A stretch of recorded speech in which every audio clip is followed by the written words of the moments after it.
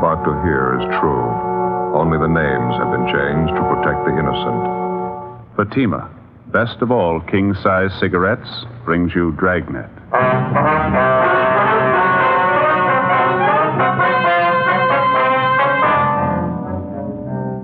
You're a detective sergeant. You're assigned a robbery detail. A gang of hijackers has set up operations in your city. Truckloads of merchandise worth thousands of dollars vanish completely. The criminals know their business.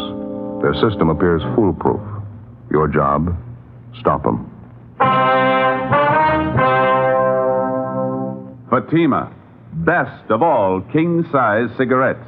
Definitely the best quality in its class, but the same price as the cigarette you're now smoking. And Fatima is extra mild, with a much different, much better flavor and aroma. So compare Fatima yourself today.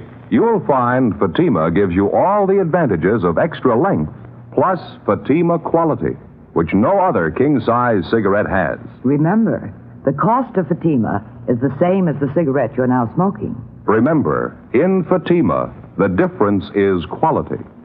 Next time, buy Fatima.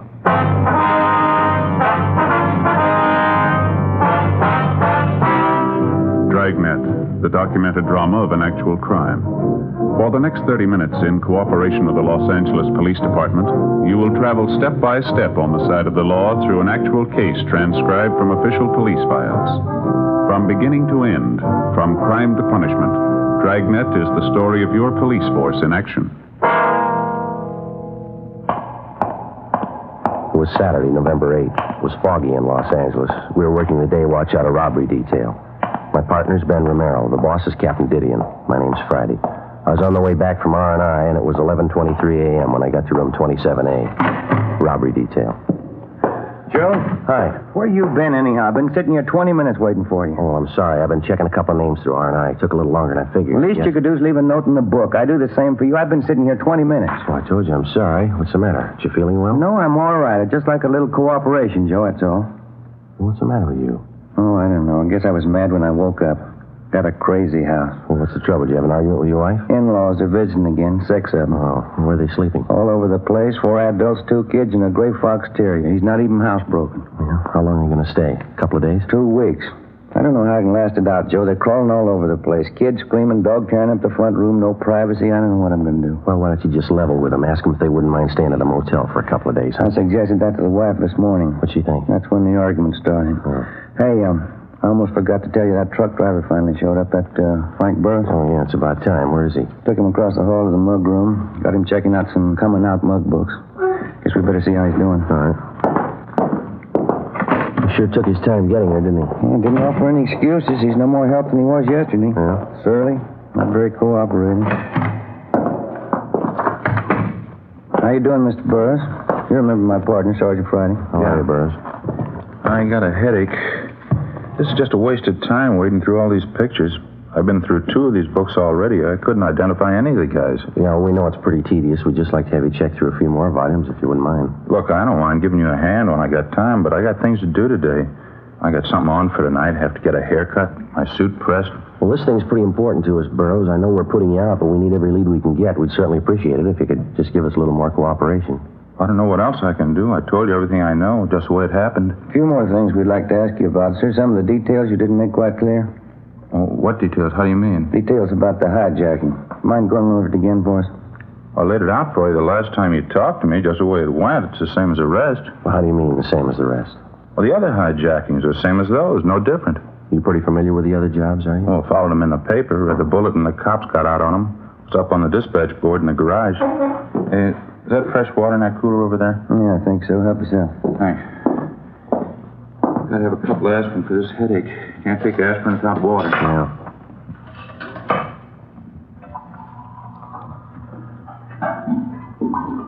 You've been driving a couple of years for Lavelle Trucking Line. Is that right, Burroughs? That's right, yeah.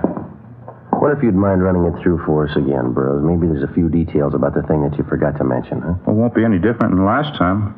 I pulled out from the loading dock about 6 o'clock yesterday morning, hauling a load of Scotch whiskey over to Phoenix. Mm-hmm. Pulled up for the red light at Alameda and Jackson. That's when the guy pulled open the door and got in next to me. Put a gun in my ribs, told me to look straight ahead. First thing he did was hand me that pair of goggles and tell me to put them on. Same kind the welders use.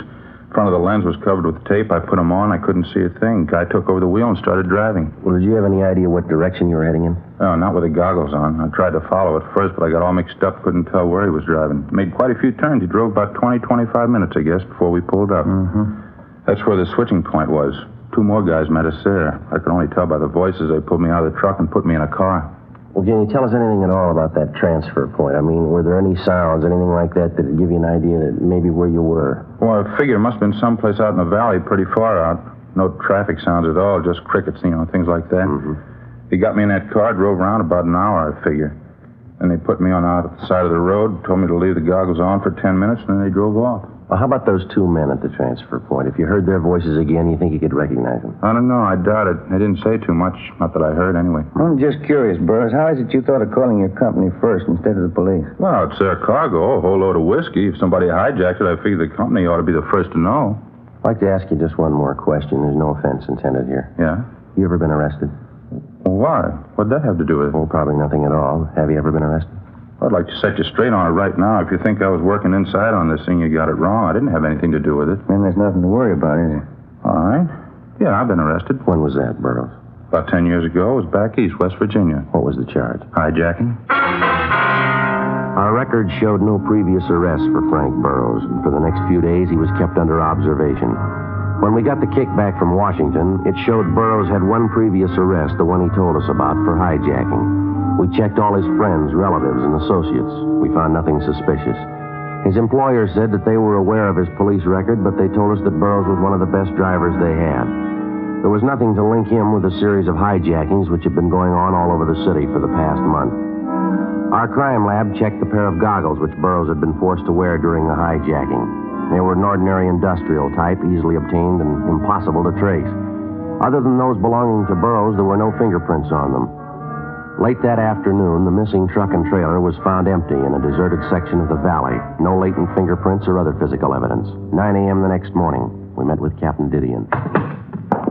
Cargo's gone, huh? Not a trace of it. That's it, Skipper. High-grade Scotch whiskey, 150 cases. Got out of Bolton all the liquor wholesalers. The serial number's listed. That ex-con Burroughs, nothing turned up on him? No, nothing. We double-checked everything about him. He's clean. You didn't get a thing off that abandoned truck? No prints, no physical evidence. Seems like they got it down to a science. Tell that to Thad Brown. He's getting all the kicks from the warehouse operators. 30 days and 6 hijackings. How about moving faster? Well, as you know, we got 12 stakeouts running down freight loads, Skipper. Yeah. Incoming, outgoing. Got 3 girls in the stats office doing nothing but making runs for us. No new suspect. We got a meeting with an informant after lunch. He figures he may have something. There's nothing to bank on. How about an inside tip-off on these jobs? Any indication the gang's working something like that? No, nothing definite, Skipper. Jobs seem to be pretty well cased, though. We've checked out everybody with a record working for the trucking lines. No reason to think any of them had a hand in it. Excuse me a minute. Didion. Yeah. Live Oak near Trenton Avenue. Yeah, I got it right. Thank you. We got another truck early this morning. Where? There's a location. Better move on it. Looks like they got their signals crossed. How do you mean? Doesn't make sense. The cargo they hijacked. What was it? A load of toothbrushes. 9:23 a.m. Ben and I drove to the intersection of Live Oak Drive and Trenton Avenue in the Hollywood Hills, where we located the latest driver to fall victim to the gang of hijackers. His story was the same as the others. He'd stopped his truck for a red light at a deserted intersection when a man jumped on the running board and pointed a gun at his head. The man with the gun took over the wheel and forced the driver to put on a pair of blacked-out welder's goggles. Then the truck was moved to a remote spot where the driver was transferred to a car and later released in a remote section of the Hollywood Hills. The hijacked truck was found empty a day later. And again, there was no physical evidence, no fingerprints. The driver could add little to what we already knew. The only point that made the case any different from those that had gone before was the cargo that had been stolen, a load of toothbrushes. We began an immediate check of the neighborhood where, according to the driver, he was first held up. It was a fairly remote intersection in the San Fernando Valley. After 4 hours of interviewing ranchers and gas station attendants, we talked to the operator of a practice driving range for golfers located just off the highway. His name was Fred Garrison. Matter of fact, I did notice something out of the ordinary this morning. A little before 6 a.m., I think. Spotted this big semi turning off on that dirt road down the highway there. Which dirt road is that, Mr. Garrison? Oh, right up the highway there. See it? Oh, yeah. It turns off by that clump of trees. Mm-hmm. Couldn't figure out why a big truck and trailer be taking that road. Doesn't make sense. How do you mean, sir? Well, it's a dead end. No reason why a driver turn off there by mistake. There's a big sign right there at the intersection. Says not a through street. Right there. See it? Plain as day. Wonder if you could describe the truck for us, Mr. Garrison. Well, it's pretty good size. One of those big aluminum jobs. Black lettering on the side, I think. Yeah, it turned off the highway, went down the dirt road a little ways, and then it turned off into that grove of trees, and the driver cut the lights. Mm-hmm. Did you notice any activity going on at all? No, I didn't. Oh, maybe I should have walked over and checked it. I figured it was just some truck driver pulling up to catch a few winks of sleep. I see. My boy Dave was with me at the time. Wanted to check it, but I told him to mind his own business. Says a couple of minutes after the truck pulled in, he saw a gray sedan come down the road and park next to the truck right in that same clump of trees. Well, now, didn't all this look a little suspicious to you, sir? Oh, I suppose so, in a way. I just don't like to meddle where it's not my business, that's all. Well, did your boy Dave get a good look at this gray sedan? Do you know that? You want to come in the office and sit down? Sure. Oh, thanks.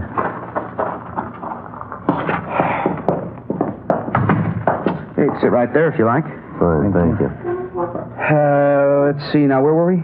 About your boy Dave? Oh, yeah. You said that he saw a gray sedan pull in next to the truck over in that clump of trees. Did he mention anything else that he noticed about the car? I mean, other than the fact that it was a gray sedan. Well, yeah, I think he did say something else about it. Now, let's see. Wasn't listening too close at the time. Dave's doing some errands downtown for me right now. He'll be phoning in pretty soon, though. I can ask him about it then. He paid a lot more attention to the thing than I did. Well, how long were the truck and trailer and that sedan parked in the grove of trees? Do you remember that? Yeah, well, not too long. Maybe 15, 20 minutes. Mm-hmm. The car pulled out first and took off down the highway away from town. That way, see? Mm-hmm. And the truck and trailer left a few minutes after. What do you figure they were up to? We've got an idea. What time was that again, sir, when you saw the truck turn off the highway onto the dirt road? About 6 a.m. Maybe a few minutes one way or the other. I wonder if you'd show us the exact spot where you saw that truck park, would you? Oh, sure. Here. You want to come over here with me to the window? All right. Now, you see the clump of trees there? Yeah. Eucalyptus. Mm-hmm. They border right on the road? Yeah. Maybe that's him now. All right. Garrison Fairways. Oh, yeah, Dave. How'd you make out? Oh, fine. No. Listen, a couple policemen here now. They're asking about that truck and that gray sedan you saw up on the road this morning. Want to know what you noticed about the sedan besides the color. How's that? Oh, you did, Yeah? Well, you better head back here. They probably want to talk to you about it. All right, Davy. Bye. What do you have to say? Oh, he'll be back in about 20 minutes. I figured you want to talk to him. Well, how about the sedan, sir? Did you get a pretty good look at it, did he say? Yeah, I guess so. He got part of the license number. Fred Garrison's son, Dave, returned and gave us all the pertinent facts about the truck and the gray sedan which he'd noticed in the neighborhood early that morning. His description of the truck and trailer, what he saw of it anyway, matched closely with that of the latest vehicle to be hijacked. He described the car as a gray sedan, and he said it looked to him like it was a late model Nash, but he couldn't be sure. He said the first 3 units on the license plate were 7T7. The location in the grove of trees where the truck had been spotted was checked thoroughly. Outside of some indefinite tire tracks, there was no physical evidence. 4:10 p.m., we put in a call to DMV and asked for a rundown on the 3 license plate numbers. The next morning, DMV returned to us a list of more than 1,000 auto registrations, which began with the figure 7T7. We went down the list and gradually eliminated 600 of these as not being physically close in description to the car seen by Garrison's boy, Dave. We kept checking. Almost 300 more on the list were registered in distant parts of the state. That left us with over 100 vehicles registered in or around Los Angeles to check out. It went slow. 3 weeks passed. We narrowed the list down to 23 possibles. Tuesday, December 10th. We were checking registrations with addresses in the east end of the city. What's the name on this one again? Perry. Walter R. Perry.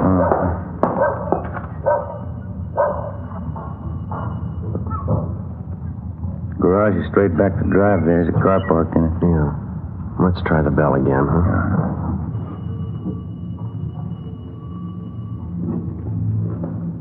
What do you say? All right, let's give the car a look. People sure do get careless. Nobody home, garage wide open, car sitting there. Qualifies so far. You want to check the steering post there, registration I stamp? get it, yeah. Check out all right? Just a minute. What do you got there? Here. Found these under the seat. Oh, maybe we're home. Yeah, it's a pair of goggles. Take a look. Yeah. Both lenses covered with tape.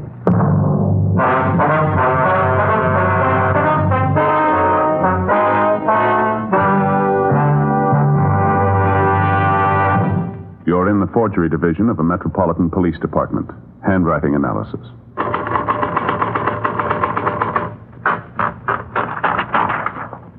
Now, let's check it against the forged letter. The capitals print evenly. The O's and the A's are clean. No, this isn't the typewriter we're looking for.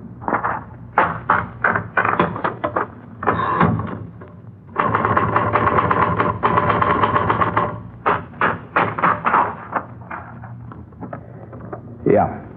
Capitals print high. A's and O's are solid. P's slanted. This is the one. It's the same with cigarettes. There are many king-size brands to choose from, but when you know all the facts, you'll make your choice Fatima. Here are those facts. Fatimas are the same in length and circumference. 85 millimeters long, 1 1/64 inches around. And Fatima filters the smoke exactly the same long distance as any other king-size cigarette. But in Fatima, the difference is quality. Remember, Fatima gives you extra mildness, a much different, much better flavor and aroma. You get all the advantages of extra length, plus Fatima quality, which no other king-size cigarette has. Fatima, best of all king-size cigarettes. Definitely the best quality in its class, but the same price as the cigarette you are now smoking. Next time, buy Fatima.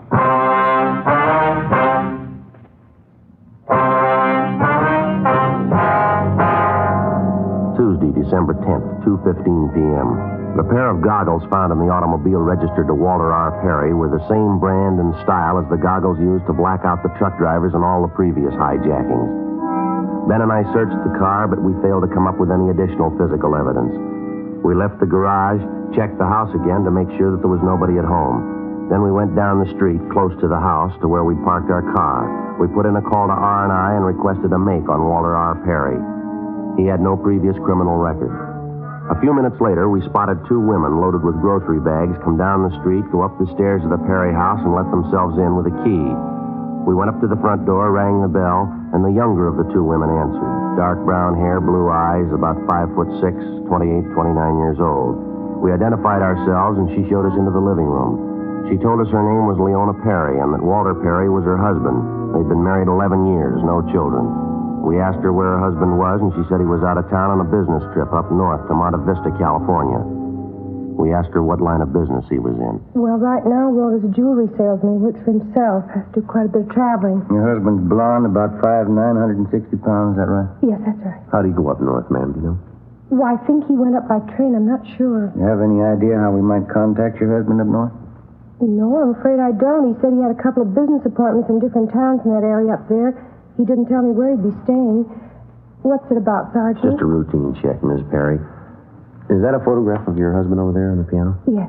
Mm-hmm. When's he expected back, do you know? Well, let's see. This is Tuesday. He should be home sometime Thursday. I see.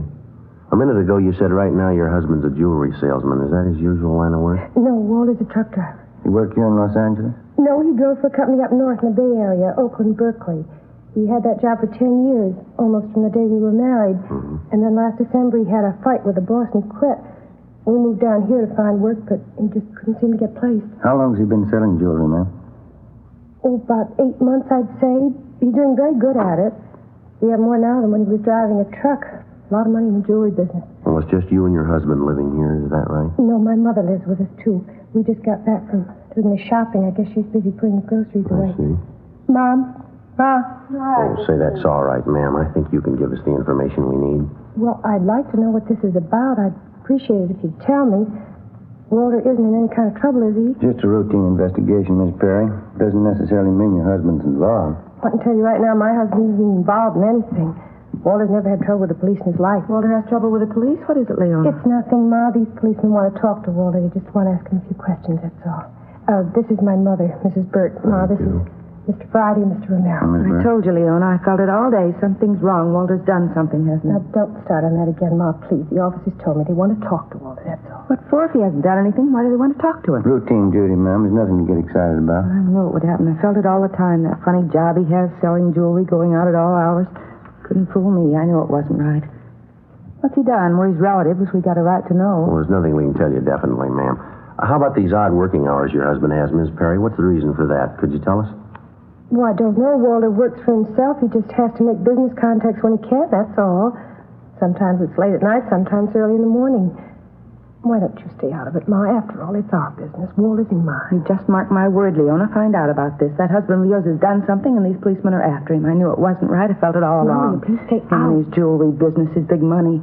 I should have left and taken you with me the day it started. Walter's a truck driver. It's all he'll ever be. It's where he should have stayed. Why are you always picking on Walter? Why? Because I told you in the first place you never should have married him. 11 years ago, I told you. I never should have come to stay with you. You couldn't go and marry one of those nice boys you met at school. It had to be Walter Perry. Well, maybe you'll see now. Trouble with the police. Now you'll see what kind of a man you married. Shut up, Ma. Sorry, officer. Well, I'm afraid that isn't helping much, Miss Burt. I suppose not. What is it that can help? You have kids, you try to tell them something, make it easy for them, they never listen. Now, that gray sedan back in the garage, ma'am, does anyone else drive it besides Mr. Perry, do you know? No, Leona doesn't drive. Walter's the only one who runs it. He drives it to all these business appointments he has at odd hours? That's right. Only times he doesn't take it's when he's out of town.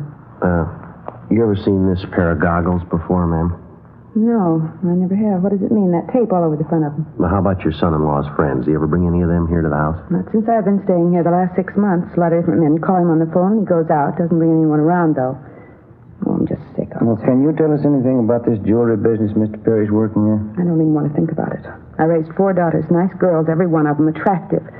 You make plans for them, and you want them to be happy and marry some nice fellow, have a nice, comfortable home. You try to tell them, and they never listen. About the car, ma'am. They get to be 17, and they know everything.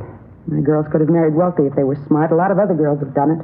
They had nice clothes, they got through business school, good home training, all this talk about love. They're also smart. They know everything, and they know nothing. This is what happens. They wake up and find out. Would you finish putting the groceries away, Ma? Talk to the officers. Anything you want, Leona. Didn't mean to upset you.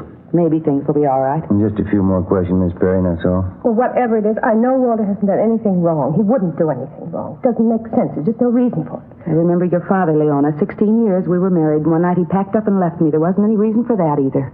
Wasn't there, Ma? We continued questioning the wife and the mother-in-law of the suspect, Walter Perry. From the wife, we got the names and addresses of 4 close friends of Perry's who were supposed to be associates of his in the jewelry business. In the basement and in a loft over the garage, we found more than a dozen cases of high-grade Scotch whiskey, cases of expensive furs, and other loot taken in the hijackings. Mrs. Perry said her husband told her he was storing the stuff for some friends. It was only a small portion of the take. We called the office and got out a broadcast and an APB on the suspect and arranged for an immediate stakeout on the Perry house. And then, together with Matthews and Gonzalez from robbery detail, we began checking out the 4 close friends of the suspect. We could locate only 2 of them, but those 2 paid off. In the basements and garages of their homes, we found another portion of the loot, along with evidence that showed that both men had taken active parts in the hijackings. They were booked at the main jail on suspicion of 211 PC. A full week went by. The stakeout continued on the Perry house. Still no sign of him. Saturday, December 20th, 4:45 p.m. We checked back in at the office.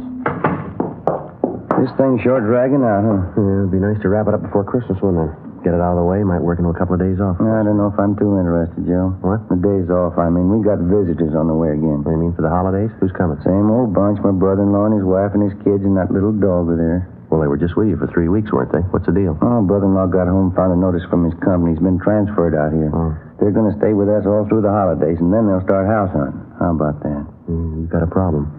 Just got a new rug in the living room. I'll bet 20 to 1 on it, Joe. What's that? A little fox terrier. Oh, hi, Skipper. Anything before we check out? Piece of news for you. Just talked to the Ventura Sheriff's Office. We owe them a favor. What do you mean? They grabbed Walter Perry half an hour ago. Monday, December 22nd. Suspect Walter Perry was returned to Los Angeles. He was taken to the interrogation room where Captain Didion, Ben, and I questioned him for almost 2 hours. He was confronted with the evidence and testimony against him, and after another hour and a half of interrogation, he broke. He gave us a full signed statement describing his part in the campaign of hijackings. He also gave us the names of everyone in the gang, how they participated, and to what extent. He said most of the property looted from the hijacked trucks was stored in a rented barn located at the north end of the San Fernando Valley. A detail of men checked it and confirmed the information. The suspect's wife, Leona, was notified of her husband's arrest. 1:35 p.m. We completed our interrogation. That's it, Perry. Let's go. You ask me a lot of questions. How about it? Can I ask you one? What's that? Well, why do you think I did it? Why I got mixed up in this? Well, according to your statement, you wanted the money, admit it. Well, you've been out to my house, haven't you? You met my wife? Yeah, that's right. I guess you met her mother, too. Yeah. Well, then you got it. Nobody in the world could make me go for a hijack deal, but she could. I even remember the morning I'd made up my mind to do it. I was out in the kitchen. I could hear yapping at Leon in the other room, same old roasting. A lousy truck driver, that was me. 11 years the wife and I've been married. Her mother lived with us, 9 of them. Didn't get any better, didn't get any worse, just the same old yapping, her and her 4 girls. Why couldn't they listen to her? They were the best girls in the world. Why couldn't they marry money? Why did it have to be guys like truck drivers, stupid truck drivers? Same thing every day, always the same. 9 years of it. So I went out to get enough money to rub in her face, enough to make her choke on you. You can hate somebody for that. I don't know how many years they'll give me, but I'm going to hate her, every one. Dad? Oh, hi, Olson. Going over to main jail. This one ready to go? Only be a minute, Rex. Right. Thank you. All right, Perry. Yeah.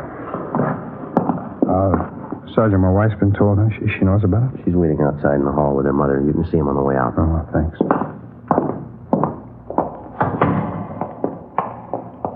Walter. Hi, honey. Sorry. Walter, why did you do it? Ask your mother there, honey. You heard as much of it as I did. 9 years worth. I guess it finally got me sick. She wanted you to have money, so I went out to get it. You come and see me when you can? Leona isn't going to any jail to see you. I knew it all along. I knew what you were. It's the truth. She never should have married you. All right, Perry. Let's go, mister. Walter. Walter. Why? How you figuring? I don't know. How about some coffee? Okay. Sure is funny. You see other people sweating it out, your troubles look like nothing. I'm just thinking about it. What's that? Those in-laws of mine. What about them? Guess I haven't got it half bad.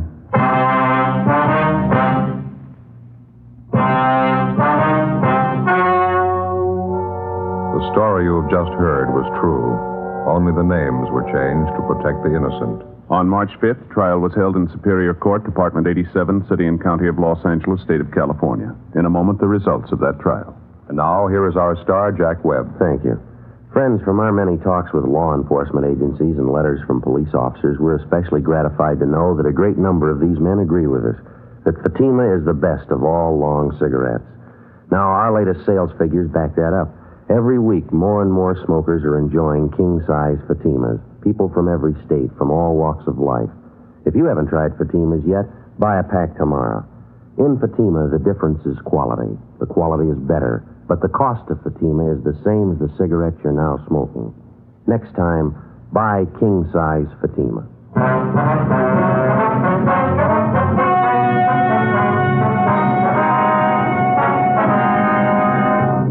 Walter Richard Perry was tried and convicted on several counts of robbery in the first degree.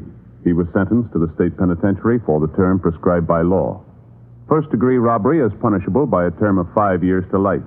His accomplices received similar sentences. Ladies and gentlemen, as we know, thousands of people in Kansas, Missouri, Oklahoma, and Illinois have been driven from their homes by floodwaters. Many are being sheltered and fed by the Red Cross. All Americans are urged to give through their local Red Cross chapters. Your contribution of just $1 will give you a feeling of justifiable pride.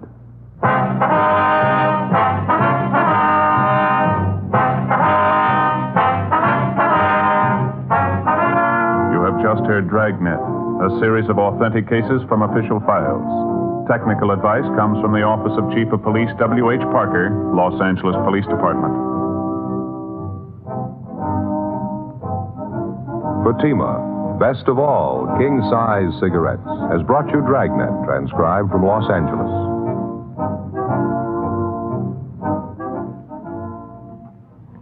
Stay tuned for Counter Spy, next on NBC.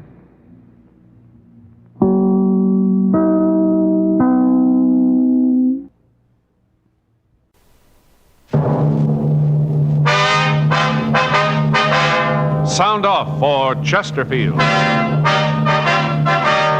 Chesterfield is best for you. First cigarette with premium quality in both regular and king size. Chesterfield brings you Dragnet.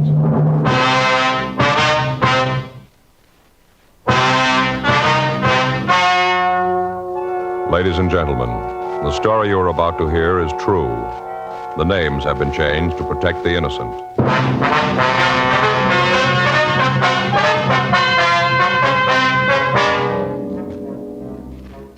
You're a detective sergeant. You're assigned to robbery detail.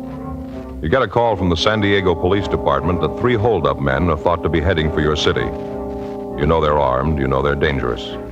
Your job, get them. Years ahead of them all. Chesterfield is years ahead of them all. The quality contrast between Chesterfield and other leading brands is a revealing story. Recent chemical analyses give an index of good quality for the country's 6 leading cigarette brands.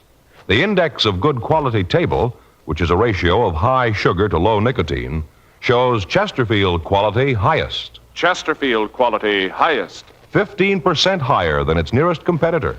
Chesterfield quality highest. 31% higher than the average of the 5 other leading brands. Yes, Chesterfield is first with premium quality in both regular and king size. Don't you want to try a cigarette with a record like this? Chesterfield.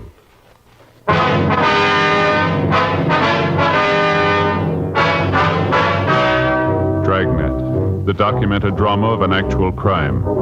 For the next 30 minutes, in cooperation with the Los Angeles Police Department, you will travel step by step on the side of the law through an actual case transcribed from official police files. From beginning to end, from crime to punishment, Dragnet is the story of your police force in action.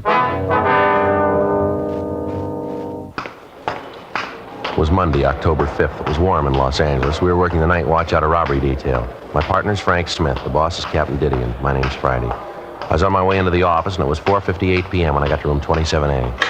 Robbery. Hi, Murph. Seen Frank? Yeah, he was here a couple of minutes ago. I think he went down the hall, said he'd be right back. Thanks. How the kids? We're in the cycle again. What do you mean? The cold cycle. Oh, yeah. Oldest boy brings one home with him, gives it to his sister. Then it goes to the baby, then to the wife, and then to me. By the time I got it, the oldest boy's ready to catch it again from me. Doesn't seem to be any end to it. Yeah, I see what you mean. Reading the other day where if you take care of a cold, take a lot of pills, stay in bed, you can shake it in a week. All right. Don't do anything special for it, and it'll take 7 days to get rid of it. Joe? Got an APB here from San Diego. Boys down there really drew themselves a gem. Yeah, can I take a look? Yeah, here it is. Wow. I can hear him moan all the way from here. What is it? Well, I had a jewel robbery at a hotel on the coast. 3 men, took $135,000 in jewels and at least $15,000 in cash. $150,000, huh? Any leads on them? No, APB gives a description, list of the stolen jewelry. That's about all. When did it happen? It says 1:30 this morning. Yeah, it's going to keep him busy for a while. That Mort's screaming like an eagle, Joe. Why? Well, I talked to him last week, said he was going down to Mexico to do some fishing. Been saving days off for the last 3 months. Won't get to go now. Yeah, I get it. Robbery, Friday. Yeah, go ahead. San Diego. Huh? Yeah, hi, Mort. Yeah, we got the APB. How's it going? Yeah. When do you figure they left? Yeah. Okay, Mort, yeah. All right, we'll keep an eye open. Right. Bye. What's he got? Well, Davis, Walk, and Hewen are coming up. They're driving? Yeah, they figure the hold-up men are heading this way. The early editions of the afternoon papers came out, and they carried the complete story. 3 men had entered the Carlton Surf Hotel at 1:30 a.m. All 3 were armed, and they forced the manager to open the safe. Inside the vault were the jewels and the other valuables that had been deposited with the management for safekeeping by the guests. After looting the safe, the 3 men had robbed 5 of the guests who had entered the lobby during the time that they'd been going through the safe. After taking all the money and valuables they could find, the 3 men forced the manager and the guests into a back storeroom of the hotel, and they locked them in. None of the victims could tell the San Diego officers what kind of a car had been used, but all of them were able to give good descriptions of the 3 men. The San Diego Police Department had been called, and the men from the Detective Bureau had begun an immediate investigation. From the phone conversation I'd had with Lieutenant Mort Gear, they had evidence to believe that the 3 men were heading up for Los Angeles. While the 3 detectives from the San Diego Department came to L.A., Lieutenant Gear, Sergeant Tony McGuire would continue the investigation down in their city. 11:12 p.m. Sergeants Carl Davis, Jerry Walk, and Pappy Hewen arrived at the city hall. They filled us in on what had happened.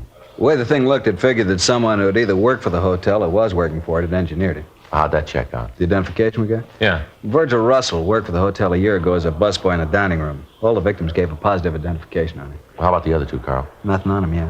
What made you figure they might be coming up here? Well, Russell's got a record, checked his package, and found that he has a sister in San Diego. Checked her, and she gave us the lead. Yeah. Said her brother and two men came by the house early this morning. Her brother's been staying with her the past few weeks. Anyway, he came by this morning, packed his clothes, said he had to come up to L.A. on business. Well, she have an address up here for him, Carl? Not good. Said he told her he'd get in touch with her. He was staying with a friend place out on Olympic Boulevard. Anything on that address? Yeah, our package gave an address out there. Russell had listed a friend of his when he was arrested. We figured he might be out there. Got a good description of the car. One thing is going to help. Yeah. Sister told us that she asked her brother about the other two men. Wanted to know if they didn't want to come to the house. Mm-hmm. Russell said no, they were waiting for him, and the three of them were in a hurry. She couldn't give us a description of the other two. Well, what time this happened? About 5:30 this morning. Well, they came right up here. They'd get in about 8 then, wouldn't they? Yeah. You're pretty sure that these are the right ones now? Looks like that. Identification of the mugs. Russell's sister told us when he was packing, a brooch fell out of his grip. She picked it up for him. Give a description of it? Yeah, matches one that was taken from the hotel in the theft. Large diamond with 4 rubies in the setting. Looked real good for the job. Did you get a broadcast out on the car? Yeah, Russell's sister told us it's a 53 Nash, red and black Continental hookup. She said Russell just got back from a trip through Arizona, Nevada, New Mexico. Said that he had the rear window covered with those stickers. You know, the ones they get from gas stations. Yeah, I know what you mean. Window's supposed to be covered with them. Shouldn't be hard to spot. Well, maybe he figures that, too. Might have him taken off, huh? Possible. It's a lead, though. Something else to look out for. Any chance he might have gotten across the border into Mexico? Yeah, it's possible, but it isn't likely. As soon as we got word on the car, we got out a supplemental APB on it and got in touch with the authorities down the border. They said they hadn't seen a car that matched the description across the border. Well, if they'd gotten to the border, the officers down there'd know about it anyway. Yeah, I talked to Al Gayton from our office. He said they'd be on the lookout for him. Our pawn shop detail got right on it, Carl. They got the description of the jewelry out all over town. We haven't had any reports on it yet, though. They aren't going to try to sell it piece by piece. Too many of those pieces are easy to recognize. Yeah. They'll probably try to peddle through a fence and have it broken up. Well, we'll get the word out to our informants. Ask them to watch out for it. Yeah. Heist that big can't be kept quiet for long. Bound to be rumbles on it someplace. I'd like to check out the place on Olympic. It looks like it's the best lead we got. Okay. We're walking Hewin, you know. Went down the hall with Murphy. Wanted to check some things at R&I. Well, might as well get on out to Olympic, huh? You got the address? Yeah, you better check the place first. Could be rough. What do you mean?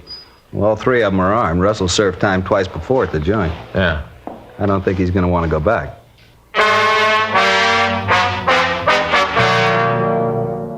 We checked the name of Russell's friend through our files. We found that he had no record. We drove out to the address on Olympic and we talked with the neighbors. From them, we found out that it was not a private residence. We talked to the woman who lived next door. We asked her about the man listed in the San Diego package as a friend of the suspects. She told us she hadn't seen him. Directly in front of the rooming house, we found a car answering the description given us by the sister. There were no lights on in the rooming house. Walk and Hewin covered the rear of the place. Frank, Carl Davis, and I went up to the front door. Pretty dark. I can't see anybody in there, can you? No, I can't. Check the window, see if I can spot anything. Right, Carl. Well, let's try the door. Yeah.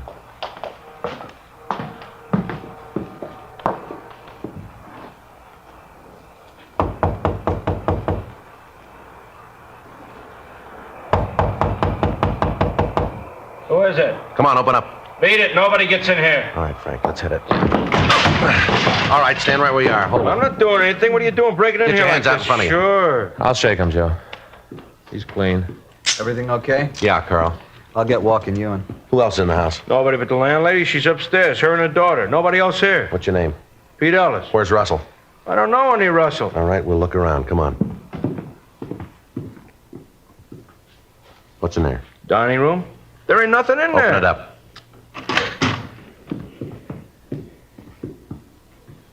See? Nobody here. Yeah. All right, we'll check the other rooms. Where's this door go? Bedroom? Ain't nobody in there. Open it up. Joe, nobody in the kitchen. Check the back porch. Walk and Davis are upstairs. All right, we'll try this one here. Come on, you open it up. It's locked. It can't get in. There's a key in the door over here. Let's see if it fits. Virgil! Virgil! Get out! Virgil, it's the cops! Get out! All right, get out of the way, you. Come on, let's hit it. Yeah. On the bed, Joe. I see. All right, come on, you out of that bed. Hey, Joe? Yeah. The bottle of sleeping pills on the table here. Yeah, there's an empty bottle of whiskey. I guess he's dead drunk. Upstairs is clean, Joe. Russell, huh? Yeah, he's drunk. I guess we're pretty lucky. Under his pillow there? Yeah. 3 guns.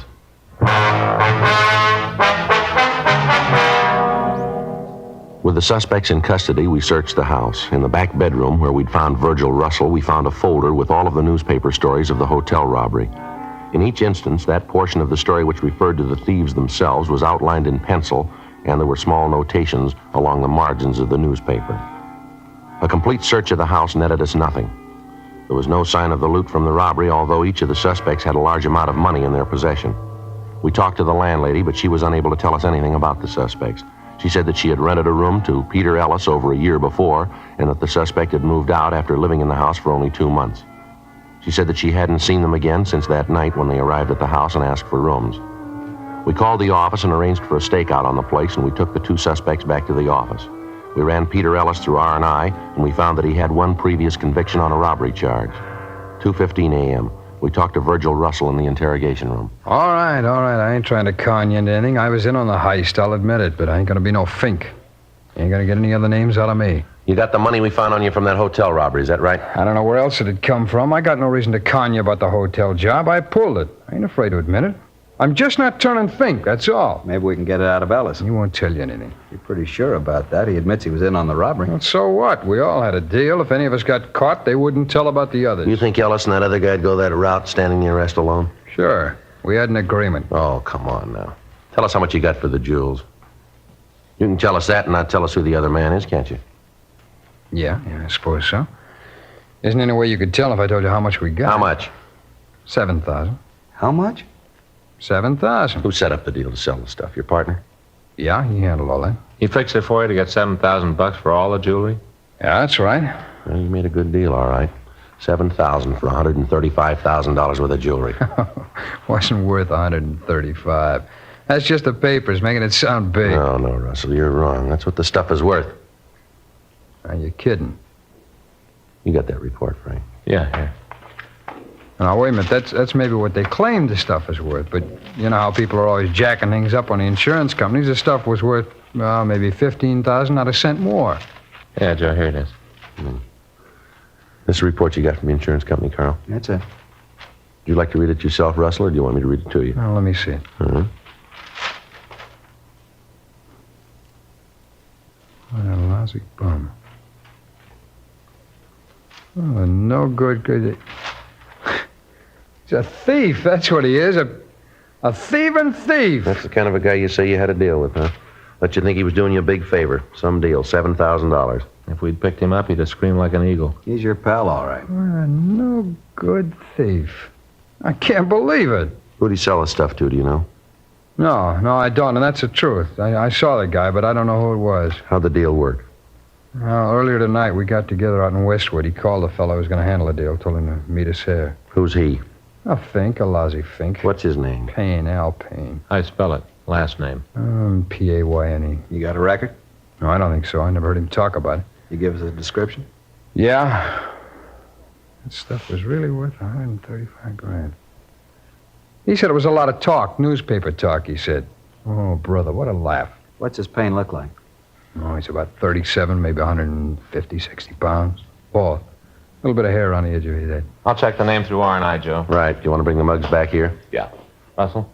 Yeah? That first name, is it Alfred or Albert? I think it's Albert. He's some kind of a promoter. I don't know what he promotes. I think it's just a dodge, kind of a front.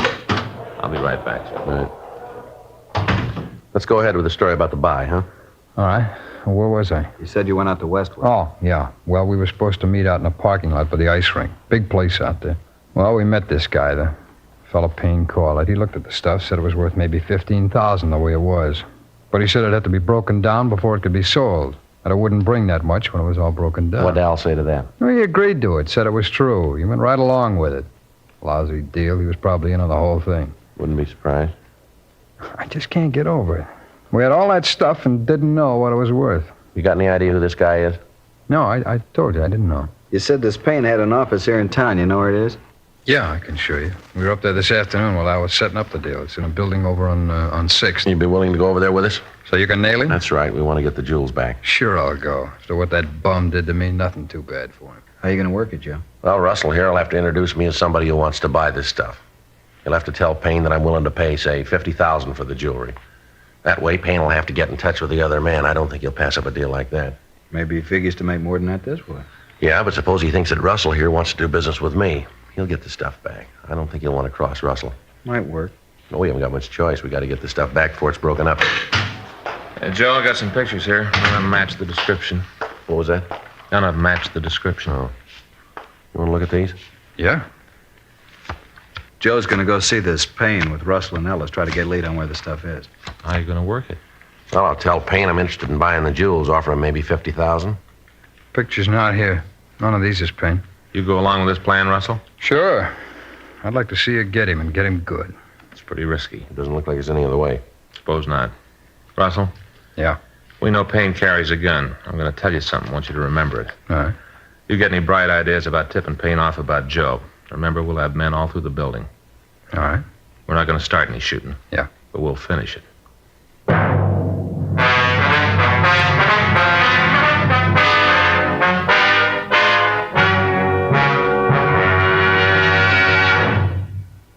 You are listening to Dragnet, the authentic story of your police force in action. Chesterfield is best for you. Just listen to the record. For a full year and 2 months, a doctor has been making regular examinations of a group of Chesterfield smokers, and he reports no adverse effects to the nose, throat, and sinuses from smoking Chesterfields. Don't you want to try a cigarette with a record like this? Chesterfield. First with premium quality in both regular and king size. Chesterfield. First choice with Young America. And that's from a survey of 274 colleges and universities. Try Chesterfields today. Remember, Chesterfield is America's best cigarette buy.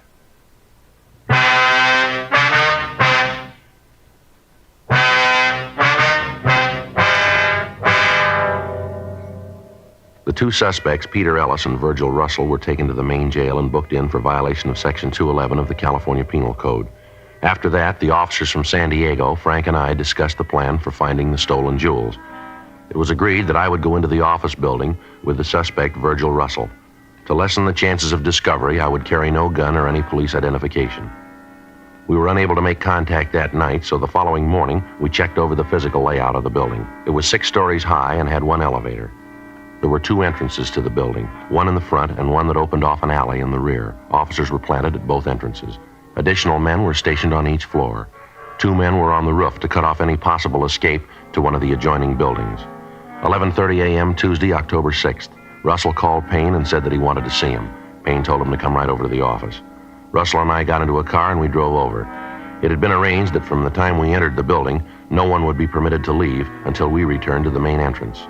11:58 a.m. We got to the office building. We went up to the 4th floor. The sign on Payne's door read, Albert Payne, Investments. Russell opened the door and we walked in. Hi, Verge. What's the bit? Al, like you to meet Joe Ferguson. Joe, glad to meet you. Yeah, same here, Al. Sit down, boys. Now, what's this all about? It's about the stuff, Al. We got to get it back. Now, what's the pitch? I don't even know what you're talking about. Oh, come off it, Payne. Joe here's willing to up the ante for the jewels. How much? I'll go as high as $50,000. I got to see it first. For $15,000 worth of jewels? Papers say it's worth $135. I explained that to you. They up the value. It's all insured. People up the price of the insurance companies. Papers up the price. They sell more papers. I told you. Yeah, and I ain't buying it. I want the stuff back. I never even got my cut of the $7,000. Ellis feels the same way. I told you the money'd be coming. Oh, it ain't coming anymore. I want the stuff back. I don't think we can do that. Most of it's already broken up. No, not much of it could be broken up in the time that he's had it. Guy that bought it isn't going to like it. Well, that's tough. You just tell him to stop breaking it up. Tell him we want it back. Where do you figure to sell the jewels? I don't see where that concerns you. I'm offering you $50,000 for them. That's all you need to know. Come on, Al. Come on. Quit playing games. Let's get on it.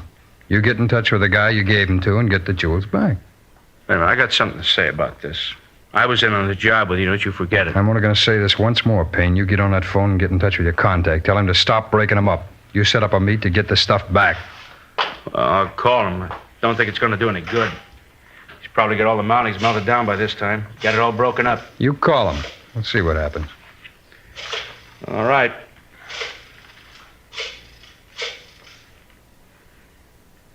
Now, let me talk to Fred. Fred, this is Al. Yeah. Listen, something's come up. We can't go through with the deal. What? Yeah, I know. I told him. Doesn't make any difference. They want it all back. Yeah, I told him that, too. Doesn't make any difference.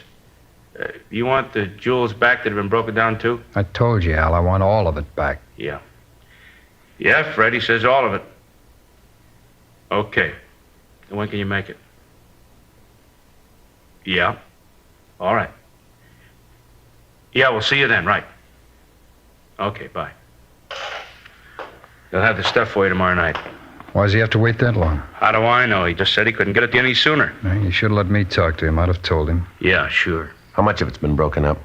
Well, hardly any. Just got started. Fred says almost all whole. Who is this Fred? That's none of your business. I asked you a question, Al. You got your answer. Doesn't make any difference who he is. You and your friends lost up the deal. Be happy. You fixed it fine. Well, I'll come out better. Yeah, you better be right. Now, remember, I got a piece of this. I won't forget. What time tomorrow are we going to meet Fred? Well, he said he'd call. Let me know where and when. Well, it can't be any later than tomorrow. I got to be leaving then. You're going to have the money with you when you pick up the stuff, I'll aren't you? have it. All of it. I don't want any of this down payment. I told you I'd have. All right, you call me tomorrow about 10, Verge. I'll let you know the details then. Okay. I hope you're right about this, Verge. What do you mean? Well, this deal, I don't like it. I hope nothing happens to louse it up. Yeah, so do I.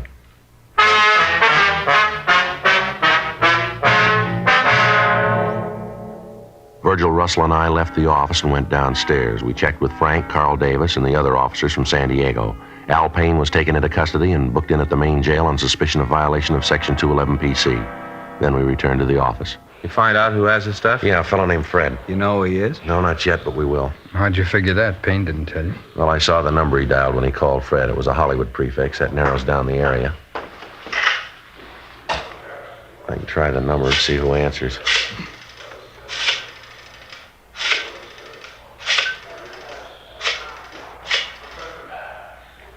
Oh, I'm sorry. I got the wrong number. Excuse me. Did you get it? Yeah. It's the Kingery Trophy Company. You want to check the book? Right. Okay. K-K-I. King Kincaid. Here it is, Joe. Kingery Trophy Company. It's on Las Palmas. Trophy Company. That'd give him a chance to melt the mountings down to metal, wouldn't it? Be easier to get rid of it that way. Makes sense. What do you figure to move in on? Right now. We can drive out and check the place now, look it over, then we'll go in and get them. What happens with me? We got to take you back to main jail. After the help I gave That's the way it's got to be. You knew that going in. Yeah, I suppose so. Well, you tell the DA I helped, though, huh? Yeah, we'll see he knows about it. Sure, a bad deal all the way around. Real bad deal. I should have known I couldn't win. Right from the start, I should have known. Nobody can win. Well, still a lot of people trying.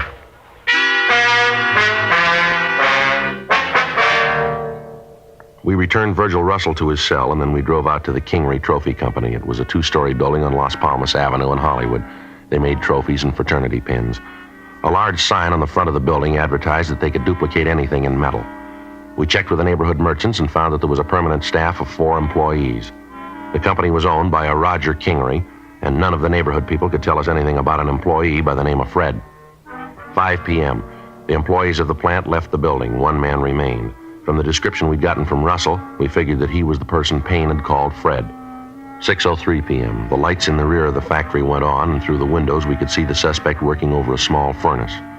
On a table off to one side, we could see a quantity of jewelry. Frank, Carl, and I went to the side door of the plant while the other officers covered the remaining doors. All right, you ready? Yeah, let's go. Carl? Yeah. I'll hit the door and grab him before he's got the chance to throw the jewelry into the furnace. Right. Grab him, Carl. He's making a break for it. I got it. Hey, what are you guys doing breaking in here like this? Look at that, Joe. Jewelry matches the description of the stolen stuff. Yeah, looks like it. All right, mister, stand still. I'll shake him. He's clean. I don't know what you guys are doing. I don't know what this is all about. All right, save it. What's this jewelry doing here? That isn't mine. I didn't ask you whose it was. I asked you what it was doing here. Fellas say give me $2,500 if I break it down for him. What's the fellow's name? Guy named Payne said he'd pay me to melt it down for him. You know the stuff was stolen? No, I didn't. He just made the deal to melt it down. Didn't he call you this afternoon and tell you to stop breaking it up? Yeah, and then he called back and told me not to pay attention to what he said. Go ahead with the job. I did like he said. Who else is in this with you? What do you mean? Who else here at the factory? Nobody. I'm the only one. I only did it because I needed the money. I don't know where the jewels came from. I didn't care. It didn't make no difference to me. As long as I got mine, I was happy. I didn't know what it was all about. Looks like most of it's here, Joe. How many pieces did you break down? Took a couple of the pins apart. Didn't have the time to melt any of the mounting down. It's all there. All that pain gave me. What's your name? Fred Michelson. All right, let's go. I didn't know they were stolen. I didn't know anything about it. I just did a job. That's all. Just a job. Yeah. I didn't even get paid for it. Don't worry about it. You will.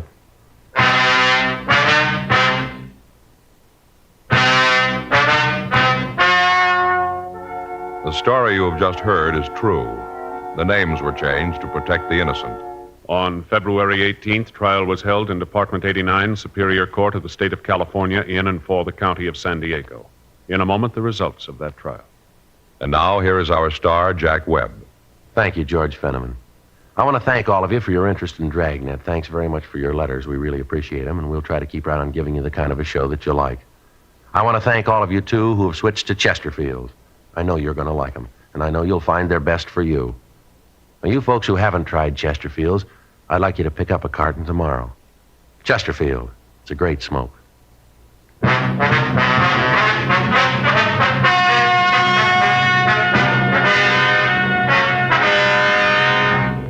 Virgil Nathan Russell, Peter Howard Ellis, and Albert Franklin Payne were tried and convicted of robbery in the first degree. They received sentence as prescribed by law. Fred George Michelson was tried and found guilty of receiving stolen property. He received sentence as prescribed by law. Receiving stolen property is punishable by imprisonment in the state penitentiary for a period of not more than 10 years. Ladies and gentlemen, Lieutenant Jack Allen, Los Angeles Police Department. Thank you. On behalf of the Detroit Police Officers Association, I'd like to present this award to Dragnet. I wonder if you'd read it, Mr. Fenneman. Yes, sir. Whereas the radio and television show Dragnet and its writers, producers, and actors most accurately portray the American police officers and their work. And whereas the result of this portrayal has been to give the people of this country a new insight into their police departments, bringing with it understanding, sympathy, and an aroused public opinion. And whereas Dragnet brings credit to the men and women of the police forces throughout America, therefore we, the Detroit Police Officers Association, representing the patrolmen, detectives, and policewomen of Detroit, hereby cite and commend the show Dragnet and its star Jack Webb, who plays the part of Detective Sergeant Friday, as the finest and most accurate police program both on television and radio. Signed this date, March 31st, 1953, in behalf of the association by Thomas Duffy, President, Bruce Finney, Vice President, Francis Klein, Secretary-Treasurer. All of us on Dragnet want to thank the Detroit Police Officers Association, and our thanks to you, Lieutenant Allen.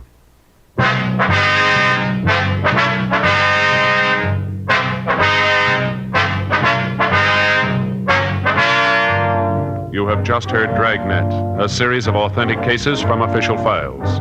Technical advice comes from the Office of Chief of Police W.H. Parker, Los Angeles Police Department. Technical advisors, Captain Jack Donahoe, Sergeant Marty Wynn, Sergeant Vance Brasher. Heard tonight were Ben Alexander, Eddie Firestone, Art Gilmore. Script by John Robinson. Music by Walter Schumann. Hal Gibney speaking. For a million laughs, tune in Chesterfield's Martin and Lewis show Tuesday on this same NBC station. And sound off for Chesterfield's. Either regular or king size, you'll find premium quality Chesterfields much milder. Chesterfield is best for you. Chesterfield has brought you Dragnet, transcribed from Los Angeles.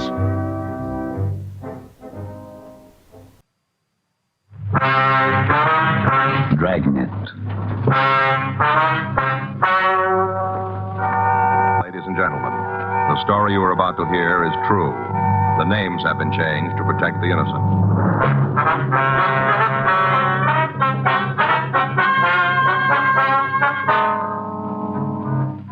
You're a detective sergeant. You're assigned to forgery detail.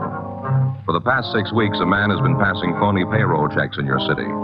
You've got a description, but no positive identification. The check forgeries continue. Your job? Stop them. It was Tuesday, May 17th. It was windy in Los Angeles. We were working the day watch out of forgery detail. My partner's Frank Smith. The boss is Captain Welsh. My name's Friday. We were on our way back from lunch, and it was 1:13 p.m. when we got to room 29. Forgery. Yes, ma'am, that's right. I see. Hold on a minute, will you, please? Hey, Joe. Yeah? Skipper wants to talk to you and Smith. Right, thanks. Well, just one thing, ma'am. Could you tell me what kind of account it is? Oh, yes, ma'am. I understand that. Is it a joint account? Well, in that case, your husband's got a perfect... Hi, Skipper. You want to see it? Yeah, sit down. I guess you know what's on my mind. Oh, we got a pretty good idea, yeah. Corner Pocket had me in this morning. Been getting beefs from all over town. Factories raising Cain because their employees can't cash legitimate payroll checks. Merchants scared to death of being stuck with a phony. Making any headway on this guy? Not much. Well, just where do we stand? Lay it out. Well, he passed another one last Tuesday, a tailor shop on South Jefferson. How many does that make? Well, 24 that we know of. All in the last 6 weeks? Give or take a couple of days. You sure they're from the same guy? Same M.O., same description. A couple of times he had a woman with him. Said she was his wife. We sent out circulars on them both. Any results? 1 or 2 leads. They didn't pan out. What about your informants? Nothing. They're holding out? I don't think so. I don't think they know him. Captain Welch. Yeah. Yeah, they're here. Uh-huh. I see. Okay, give me the address. Yeah. Yeah, I got it. Don't worry, I'll tell him. 24 bum checks, huh? That's right, Skipper. That's wrong. Huh? 25 now. On April 6th, we'd received the first report in this series of check forgeries. A grocery store on the corner of Oakwood and 3rd had cashed what appeared to be a payroll check from the Jeffers Carner Aircraft Company. It was marked payable to Russell J. Foreman. In our investigation, Frank and I had learned that the check was fictitious and that the company had never employed anybody by that name. We had also learned that bona fide Jeffers Carner checks were printed in a different manner and in a different color. During the next 5 weeks, we'd received additional reports of forged payroll checks supposedly issued by various Los Angeles manufacturers. In each case, the suspect had what seemed to be good identification, either a driver's license or an employment ID card from the company named on the check. The suspect had never used the same name or the same plant twice, but descriptions given by victims had indicated that the forgeries were all the work of one man. On 3 occasions, he'd been accompanied by a woman who had been introduced as his wife. Victims had been unable to make an identification from our mug books. Descriptions of both suspects and their M.O. had been checked to the stats office and had been sent to CII up in Sacramento. A local and an APB had been gotten out. The 25th victim was Alvin Driscoll, owner of a men's clothing store on South Maryland Avenue. Frank and I interviewed him at his shop. He told us that the forged check which he had cashed appeared to be from the Elderdale Oil Refinery. I come into the store, bought a couple of items, give me his payroll check to pay for them. That's all there was to it. That was last Friday? Friday morning, along about 9:30 a.m. What was it he bought, Mr. Driscoll? Sports shirts. That count over there. Marked down to $2.98. Some of them was as high as $5 last year. They're real good buys, believe me. Mm-hmm. Yeah, medium. That was his size. What else can you tell us about this man? How's that? What did he look like? Well, like I said, he takes a medium shirt. That'd make him pretty average. About 170, I'd judge. Black hair, a little bit of gray in it.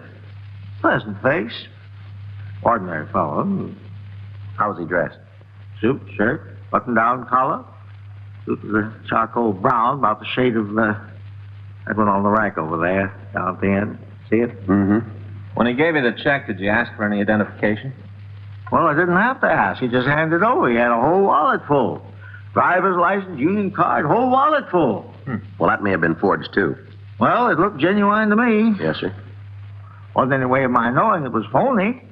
I done just what I was supposed to, everything. Make sure you get identification of your cash check. That's what the bank says. It's what you police fellows say, too, isn't it? Yes, sir. Well, I'm still out $100, ain't I? Looks that way, doesn't it? Mr. Driscoll, is there anything you can tell us about this man? Well, no, nothing that comes to mind. Did he have a car? Do you know that? Yeah, I know. Well, did he? Brand new Ford convertible, one of them two-tone models. Probably wasn't even broke in yet, but that sure don't keep him from gunning it when he went barreling out of here. Are you certain about this? About what? Well, that he was driving a new Ford convertible. Well, I guess I know one when I see one. And considering buying a new Ford myself. Not like that snazzy roadster he had, a sedan, maybe. Had me a demonstration drive a couple of weeks ago. I see. Oh, my. Now I'll probably have to make out with my old clunker another year. Thanks to his bum check. Oh, sir, did you happen to notice the license number? On the convertible? Yes. Yes, I noticed it. Well, do you happen to know if it was a California plate or an out-of-state? It's California. Do you remember the number? Now, what do you fellows think I am, anyway? You expect me to memorize a whole string of figures like that when I only seen them once? I ain't no quiz kid. Yes, sir. When you're my age, you can't keep every little thing in your head, you know? Yes, sir. Would it really make any difference if you was to have that license number? Well, yes, sir, it might. And I guess it's a good thing I jotted it down.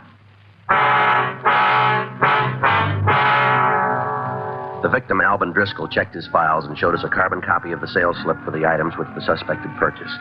On it, he had noted the license number, R1V15347. 3:38 p.m. Frank and I went back to the office and asked DMV to run down the number for us. That's right. 5347. Mm-hmm. Will you call us back? Okay, thanks. It'll be a minute or two, Joe. Mm-hmm. Looks like we might be getting our first break. Yeah. Well, you got a cigarette? Yeah. You all out? Well, I wouldn't be asking if I wasn't. Oh, okay. That doesn't mean anything, Joe. There you go. Right here. No, go ahead, keep them. I got another pack. That's all right. I'll get some more. Well, I told you to keep them, Joe. There's only a couple left. Matter of fact, there's only one. Oh. Thanks anyway. Sorry. Marjorie Smith. Wait a minute. Okay, go ahead. Myson? M-Y-S-O-N? Yeah, I got it. Uh-huh. 117. Huh? You sure? Yeah, I see. Okay, thanks. Well, DMV came up with a car to match that plate. Uh-huh. There's one thing wrong. It isn't a brand new Ford. Oh? It's a 6-year-old Buick.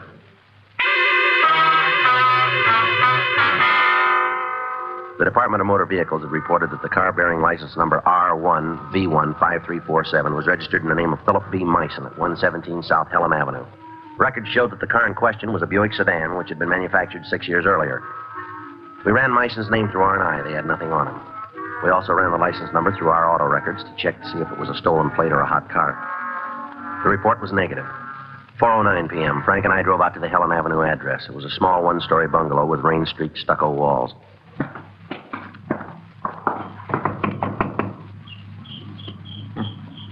Should I try it again? Yeah. Yeah, who is it? Police officers. Well? You're Ms. Philip Myson? Yeah. Miss Frank Smith, my name's Friday. All right, your name's Friday, his name's Smith, my name's Myson. Where's that go? We'd like to talk to you for a minute, Miss Myson. You mean you want to come inside? Well, it might be a little easier to talk there. Nobody's stopping me. Yes, ma'am. You want to sit down, you have to clear off a space. I'm not much of a housekeeper. Sorry, we can stand. Suit yourself. Miss Myson, is your husband home? Phil? Yes, ma'am. Mm-mm. Do you know where we might get in touch with him? No. You must have some idea. I haven't seen him since last March. Oh? What kind of a car is he driving? Ask him. Did he ever own a Buick sedan? License number R1V15347. Why? We'd like to know where the car is now. It's out in the garage, and that's where it's staying. You can tell that lousy crumb if he thinks he's going to take the car away from me, he's got another thing coming. Your husband isn't trying to take your car. Yeah? What are you doing here? We'd like to check the license plate, that's all. You sure that's all you want, just to check the license? That's all. Oh, wait a minute. I'll get you the garage key. Thank you. Sorry if I gave you a rough time, but you can't blame me. Character like my husband, he's apt to try anything. Yes, ma'am. Well, here you are. Be sure you lock it up when you're done. Yes, ma'am. I'll take a look at it, Joe. Right.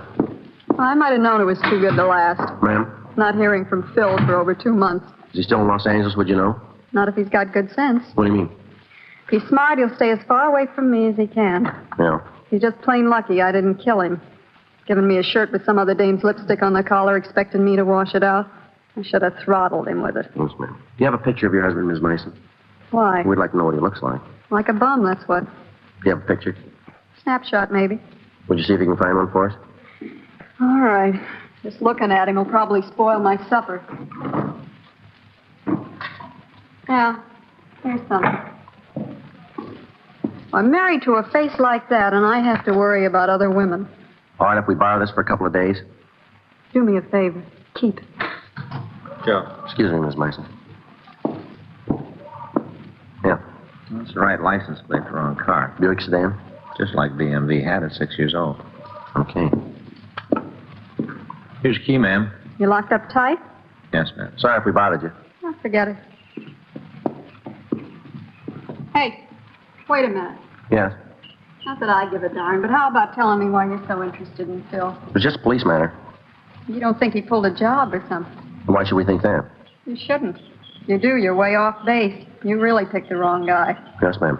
Take it from me, if a jerk like Phil ever got out of line once, just once, you boys wouldn't have to go looking for him. Oh? No. You'd catch him red-handed.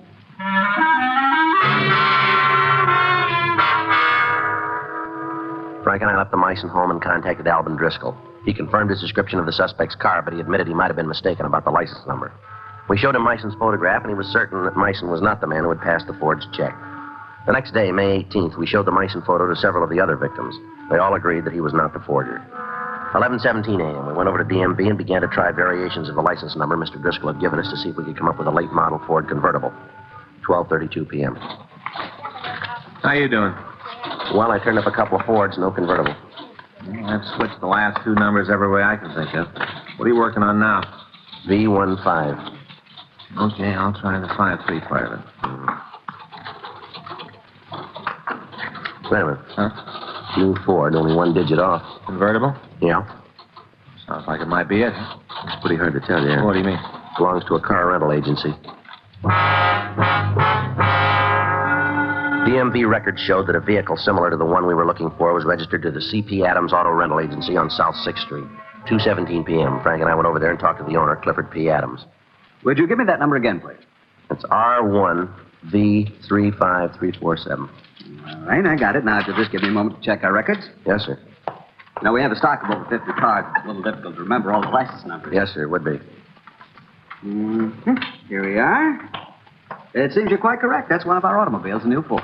Can you tell us what model it is? It's a convertible, yellow and black. Uh-huh. Most of our cars are convertibles. When people come to Southern California, that's what they all want. Yes, sir.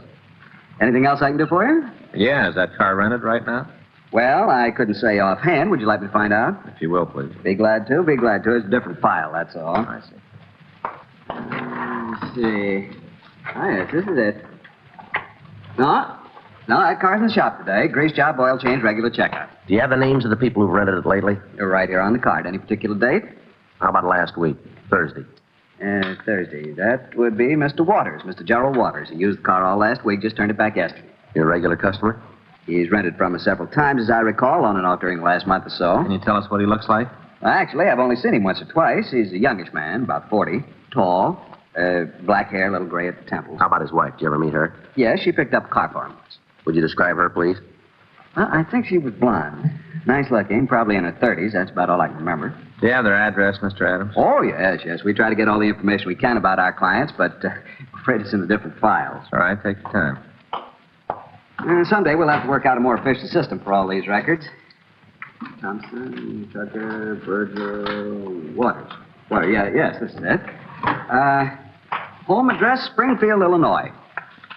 What about here in town? Oh, we have that, too. The Haven House Motel on Sunset Boulevard. I see. But I'm afraid you won't be able to reach them there. Oh? When Mr. Waters turned in the car yesterday, he asked us to drive him and his wife to Union Station. Yeah? Yeah, he said they were leaving town.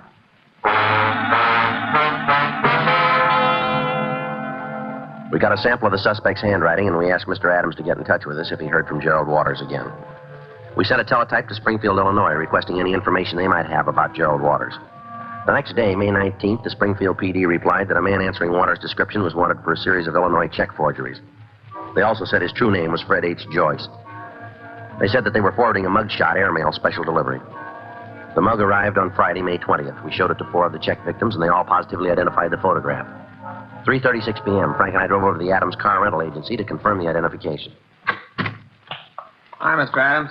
Well, this is quite a coincidence. Sir? You're coming here today. I just called you a little while ago. We didn't get any message. Well, I didn't leave any message. I wasn't sure it was important.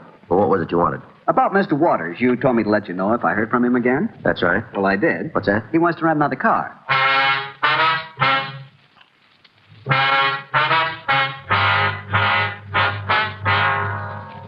We showed Mr. Adams the mugshot of Fred Joyce, and he stated positively that Joyce and Gerald Waters were the same man. He also told us that Waters had called the car rental agency about 11 o'clock that morning to make arrangements for renting a new convertible. Joyce had asked him to have the car ready at 5:30. He said he would pick it up. Frank and I waited in Adams' office, 5:28 p.m. Want to go ahead and answer? CP Adams Car Rentals. Who? Oh, yes, just a minute. It's him, Mr. Waters, or whatever his real name is. Let's find out what he wants. Yes, Mr. Waters. Oh, yes, it's all ready. I thought you were going to pick it up. Oh, well, I don't know. Hold on a second. He says he's tied up, that he can't get away. Wants us to deliver the car. Ask him where he's calling from, will you? Where are you, Mr. Waters? I say. Well, I don't know. I'm a little short-handed today. I'll have to check. A phone booth somewhere in Wilshire. Where does he want you to send the car? Where do you want the car delivered, Mr. Waters? The Crest Plaza. How soon?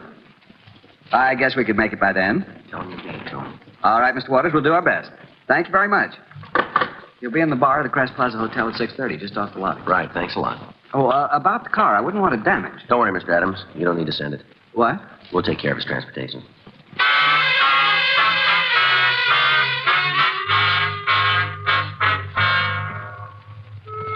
We went over to the Crest Plaza Hotel. It was 6:28 p.m. when we arrived. There were two entrances to the bar. Frank went in through the lobby, and I used the street door. Yes, sir. What can I do for you? Got any hot coffee? Yeah. Black, please. That all you want? Yeah, that's all. Not very busy tonight, are you? Place livens up later on. All right. Evening. Hi, you two guys together? That's right. He wants coffee too, huh? Yeah, black. Figures. Okay, sports, I'll get it. You see him? No, he's probably not here yet. Here you are. Thank you. Hey, don't mention it. That'll be 20 cents. All right. There you are. You sure you don't want anything to drink? No. Well, would you mind finishing the coffee over in the booth?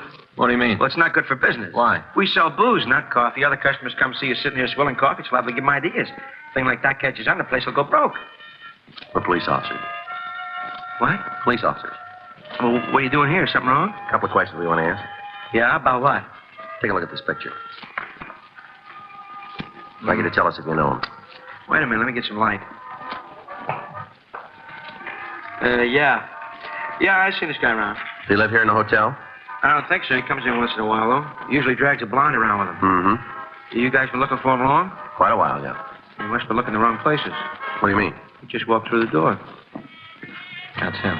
Let's go. How about dry martini, eh? A couple of them will set pretty good before dinner, huh? Yeah? Something you want? You Gerald Waters? What? Gerald Waters, is that you? You from the car lot? You come up with the first answer, mister. How about the name? Yeah, I'm Waters. Where's the car? You won't need it. Police officers, you're under arrest. What are you talking about? You keep out of this, honey. All right, come on, Waters, on your feet. You better take it easy. You're liable to find out you're rousing the wrong guy. Well, I'll tell you, I'm going to run that risk. Get up.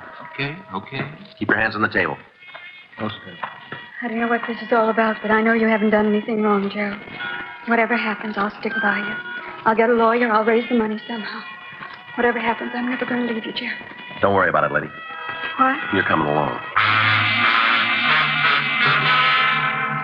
We took the two suspects into custody and drove them down to the city hall. 7:08 p.m. We turned the female suspect over to a policewoman to be searched, and we brought Joyce into the squad room for interrogation. All right, Joyce, take everything out of your pockets. My name's Waters. You know that. We know it's Joyce, too. Go on, empty. Lay the stuff on the table. Where do these keys fit? Lockers. Where? I forget. Sure. Listen, why are you holding my wife? She hasn't done anything. If you think you can frame me, go ahead and try it, but turn her loose. That's not up to us. Why not? She's been with you too often.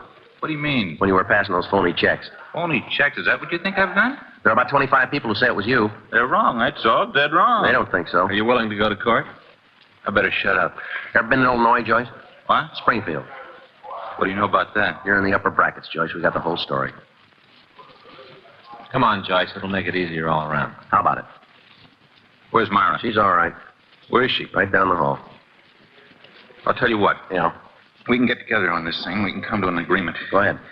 What if I admit the whole deal? Tell you all about it. Yeah. What about Myra? Will you let her go? That depends. On what? How clean she is. Well, she'll stand any kind of a look. She's never been in any trouble. Mm-hmm. And she hasn't got anything to worry about. Go ahead with the story. Okay, I'll get on your side. I'm the guy you're looking for. We knew that going in. Whole thing started right after Myra and I were married. Yeah. Was making pretty good money, enough to give her the things she wanted. You know, she's a pretty girl. A woman like that's got to have nice things. Mm-hmm. I don't know how it happened. Just all of a sudden, the bottom seemed to drop out of the whole company. You mean your business? Yeah. The whole thing just seemed to explode. No matter what I did, it was wrong. Nothing worked. Mm-hmm. Couldn't let Myra know about it. They just couldn't. Yeah. I tried to borrow the money, talked to all my friends, tried to get them to stake me again. Mm-hmm. All I could see of them was their backs. I had to do something. So you started hanging paper. It was the only way, the only one. Do you have any more checks? Yeah. Keys there. They're for a locker downtown. You'll find all the stuff there. Okay. All right, now how about it? What? Now, you let Myra go? She didn't know anything about it, not a thing. She didn't have anything to do with it, I swear to you. Mm-hmm. You're not going to hold her, are you? Now that I've told you the truth. Forgery, Friday. Yeah. Mm-hmm. Where? Okay, thank you. They just checked your wife's prints, Joyce. Why'd they do that? You aren't going to hold her? You gave me your word. You don't want her for anything. A couple of other states do. What? You aren't the only husband she's had, and you aren't the first forger she's worked with either. What kind of a double cross is this? No double cross. She's got a record as long as your arm. That's a lie, a dirty, lousy lie. Oh, take it easy, Joyce. Sit down. Still a lie. Figure it out for yourself. Take a good look. What do you mean? Did your wife know anything about the checks? Sure, after we got going. Wasn't any way to keep it away from her. How about when you started? She know then? No. You sound pretty sure. Maybe you talked it over with her, huh? I don't know, maybe. She might have helped you out a little then, huh? Maybe some of the operation was her idea. How about it, Joyce? I don't know. I don't much care anymore. Maybe it was her idea. Maybe she did play me for a sucker. Sure sounds that way to us. Doesn't really make any difference if she did. Take a look around you, cop. Everybody's a sucker. Everybody in the world is going to fall for a con game sooner or later. Everybody. Mm-hmm. Those guys that cash the checks for me. Suckers, every one of them, just like me. Look at all the money they're out. Well, there's a big difference. Huh? That's all they're out.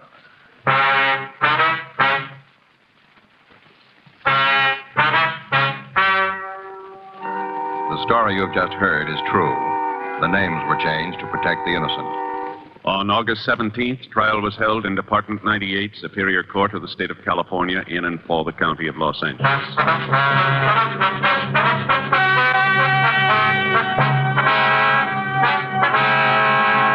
Frederick R. Joyce, alias Gerald Waters, was tried and convicted of forgery, 5 counts. Forgery is punishable by imprisonment for a period of not less than 1, nor more than 14 years on each count.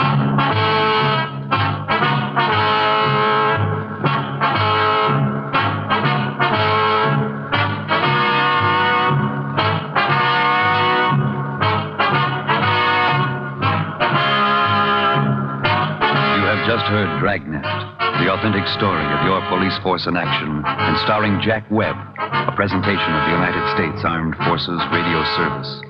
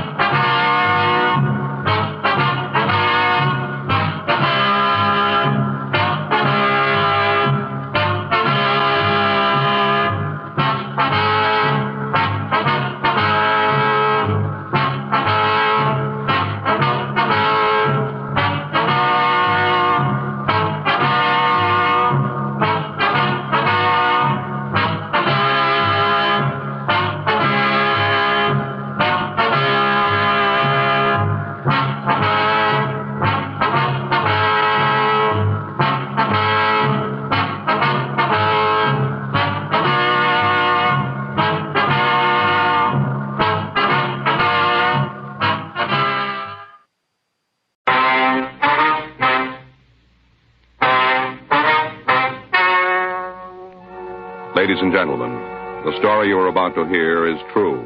The names have been changed to protect the innocent.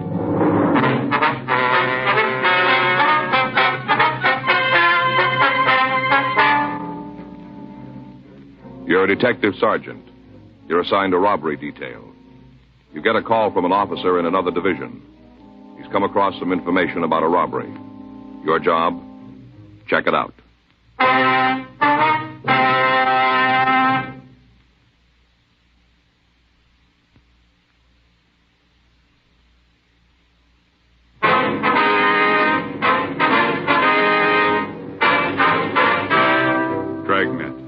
documented drama of an actual crime.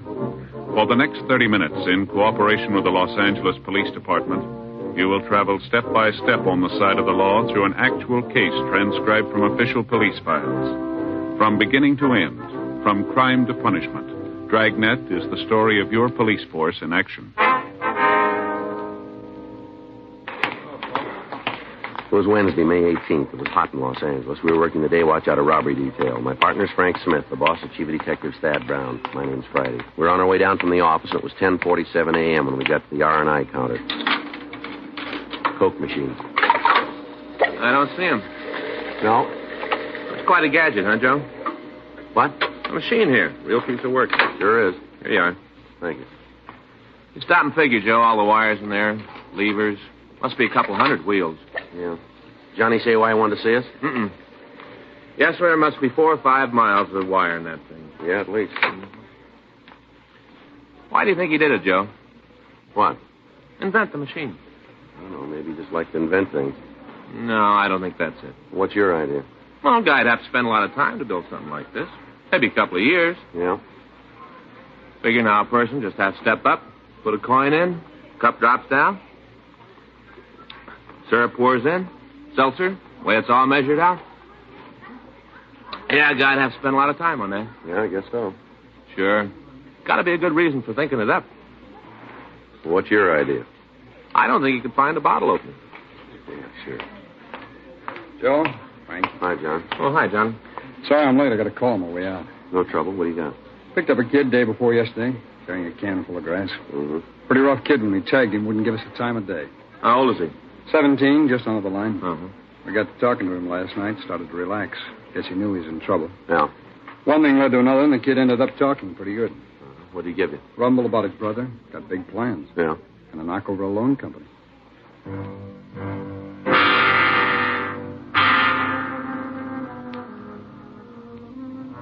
Captain Powers, Frank, and I left the city hall, drove over to Georgia Street Juvenile. We had the suspect brought to one of the interview rooms.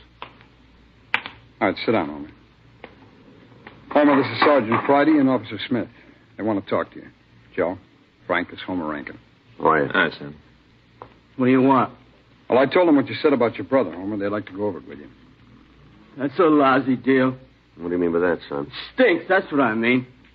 What I told you wasn't supposed to be broadcast. I'm just trying to help you out, kid. Yeah, where's your shovel? Word leaks I turn fink and the services will be real nice. You're all invited. Look, boy, you're not going to help yourself acting like this, and you're not going to do your brother any good either.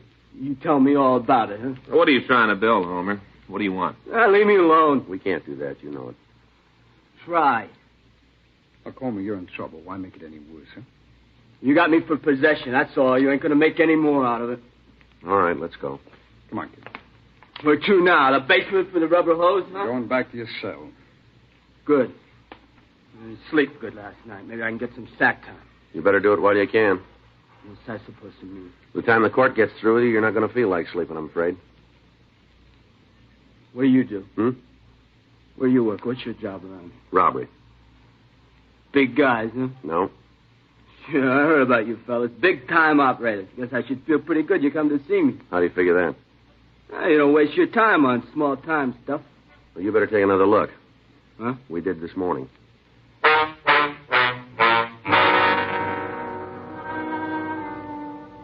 We sent back to Captain Powers' office and got the name and address of the subject's brother. 12:10 p.m. We drove back to City Hall and had the name checked through R&I. Here you are. Thanks, Helen. It's a fat package. Well, Let's see the arrest report.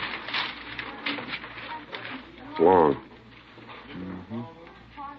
Assault, burglary, 211. He's been busy.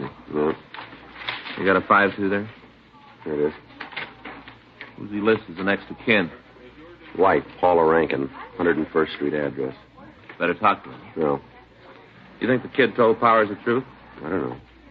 Maybe just wanted to sound big. It's possible. Brother sure fits, though. Mm-hmm. Guy's been lucky. What do you mean? Well, the arrest, he's never stood a conviction. Let's see if we can change that.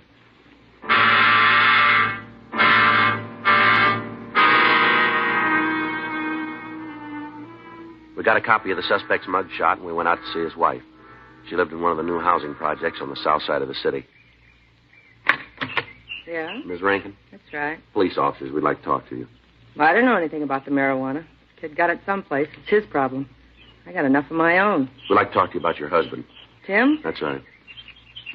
Come on in. Thank you.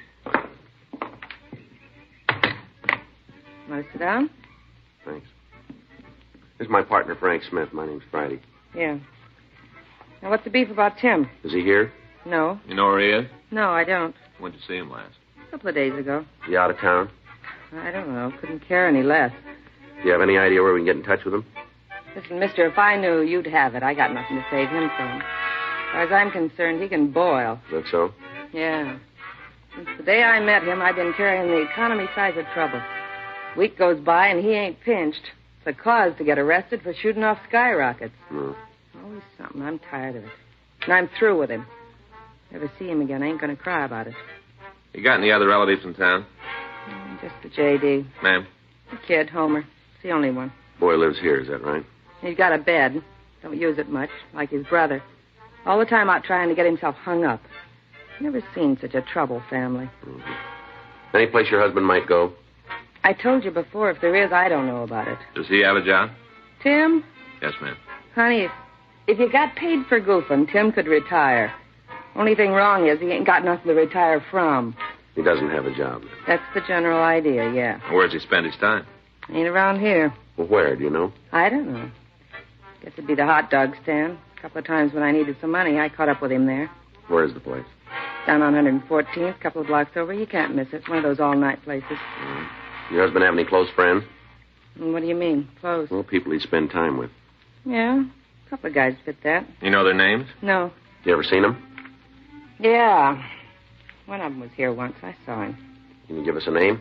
No, I don't remember. Me and Tim had a beef about it. I came home and found him and this bum crocked on beer. Had a beef about it and ended up with both of them leaving. Can you describe the man for us? He's a man. Got a head, 2 arms, 2 legs. That's all you can tell us? Yeah. All right. Thanks for the time. Don't worry about it. It's free. I'm going to leave you a card. If you hear from your husband, we'd appreciate a call. Sure. Well, don't hold your breath. It isn't likely he'll come back this time. All right. Can you tell me what it's about? It's a police matter. It'd be better if we talked to him personally. Can I get you anything? Drink, maybe? No, thanks. No, thanks. Too bad. Sometime when you're in the neighborhood, you know, not working, drop in. I'll pour you a drink. Yeah, sure. No, I mean it. Girl gets lonely just sitting by herself. The company'd be nice. You're not married, are you? No, ma'am. That's nice. You drop by now. Anytime. You bet. Thanks again. Goodbye, Miss Rankin. Bye. Hey, Joe. Just do me a favor, will you? Well, sure, old buddy. What is it? Be quiet.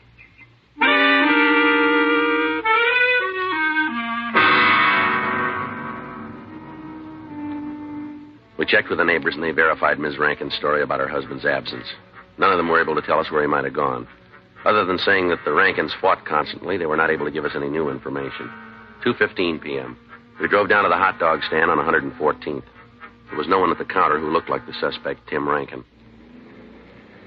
Yeah, what'll it be? Cup of coffee? Okay, how about you? Number 6, I guess. You make that with cheddar cheese? Yeah. Okay, I'll have one of those. Glass of milk, too. Sure. You want your coffee now? Please. Hot. That's good. That's the way we like it. Oh, not the coffee, the sun. Oh, yeah. And the paper says it's 91 Pacific Center. Uh-huh. Yeah, we should be doing more business than we are. Don't understand it, though. Is that right? Hey, you know, cold drinks. Hot day people all the time drinking something cold. Yeah? No offense. Well, that's all right. Malamute, be ready right away. Huh? That's what the number 6 is, Malamute. Oh. You seen Tim Rankin around this morning? Yeah, he was in about 10. You guys friends of his? We'd like to talk to him. We came in, had a cup of coffee with Shelley. 2 of them left, I guess, about 10:30. Who was he with, you know? Shelley, you know, Shelley Mitchell. Oh, yeah. Big buddies all the time together. You know where they went? No, I don't know, maybe over Shelley's. Does he live around here? Yeah, he's got a pad a couple blocks over. Hey, your dog will be ready.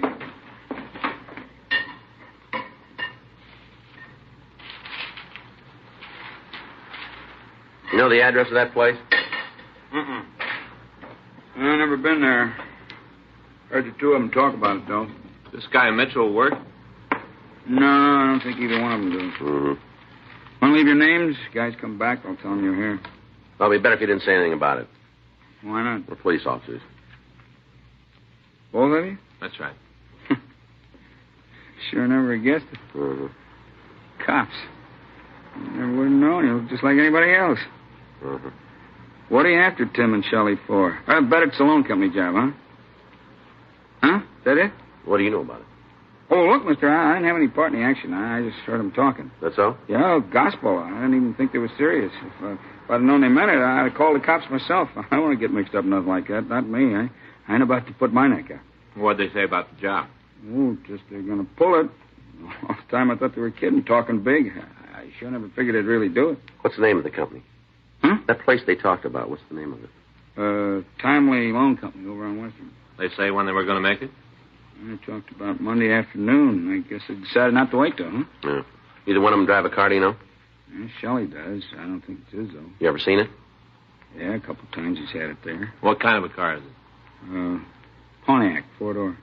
Happen to know the license number? No, sorry, fellas never paid much attention to it. Either one of them say when they'd be back? No, it could be any time, though. They come and go. You know if this Mitchell's ever been arrested? I can't give you an answer. Never heard him talk about it. Mm-hmm. Oh, when they hit the place. What? When they robbed the loan company. I never read nothing about it. Papers haven't got it yet. Anybody hurt? Why do you ask that? Oh, kind of figures, that's all. Yeah? Sure, I know one thing for sure. I wouldn't want to get in Shelley's way. The leg don't slow him down a bit. What do you mean? He's got a wooden leg, you know. Here, the right one. Told me once he got wounded in the war. Is that right? He still walks with a little limp, like this. Mm-hmm. I saw him tangle with a guy once, happened in the alley out and back. Yeah? He almost knocked the fella's head right off his shoulders. Real punch. Is that right? Yeah, that's why I asked if anybody been hurt. Shelley being like he is. Yeah. Of course, I guess he wouldn't hit anybody. Be no need for it. What do you mean? Well, he just wouldn't have to, that's all. Yeah. Both of them got guns.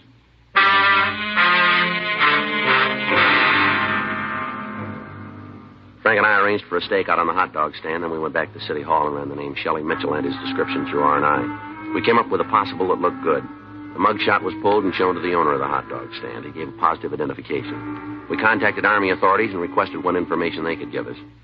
Yes, sir, huh? When was it? I see. You have those numbers? Right. No, I haven't. All right, Lieutenant, thanks again. Friday. Michigan 5211. Extension 2511. No, it's 25. Right? Okay, many thanks. How about it? Looks good. He was given a dishonorable discharge. For what? Theft. Spent a couple of months in the stockade, and then the Army kicked him out. Yeah. They'd like to talk to him again, though. Well, how come? Well, according to the lieutenant, it seems after he left, they got to check, and he didn't leave alone. What do you mean? Took 345 automatics with him.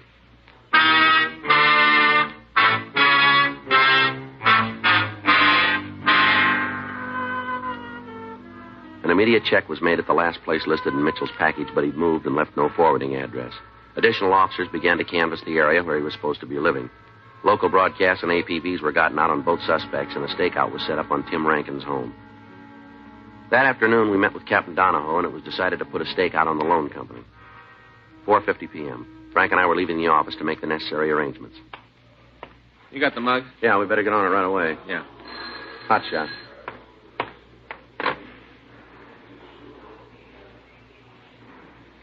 We missed it. Huh?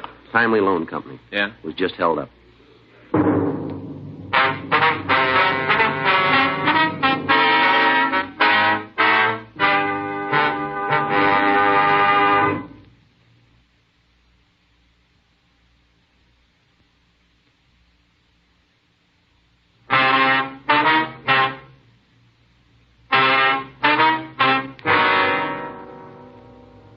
Frank and I left the office and drove out to the Timely Loan Company on Western Avenue. By the time we got there, a radio card answered the call, and the officers were checking the neighborhood. A broadcast had already been gotten out carrying their description. Frank and I talked with the manager, a Mr. Richard Conover. Is there anything we can do for you, sir? No. Why don't you take a look at some pictures and see if you can recognize the holdup man? I have to? Well, it'll help us. All right. Here they are, sir. No, they're not here. You sure? I looked at them. You haven't got a picture. Would you mind going through them again? I'll be honest with you. I'd like to see you get the 2 men, but the money's insured. I'm not going to put my family on the block for it. I don't think I understand. It's just that I believe them, that's all. What do you mean? On the way out, they told me. Said if I helped the police, they'd find out and make me sorry for it. Yeah. Said they'd get my family.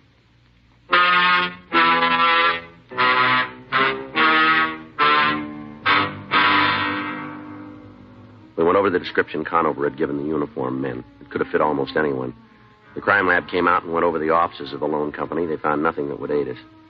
The people in the immediate vicinity were interviewed. None of them were able to give us a good description of the suspects. The victim, Richard Conover, was taken to the city hall where Frank and I talked to him for over an hour. 8:14 p.m. Mr. Conover, we need your help. If we don't have it, our job's going to be 5 times as hard. I've told you I'm not going to put my family in jeopardy. Well, now, look, we'll put a policeman in your house. He'll be there 24 hours a day until we come up with the thieves. There'll be an officer with your children. Nobody's going to get near him. That's ridiculous. What do you mean? I'm not going to subject them to that kind of supervision. Well, then maybe you better take another look, Mr. Conover. There are 2 men in this city who've held you up. They've made threats on your life. Now, we don't blame you for being concerned, but this isn't going to help. Unless you go along with us, our hands are tied. There isn't anything we can do. Now, you've got no reason to believe that these men aren't going to try to get at you, even if you don't talk. You're the only one who can identify them. Pretty soon they're going to think about that, and then we won't be able to stop them. And you and your family are in trouble now, whether you talk to us or not. All right, I'll tell you.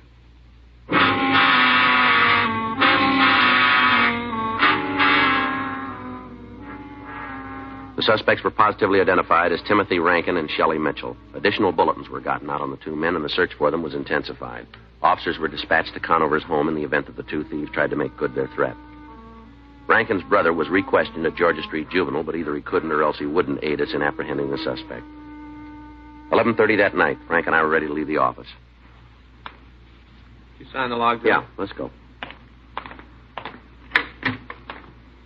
I get it. Robbery Friday. Hello?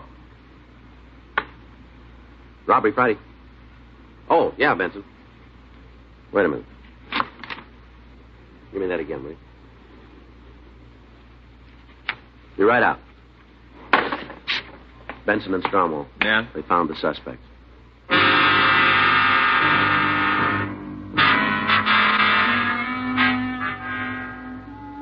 In canvassing the area around the hot dog stand, officers Benson, Stromwell, and Herman had checked a hotel.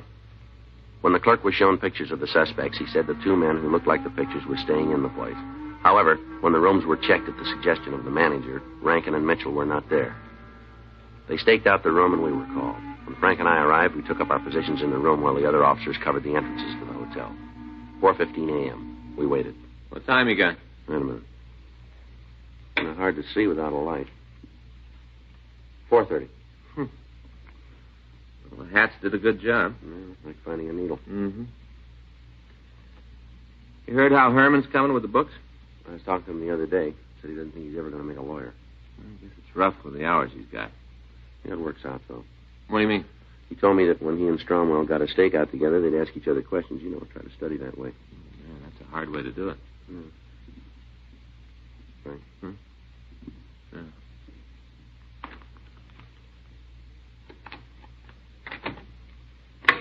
All right, Mr. Hold it right there. I'm doing like you say. I'm not going to cause no trouble. Turn around, face the wall. Yes, sir, just like Come you on, say. move. Hands up on the wall. Yes, sir. I'm doing it just like you said. I'm not rough. Here you are, Joe. Where'd you get this gun, Rankin? Shelley gave it to me. That's the truth, honest, mister. I got it from Shelley. All right, put your hands behind you. Yes, sir, right behind me. All right, you can turn around now. Don't shoot, mister. Huh? Please don't shoot. Turn around. Yes, sir. Where's Mitchell? I don't know. Oh, come off it. Now, where is he? Well, I don't know, mister. That's the truth. I just don't know. Yeah. Well, look, if I did, I'd tell you. Honest, I would. When'd you see him last? A couple hours ago. Where? A coffee place on Vermont, sir. Is he still there? I don't know. What was he doing? He was talking to another fella. Who? A guy named Randolph Bennett, sir. I'm not sure that's his real name, though. Is he coming back? No, sir. He doesn't live here. Clerk says he does. Well, who are you talking about? Mitchell. Oh, I meant Bennett. He doesn't live here. Mitchell does, but Bennett doesn't. Mm-hmm. Now, how about an answer? Well, I'm sorry, sir. I don't know what you're talking about. Mitchell, is he coming back? Well, I don't think so. Why do you say that? Well, we had a fight. I don't think he'll be back, sir. What'd you fight about? Well, it's something he wanted me to do. I didn't want any part of it. What was it? Well, he said if I didn't go along with him and Bennett, they'd kill me, and I didn't like the deal. What deal? Well, him and Bennett, they got a caper planned. I was supposed to go with them, but I didn't want to, sir. Honest, that's the truth. I really didn't want to. Yeah. You see, I was supposed to steal a car for him to use, and the more I thought about it, I didn't want to get in any more trouble than I am now. The two of you hit the loan company this afternoon? Yeah, that's right, sir. This fella Bennett, he was with you? No, sir. We met him tonight. Him and Shelley planned this other deal. They wanted me to go with them, but I didn't want to. Honest, that's the God's truth, sir. I didn't want to. That's why we had this fight. Well, what's the deal? Well, they figured to start out about 9 in the morning. Shelley's got it all figured. They say they can hit about 8 places, and the 2 of them are going to leave town. What are you talking about? Well, this deal, they're going to rob some loan companies. What about this fella Bennett? You know him? No, sir. He's a friend of Shelley's. They've known each other, though, for a long time. Where's he from? Oh, back east someplace. I'm not sure where. I just know the cops are after him, though. Why? Well, he broke out of jail while he was waiting to be tried. What was the charge? Kidnapping and murder.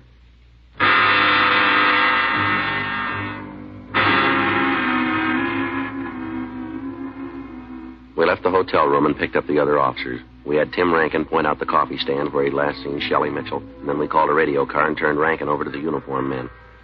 While Benson, Stromwall, and Herman covered the rear entrances of the place, Frank and I went in the front door. There they are, Joe. Halfway down. Yeah, let's go. Oh, I should have known you guys always talk big when it comes to doing something back down. A lot of fun kids around with that. No, we don't have to take... Yeah? You guys got a license to listen? Shelley Mitchell?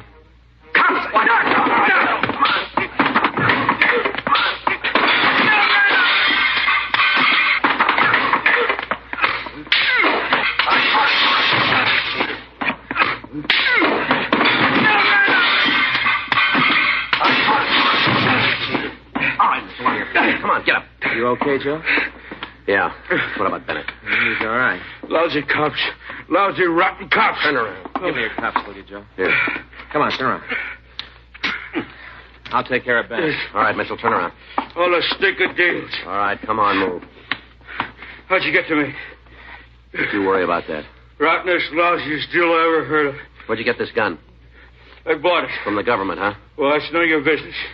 All right, we'll go your way. Lousy 12 hours. 12 more hours you'd have missed us. This afternoon we'd have been on the way. You'd have never found us. Yeah, you really believe that, don't you? Oh, sure. We'd have gotten a start. You'd have been dead. Looking all around. Never found us. Yeah, just like now.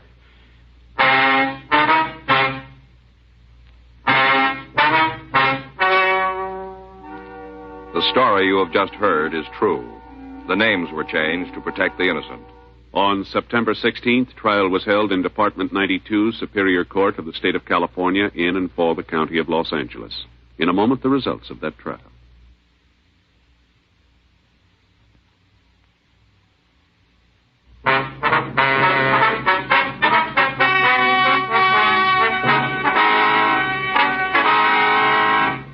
Homer Norman Rankin was referred to juvenile court and after a hearing was made a ward of the state.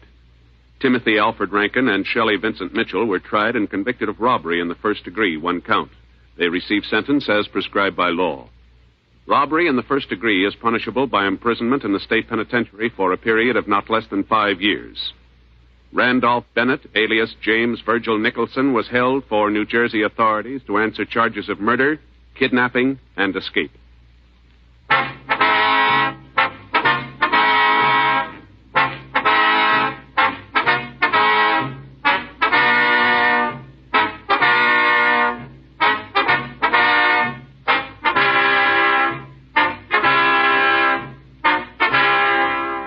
You have just heard Dragnet, a series of authentic cases from official files.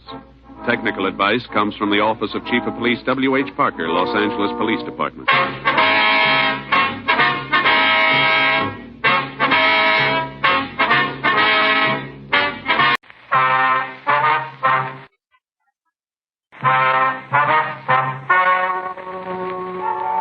Ladies and gentlemen, the story you are about to hear is true.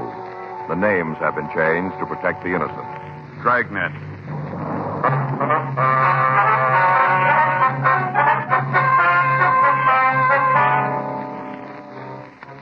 You're a detective sergeant. You're assigned to juvenile detail. A series of housebreakings has taken place in your city. The articles taken and the method of operation indicate a juvenile thief. Your job, find him. It was Tuesday, July 6th. It was hot in Los Angeles. We were working the day watch out of juvenile detail. My partner's Frank Smith. The boss is Captain Powers. My name's Friday. We were on our way out from the office, and it was 10:36 a.m. when we got to the old Central Jail building. Crime lab. Ray? Back here, Joe. Going back. Just finishing up. Hi, Ray. Frank, how's it going? It's hot. It's going to hit 90. Mm-hmm. Probably will, too. Any water around? Bottle over there in the corner. Help yourself. Thanks. How about you, Joe? No, thanks. You got anything for us, Ray? Not the same as usual. Take a look. Same entrance. Cut the screen on one of the back windows, broke the glass, and climbed in. Any prints? None we could find. Here's a picture of the edge of the screen. Here. There you see the cut edges. We got anything from it? Not much. The figure was done with a knife. If you come up with that, we might be able to tell you if you got the right one. Mm-hmm. What about the physical evidence in the house, Ray? No, not much. We got a couple of partials. Lifted them from the glass top on the dresser. Here. These pictures. Now, you can see here, not much to go on. Match up with the prints from the other jobs? A couple of points, but not enough to build a case on. Only thing you got that definitely ties this one in with the others is the footprint. Another one? Mm-hmm. Found it in the soft earth underneath the window. Hand me that print, will you, Frank? Oh, yeah. Yeah, here you go. Thanks. Here. There you can see it clearly, the heel mark. Same as in the others. Did you get a cast of it? Mm-hmm. You want to see it? No. No reason if you've looked it over. You got the same thing on the picture. Yeah. Anything else? You had it. Well. You got a cigarette? Ran out. I haven't had a chance to get some more. Here. Thanks. Thanks, Joe. Yeah. You been able to chase down the rubber heel for us? No luck. We contacted half a dozen firms. They all tell us the same things, made special. Probably some small factory that specializes in custom-made shoes. Might be some sort of correcting shoe. You know, orthopedic. Oh, yeah. You've had it for a couple of weeks now. Where do you sit on it? All right, well, we found it. We've talked to about every repairman in town. None of them have seen this kind of a heel before. None of them can tell us where it was made. Mm-hmm. Checked with the doctors in the area. None of them know the brand. Figured it might be one of them who sent for it. Nothing on it, though. No? It's a new one to them, too. Yeah. Wish there was more I could give you, fellas. Well, that's all right, Ray. It seems no matter which way we turn, there's another wall waiting for us. How about burglary? Anything come in from them? Well, they're checking it all down. They got the same thing we came up with. Anything turn up on the stolen merchandise? No. Burglaries made all the checks. Pawn shops have been alerted. Stuff's all cheap costume jewelry. No reason to try and hawk it. They wouldn't get anything for it. Brings you back to a motive. Why is he pulling the jobs in the first place? Well, Ray, we'll file that with where the heels are made. About the only thing we can figure is that some kid out for kicks gets his laughs from breaking into houses. There's no other reason. Stuff he's stolen you can buy by the carload in any dime store. A couple of times he's left money alone when it's in plain sight to steal some cheap pin. Looks like you got yourself a wild one. Yeah. Well, what can you tell us about the footprints? Anything? Not much. They're found under the window. Kid wasn't moving when they were made. Can't figure his stride. What about weight? Only a guess, Joe. Yeah. I'd say it came in about 140. Could be 15 pounds one way or the other. What about the size? 7. Looks like 7C. Mm-hmm. You sure about that? Well, pretty sure. Not much, is it? Best we can do. Okay. Last place, the woman was real sore. Don't blame her. Not about the costume jewelry. She didn't much care about that. Some prize gladiolas she was raising. Kid tramped all over him. Real sore that he stepped on him. Don't blame her. Says when she catches him, she's going to give him a good talking to. Tramping up all her plants. Well, we'll see you, Ray. Yeah. Sure haven't got much to go on, have you? You called it. Frank and I went back to the office, and we pulled all of the reports that we had on the thefts. We spent the rest of the morning going over them. The method of operation was apparent. Each Friday night for the past 2 months, between the hours of 8:30 and 11 p.m., a single thief had entered a home in a wealthy section of town and stolen as much worthless costume jewelry as he could carry out. On each occasion, the entry was made through a rear window. In those cases where the window was locked, the thief broke the glass and undid the latch. On each occasion, he'd left at least one footprint in the dirt around the house. The heel impression was of a type that we hadn't been able to identify. We'd gotten pictures of it out to all major shoe manufacturers, but they were unable to tell us where the shoes had been made. We'd canvassed the area where the thefts were taking place without results. Rolling stakeouts were set up on Friday nights, and they'd netted us nothing. The thief approached the home, broke into them, stole what he wanted, and then he left without being apprehended or seen. Throughout the investigation, Frank and I had been working closely with Burglary Division, but their men hadn't been able to come up with any more than we had. At 1:15 p.m., Frank and I left the office. We got something to eat, and then we started to check the playgrounds again. At each one, we'd contact a member of the park department and ask them if they'd seen anyone wearing a pair of shoes similar to the pictures that we had. Every place we got the same answer. None of them had. We stopped groups of boys on the street and asked to see their shoes. We checked malt shops, drugstores, pool halls, and bowling alleys without any result. The same operation had been going on for the past 2 weeks without bettering our chances of apprehending the suspect. 5:30 p.m. Frank and I left one of the larger bowling alleys in town and headed back for the office. Boy, I'll sure be glad to get home tonight. Yeah. Hot. Sure was. Yeah, must have gone over 90. Yep. Must have. Paper said 90, but it was hotter, I can always tell. How can you always tell? My feet, Joe. Always tell with my feet. Cold day, I can walk for a couple of miles, not have any trouble.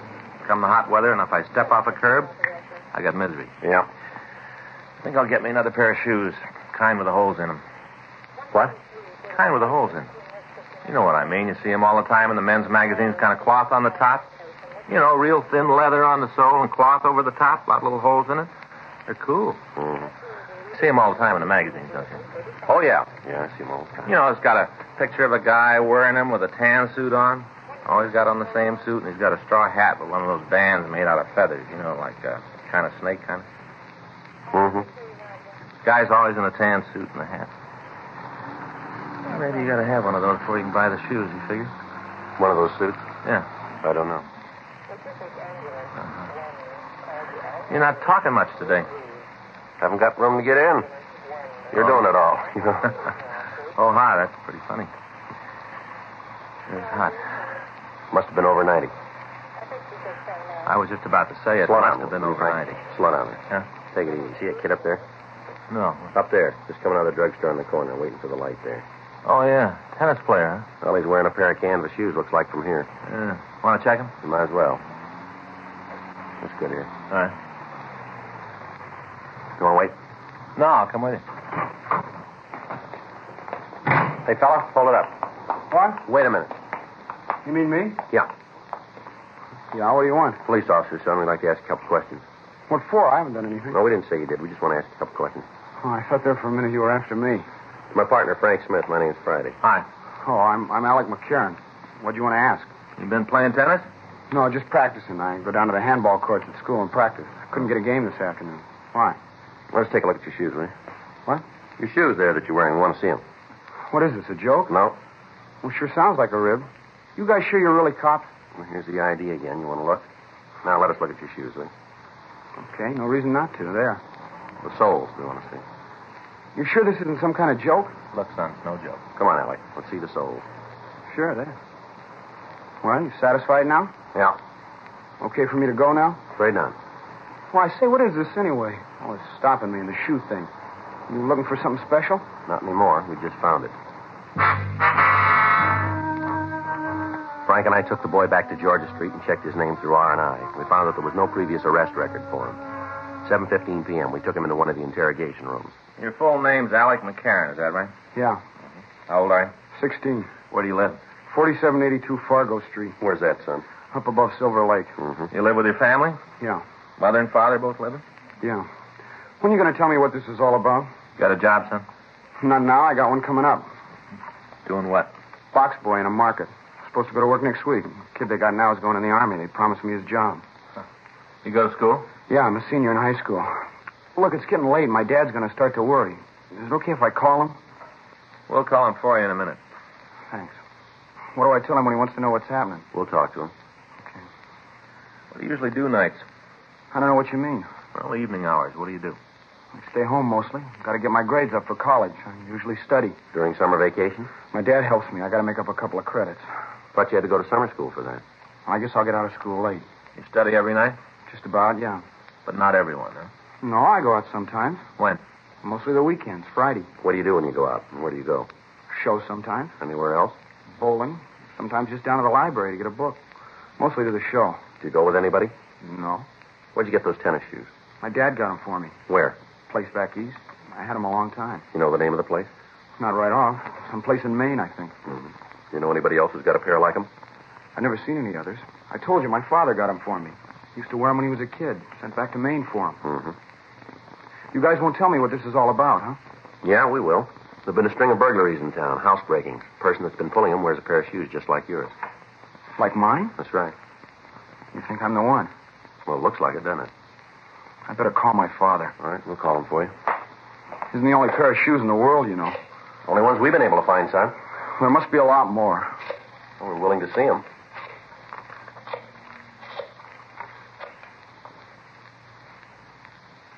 Hello, this is Sergeant Friday, Los Angeles Police Department. Who am I speaking to, please? Uh-huh. Yes, sir. Your son's here. Suspicion of burglary. That's right. Well, that may be so, Mr. McCarran, but that's the charge. Yes, sir. No. We'll bring him to his home. Sure you can. Just a minute. He wants to talk to you, son. Hello, Dad? Yeah. Uh-huh. At the police station. No, it's no joke. What? Well, I'll tell you when I see you. Yeah, bye. All right, Alec. Get your sweater. You taking me home now? That's right. Guess Dad set you straight, huh? Told you it was all a mistake? No, I'm afraid he didn't. What do you mean? Didn't he tell you this whole thing is wrong? Well, he tried to, yeah, that's right. Well, then you're going to have to let me go. No, afraid not. But you have to if it's a mistake. Yeah, if it's a mistake. Frank and I left the office with the boy, and we drove out to his home. It was a large two-story colonial house overlooking Silver Lake. We were admitted to the place by a maid, and we were shown into the living room. The boy's father, Henry McCarran, was waiting for us. You're the officer? Yes, sir, that's right. My partner, Frank Smith. My name's Friday. How do you do? You want to tell me what this is all about now? Well, it looks like your son's mixed up in some burglaries, Mr. McCarran. You're aware that's a pretty serious charge? Yes, sir, that's right. I suppose you have some kind of proof to make that statement? We think so.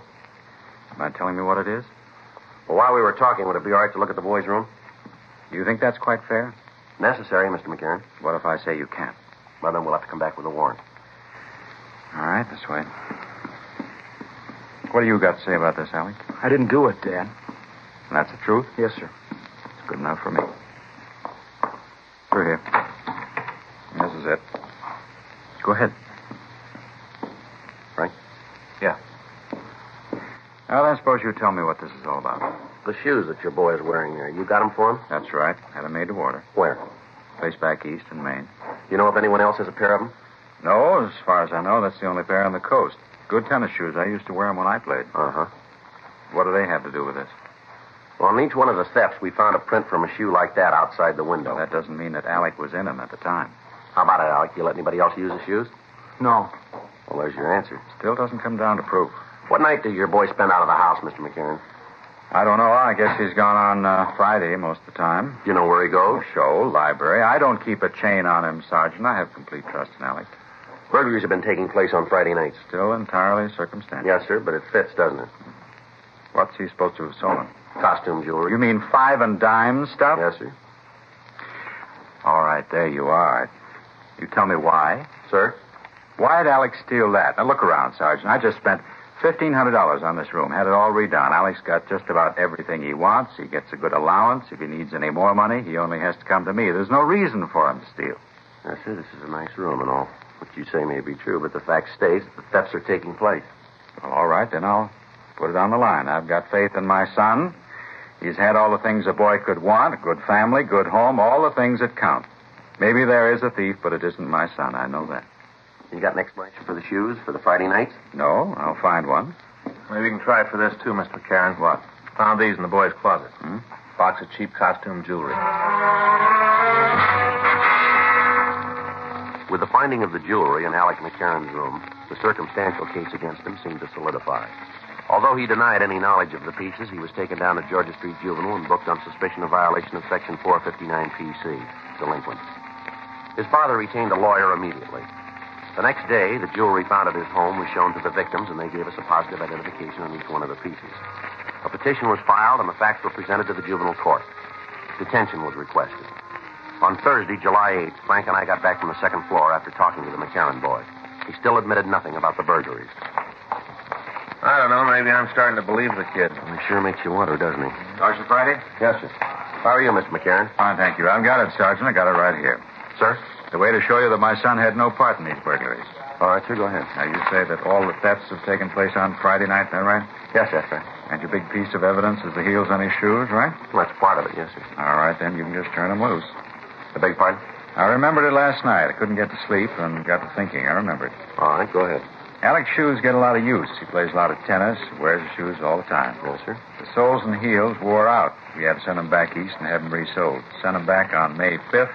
Didn't get them until May 19th. Now, there's 2 Fridays in there, Sergeant. If the shoes were gone, Alec couldn't have done the burglaries. Right? Yeah. Well, I hope now that you will admit that you've made a mistake. Well, if we have, Mr. McCarran, we'll sure tell you. Well, you can take my word for it. Alec had no part in any of this. He's a good boy. He's honest. He's smart. If he was going to steal anything, if it really came to that, he wouldn't risk his neck for a few cheap beads. Doesn't seem so, does it? Here you are, Joe. All right. Well, what about it? What'd you find out? Just a minute, sir. Well, you're going to release my son now? No, sir. Well, the shoes were out of state then. He couldn't have committed the thefts. Mm-hmm. Month of May. 2 Fridays in that month. Yes, sir, that's right. No burglaries on either one of them.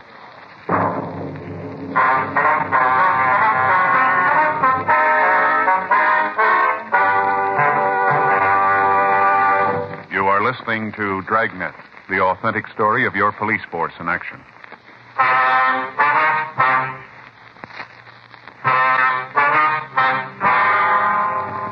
Seemed like every attempt the father made to prove the innocence of Alec McCarran only turned up another piece of evidence against him. The date for his hearing in juvenile court was set, and Frank and I talked with Mr. Bowman of the probation department on the preparation of the case. From the evidence, it appeared that the boy would be found guilty. We questioned and re-questioned him. We went over every facet of his story, but he still stuck to it.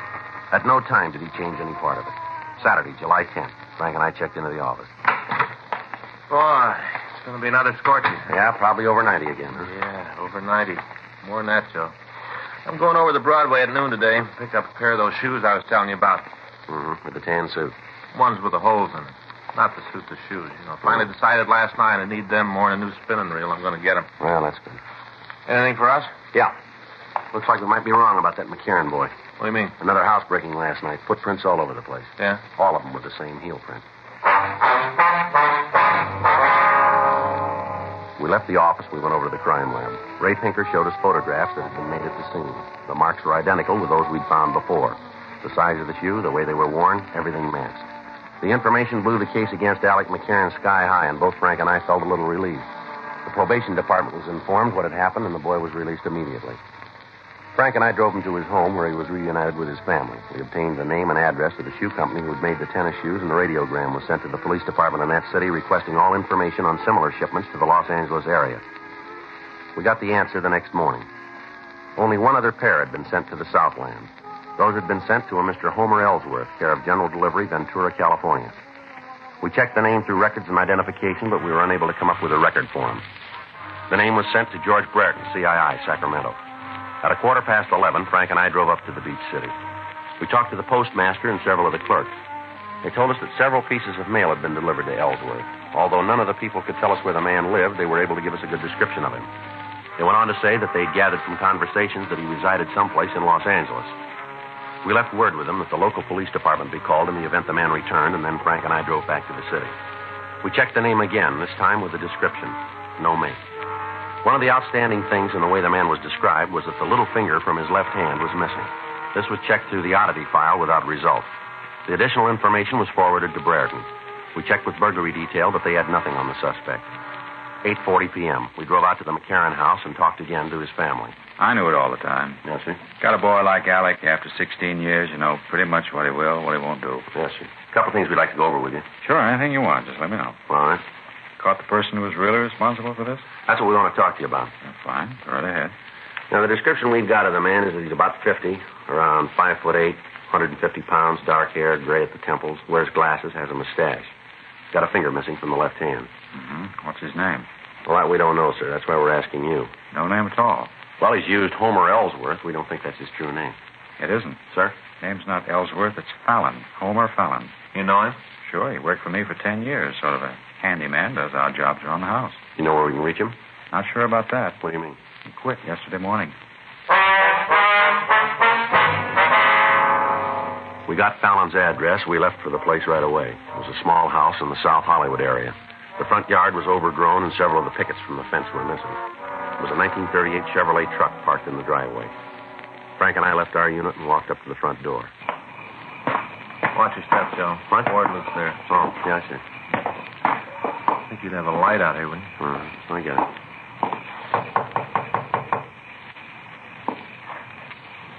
Don't hear anything. Well, he must be here.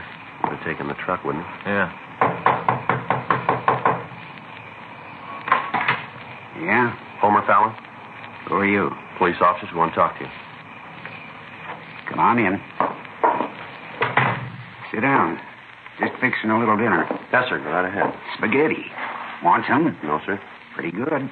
That kind that's all cooked. Just drop it in the water and heat up the sauce. Pretty good. Sure you don't want none? No, thanks. How about you? No, sir. Well, wait a minute. I'll turn down the fire and we can talk. All right, sir. You gotta watch it pretty close. Gets too cooked and you gotta eat it with a spoon. Not good that way. No, sir. Oh, you've had it, have you? You want to come in here, sir? Yeah, be right with you. Open up the sauce and I'll be right there. Maybe better come in now. What? Come on in. Sit down. Go ahead. Sit down. You haven't got no right to tell me what to do in my own house. No right at all. Frank, better check the place, huh? Yeah.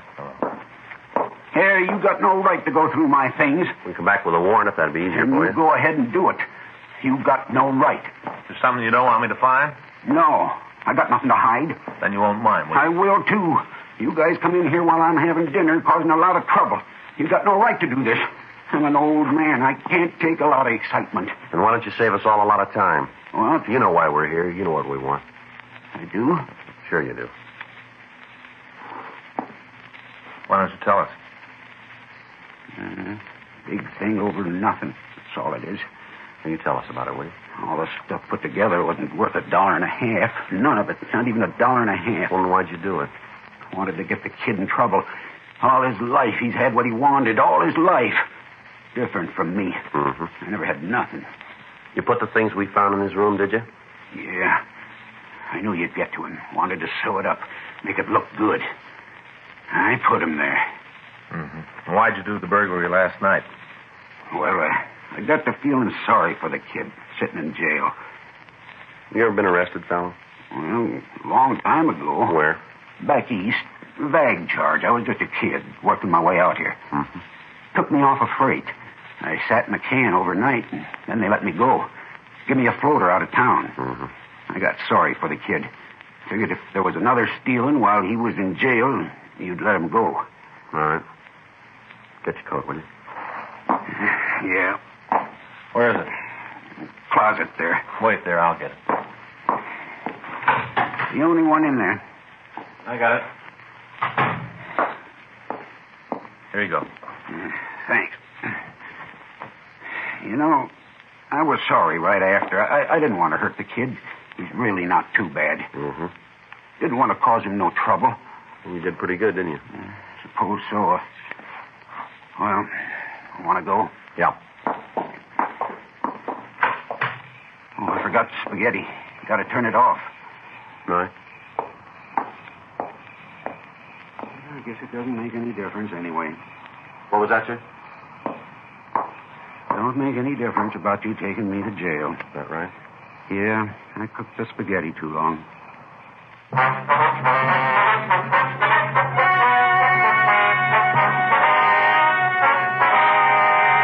Homer Lindsay Fallon was tried and convicted of burglary in the first degree, 6 counts, and received punishment as prescribed by law. Burglary in the first degree is punishable by imprisonment for a period of not less than 5 years in the state penitentiary. Dragnet is a presentation of the United States Armed Forces Radio Service.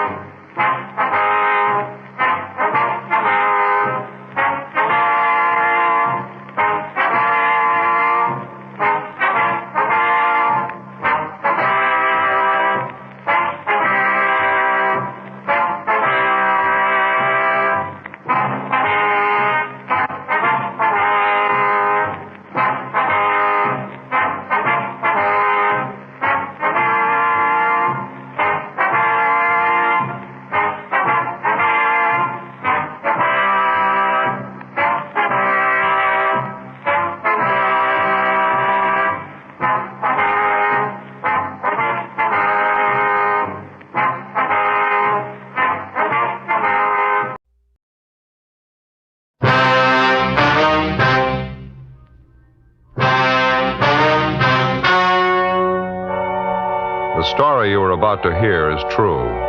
The names have been changed to protect the innocent. Fatima Cigarettes. Best of all, king-size cigarettes brings you Dragnet.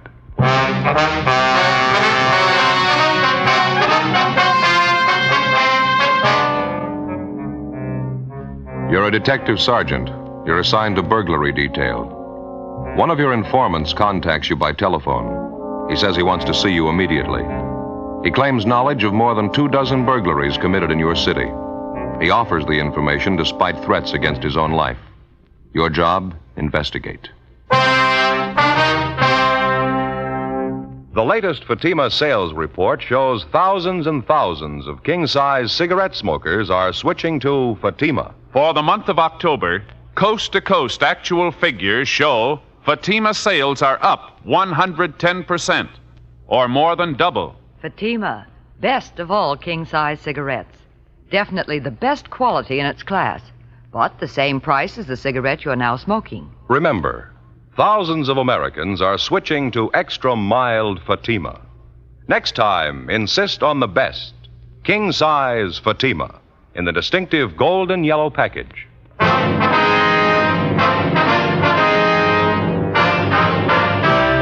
Dragnet, the documented drama of an actual crime. For the next 30 minutes, in cooperation with the Los Angeles Police Department, you will travel step by step on the side of the law through an actual case transcribed from official police files. From beginning to end, from crime to punishment, Dragnet is the story of your police force in action. It was Monday, April 16th. It was foggy in Los Angeles. We were working the day watch out of burglary detail. My partner's Ben Romero. The boss is Captain Wisdom. My name's Friday. We were on the way out from the office, and it was 1:38 p.m. when we got to the corner of North Main and Sotelo Street. Johnny Cokin's Cafe. Pretty well filled up. You want to sit at the counter? No, there's a booth over there in the corner. People just leaving. Oh, yeah. Didn't see it. This is all right, isn't it? Yeah, fine. Oh, it smells good. I wonder what the special is today. Well, it's up there on the blackboard. Oh, yeah. Enchilada with cheese, coleslaw, salad. Well, it does smell pretty good, doesn't it? Wish I hadn't had lunch. I should have waited. I keep forgetting Monday's enchilada day down here. Sure like the way Johnny fixes it. Hello, Friday. Ben, how are you? Hi, Roberta. Here, get these dirty dishes out of the way. Okay, fine. Is it going to be the special? No, we forgot today was Monday. We had lunch already. Too bad. What'll it be, just coffee? Yeah, it's fine. Friday? Yeah, same for me, Roberta. Both of them black, I guess. Okay, 2 blacks. Say, you haven't seen Smalley around this afternoon, have you, Roberta? Red Smalley? Red? No, I haven't seen him for a couple of days. Okay. Thought he said to meet him here at 1:30. Well, he'll be along. He's never been on time as long as I've known him. Yeah, I wonder what's eating him. He sounded a little excited on the phone. Did he give you any idea what it was all about? No, just said it was important. Had to see it. Hey, I was just thinking, maybe I could handle one of those enchiladas after all. Yeah, there's Red. Oh, All right, fellas. Hope I ain't late. All right. Been a long time, Yeah, huh? sit down, Reg. Good to see you. Yeah, thanks. What's new with you, anyway? Oh, not too much. How's it with you? Here you are. 2 coffees black. How are you, Red? Hungry. What about a hamburger steak, huh? Some coffee, too. Hamburger steak and coffee, right? You're looking pretty fair shape, Reg. You working steady now? Well, you know how it goes. On again, off again. Put in a full month playing bar boy at Ziggy's joint place down in South Main, you know. Mm-hmm. What happened there? Business fell off, and Ziggy said he had to let me go. Been kind of thin ever since. I'm hustling programs out of the racetrack right now. It's not too bad. Can't afford to bet, but I get to see the races free. You can't have everything, I guess. I understand you're a little worried about something, Red. Anything serious? Well, yeah, might be. Like I was telling Romero on the phone, it wouldn't do me no good if it got out. I mean, me talking to you about it, you know. He'd probably tie a can to my tail if he knew I told you. Who's that? Guy by the name of Jeff Allen. You know him? No, it doesn't sound familiar to me. Ben? Me neither. Who is he, Red? Second story worker. Lots of savvy, too. He's fell a couple of times on burglary raps. Knows his business, though. Got a lot of moxie. How long's he been in town, you know? Oh, about 6 months, I think. He come from the east. Finished a stretch back in Michigan. He's a real pro. Uh-huh. What's he doing out here, Red? Well, matter of fact, that's what I want to talk to you about. Figured maybe you ought to know. Yeah? He's doing real good, the way I get it. I heard him and a couple other guys talking about it one night down at Ziggy's. They were having a couple of beers. Guess they didn't think I could hear him. What'd they have to say? This guy Allen was running off about how good he was doing, how many places he knocked over in the last couple of months, how much stuff he took. And what's he look like, Red? Oh, pretty average, about my height, dark hair, little scar right here in his chin. Mm-hmm. About 160, 70 maybe, 36 years old. Usually wears leather jacket and black one. All right, Red, here you go. Burger, steak, coffee. Yeah, fine. Sure got a good appetite these days, working out in the air, you know. It does you good. Yeah. Yeah. I'll show you one pass around all the catcher, Sergeant. Oh, yeah. Here you go. Good. These burglary jobs Alan's supposed to be pulling, Red. Where's he working them? Do you know that? Well, no, I guess I don't. It's all over town, I suppose. Sure good hamburger. When you overheard him talking to his friends, did he mention any jobs in particular that he pulled? No, but he's working hard. I know that for a fact. He pulls a new one every week or so, the way I get it. And what about his M.O., Red? Regular second-story routine. He uses a jimmy or a small pinch bar. He usually goes through a window. Does he work alone?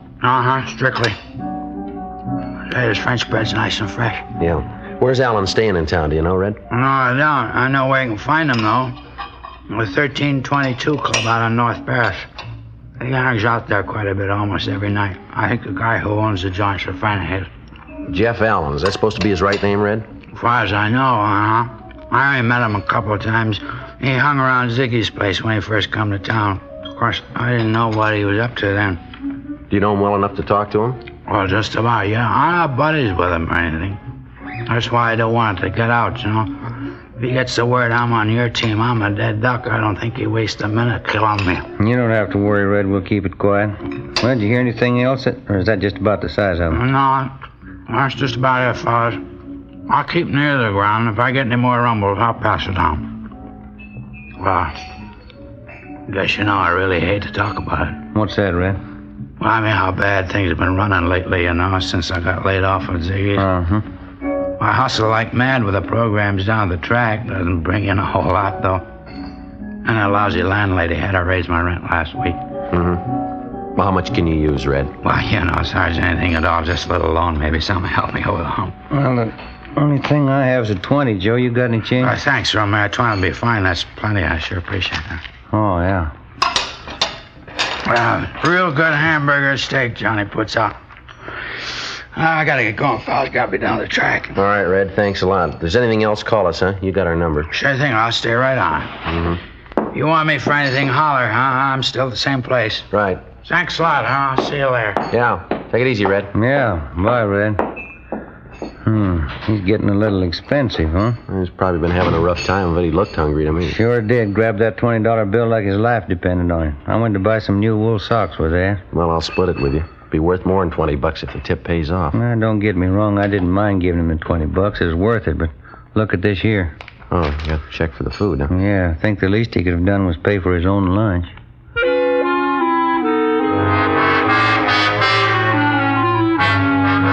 By and large, the character of the informant, in fact or fiction, isn't generally regarded with too much sympathy. To most people, the informant's nothing more than a stool pigeon, a squealer, somebody who, by the very act of informing, commits a sin against a supposedly popular unwritten law. Well, it's obvious that this isn't always so, because in the interests of law enforcement and justice, which means the betterment of the community, the informant very often plays a major role. Year after year, informants are responsible for the apprehension and conviction of many hundreds of criminals, people who rob and cheat and commit murder, crimes that are obviously far deadlier than informing. As for the mechanics of law enforcement at the level of the working detective, the informant is considered virtually indispensable. It's been said before by peace officers, and it'll probably be said again quite a few times. If your job is catching criminals and enforcing the law, this is the first rule you have to learn. The working detective is no better than his informants. 2:12 p.m. Ben and I had no idea if the information we'd gotten from Red Smalley was authentic or not, but it had to be checked out. We went back to the office and had Frank Cunningham and R&I check on Jeff Allen. We also had the stats office make a run for us on suspects with similar M.O.s. Then we started to page through reports of burglaries which had occurred throughout the city during the past 3 months. No. How you doing over there? Anything at all? Not too much. Wait a minute, maybe. This might be one of them. Here, let me see. Home in Hollenbeck Park neighborhood. Burglar's M.O. matches out in a time element, too. Happened 6 weeks ago. Window on the second floor of the house was pried open. They took furs and money, $23. Uh-huh. That the only one you found? Another one here I took out a minute ago. M.O.'s pretty much the same on this one, too. Only thing different is the night of the week it happened on. This one's a Thursday. That one there's a Sunday. Yeah, checks out pretty close otherwise. The only one thing I can't figure. What's that? Well, Alan's supposed to have been in the city for at least 6 months. According to Red, he's working a job maybe once a week, once every 10 days or so. Now, you got 2 reports there that match his M.O. here. I picked out 2 more from that other pile. Seems to me if he's been working in town for a couple of months, there ought to be more than 4 reports on him, shouldn't there? I got it. Burglar in Merrill. Oh, yeah, Frank. Jeff Allen. That so? Oh, you have, huh? Okay, right, Frank, thank you. Yeah? R&I got a make on Allen. He's had one arrest here 4 years ago on a vag charge. He's a loser out of Michigan. Fell for burglary. Never been picked up for burglary here, though. He isn't registered. And that's all, huh? That's it. Doesn't seem to gel right to me, does it to you? A lot of loose ends to figure out. I wonder if Red was handing us a line on this thing. Why would he? Well, maybe he needed that $20 touch. Maybe this Jeff Allen's an old pal of his. Red had a falling out with him. He wants to get even with him, I suppose. It's possible, I guess. I don't know. Hi, Joe. Ben? Oh, hello, Jim. Tabor, what do you say? What's with you? You still on that stakeout south end of town? Yeah, 3rd week. Sure getting dull. You two look busy. What's all this? Oh, we got a tip on some prowler artist trying to get a line on him. Take a look at this 3.1, will you, Jim? You run into any jobs recently that stack up like this in here? Let's see. We're shooting in the dark on it so far. I don't know if we got anything or not. I'd say you got it. Burglary report in 77th Division this morning. Happened to check it when I was out there. Same M.O. as this? Same everything. 4:55 p.m. Ben and I went down the hall to the record bureau and picked up a couple of mugshots of the suspect, Jefferson Allen. Then we drove out to the 1322 Club on North Ferris Avenue in the Silver Lake District, the neighborhood bar where Allen spent most of his time, according to our informant, Red Smalley. We staked out in the car down the street where we could keep an eye on the front door to the bar and still not look suspicious. Between 5 and 7:30 p.m., we watched at least 24 customers entering or leaving the bar, but none of them came close to Allen's description. 8 p.m., nothing. By the time we were relieved on stakeout at 11 p.m., Allen still had failed to show. Late the following afternoon, we were back at the same spot, watching for a sign of the suspect. 6:48 p.m. How you fixed for smokes? Oh, I think I got a couple left. Yeah, here you go. Oh, thanks. KGPL Los Angeles. I got a light here. Yeah. 11A, 6th Spring. 11A, 6th Spring. Hey, have a look, Joe. Gray hat, dark suit. Just came out of the bar. Yeah, it's coming this way. Yeah, I'll buy it. That's him. Getting in that blue sedan. All right, don't press him. Let's give him a good lead. Right. He's getting in. What do you think, Joe? Let's wait a minute. Yeah, okay, we're clear. All right. You got him spotted? Yeah, no trouble. That's a funny one, huh? Wonder why we didn't see him go in the bar. I don't know. Might be a delivery entrance in the back of the place we could have missed. Can you make out that license number? Yeah, can you pull out just a little? Yeah. That's good. Yeah, let's see. 7 Tom 7 972. I better check it. 80K to Control 1. 80K to Control 1. Control 1 to 80K. Go ahead. Control 1, request rolling make and DMV on 7 Tom 7 972. That's 7 Tom 7 972. Control 1 to 80K. Roger. Stand by. KMA 367. Doesn't seem to be in any great hurry. Barely poking along. Where is he now? I can't see. Just turn right onto Bronson. I want to give him plenty of lead. Yeah. That's him up ahead there. He's picking up speed. Now don't lose him. Right. Control 1 to 80K. Control 1 to 80K. Come in, please. Here we go. 80K to Control 1. Go ahead. 7 Tom 7972. The car is registered to D. Denver J. John Carpenter, 1322 North Ferris Avenue, Los Angeles. 80K to Control 1. Roger. KMA 367. Carpenter. Same guy that owns the bar, isn't it? His Allen must know him pretty well. Well enough to use his car. Wonder what the pitch is there.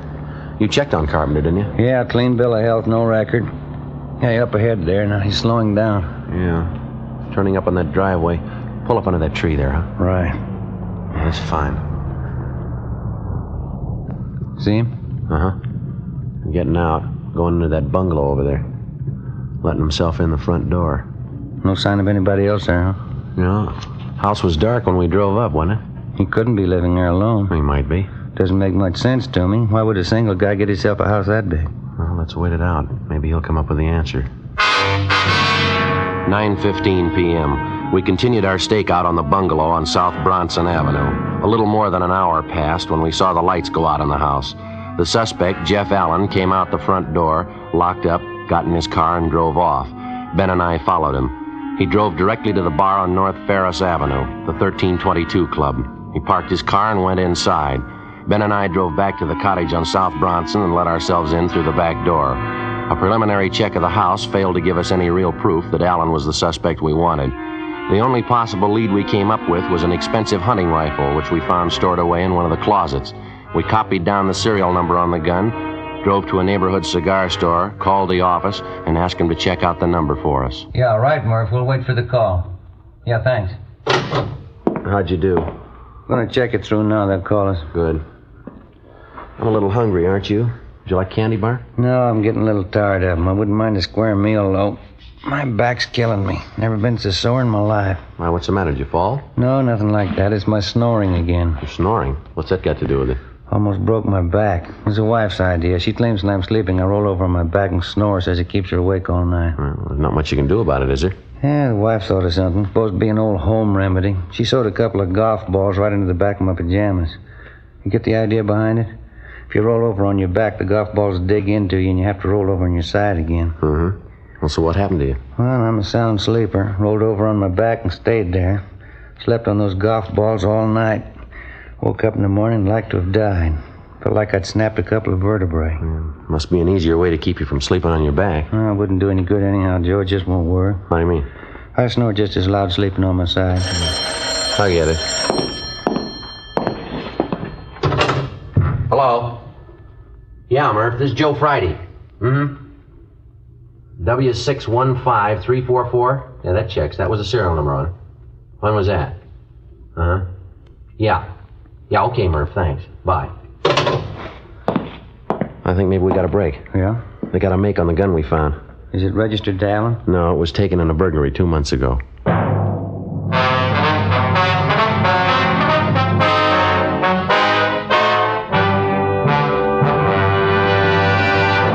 You are listening to Dragnet, authentic stories of your police force in action. Millions heard it, yet only 46 have written. Starting on Dragnet over a month and a half ago, on September 20th to be exact, Fatima made a special money-back offer to more than 10 million listeners. The results? Amazing. Millions heard it, yet only 46 have written. If you smoke king-size cigarettes, listen to Fatima's famous offer. Buy a pack of Fatimas. Enjoy their extra mildness and superbly blended tobaccos. If you're not convinced Fatima is better than the king-size cigarette you're now smoking, just return the pack and the unsmoked Fatimas before December 1st, and we'll give you your money back, plus postage. Fatima, Box 37, New York 1. Fatima's latest sales report shows Fatima sales up in every state in America. The month of October, coast to coast, actual figures show Fatima sales up 110%, or more than double. Yes, thousands and thousands of Americans are switching to king-size Fatima. So why wait? Switch to Fatima today. Extra mild. Best of all, king-size cigarettes.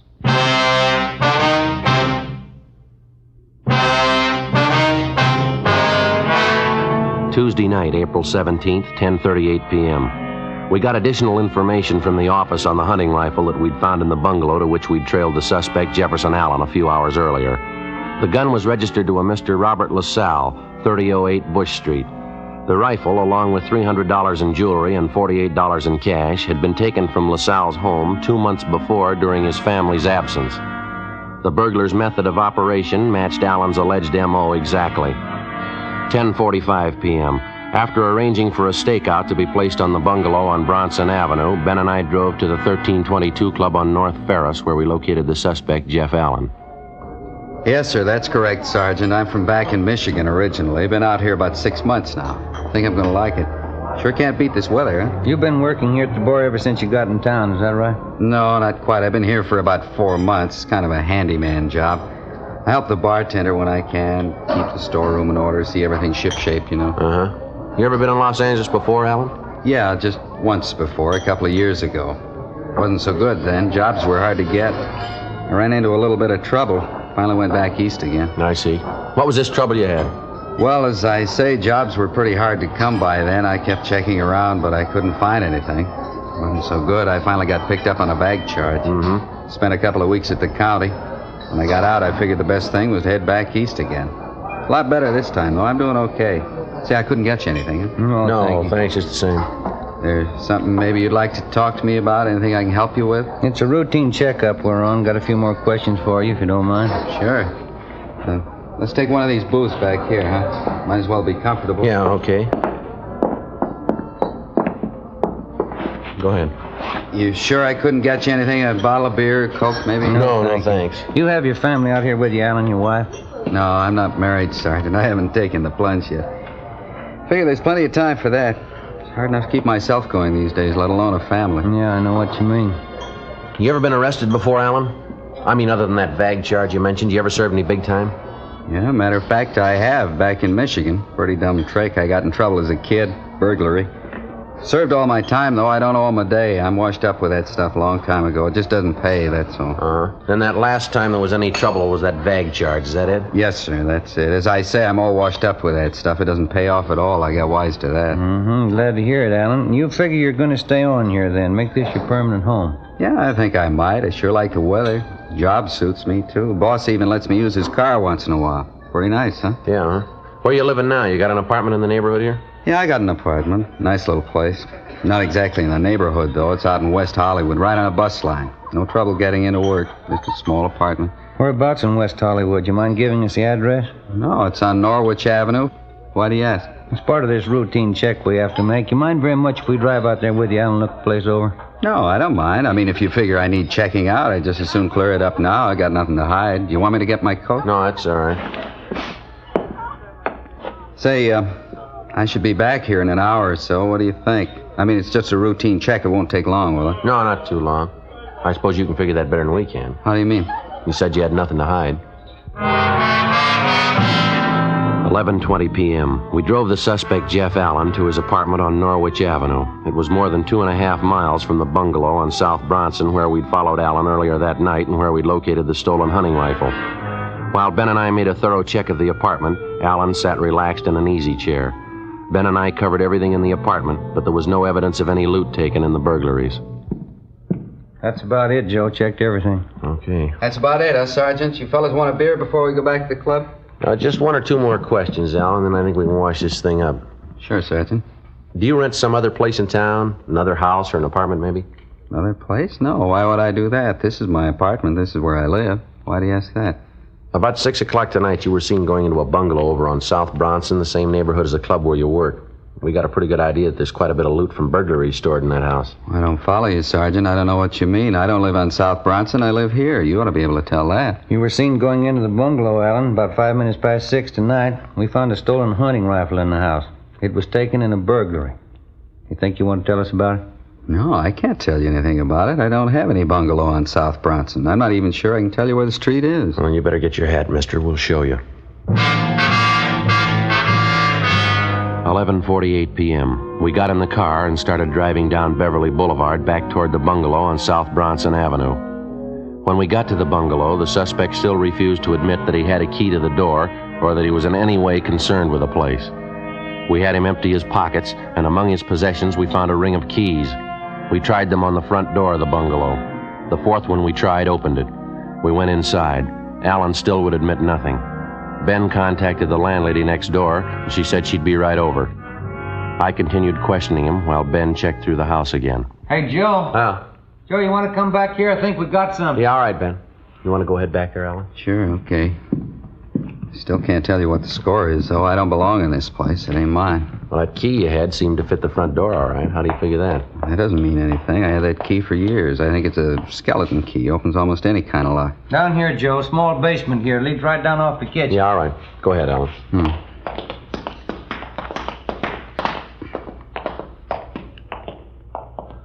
Have a look, Joe. Line of cupboards all the way around here. Check them for yourself. Yeah, all right. It's a pretty good haul. Furs, machinist tools.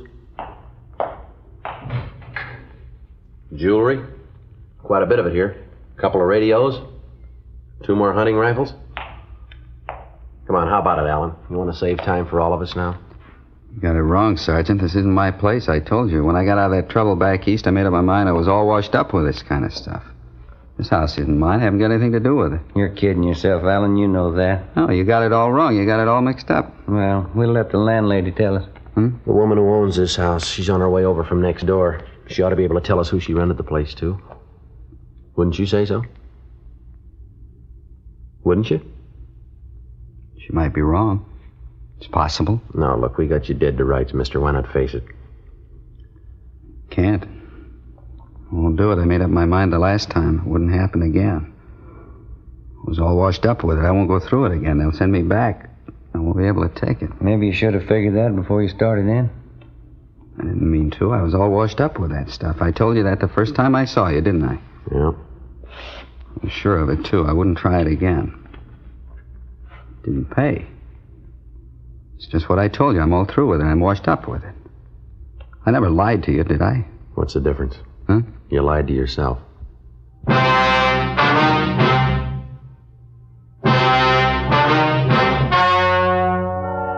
The story you have just heard was true. The names were changed to protect the innocent. On July 6th, trial was held in Superior Court, Department 86, City and County of Los Angeles, State of California. In a moment, the results of that trial. Now, here is our star, Jack Webb. Thank you. September. Fatima first made its famous money-back offer. Millions heard it, yet only 46 have written. October. Actual figures reported Fatima's sales up 110% coast to coast, or more than double. November. Thousands more switching to Fatima. So why wait? Buy Fatima. Best of all, king-size cigarettes. And Mr. Dealer, that's your cue for November. This month, with Thanksgiving and the holidays coming up, I know you'll want to get your full share of all the new Fatima business. Check your Fatima stock tomorrow. Make sure you can take care of the thousands of Americans who are switching to Fatima, insisting on Fatima quality.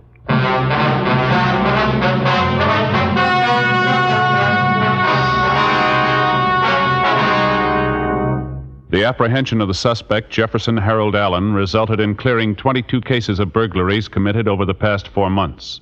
Allen was indicted on 22 counts of first-degree burglary and received sentence as prescribed by law. First-degree burglary is punishable by imprisonment in the state penitentiary for not less than 5 years. Ladies and gentlemen, only 2.6 patients out of every 100 reaching the most forward hospitals in Korea died later. The comparable figure in World War II was 4.5. According to official medical statements, the almost miraculous success in saving the lives of casualties is owing in part to the prompt use of blood plasma on the battlefield and whole blood in military hospitals. Whole blood reduces shock, a potential killer, and replaces blood lost through bleeding. In the treatment of many battle casualties, there's no substitute for blood. Every American who has given blood can and should feel he personally has contributed directly to the saving of the life of an American boy. This month, your country is short 300,000 pints of blood. Please give your blood and save a life.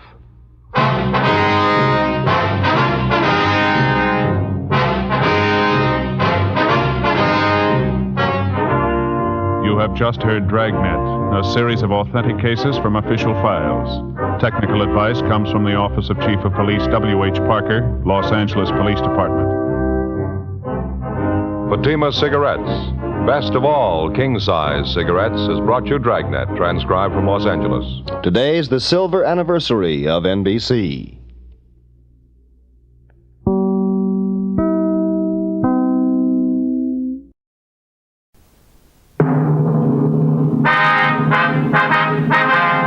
Sound off for Chesterfield. Chesterfield is best for you. First cigarette with premium quality in both regular and king size. Chesterfield brings you Dragnet.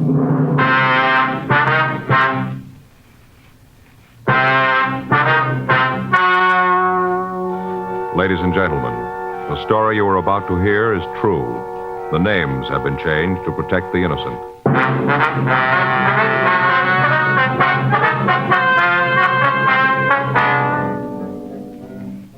You're a detective sergeant. You're assigned a robbery detail. A pair of hold-up men have been staging a series of robberies in your city. You have their description. You know their method of operation. Your job, get them.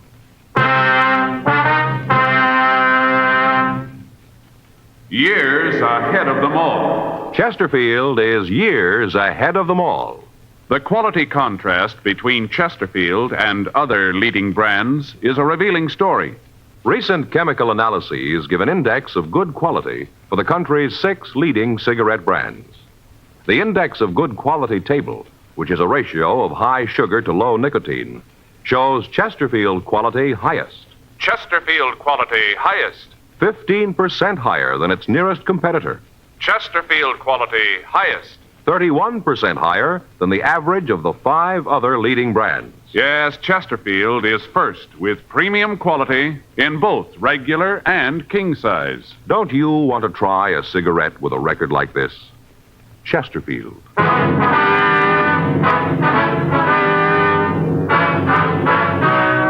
Dragnet, the documented drama of an actual crime. For the next 30 minutes, in cooperation with the Los Angeles Police Department, you will travel step by step on the side of the law through an actual case transcribed from official police files. From beginning to end, from crime to punishment, Dragnet is the story of your police force in action. It was Tuesday, September 6th. It was warm in Los Angeles. We were working the day watch out of robbery detail. My partner's Frank Smith. The boss is Captain Didion. My name's Friday. I was on my way into the office, and it was 8:02 a.m. when I got to room 27A. Robbery. Joe, is that you? Yeah. Did you just get in? Yeah, a couple of minutes ago. The last run from the stats office come in yet? No, I called them. They said it'd be about 10. Hey, you look kind of beat. Yeah, I had a little trouble sleeping last night. Huh? Went over this thing. Someplace the guys must have made a mistake. I can't figure it. Yeah, I've been trying to figure an angle, too. Saw the skipper this morning. What'd he say about it? Nothing. Asked how we were doing. I told him we had a couple of things cooking. He didn't say anything. Guess he's getting plenty of heat from the front office. His pills are getting bigger. Stomach's giving him trouble again, I guess. Yeah, he had some this morning. Looked big enough for a horse. I never saw such big pills, Joe. He could hardly swallow them. Purple, too. Well, 11 jobs in 3 months. All the same M.O., all the same descriptions. None of them add up to anything we can make. Yeah. Skipper said he had a call from the insurance company that underwrote the jewelry store they hit last Thursday. Yeah. Said the guy was real nasty. Said if we couldn't clean it up, he was going to the police commission to get some action that way. Robbery Friday. Who? Oh, yeah, Rod. Yeah, sure, I remember. How's it going? That's good. What? Yeah. Yeah, I guess we can come right down. All right, sure. Okay, Rod, thanks. We'll be right there. You remember Rod Nealon, the guy we nailed for robbery 5 years ago? Nealon? Yeah, I know who you mean. He wants to see us. Says he's got some information. Yeah? About the guys we're after.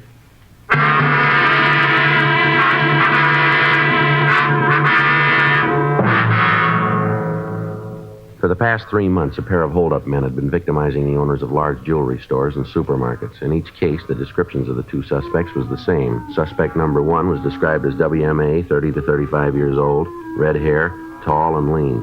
Suspect number 2 was described as WMA, 25 to 30 years old, 5'7", 120 pounds. Victims reported that the larger of the 2 bandits had a slight stutter, but neither of them had any visible marks or scars. In each instance, the method of operation the bandits used was the same. The 2 men would enter the store at about 10 a.m. The smaller of the 2 thieves would ask to use the telephone. He'd go to the rear of the store, and there he would produce a .32 caliber automatic. The other man would pull a sawed-off shotgun, and together, the 2 of them would tape the victim's hands and feet and lock them in a rear room. Then they'd rifle the safe and leave. None of the victims could tell us if the pair used a car. Everyone concerned had been shown mug books, but they were unable to make an identification. The M.O. had been run through the stats office, but after the possibles had been checked out, we had nothing. Communications had been gotten off to George Brereton up at CII, Sacramento, but they were unable to help us in making an identification. For 3 months, the holdup men were able to hit where they wanted and when they wanted. It seemed as if we were unable to stop them. All sources of information had been checked, but they netted us no new leads. 8:25 a.m., Frank and I drove over to see Rod Nealon. He worked in a small machine shop on South La Brea. He checked with the shop foreman and got permission to talk to us. He led us to a small lunch stand around the corner from the shop. We ordered a cup of coffee, and Rod told us why he'd called. I got to reading the papers, read about these holdups, and figured maybe I could give you guys a hand. We can use it, Rod. You guys were pretty nice to me when I got picked up. Sort of figure I owe you a favor. Well, what's the information you got, Rod? Well, I was in the bar the other night. See, Friday night, place down on 3rd, having a beer. Yeah. Well, I sat there for a little bit, chewing up a storm with a bartender, and these two guys come in. Got a girl with them. Uh-huh. Well, the three of them go over to a booth, sit down and order drinks. I didn't pay much attention to them. It's none of my business. Yeah, go ahead. Well, when they put in their order, bartender and me got kind of laughing about it. Why is that? Well, the two guys ordered bourbon, but the girl ordered one of those weird mixed things, cream de menthe and cream de cocoa and chopped up ice. Real weird. Well, I looked over at her. Usually the only people who ordered things like that are young kids. I asked the bartender about it. Yeah. He said that's all the girl ever ordered. Said they came in all the time, steady customers. Well, what makes you think the other ones were after, Rod? Well, the way they looked and acted. Two fellas were loaded with money, had a roll that'd choke a horse. Right then, I didn't think much about it. Figured maybe they were just trying to impress the girl, Mm-hmm. Didn't really think much about it then. On the way home, I stopped and picked up a morning paper. I read about the robberies. I noticed the descriptions you had on them. Fit the two guys in the bar to a T. Tall, redhead, short, dark fella. The big one even had that stutter. You got any names on these two fellas? No, I didn't hear anything. Not from them, anyway. I asked the bartender. He said the big one was called Chet and the little guy's named Vince. He didn't know much about them, just said they came in a lot and had a lot of money to spend. Any idea where they live? No, I don't think he knew. How about a car? Did you see one? No, like I said, I was there when they came in, and I left before they did. If I'd known what the bit was, I'd have stuck around and tried to get some more information for you. I didn't even figure it until I got home and saw the papers. You heard anything around about the two men? Not a thing. That's straight, too. I'm carrying a lunch bucket now. I got a job, and I keep my nose out of trouble. I had enough jail. I don't want any more of it. Well, that's good to hear, Rod. I learned. No more. It's tough to learn it that way, but I guess there ain't no other. Now, sir, I'm clean. I'm going to stay that way. Like I said, though, you guys were nice to me. You gave me a break. I want to help you out. Sort of say thanks. Yeah, Rod, and we appreciate it, too. You know that. Listen, anything I can do, I'm with you, fellas. Where is this bar? It's a place on 3rd called Tad's. It's a little joint. Yeah, we know it. Most of the guys come in are there for contact, trying to set something up. Mm-hmm. Well, that's just it, Rod. What do you mean? Well, I think that if Frank and I walk into the place, somebody will make us sure we're known there. We'll burn the place, lose the two men. I guess so. Well, you want me to hang around there? Keep you posted? Let you know what the guys are doing? Well, that's kind of up to you, Rod. They found out I was playing footsie with you. They'd nail me sure. You know that. Well, we'll give you all the help we can if you want to do it. It's going to be a little expensive sitting in there. Can't just sit without ordering something, Yeah. Well, here's $10. That ought to keep you going for a while. Yeah, it will for a while. What do you want me to find out? Well, get an address if you can. Find out where these guys work, what they do for a living, if they own a car. Get the license number if you can. Who the girl is, where she lives. Just as much as you can, Okay, how'll I get back to you? Well, we'll be around. You won't have to look far. I hope not. Those two guys get onto me, I got big trouble, Well, you don't have to do this if you don't want to, Rod. Well, I want to. You guys have helped me plenty of times. Maybe I can kind of pay you back this way. I know I don't have to do it, Joe. It was my idea. It's okay by me if you guys will stay close. We will, Rod. Well, let's put it this way. You guys just stay close by. I'm 37. I got 28 years to go. Yeah. I want to be around for that Social Security.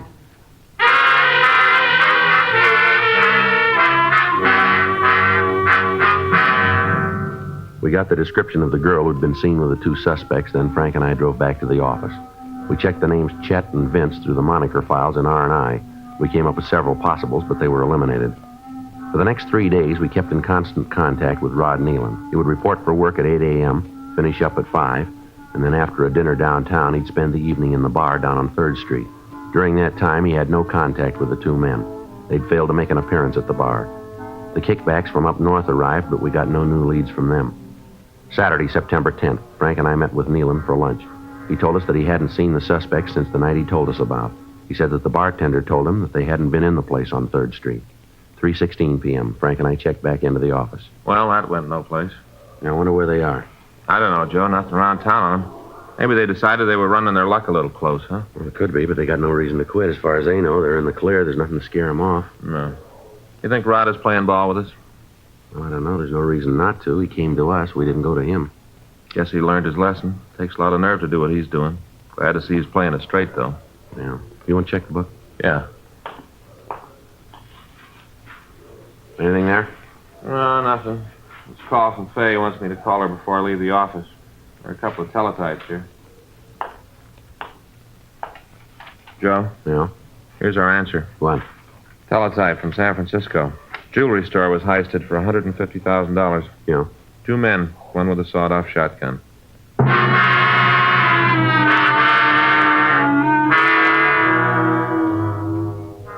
We sent a teletype to San Francisco immediately, asking for full details on the holdup. The answer gave the M.O. that the 2 thieves had used and their descriptions. In every detail, the operation matched that of the 2 men we were looking for. We put in a call to Rod Nealon, but we found that he hadn't reported for work that day. Frank and I drove out to his apartment, but his landlady told us that she hadn't seen him since the day before. Frank and I checked the places where he ate and where he spent his time when he wasn't working. None of his friends had seen him. We spent the next 2 days looking for him. From a bartender on 7th, we heard that Rod had been in the place on Sunday the night before, and at that time he'd been pretty drunk. The bartender said that he appeared frightened and nervous.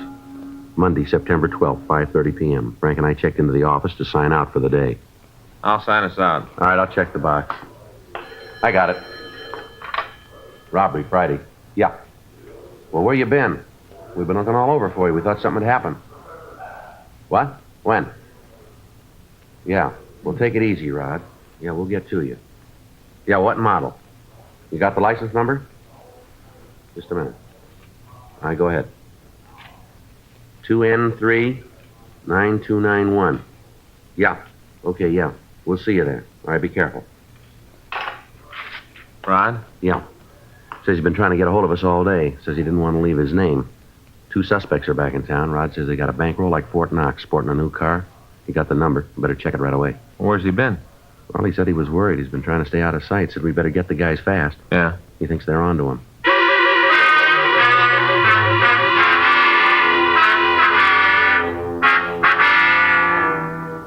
Our informant, Rod Nealon, told me on the phone that he'd been hiding for the last 2 days. He said that on the night the robbery suspects had gotten back into town, the bartender had let it drop to them that Rod had been asking questions. They'd started after him, and he'd been on a 2-day drunk trying to hide from him. He said that he'd tried to call us at the office several times, but he'd found that we weren't in. He was reluctant to leave his name or a message for fear that the 2 hoodlums might in some way find out about it. Frank drove over to his apartment, but found that he wasn't there. When I'd spoken to him on the phone, he told me that he'd wait there until we could pick him up. The landlady at his place hadn't seen him and told Frank that she didn't even know that Rod was in the building.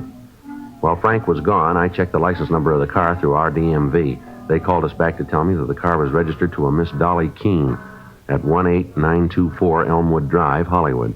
Frank got back to the office, and we drove out to see the girl.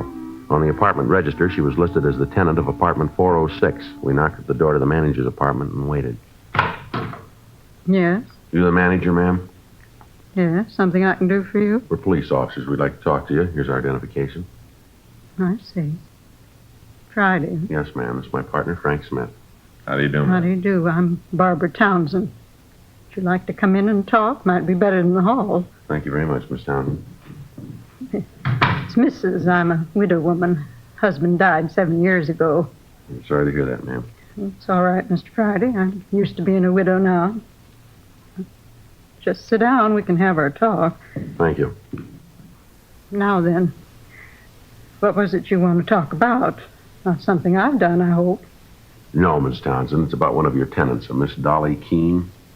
Oh, that one. Might have known it. Why'd you say that, ma'am? Oh, just because. I always knew she was going to cause trouble here. I knew it. I told Sinbad about it. Told him a lot of times. Sinbad? Give us a description of the man. Tall man, over 6 feet, red hair. Had a kind of stutter. I never talked to him. I just heard him when they came in. My door's right near the front, you know. Yes, ma'am. Does she have any other friends in the building, ma'am? Do you know? Oh, no. Isn't anybody in the building likes her. Well, except that Mr. Newton on the 2nd floor. He's kind of flighty. Impressed with a pretty girl, you know. but she's not friendly with anybody. She have any visitors? Anyone who came to see her? Just her boyfriend, the red-headed one. And then there was the other one. I don't think he was a friend of hers, though. What other one's that, ma'am? He was a little man, dark. I think he was a friend of the boyfriend. Seemed that way to me. Any of them drive a car, would you know? Well, I don't know about the others, but Miss Keene just got one. Brand new. 1953. Don't know where she got the money for it, but by golly, she's got the car. Uh-huh. She work, ma'am? I don't know. When she signed the lease, she told me that she was a designer for a clothing company out here. That's a fact. She's got mighty cushy hours. Seems to come and go whenever she pleases. But when'd she get the new car, do you know? It's a couple of days ago. She told me that she had to go out of town on some business. Wanted me to keep an eye on her apartment. She didn't have to tell me that. I'm the manager here. Of course I'm going to watch the place. Yes, ma'am. About the car, please. Oh, yeah. Well, she had it when she came back. Just drove up in it, smart as you please. Told me that she wanted a garage for it.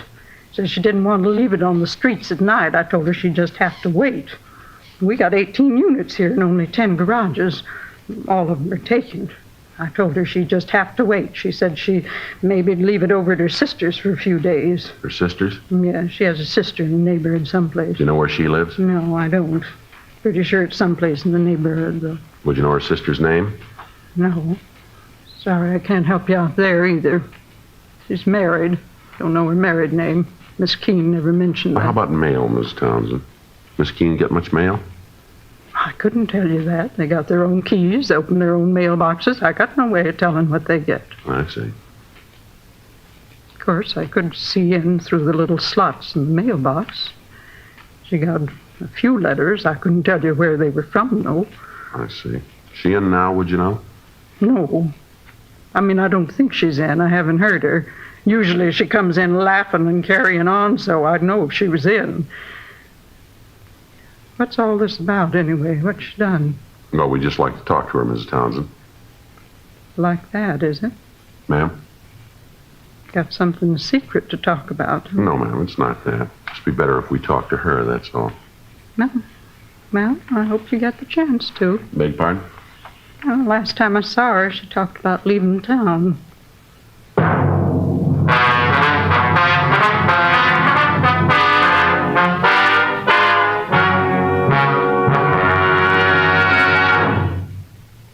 You are listening to Dragnet, the authentic story of your police force in action. Chesterfield is best for you. Listen to this report. It's a report never before made about a cigarette. Smoked day after day by a group of people smoking from 10 to 40 cigarettes a day for a full year. Here's Chesterfield's record. A medical specialist, giving this group thorough examinations every 2 months for a full year, reports no adverse effects to their nose, throat, and sinuses from smoking Chesterfields. Don't you want to try a cigarette with a record like that? You'll find Chesterfield's best for you. They're much milder, with an extraordinarily good taste. And for your pocketbook, Chesterfield is America's best cigarette buy.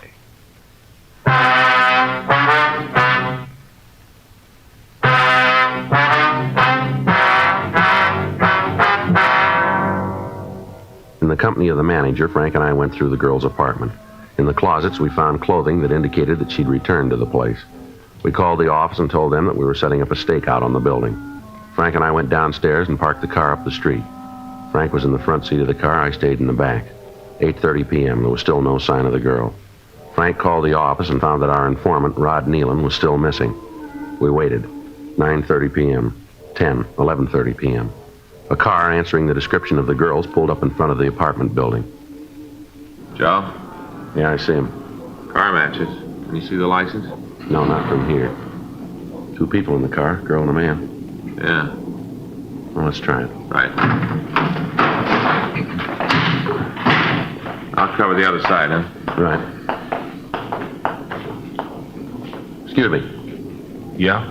What is it? I'd like to see your identification, please.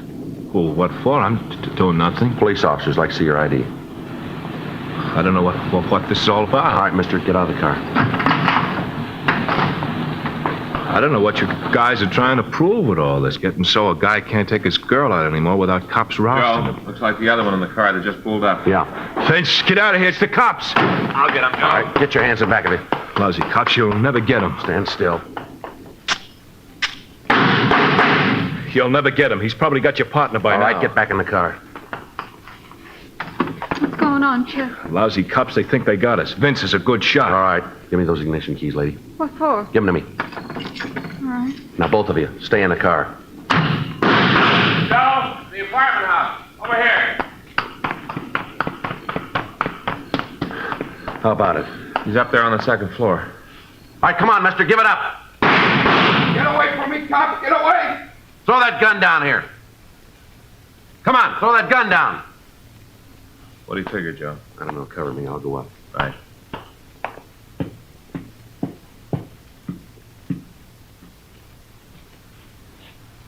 How about it? I don't see him. Stop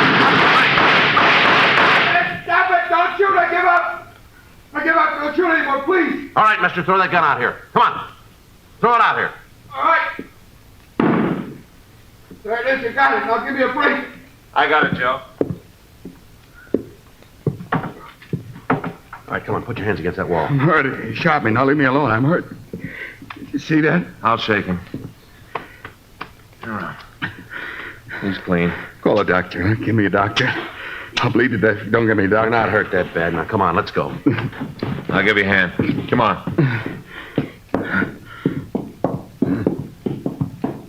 All right, come on. What's all the shooting about? Oh, shot him, huh? Yes, ma'am. I better call Georgia Street, Frank. Get the other ones in the car. Yeah, I'll stay here with this one. Frank? What's the matter? Something wrong? Yeah, I gotta get out of broadcast. They're gone.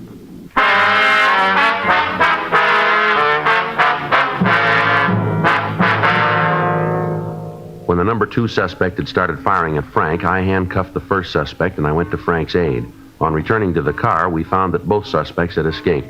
The man was still handcuffed, so moving around would be difficult for him. A broadcast was gotten out to all units in the area on the 2 escaped suspects. The car they'd driven was still parked out in front of the apartment. An ambulance arrived and removed the wounded suspect to the county hospital. Before he was taken away, he gave us the names of his 2 accomplices, a Chester Rayburn and Dolly Keene. We called the office and told him what had happened. Additional teams of men were sent out to help us canvass the area. Frank and I went through the personal effects of Dolly Keene. In a desk drawer, we found a telephone book, and one of the numbers in the book bore the name Sis. It gave a telephone number and an address 3 blocks from the apartment house. We got in touch with Captain Didion and informed him of the developments. Additional men from Metro Division were sent out to cover the address listed in the telephone book. Captain Didion also told us that our informant, Rod Nealon, had been found in a rooming house on 3rd Street where he'd been hiding since the 2 bandits had gotten back into town. He was placed in protective custody. Frank and I went over to the sister's apartment. Yeah, what do you want? Police officers. You Patricia Saxon? Yeah, so what? Want to look at your apartment? What for? There's nothing here means anything to you. Sister been here tonight? No. Haven't seen her last couple of days. Anyone here with you? No. We're going to have to look. Yeah, maybe I don't want you to. That's tough, lady. All right, let's shake it down, Frank. Yeah. There's no one here. Isn't anybody with me?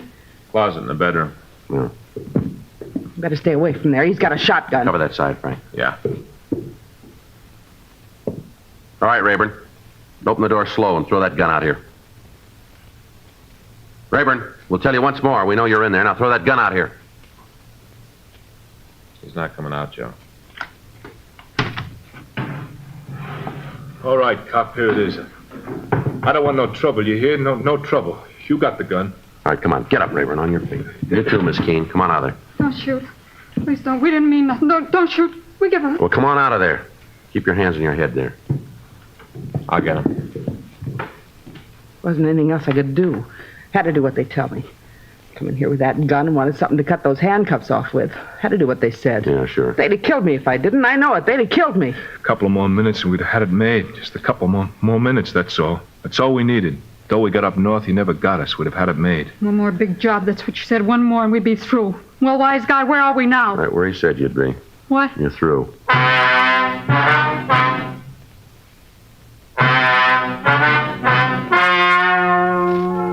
The story you've just heard was true. The names were changed to protect the innocent. On January 18th, trial was held in Department 87, Superior Court of the State of California, in and for the County of Los Angeles. In a moment, the results of that trial. Now, here is our star, Jack Webb. Thank you, George Fenneman. Did you know that Chesterfield shows up year after year as first choice of young America? Now, that's based on a survey made in 274 colleges and universities. The reason is we're first with premium quality in both regular and king size. Chesterfield. It's a good, mild smoke with a wonderful taste.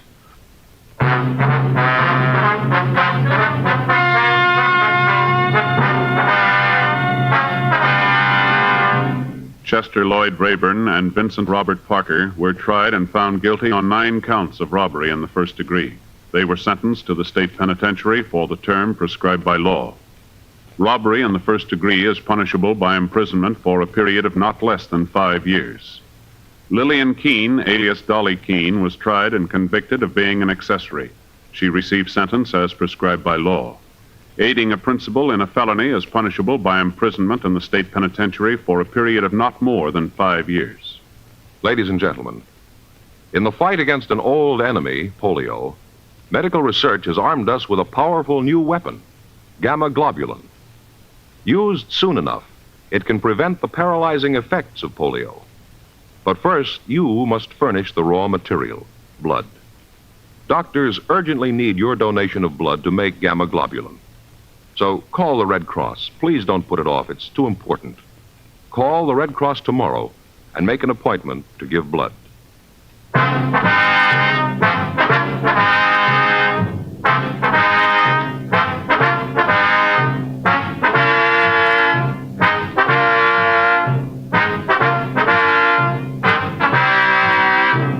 Just heard Dragnet, a series of authentic cases from official files. Technical advice comes from the Office of Chief of Police W.H. Parker, Los Angeles Police Department. Technical advisors, Captain Jack Donahoe, Sergeant Marty Wynn, Sergeant Vance Brasher. Heard tonight were Ben Alexander, Peggy Weber, Peter Leeds. Script by John Robinson. Music by Walter Schumann. Hal Gibney speaking.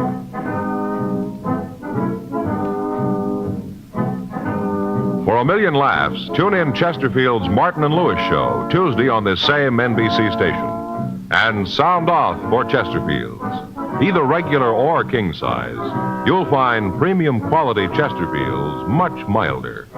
Chesterfield is best for you. Chesterfield has brought you Dragnet, transcribed from Los Angeles.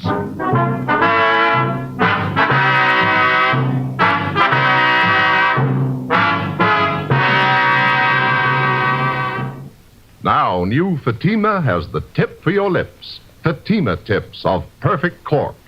King size for natural filtering. Fatima quality for a much better flavor and aroma. So remember, new Fatima has the tip for your lips. Fatima. See how smooth they are. Remember, Fatima is made by the makers of Chesterfield, Liggett and Myers, one of tobacco's most respected names.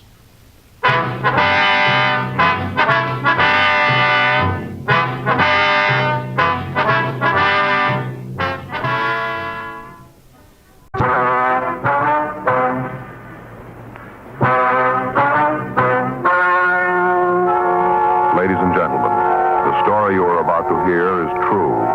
The names have been changed to protect the innocent. Dragnet.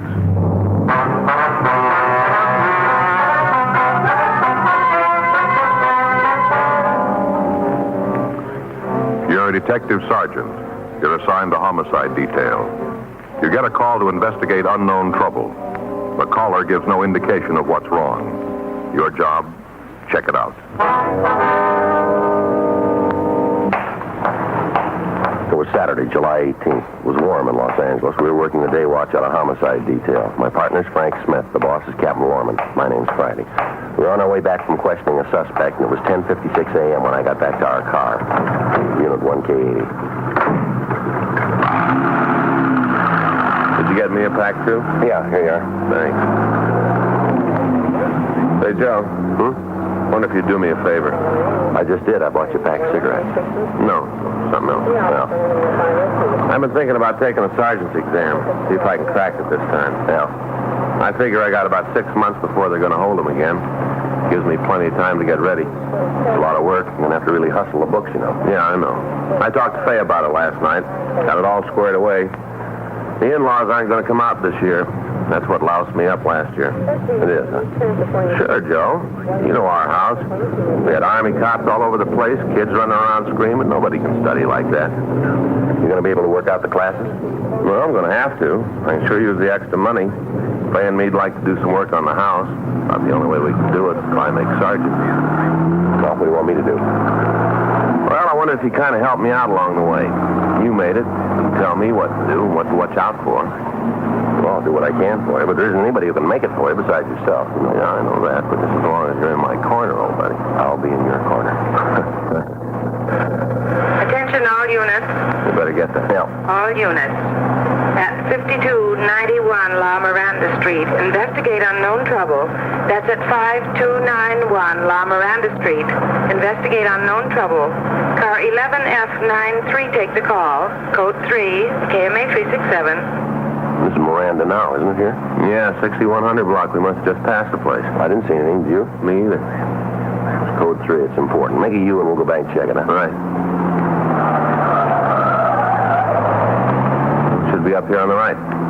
Mm-hmm. 5800, couple blocks up there. Take it easy, you should be in here. Yeah. Doesn't look like there's any trouble. Think this is it? You want to pull up? Yeah. At the back of the court. 5291. There's nothing going on. Yeah. Well, maybe I better verify that address, huh? Yeah. 1K80 to Control 1. Control 1 to 1K80, go ahead. Would you repeat the address on the call to La Miranda Street? Stand by, 1K80. See anything? No. There's probably some kids having a time. Yeah. Control 1 to 1K80. That address is 5291 La Miranda. 5291 La Miranda. Roger, Control 1. 1K80, code 6 at that address. KMA 367. Well, this is it. We better check it out, huh? No.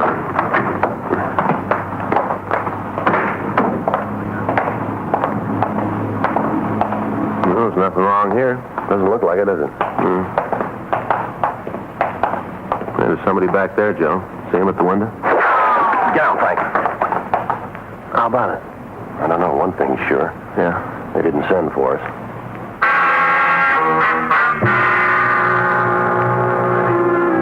The 5 units of the court were arranged in the shape of a U. 5291 was the building at the far end. In the center, running between the 2 wings, was a grass area. Large palm trees were growing at either end, and there was a wrought iron table and 4 chairs in the center of the area. From what we could see of the building the shot had come from, the only door was the one facing us. Frank and I ducked over to the left side of the court to the unit occupied by the manager. We waited on the porch until the felony car that had been assigned to the call arrived. While the officers from the unit covered the house, Frank and I went to the manager's place and talked to him. He identified himself as Marshal Rice. He appeared to be nervous and upset. I don't know why it should be so tough. You get him out of there. That's all I care about. Just get him out. What'd you say the man's name was? Dudley Gray. You the one who called the police? Yeah, I called him right after he took the first shot. I wasn't going to wait around for no repeat performance. Mm-hmm. You have any idea why he's doing this? Only one that makes any sense. What's that? He's wigged. Sir? Flipville. He's gone straight up. Did you talk to him this morning? Yeah, went back there about 8:30. Wanted to get some things straightened out. Sat and had a cup of coffee with him and Charlotte. Who's Charlotte? His wife. Real doll. She sure don't deserve to come up with a flip like him. How'd he seem then? You mean when I talked to him? That's right. All right, I didn't notice anything. If I had, I'd have called you then instead of waiting for this to happen. And what'd you talk about? Well, different things. We've been planning on doing a little remodeling, painting papers. Yeah. Dudley's been helping me. Lost his job a couple of months ago. Since then, he's just been sitting around watching the TV. Not doing liquor work. So I asked him to give me a hand with a redecorating. Guy's already 6 weeks behind in his rent. Just goes to show. Well, you try to be nice to a guy, try to give him a hand, what happens? He kicks you. He's no good. He's no good at all. You'll find out when he comes out. You'll see then. How long have they lived here? It's been a couple of years. You need the exact date they moved in? No, sir, not right now. You ever had any trouble with him before this? Nothing like this, that's for sure. But you have had trouble, huh? Well, sure. Just try to live together and not have a little beef now and then. What were the disagreements about? Different things. Sounds kind of silly when you talk about him. Well, it might help us get him out if we knew what caused this. Well, like he likes one baseball team, I like another. He don't like to fish, I don't like to hunt, things like that. Lay him out in the sun, they just dry right up. Silly little thing. Anything else? Well, I guess I might as well tell you. You'll find out anyway. What's that? Oh, Dudley thought there was something between Charlotte and me. Of course, there wasn't, but you just couldn't convince him he was off base. Wasn't anything could convince him. He said something about that this morning, did he? Yeah, we were just sitting there talking about how he ought to help me out with a painting. Charlotte said he should. All of a sudden, he got this kind of wild look in his eye. Told me he knew all about me and his wife. That I wasn't fooling anybody. Well, we just sat there. Didn't know what to think. Picked up his coffee cup and flung it across the room. Smashed it against the wall. Coffee all over the place. Streaming down the walls. Ruined the paint. Told me to get out of the house and leave Charlotte alone. Said if he ever saw me talking to her again, he'd make me sorry I did. Well, what about his family now? Are they in the house? I'm pretty sure they ain't. Charlotte took the kids and left right after I did. I saw them walk out. You know where they went? No, I can't help you there. Does she have any people or friends in the neighborhood here? Not that I ever heard. Got a sister down in National City, but I don't think she went there. Why'd you say that? I didn't have no grips. She'd have gone there. She'd have taken clothes for the kids. Didn't have no grips when she left. Pretty sure she didn't go to National City. But you don't know where we can find her, huh? Not the least. Might have gone to a show till Dudley calms down. How do you figure to get him to come out? Well, we'll try to talk to him first, to reason with him. That ain't gonna do it. He hasn't got any reason left to do a thing like this. Well, we gotta try. You're gonna have to kill him. You just wait and see. That's the only way you're gonna get him out. Shoot the house full of holes and hope he gets in the middle. That's the only way. We hope so. You'll see. Something else you ought to know. Yeah, what's that? That gun he's got, the .22 rifle? Yeah. He's got a real thing about guns. Big collection. Rifles, pistols, automatics, a whole bunch of them. Yeah. And they all work. We got a description of Dudley Gray, and we called it into R&I. We found that he had no record in our files. We got in touch with Captain Lorman and filled him in. We requested that additional teams of men be dispatched with tear gas equipment and shotguns. The men from the felony unit covered the back of the house, while Frank and I covered the front. All of the other tenants of the court were instructed to stay indoors. 11:14 a.m. With Frank standing by, I went up to the porch to try and talk to Gray. Gray? Gray, I want to talk to you. I got nothing to say to you. Why don't you put the gun down and come on out here? You try to take this place, I'll kill you all. No reason for that. I know who you are. You don't have to try to kid me. I know you. The police officers, Gray. We want to help you. Yeah, you don't have to lie. You just want me to open the gates and let you and the rest of them in here. Well, you go back and tell the chief I won't do it. All right, come on out here, Gray. Put the gun down. Let's talk it over. I'm telling you, I got nothing to say. Come sneaking around here trying to get me to let you in. As soon as you're inside, you burn the place down, run off all the horses. Run off what? Yeah, aren't you the cagey one? Well, it won't work. Told you, I know who you are. You go tell the chief that it didn't work. Not one Indian's getting in here, not one. I'm going to defend this fort till the cavalry gets here. I'll show you. Division on the way right now. Gray, come on out here. We're on your side. We want to help you. That's a lie. You got different clothes on, but I still recognize you. You were scouting around here last week, I remember. Now you get out of here. Come on, Gray. Give us a break. Let's talk it over. Joe? Right with you. What about it? I don't know. He thinks he's in a fort. Told me he thought I was an Indian. You heard him. Yeah, I heard. From what the landlord says, he can hold out in there as long as he wants. Yeah. Maybe if we could find his wife, we might be able to come up with the answer. All right, I'll check with the rest of the neighbors, see if they can tell us anything. Okay, I'll go on back and try to talk to him. Well, wait a minute. Take it easy, Joe. He sounds pretty sick. Yeah. Check the boys in the back, will you, and see if there's any way of getting to him from there. Right.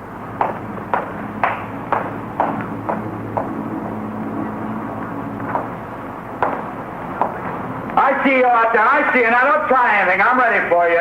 Sure you are, Gray. We couldn't put anything over on you. You bet you can. I'm too smart for you. How long do you think it'll be before the cavalry gets here, Gray? Should ride in a couple of days. Left Tucson day before yesterday. Should be here day after tomorrow. You're going to fix up the Indians then, won't you, Gray? Yeah, gonna make them sorry they ever tried this. Gray, how about letting us fight on your side? We'd sure like to be with you. You mean that? Sure, we'd like to be with a smart fellow like you. Not kidding. No. How can I know if I can trust you? Well, you can. I couldn't do anything that'd hurt you. I suppose not. Okay, come on in. I can use somebody to watch if the Indians start using fire arrows. Come on in.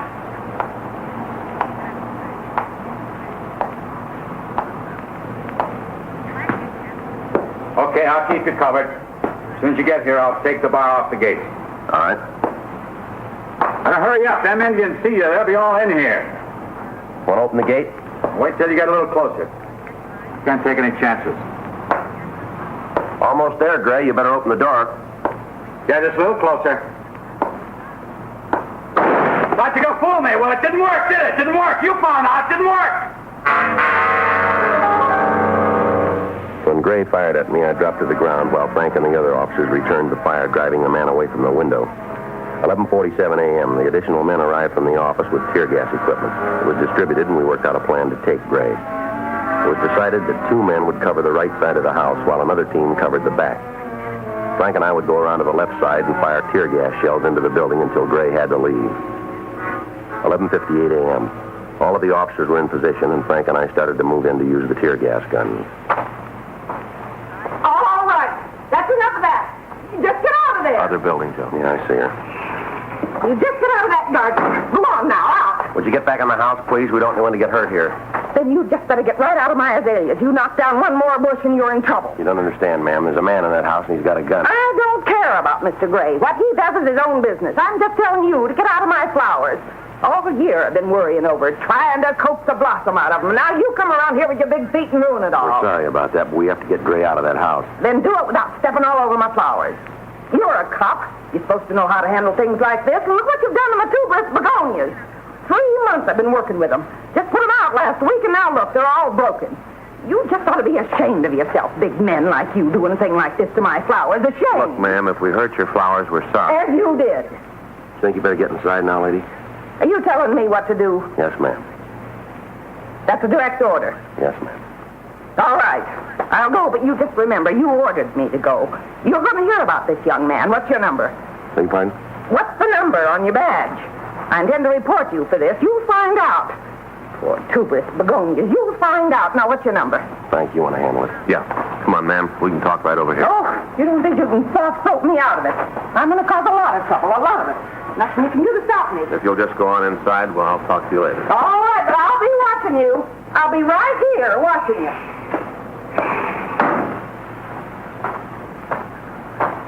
Well, there's one for you. Yeah, well, let's get on this. Right. Think we'll need the mask? Well, we shouldn't out here. How's it look out front? It's all right. Glendo and LaMonica are out there. Yeah. Whenever you're ready. That should bring them out. I'll get another one ready. Better hold it up. Here comes McCready. Right. Hey, hold it up, Joe. What do you got, Jack? Just found out. Yeah? Gray's wife and kids are in there with him.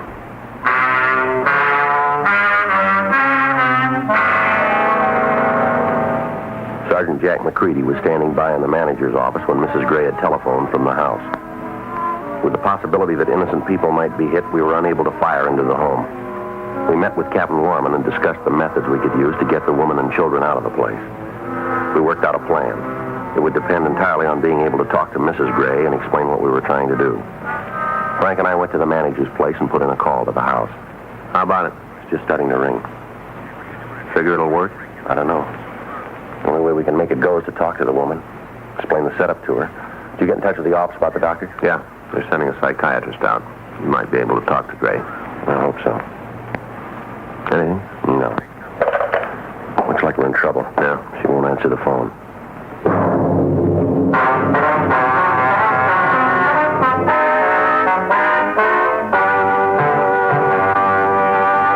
You are listening to Dragnet, the authentic story of your police force in action.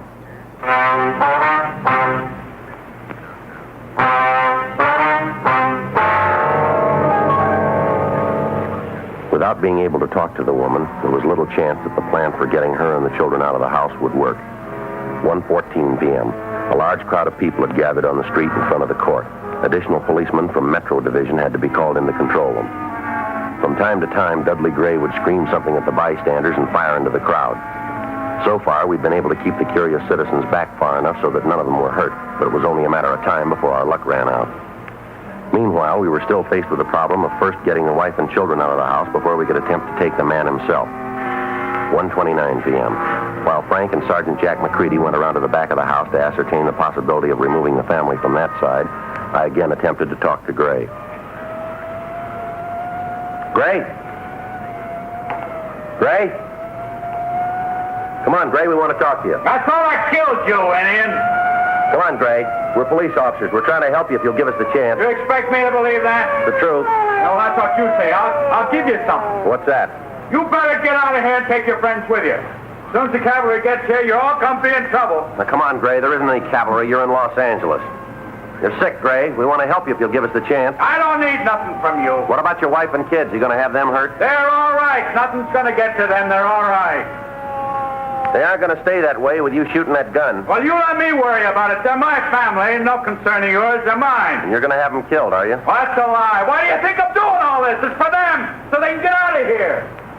I want a bunch of Indians swarming all over the place. It's for them I'm doing this. It's kind of hard to buy, Gray. It's hard to see what you're trying to protect them from. What do you think you are to tell me that? Don't you think I know what's going on? All the time sitting in here looking at you people trying to take things away from me. You don't think I know what's going on, huh? Well, you just save your breath, save everything. I know what's right. I know it, and I'm doing it. Tell you what, we'll make a deal with you, Gray. What kind of deal can you make? Let your wife and kids come out. Let us take care of them. Give us a chance to prove that we're on your side. You can't catch me with that one again. You tried once before, and it didn't work, remember? You tried once before. We didn't cause you any trouble. I don't believe anything you say. Might as well save your breath. All you Indians are tricky. You're not fooling me. What about all the people out there in the street? Well, what about them? You want to hurt them, too? Be real honest with you. One you got coming, but I'll be honest. All right. I don't much care. They're dumb enough to get caught in the middle of an Indian war. It's their tough luck. You've come close to shooting a couple of them, you know. Now tell them to go back to their homes. Leave the fighting to the men. Come on, Gray. Let's get together and talk things over out here. What do you say? Nothing doing. You get me out of the fort and you'll try something. I'm not falling for that. What? And what are you trying to do? I don't know what you're talking about, Gray. Don't try that with me. You're trying to break into the back of the place. Well, it won't work. I'll take care of you all. Joe, get out of there. All right. How about it? We're getting the gas equipment ready now. Yeah. We got his family out.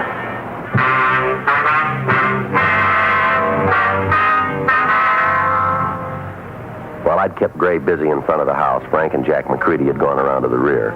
They'd found the room where Mrs. Gray and the children were hiding. By breaking a window, they'd been able to remove them from the house. The children were taken to one of the neighbors, and Mrs. Gray was waiting for me in the manager's place. Outside, the members of homicide detail were making preparations to get Dudley Gray out of the house. Thank God you got us out of there. I don't know how to tell you. It's all right now, Miss Gray. The children, where are they? They're next door. Don't worry about them. What about Dudley? What are you going to do about him? Well, we're trying to get him to come out of the house. You're going to have to shoot him? Well, that depends on how he wants it. Oh, he's sick, Sergeant. You know that. He doesn't know what he's doing. Sure, we know it, but your husband's in there taking pot shots at anybody who comes near him. Only a matter of time before somebody gets so close he can't miss.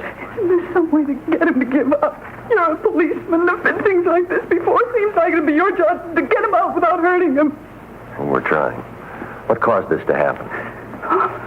A lot of things, Sergeant.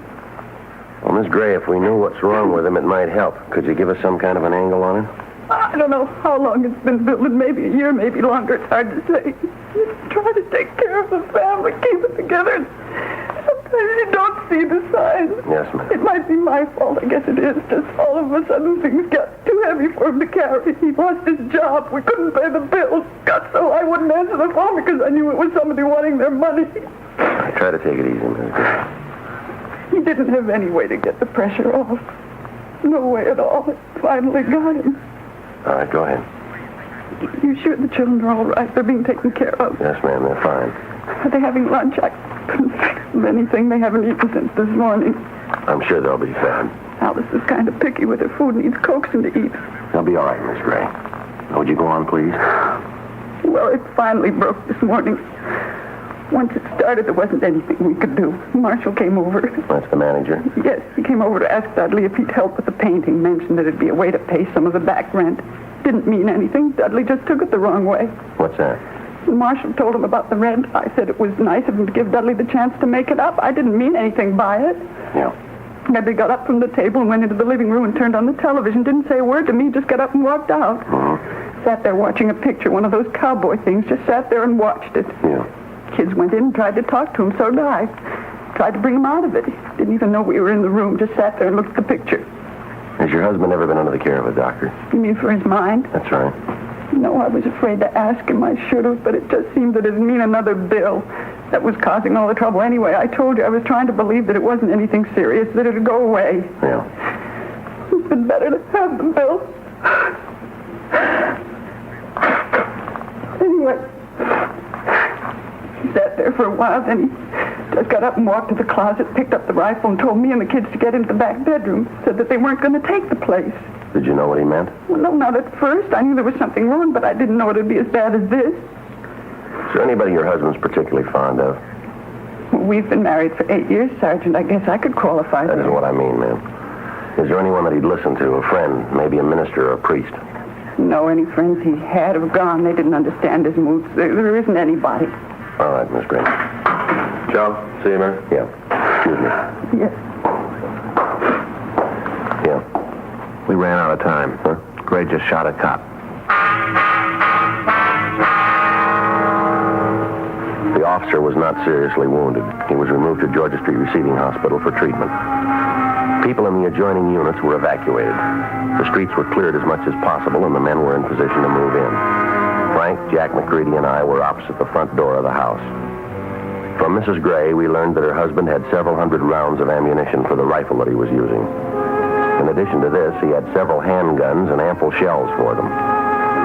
She told us that the other guns were located in a closet in the rear of the place. It was decided to pour tear gas into the back windows and try to keep Gray away from the other guns. Frank was armed with a sawed-off shotgun loaded with double-aught butt. McCready had a .45 caliber machine gun. The officers were in position and the signal was given. There go the gas guns. Yeah. They should be coming out pretty quick. Hope we can take them without killing them. We'll try. Gas is starting to come through the front windows. Go in. I quit. All right, throw the gun out, Gray. Throw the gun out. They won't do it. Come on, throw that gun out.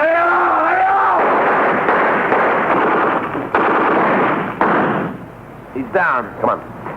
You still got the gun. Is he dead? No. You better get an ambulance. I'll take care of him. Is he dead? Did you kill him? No, ma'am. Oh, Dad, I should have known. I should have seen. He's going to be all right, Mrs. Gray. The doctor's on the way. He's sick. He didn't know what he was doing. That's all. He didn't know what he was doing. Yes, ma'am. He knows we love him. That's all that counts. We love him and want to take care of him. He didn't think anybody cared for him. That's what was wrong. He just didn't know. Yes, ma'am. Maybe when he gets well, you know everybody wasn't against him. You know people care. Don't you think that's all that's wrong? I wouldn't know, ma'am, but he took the hard way to find out.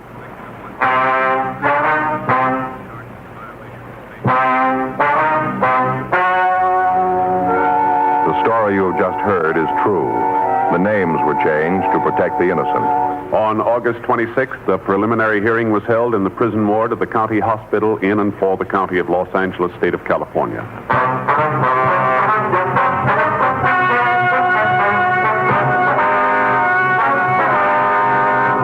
Dudley Peter Gray was held to answer charges of assault with intent to commit murder. He was examined by 3 psychiatrists appointed by the court and found to be insane.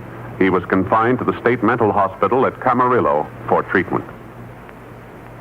You have just heard Dragnet, the authentic story of your police force in action, and starring Jack Webb, a presentation of the United States Armed Forces Radio Service.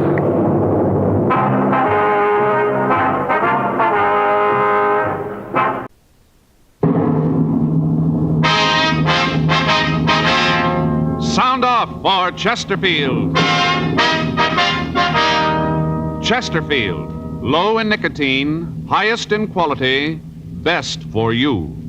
Chesterfield brings you Dragnet.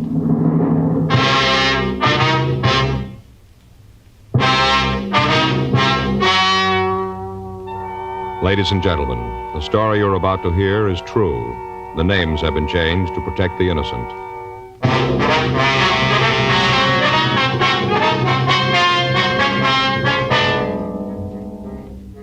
You're a detective sergeant. You're assigned a robbery detail. A hold-up man has robbed the owner of a neighborhood grocery store. The victim has been beaten unmercifully with a sawed-off shotgun. The assailant has escaped into the city without a trace. Your job? Find him. Smokers by the thousands are now changing to Chesterfield, the only cigarette ever to give you 1, proof of low nicotine, highest quality. 2, this proven record with smokers. No adverse effects to the nose, throat, and sinuses from smoking Chesterfield. Chesterfield, regular or king size, low in nicotine, highest in quality, best for you.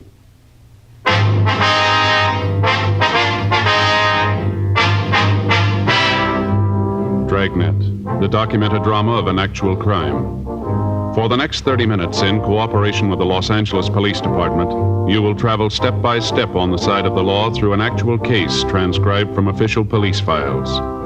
From beginning to end, from crime to punishment, Dragnet is the story of your police force in action.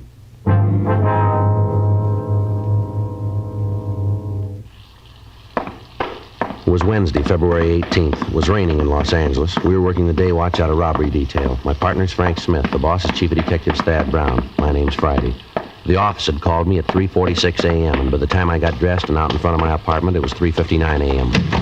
Frank was there waiting to pick me up. What's the best way to get there? Down the freeway, I guess, and cut over on the Liso, huh? All right. Who called you, the hospital or the office? The office. Said that Bailey had regained consciousness. We might be able to talk to him now. The rain's gonna slow us down. Well, I better use the light and siren, Frank. We may not have much time. Huh? The way the skipper put it to me on the phone. Yeah? They still don't know if Bailey's gonna live.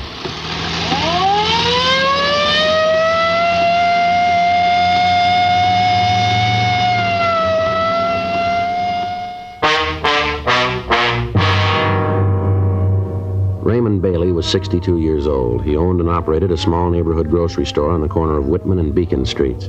2 days before, on Monday night, a man had entered the store and at the point of a sawed-off shotgun had robbed Bailey. After emptying the cash register and the safe, he'd slugged the elderly man with the barrel of the gun and he'd fled. Bailey had been rushed to Georgia Street Receiving Hospital and then transferred to the county hospital for treatment. For the past 2 days, he'd been under heavy sedative and he'd been in a coma. He was suffering from a skull fracture, cuts, and bruises. His condition was listed as critical, and we'd left word to be called the minute he regained consciousness. 4:26 a.m. We got to the hospital. We went up to the 4th floor. We met and talked with the doctor who'd been taking care of Bailey. He told us that the patient had just been given another shot to ease the pain and that he'd probably drop off to sleep. We went into the hospital room and walked over to the side of the bed. It was a few minutes before the old man started to talk. I'll tell you what I remember. All seemed kind of far away, like I read about it in a book. Not like it really happened to me. All right, sir, if you just tell it in your own words, if you can. What time is it? It's 4:45, Mr. Bailey. Who's that? I'm Frank Smith. You a policeman, too? Yes, sir. Oh, 4:45, huh? That day or night? It's in the morning, sir. I sure been out. If you'd tell us what happened, sir. How many of you are there in here? But just the two of us. Yeah. Way they got my head all bandaged, can't see. Say, officers. Yes, sir? Doctor said this is Wednesday. Is that true? Yes, sir, that's right. Wednesday the 18th. I can't figure where the time's gone. It can't be Wednesday. Why do you have to agree with him? Why don't you tell me for true? Well, sir, you've been asleep for a couple of days. Really? Yes, sir. Been pretty sick, huh? That's what they tell us. Seems like every time I turn around and give me another shot. Takes the pain away, but makes everything seem so far away, like nothing was really happening to me. Yes, sir, we understand. Think you could go on with the story? Oh, yeah. This fella came in Monday night. It was raining. Wasn't much business. I was figuring on closing when he came in. Took one of the carts and started to pick up stuff off the counter. Yes, sir. Well, the fella picked up a lot of stuff. Had a shopping bag with him, hung it on the cart. I figured that I'd have to check the bag when he got the check stand. We had a lot of shoplifting lately. I see. Well, after he looked the store over, he came up to the check stand. I checked out the stuff he had. Came to over $5. Oh, picked out all kinds of things, most of them imported. I see. These were all groceries, were they? Yes. I had the stuff, and it come to a little over $5. Oh, I got exactly how much. A little over $5. All right, sir. After I got everything all totaled up, well, I asked him if I could put it in a shopping bag for him. I didn't want to come right out and ask to see in it. After all, he might have just moved in the neighborhood, and I haven't got that many regulars that I can insult him. Yes, sir. That's when he pulled the gun. pulled it right out of the shopping bag. Now, you saw that it was a shotgun, did you? Yes, sir. Barrel was short. I guess it'd been sawed off. Mm-hmm. He pointed at me and told me to give him the money in the cash register. All right, sir. And then he told me to lay down on the floor and stay there for 5 minutes and not to move. Mm-hmm. I was going to do it. I wasn't going to give him any trouble. Money doesn't mean that much to me. You get to be my age, 62, and it's more important that you're alive than how much money you got. Yes, sir. A lot more important. Yes, sir. Well, I was just going to do like you said when Mrs. Colton came in the store. She's one of my regular customers, you know. I see. She saw the fellow with the gun, and she let out a scream. I tried to tell her to keep quiet, but before I could say much of anything, the fellow turned around and hit me with a gun.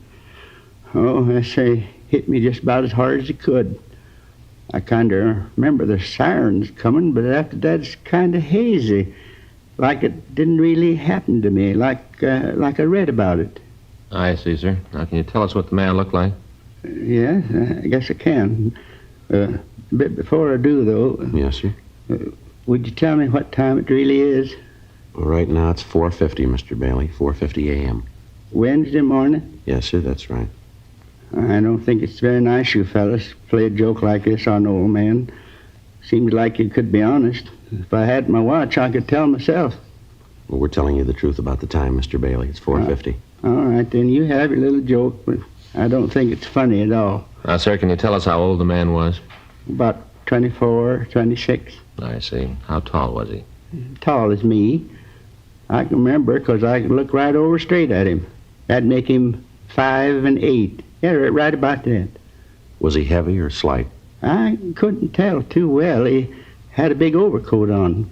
How about his coloring, his complexion? Oh, he's dark complected, had dark eyes. Do you remember what the color of his hair was? Well, I could just see at the temples. It was black. Yeah. He had this hat on, hat pulled down. Uh-huh. Was he clean shaven? Yes, he was. I'm sorry to have to ask you all these questions, but we have to get to the bottom of this. Did he have any marks or scars? Yes, sir. He had a little mole on the side of his nose. Just a small little one. Which side of his nose, would you remember? Well, when he was facing me, it was on the left, so that'd be on his right. Yeah, that's right, on the right side. I hope we're not tiring you too much, but was there anything different about the way he talked? An accent, something like that? No. Say, how about the things he picked up? You get any fingerprints from him? No, sir. He must have taken all the groceries with him. Would you know the man if you saw him again, Mr. Bailey? You just bet I would. I'd remember that face till my dying day. I won't ever forget it. Think you've ever seen this man before? No, sir, never did. Would you know if he drove a car? Well, I don't think so. He was so wet when he come in. He must have walked a ways. And like I said, his shoulders are just soaking wet. Yes, sir. We'd like to have you look at some pictures when you feel a little better, Mr. Bailey. You just bring 'em on. You got a picture of that young hoodlum, I'll know it. All right, sir. We're going to have to come back and see you. You ought to try to get some sleep now. We appreciate your cooperation here. Well, I suppose I should. Last couple of minutes, you fellas been getting a little further away from me. Seems like none of this is happening to me, just like I'm dreaming it. Oh, we'll be back to see you, sir. Is there anything you need? No, sir, not a thing. All right, fine. Thanks very much, and you get some rest now. Yeah, I'll try. Hey, one thing you could do for me. What's that, sir? Would you ask the nurse to come by? I think the joke is funny, but you fellas carried it on too far. I'd like to know what time it really is. All right, Mr. Bailey. We'll send her in. Thank you. Goodbye, sir. Goodbye. Goodbye. Pardon me, nurse. Yes? What if you check Mr. Bailey in there? He'd like to know what time it is. He's been asking the same question the last 2 days. He won't seem to believe any of us. Mm-hmm.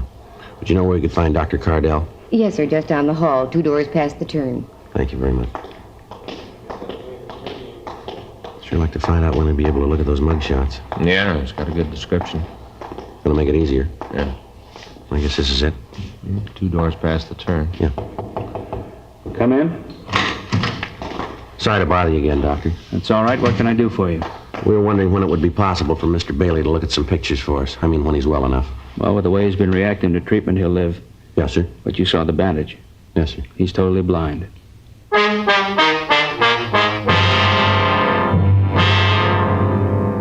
5:10 a.m. We got to the city hall. We got out a supplementary broadcast and an APB carrying the description of the suspect. We asked the stats office to make a run for us on the information the victim of the holdup had given us. They said they'd be able to give us a list of possibles by 10:30 that morning. We checked through the oddity file to see if there might be something in the records on the small mole on the suspect's nose. There were several cards turned over to us, but none of them matched the rest of the description that we had. 6:30 a.m. We went across the street, we had breakfast, and then we came back to the office and put in a call to the hospital to check on Bailey. The doctor told us that he was sleeping comfortably and he appeared to be past the critical point. For the next hour, Frank and I checked through the mug books to see if there were any recent parolees who matched the description that we had. We came up with nothing that would help us in getting an identification of the suspect. The woman customer of the store mentioned by Bailey in his report of the crime had been questioned thoroughly, but she was unable to give us any additional information on the holdup man. She was unable to give us a concrete description of the thief. She'd been shown the mug books, but after looking at them, she stated that she was more confused than she had been before seeing them. She also told us about the suspect's black overcoat. She said that while the shoulders looked quite wet from the rain, the rest of the garment appeared to be dry. 10:30 a.m. We got the results of the run from the stats office. There were 17 names on the list.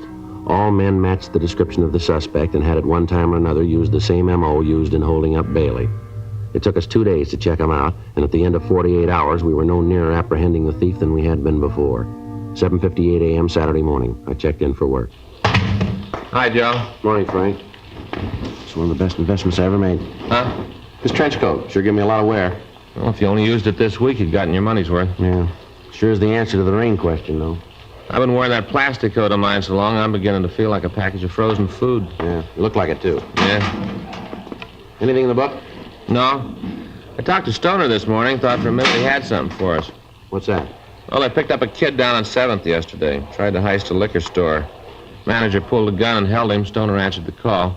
Thought at first it might be the guy we're looking for. Didn't check out, though, huh? No. Kid just got in town yesterday morning, broke and hungry. You know, I got to thinking about that Bailey thing last night. Yeah? Well, what he said about the suspect's coat. What do you mean? Well, you remember that Bailey said the guy didn't look very wet, just the shoulders on the coat. Well, no, Joe, Bailey didn't say exactly that. He said the shoulders on the coat looked wet, but it was that woman customer we talked to, that Mrs. Colton. She's the one that told us the coat looked dry except the shoulders. Yeah, well, that's the point I'm trying to make. I don't remember who said it. But if just his shoulders were wet, the way the rain was coming down out there, he couldn't have walked far and come in out of it that dry, could he? No. There's no bus or streetcar lines within 6 blocks of Bailey's store. We know he doesn't live close to the store. He had to come in a car. Nobody saw one, though. Yeah. Yeah. Well, it's happened before. I guess it's the same thing you're thinking, huh? Well? Could have took a cab, huh? Maybe. Well, let's run it down. It's better than standing still. There are 22 taxicab companies listed in the phone directory, all serving the downtown Los Angeles area. Each of these companies may have from 6 to several hundred cabs in service at any given time. Each driver might make as many as 6 trips an hour. In wet weather, the cab traffic is almost double that of any normal day. As a result of the number of possibilities, Frank and I spent the next week going through driver's way bills, checking for a cab that dropped off a customer near the corner of Virgil Avenue and Bimini Place at approximately 9:30 p.m. on the date of the robbery. After checking the reports, we came up with one trip that looked good. A driver had picked up a passenger at the corner of Mariposa and Wilshire Boulevard and had dropped him 1 block from Bailey's store, waited for him, and then driven him downtown. We checked with the traffic manager of the cab company, and we found that the driver could be located at a cab stand out on Wilshire Boulevard. Frank and I drove out to see him. We gave him the description of the suspect and asked if he'd ever seen anybody who matched it. Yeah, I remember him, a little guy. I picked him up out on Wilshire. I remember because he wanted out on a corner. And I thought it was funny that he didn't want me to let him out in front of wherever it was he was going. Did you wait for him? Yeah, he gave me a sawbuck and said for me to wait. I dropped the flag, and, I guess it was about a half an hour later, he came running back to the cab. Jumped in, told me to take him down to First and Spring. Let him out there. Remember him pretty good now. Had a big shopping bag. I see. Do you know where he went when he got out of your cab out on Bimini? No. I think it was an apartment out there. The way the rain was coming down, I didn't stick my head out to watch him. How about when you dropped him off downtown? You see where he went then? No. You think you'd know this man if you ever saw him again? Not sure. He wore his hat kind of down over his face, dark in the back of the cab. Might know him, then maybe I wouldn't. I'd like to have you come downtown and look at some pictures if you would, see if you can spot them for us. Sure, I gotta get cleared through the dispatcher first. That's all right. We'll take care of that. Say, what's this guy done? Something pretty bad, huh? Well, we want to talk to him. Going to a lot of trouble just to talk to a guy. Come on, you can tell me. I won't spread it around. What's a beat? What's he done, huh? That'll be a little better if we talk to him about it. Okay, that's the way you want to play it. I don't want to get nosy. I'll get you cleared with the dispatcher. Okay. I'd like to have you show us the apartment you think the man might have gone into, if you would. Sure, glad to do anything I can to help. Oh, say about those pictures. Yeah. Sure was dark that night. I hope I can point him out. Yes, sir, so do we.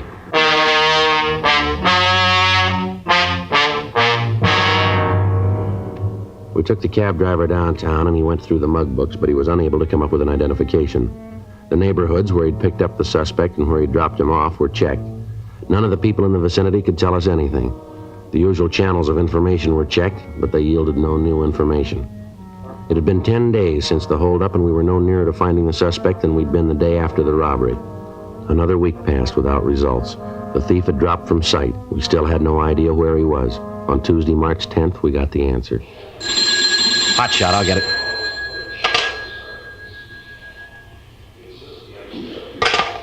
Anything? Yeah, he just hit again.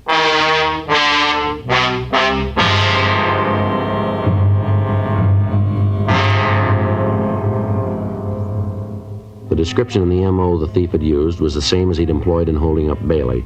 During the following 3 days, he hit 3 more times. Each time he got away without a trace.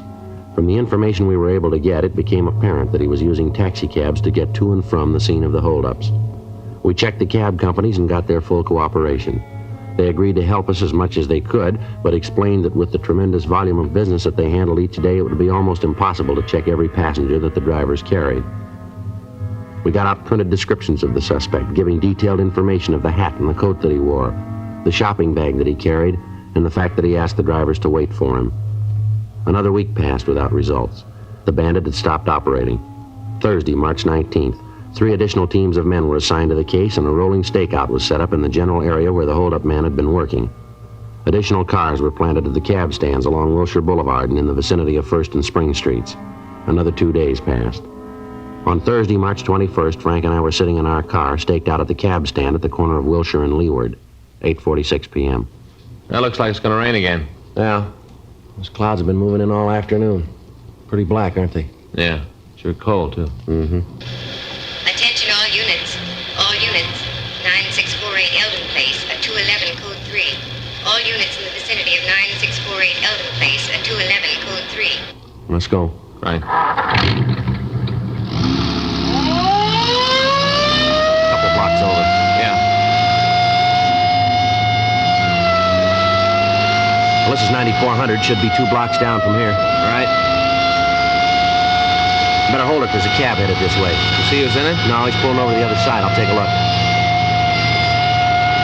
Yeah, might be. You want to check it? Yeah. All right, I'll swing around.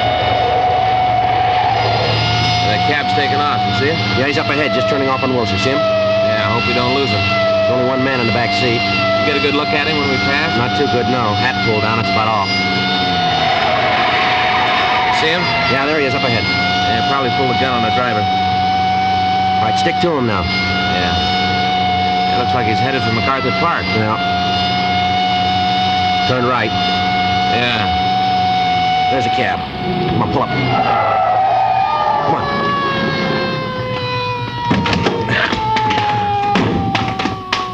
I couldn't stop. He said he'd kill me if I did. He had the gun pointed right at me. You see where he went? Yeah, he ran over there in the park. Good, I'll check it. I didn't know what it was all about. He said if I didn't keep driving, he'd kill me. That's all right. You stay here. I'll be right back. Yeah, sure. Joe? Yeah. You see him? No, he got away. Maybe we got something to go on. Yeah? He dropped his shotgun.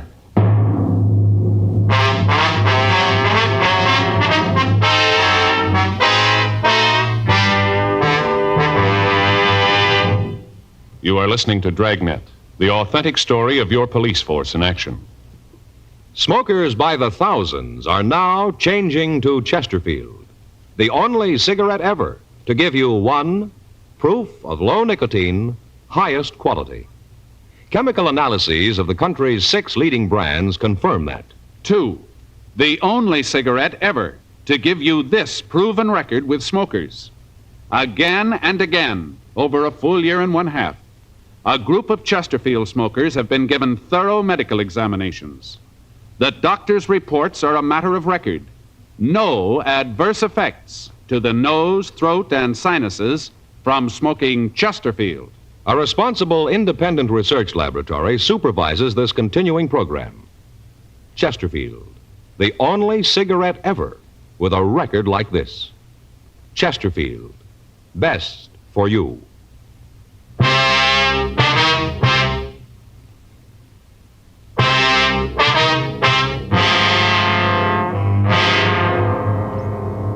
A blockade of MacArthur Park was ordered. The surrounding streets were checked, but apparently the suspect had made good his escape. The crime lab crew was called, and they came out and went over the cab for physical evidence. In the back seat of the cab, we found the shopping bag that the thief had carried. It was a plain brown paper bag with heavy cord handles. There was no way of tracing it. In the bottom of the bag, under several cans of food, there was a sales slip with a penciled notation. One of the prices that had been rung up had apparently been wrong, and after the total had been made, a credit to the customer had been deducted. There was no market name on the slip and no address, just the penciled notation. The shotgun and the cans of food were checked for fingerprints, but those that were found were so badly smudged that they were useless. The serial number was checked with gun records, and we found out that the gun had been reported stolen 3 months previously. We went out and talked to the man who'd made the report, but he couldn't help us. Lieutenant Lee Jones made photographs of the serrated edge of the sawed-off barrels, and they were booked as evidence. We checked at the store that had been robbed, but they told us that the sales slip wasn't theirs. Monday, March 23rd, we started out to find the store that had made out the slip. We checked all of the smaller grocery stores in the area where most of the cabs had been picked up. It took us the better part of 3 days. On Wednesday afternoon, we stopped at a small delicatessen at the corner of 3rd and Leeward Streets. The manager there told us that he didn't recognize the slip, but he said that it could have come from their cash register. He asked us to wait while he called his wife. She came over to the store and we showed her the receipt. Yeah, that's one I made out. The customer bought 4 cans of tomato sauce, and I made a mistake on the register. I overcharged him a penny on each can. He noticed that he made quite a scene. It was pretty embarrassing. I apologized, and I gave him a credit. Do you know the man? Yeah, he comes in quite often, once, twice a week. Does he live in the neighborhood, would you know? No, I can't tell you that. He just comes in, then he leaves. Do you know his name? No, I don't. He drive a car? I've never seen him in a car. He usually walks in, gets what he wants, and then walks out. You ever come in with anybody else? No, he's always alone. And you don't know if he lives around here, huh? Well, I told you no. What's he done? What's this all about? We want to talk to him, ma'am. When do you think he'll be back? Well, let's say this is Thursday. Might be in this evening, maybe tomorrow. What times do you usually come in? Mostly in the late afternoon or early evening. Is there something I can do? Do you have a message I could give him? No, ma'am. We'll give it to him.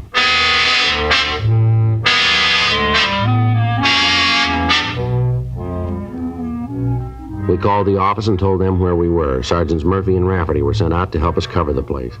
They'd stopped by the business office and brought out 2 shotguns for us. Frank and I checked the small store for some place to stake out. The only place we could find where we could keep the entire store under observation and yet not be seen ourselves was on top of one of the large refrigerators that held frozen foods and dairy products. Murphy and Rafferty took up their positions outside of the store, and we waited. At 5:30, it started to rain again. There was no sign of the suspect. 7 p.m., 8 p.m., still no sign of him, and the rain got heavier.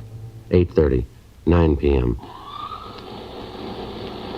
Oh, every time this thing switches on, it feels like the dentist is working on the teeth. Sure not much room up here.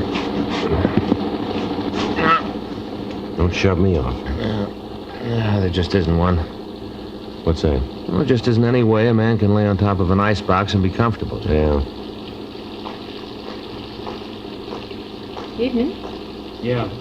Glad to see you back. Huh? I thought you might be mad about me overcharging you the other day.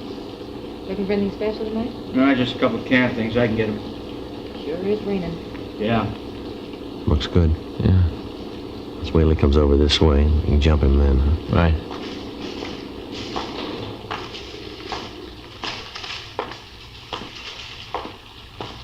All right, now. Hey, what's going on? Watch it, Joe. Let's go. There he goes. All right, police officer, hold it up. He isn't going to stop, Joe. You see Murph and Rafferty? Yeah, they're across the street. Looks like he's going in that apartment. Come on. All right, take it easy. He should be in there. He is. All right, cover me. Right. All right, give it up, mister. Get away from me, cop. You come after me, I'll kill you. Come on downstairs. You're going to save yourself a lot of trouble. You okay, Joe? Yeah. He's still alive. You want to call the ambulance? Yeah. Who told you? Who tipped you off? You did. I never talked in my life. I wasn't even worried. You were once, fella. What about it? 4 cents.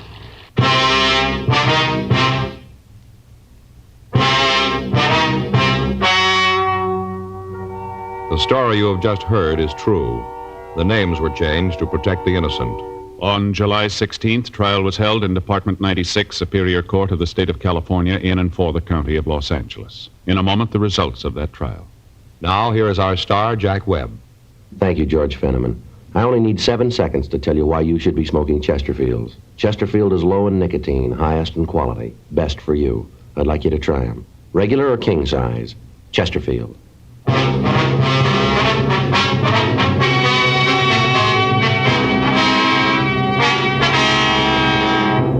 Earl Russell Craig was tried and convicted on 3 counts of robbery in the first degree and 1 count of assault with a deadly weapon. Robbery in the first degree is punishable by imprisonment in the state penitentiary for a period of not less than 5 years. Assault with a deadly weapon is punishable by imprisonment for a period not to exceed 10 years. Ladies and gentlemen, this week in Detroit, a group of men are gathered for the 60th annual conference of the International Association of Chiefs of Police. Dragnet sends best wishes to the top law enforcement officers in the nation and thanks them for the protection they daily give to our homes and families. May this conference be the best one they've ever had.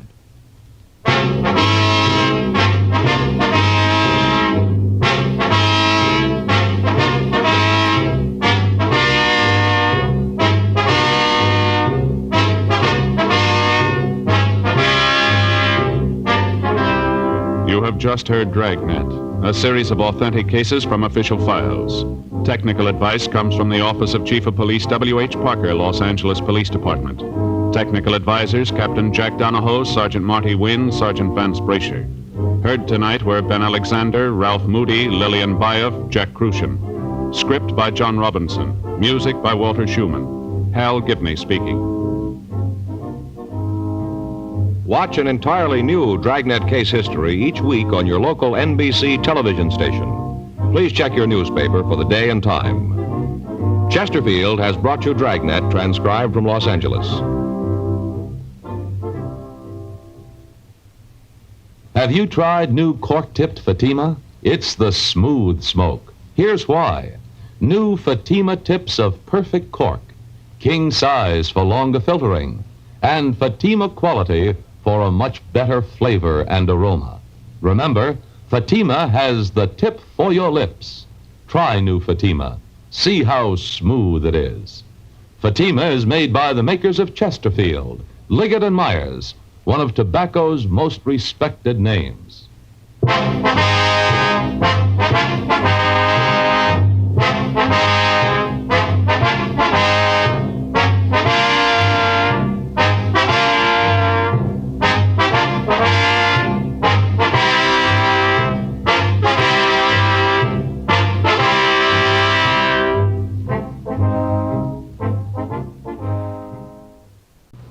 Here is another in NBC's great parade of new shows.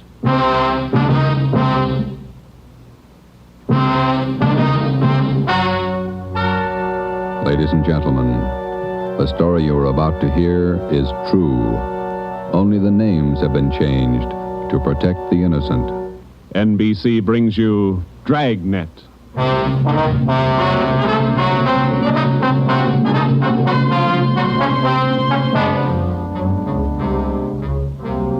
You're a detective sergeant. You're assigned to burglary detail. A sudden wave of jewel thefts is sweeping the city. In 16 days, 16 burglaries have been committed, one each night. They bear the same trademark. Thousands of dollars of jewels are missing. The thief is a master at his trade. Your job, get him. Dragnet, the documented drama of an actual crime, investigated and solved by the men who unrelentingly stand watch on the security of your home, your family, and your life.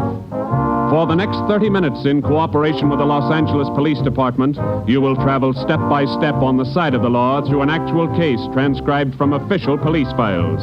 From beginning to end, from crime to punishment, Dragnet is the story of your police force in action.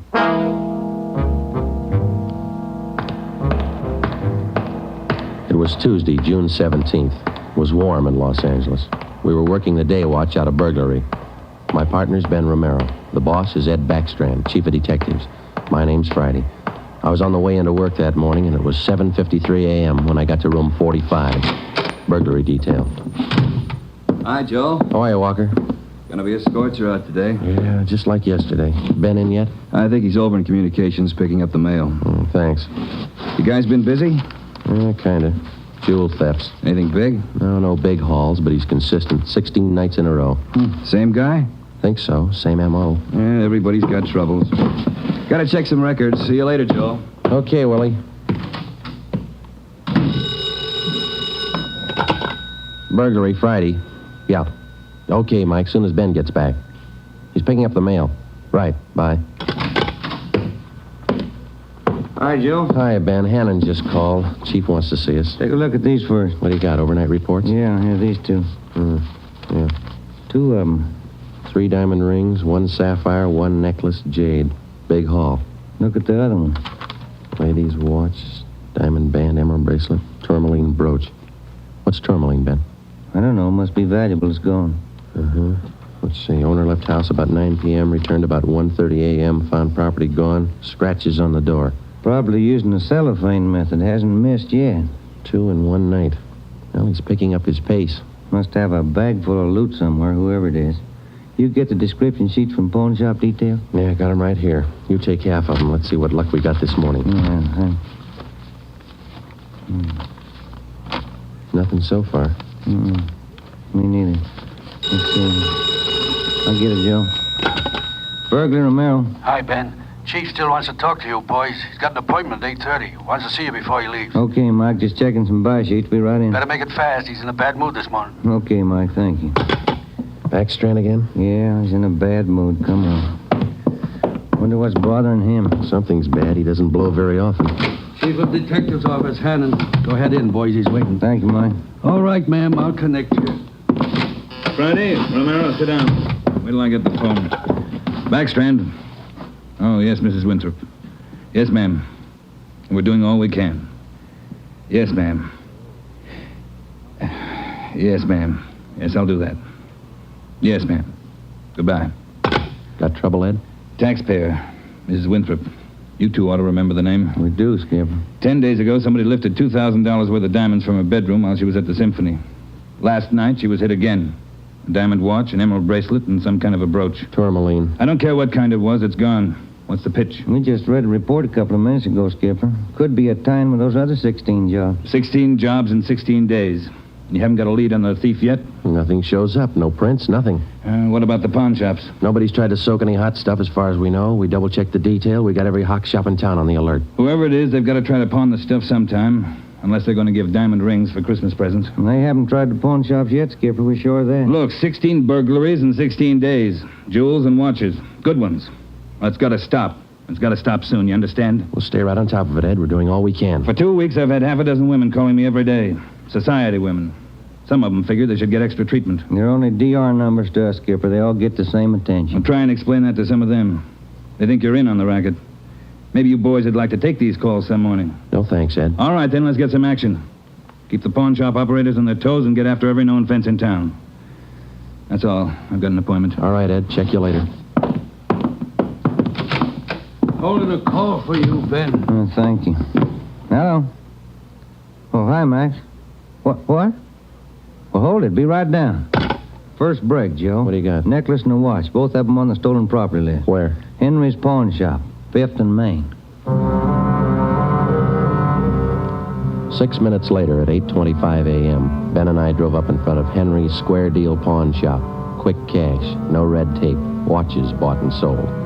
The proprietor was Max Murphy, an old friend of Ben's. Well, pal, of all days, it had to happen yesterday. Took the day off and went fishing up at Big Bear. I left my nephew in charge, Harry. A real knothead, that kid. How do you mean, Max? Joe, if I told him once, I told him 101. Whatever you do, whatever they come in with to Hawk, check it with the list. Check it with the stolen property list. What does he do? He forgot. He forgot. Oh, a real knothead, that boy. How old is he, Max? 32. A real knothead. I checked the slips from yesterday. Then I checked the stolen property list. There it is. Hot stuff. When did the stuff come in, Max, do you know? About 4 o'clock yesterday afternoon. Can we look at it? Oh, sure. Back here behind the counter. There it is. Did you check out the serial numbers on the watch yet, Mac? When I found out, yes.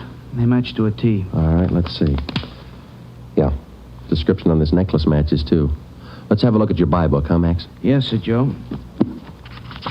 Here you are. There's a deal right there. Here? Yeah, that's him.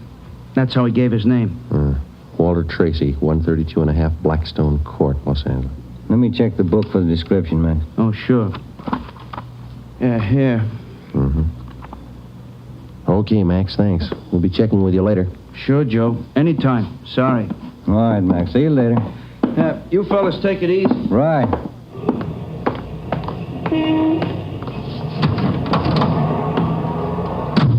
Want to check and see if we're clear, Joe? Yeah, I will. 80K to Control 1. 80K to Control 1. Are we clear? Control 1 to 80K. Stand by. Good lead, Joe. Got a description in here. Yeah. It's too bad Max's nephew had to slip up. Control 1 to 80K. Call your office immediately. Call your office immediately. KMA 367. Wonder what that's about. I don't know. I'll call in. You got some change? I'll use Max's phone.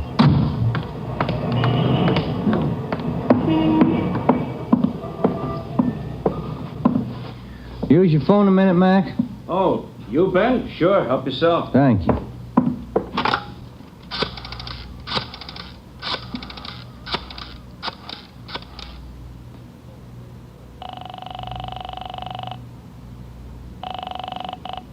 City Hall. 2524. 2524. Burglary. Levine. This is Ben, George. You got something? Hot one. Universal Loan Shop, 6th and Barton Place. Guy just took in a couple of rings. He checked too late. What you mean? He checked the form after the guy left. It was signed Walter Tracy.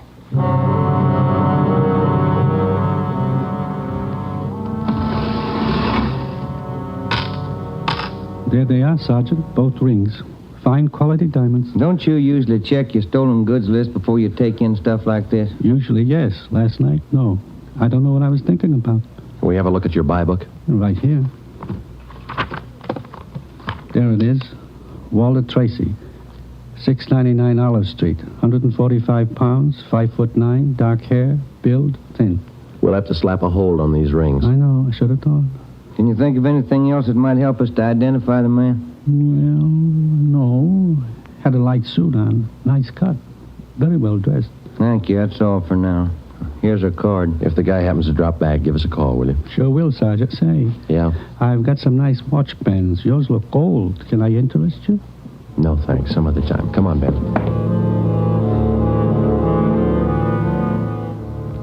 That afternoon and the following morning, despite our alert and our warnings, 2 more pawn shops called in with reports of stolen watches taken in. We checked them out. The serial numbers on the watches matched those on the stolen property list. On the pawn shop account books, the loan was listed under the name Walter Tracy. The addresses were given as number 12 St. Vincent Place and 700 East Flower. The descriptions of the man were the same. Slight build, well-dressed, about 145 pounds, 5 feet 9 inches tall, dark wavy hair. We had the name and description distributed to every pawn shop in Los Angeles and surrounding communities. Through our informants, we checked up on every known fence in the city. For the next 2 nights, we received no reports of stolen jewels. That made up for the double burglary the night before. On June 19th, the box score read 18 successive nights, 18 successive jewel burglaries. At 3:25 in the afternoon, Ben and I sat down to check over the late incoming reports. Got anything, Joe? No, not yet, no.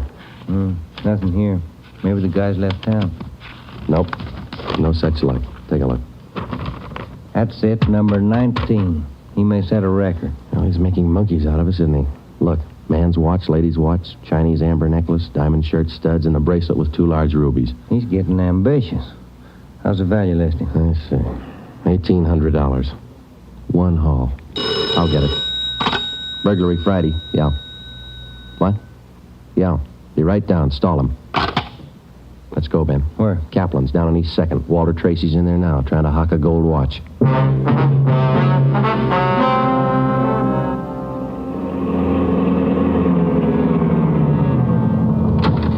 Ben, cover the door. I'll do it look like I'm shopping around. Right, but watch your step. We don't know this guy. Yeah, stay close to the door, huh? Sorry, that's the best we can do on the watch. Look, Mac, this is gold. 21 jewels. Well, that's the best I can do. Drop dead. What's the best I can do? Don't get sore. Yeah, sure. See you later. That's him, Sergeant. Wallet Tracy. I stalled him as long as I could. All right, I'll check back with you later. Did you spot the guy that just came out? Yeah, I went up straight. Let's follow him. Hustle it. You spot him, Ben? Straight ahead, about 15 yards. He's crossing the street. Yeah, let's get up a little closer. We'll lose him, sure, if the light changes. Come on, run for it. Watch the traffic light. That was close. He might have spotted us. It's going faster. Come on, Joe, run. Yeah. Don't lose him. This crowd's not helping. Hey, wait a minute. I bet you're a cop. You're chasing somebody. All right, let go of my arm, mister. Let go. Well, you don't have to get tough. Lousy cops think they own the street. I'm going to write the mayor's office. Come on, Joe. He's running for it. Yeah, I see him. Watch the signal up ahead. Hurry, Joe. Almost up to him. Into the parking lot. Hey, you! Stop! Look out, Joe. A gun. Yeah, I see him. Get away. All right, smart guy. It's a nice job. Yeah. He's too fast for an honest man. Let's take him in. When we got back to headquarters, Walter Tracy was under technical arrest. We took him directly to the interrogation room. We searched him thoroughly. We had him take everything out of his pockets and put it on the table. Then we had him take all the money he had in his wallet, count it out, and hold it in his hand. What is all this routine? That's all the money you have on you? $47.17, right? Yeah. Okay, keep it in your hand. Ben, shake him down. All right, Tracy. Take off your coat, shirt, tie, and your shoes and socks. What kind of a pitch is this? I'm no hood. Take them off. Two-bit cops. You're not pinning anything on me. I don't care what you do. Sleeves, pockets, lining. Nothing in the coat, Joe. Get his shirt. Take it light with the threads, huh? Costs money. How about the trousers, Ben? Let's see. Cuffs, pockets.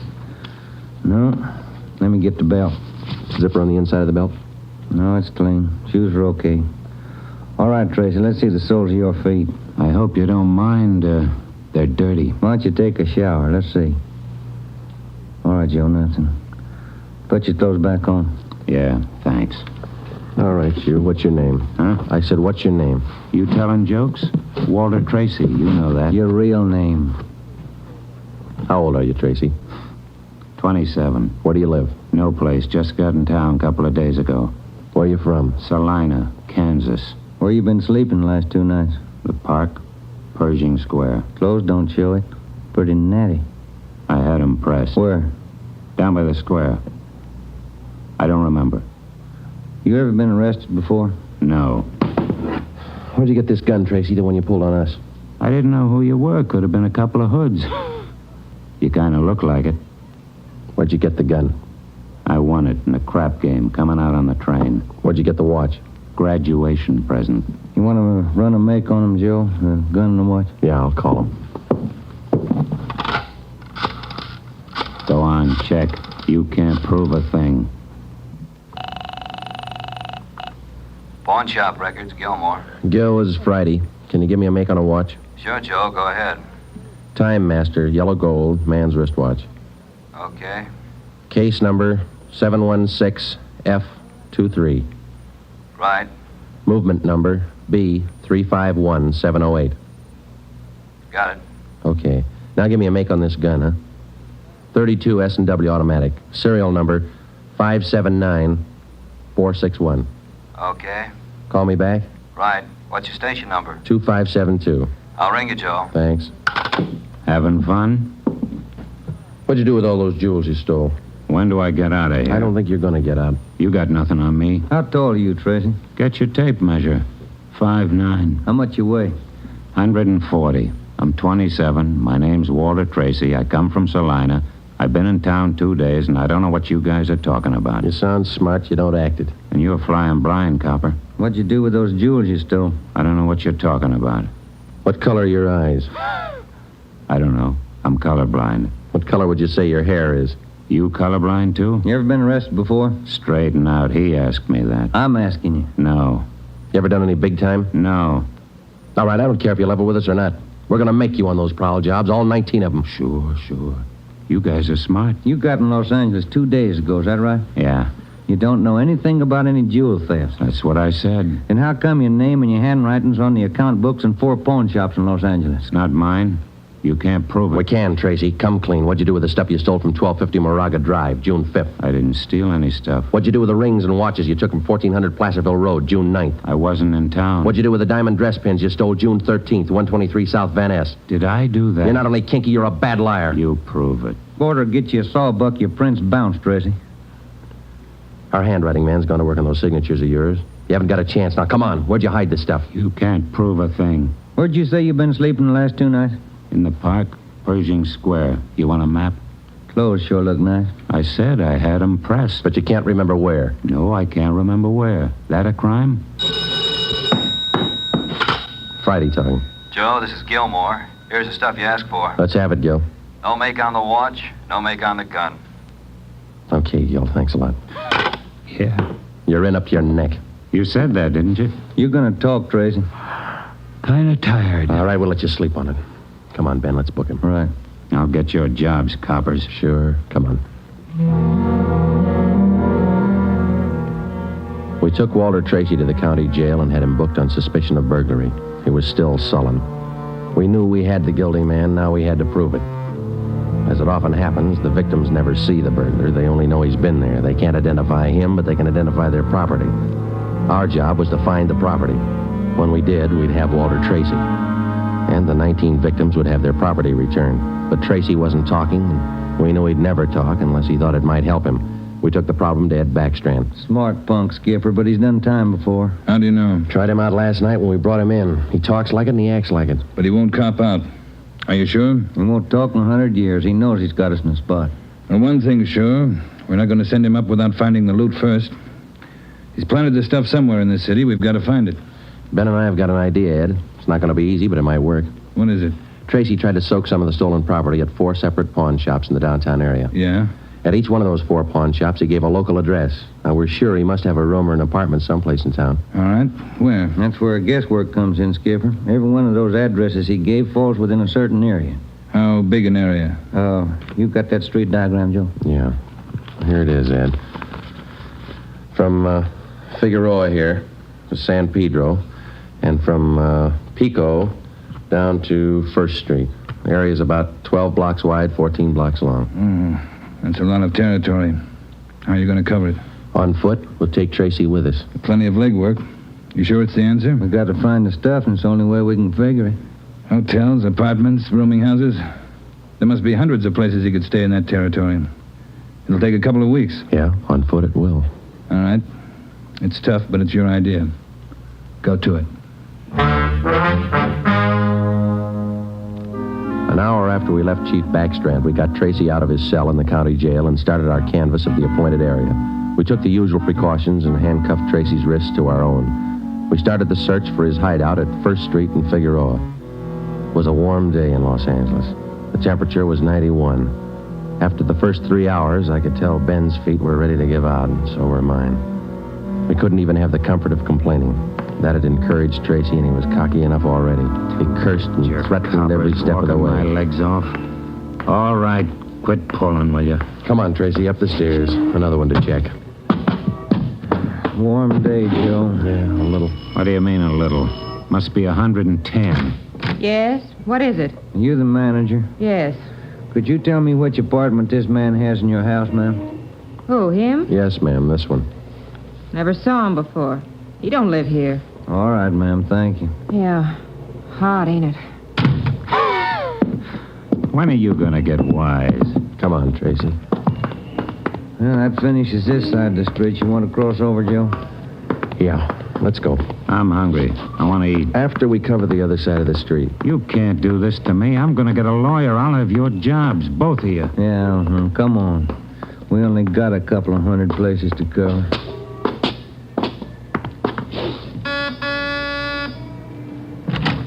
Hi, gents. What can I do for you? You the manager? I run the place, yeah. Which room does this man have in your place? Him? You made a mistake. He doesn't live here. All right, thanks. My feet are killing me. Wait till I get a lawyer. I'll burn both of you dumb cops. What do you think you're doing anyway? My taking a guy. All that day and the day after that and the day after that, Ben and I, with Tracy handcuffed to our wrists, canvassed the designated areas from hotel to hotel, from rooming house to rooming house, and the apartments, too. Every day our feet ached a little more, our pace slowed down, Tracy got more irritable, and the weather got hotter. The second day, it reached a high of 92. The third day, 94. The fourth day, 94. Police regulations say plainclothes officers must wear a coat and necktie on the street at all times. We wore our coats and neckties. The search continued into the fifth day. Our pace got even slower. Ben and I started to lose heart. After a while, we forgot our object was to recover the stolen jewels. All we wanted was to find Tracy's hideout. We knew we were right. We knew Tracy was our man. It was a point of pride. Whether your feet hurt or not, you don't give in to a thief. Yes? What do you want? You the landlady here? I am. Which apartment does this man have in the building? Well, none of them. He's not one of my tenants. Thank you, ma'am. Come on, Tracy. By the sixth day, all three of us had special pads in our shoes. Our feet ached worse than ever. Tracy let us know about his every 3 minutes. By late afternoon of the sixth day, we'd covered more than half of the designated area. The temperature was 95. You guys gonna go on forever? I'm sweating like a horse. I'm getting tired of your moaning. That looks like the manager behind the desk. Yes, sir? You the manager? Yes, sir. What can I do for you? Can you tell us which room this man has in the hotel? Him? He doesn't live here. Hey, you fellas look awfully warm. Like to cool off in the lobby? We're air-conditioned. No, thanks. I'm hungry. When do we eat? You're always hungry. You got the biggest mouth on a cop I ever saw. Oh, all right. Yeah. I'm hungry. I want to eat. Now. Wait till I give this story to the papers. Mistreating innocent guys. They'll break you. All right. Come on, up the stairs. I'm going to get a lawyer tonight. I'll show you. Yes? Why, Mr. Baker, where have you been? We questioned the landlady, a Miss Elizabeth Hunter. She told us that Baker, alias Tracy, had rented an apartment from her about 2 months before. That's all the information she could give us. Tracy clammed up. He would admit nothing. We asked Miss Hunter to accompany us as a witness. We took the elevator up to Tracy's apartment on the 6th floor. Miss Hunter, Tracy, Ben, and I. Down this way. Here. Do you want me to open it? Please, Miss Hunter. What? There's a girl. Walter? What is it, Walter? I told you to get out of town if I didn't come back. I didn't want to leave. I didn't want to leave without you. I thought you slept in the park. Take a jump. Where's the stuff hidden? All right, Ben, handcuff him to a chair. The girl behind him. We'll find the stuff ourselves. All right, Tracy. All right, you're next. I haven't done anything neither, see, you can't prove it. Billy, shut up. That's better. No talking between you two. If there is, we'll separate you. All right, Ben, you take the living room here. I'll try the kitchen. And get a window open. It's hot in here. All right. Sergeant, you will be careful of the furniture. Yes, ma'am. I had no idea. You, Mr. Baker, of all people. Don't talk to him, please, ma'am. Oh, yes. Tin cop. Why don't you spell? Ben, look. It's only the beginning. He's got the stuff scattered 7 ways for Sunday. We're going to need help. In the milk bottle? Yeah, 2 rings, 3 loose diamonds, and this bottle of mayonnaise. We found some kind of a brooch in it. A couple of watches taped to the underside of the kitchen sink. All right, you. Convinced? Okay, Ben, call Backstrand. There was a definite possibility that Walter Baker, alias Tracy, had stored some of his stolen loot outside his apartment. We stood little chance of ever recovering it unless we got him to break. Ben called Chief Backstrand, and in 10 minutes he arrived at the apartment with another man from burglary detail, George Levine. Together we went over the 4-room apartment foot by foot. We found jewelry, watches, loose stones in every conceivable place. In cartons of cottage cheese, in jars of cold cream, in the garbage can, everywhere. Who's your girlfriend? All right, I'll ask her. What's your name? I said, what is your name? Billy. Billy Crawford. He didn't do anything. He didn't. All right, Billy. Maybe you can tell us. Where's the rest of the stuff he stole? He didn't steal. He didn't steal anything. Billy, shut up. Keep quiet, you. Ed, wait a minute. What? Just a minute. I want to look over here. Papers. Taped to the underside of that top drawer. What is it, Friday? No, you can't. You can't. Look at these. All right, you found them. I'll talk. No, Walter, don't. Parole papers. He's an ex-con. Yeah, I'll cop out. Don't do it, Walter. Billy, shut up. Dumb dame. The rest of the stuff, where is it? On the roof. Inside the ventilator, the one near the front, you'll find a couple of paper bags. That's it. Levine? Got it, Chief. I'll check it. Your papers say you did time in Oregon. What for? Fell for robbery, did 5, I owe him 7. What about the girl? Walter, I'm going with you. Her? I don't know. You figure it. All right, Friday. Romero, take the girl to Lincoln Heights and book her. We'll take him. Right, Ed. Come on, Ben. No, Walter, I want to go with you. I'm sorry, ma'am. This way out. All right, easy, lady. No, wait a minute. Just a minute. Walter. You're a dumb dame, Billy. So long. Walter. All right, come on, let's go. What's the matter? You feel all right? He lied. He said he loved me. He lied to me. Don't feel hurt, lady. He lied to everybody.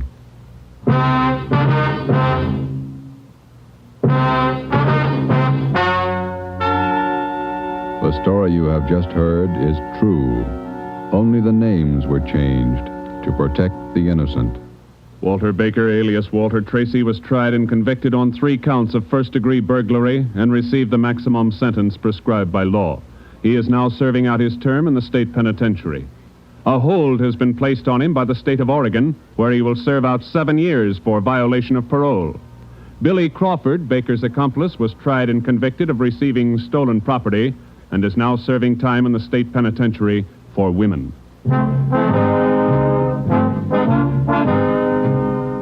You have just heard the 11th in a new series of authentic cases transcribed from official police files. Technical advice for Dragnet is furnished by the Los Angeles Police Department.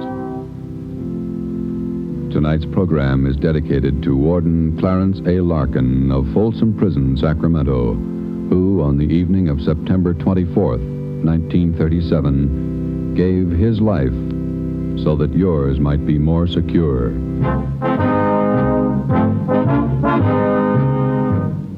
Dragnet came to you from Los Angeles. If you enjoyed tonight's production of Dragnet, you'll want to listen this Saturday evening to a pair of adventure shows featuring 2 well-known Hollywood personalities. You'll enjoy Brian Donlevy, star of Dangerous Assignment. Also on Saturday's schedule is Richard Diamond, private detective, as played by the screen's romantic tough guy, Dick Powell.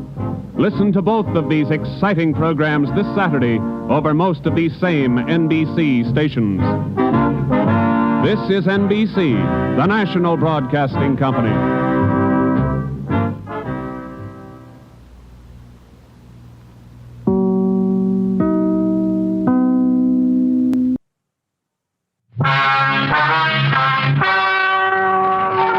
Ladies and gentlemen, the story you are about to hear is true. The names have been changed to protect the innocent. Dragnet.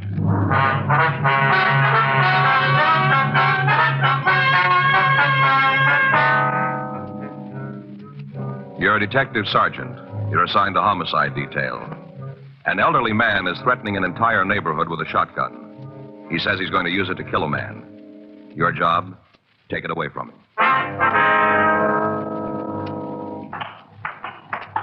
It was Tuesday, June 15th. It was hot in Los Angeles. We were working the day watch out of homicide detail. My partner's Frank Smith. The boss is Captain Lorman. My name's Friday. We're on our way out from the office, and it was 11:46 a.m. when we got to Unit 1F14. The police car standing by. Hi, Joe. Lloyd, what do you got? Take a look at the sign. Yeah. I will not live in the same neighborhood with the dog poisoner. Looks like he painted it himself. And there's we can figure he did. How'd you get the complaint? Came in, see the man. When we got here, the guy was sitting up there with his shotgun. Told us to leave him alone. We figured maybe you'd be a little better equipped to handle it. Well, it might not work out that way, but we'll give it a try. Anything we can do to help out? Just be here. Right. You make a move for a gun and I'll have to kill you. Want to tell us why you're doing this? My business. Well, that gun makes it ours. You think that if you want to, it doesn't make any difference to me. I didn't ask you out here. Yeah, well, now that we made the trip, don't you figure you ought to tell us? No. Something to do with that sign? Might have, yeah. Well, you better tell us about it. I don't see how it's going to help. You won't know unless you try, will you? All right. I'll tell you what. You come up here by the porch. We'll talk. Take it slow. Don't try to be smart. I can hit both of you with one shot from here. Yeah? Might not kill you, but it'd make you pretty sick. That's good. Hold it right there. Now, just stand still. All right, you want to tell us what this is all about? My dog. Had her 14 years. And somebody killed her. Well, that's not much of a reason to sit out here and threaten everybody who walks by your house, is it? It is for me. Why? But I know that they'll show up. Who will show up? Whoever done it. They'll walk down the street, and when they do, I'm going to get them. Now, you know we're not going to let you do that. I don't see that there's much you can do to stop me. If you know who killed your dog, why don't you come downtown and make a complaint like you should? Evidence.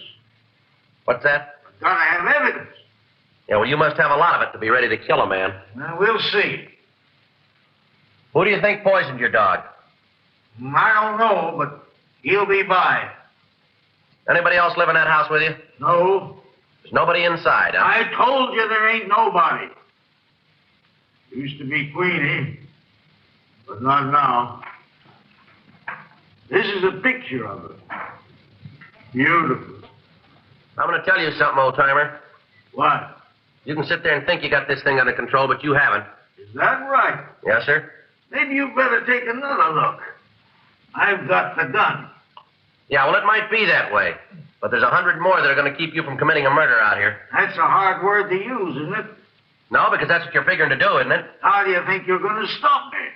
You bring that gun up into firing position, and I'll show you how I'm going to stop you. All I'm trying to do is to pay back something.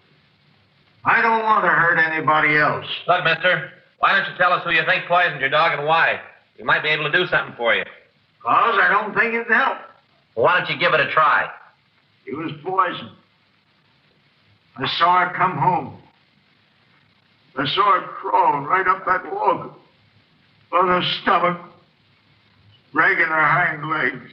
Yeah? Oh, you wouldn't understand what she meant to me. She was like a person. Someone to talk to. She was a lot of company. This book here, written by a man who knew.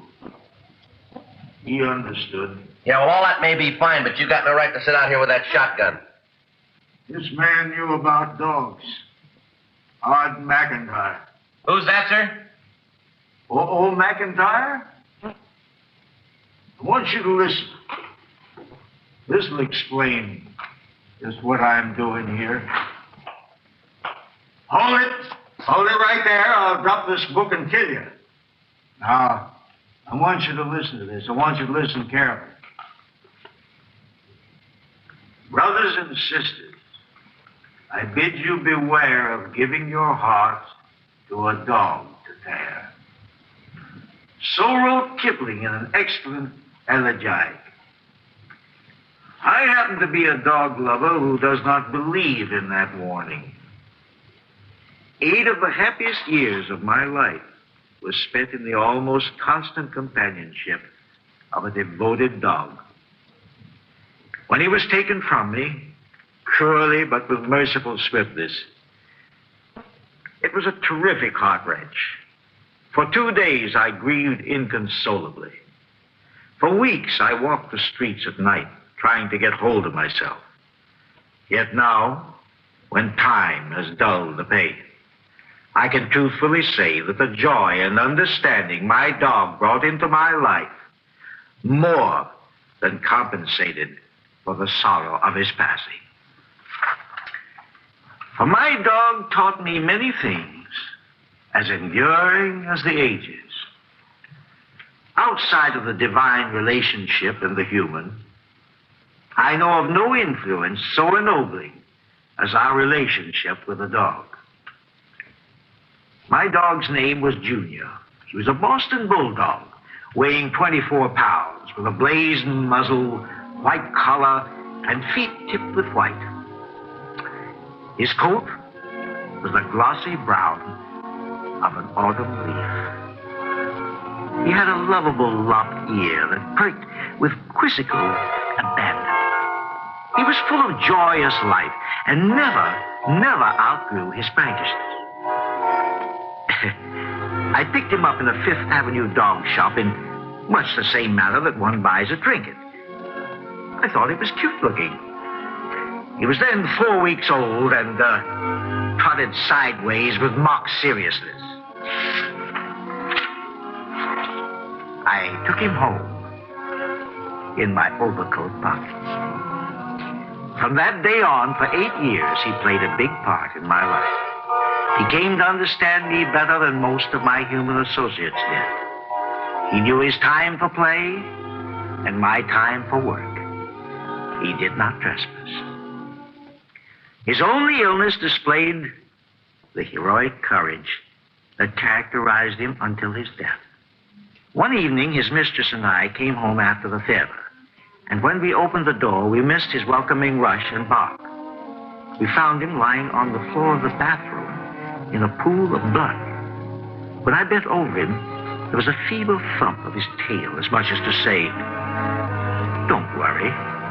His eyes were glazing, and I knew that he was in a desperate state. We worked over him several hours, and finally, in a wobbly manner, he stood up, walked unsteadily to the bedroom, and picked up his play ball as if to say, "You see, I'm all right." In a half hour, he had another hemorrhage. With uncanny instinct, he rushed into the tile bathroom so as not to injure the carpet. Fortunately, he recovered quickly from his attack, and in 2 days seemed as well as ever. Dogs are unerring in reflecting the characters of their masters and mistress. To Junior, I represented the play spirit, the wrong and flapdoodle.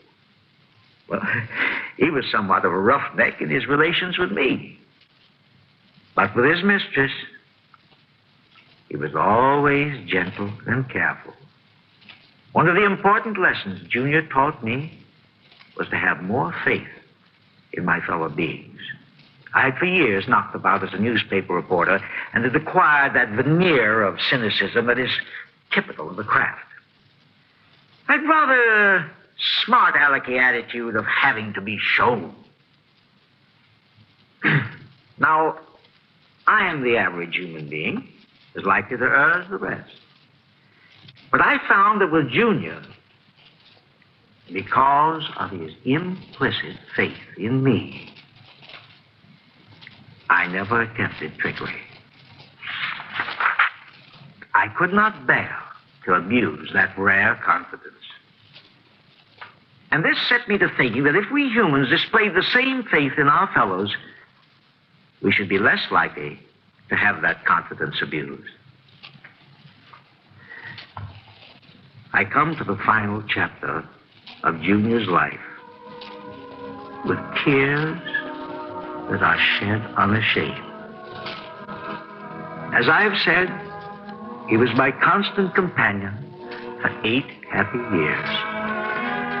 My longest absence from him was when I was in Europe, where the quarantine regulations are so strict that it is quite unfair and selfish to take a dog there.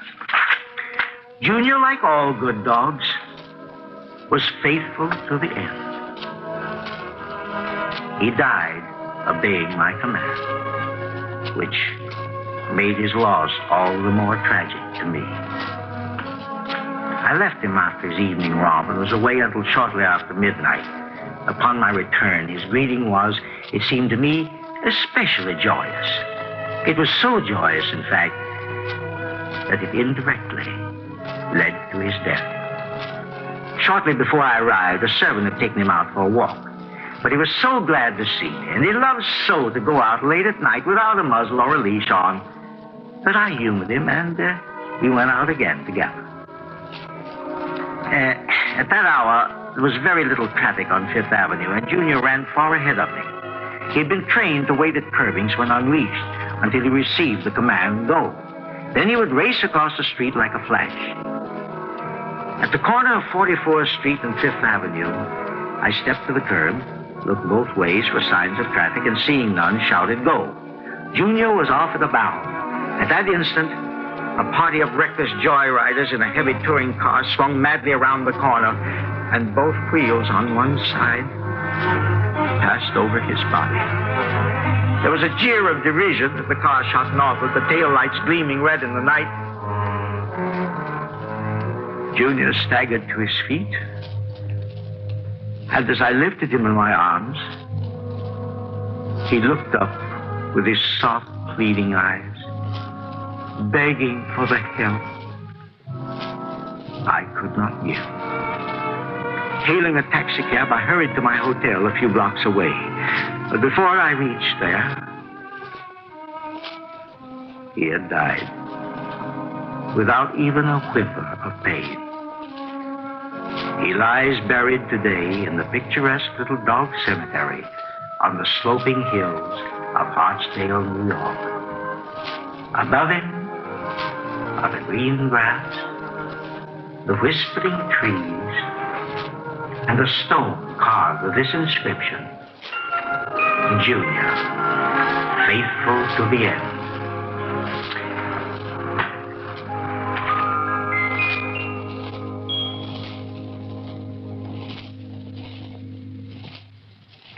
He was a great columnist, old McIntyre. Yes. Now then, we'll all just wait. For what? The man who poisoned Queenie. You're expecting him, are you? He'll be by. This is going to be something different for you two.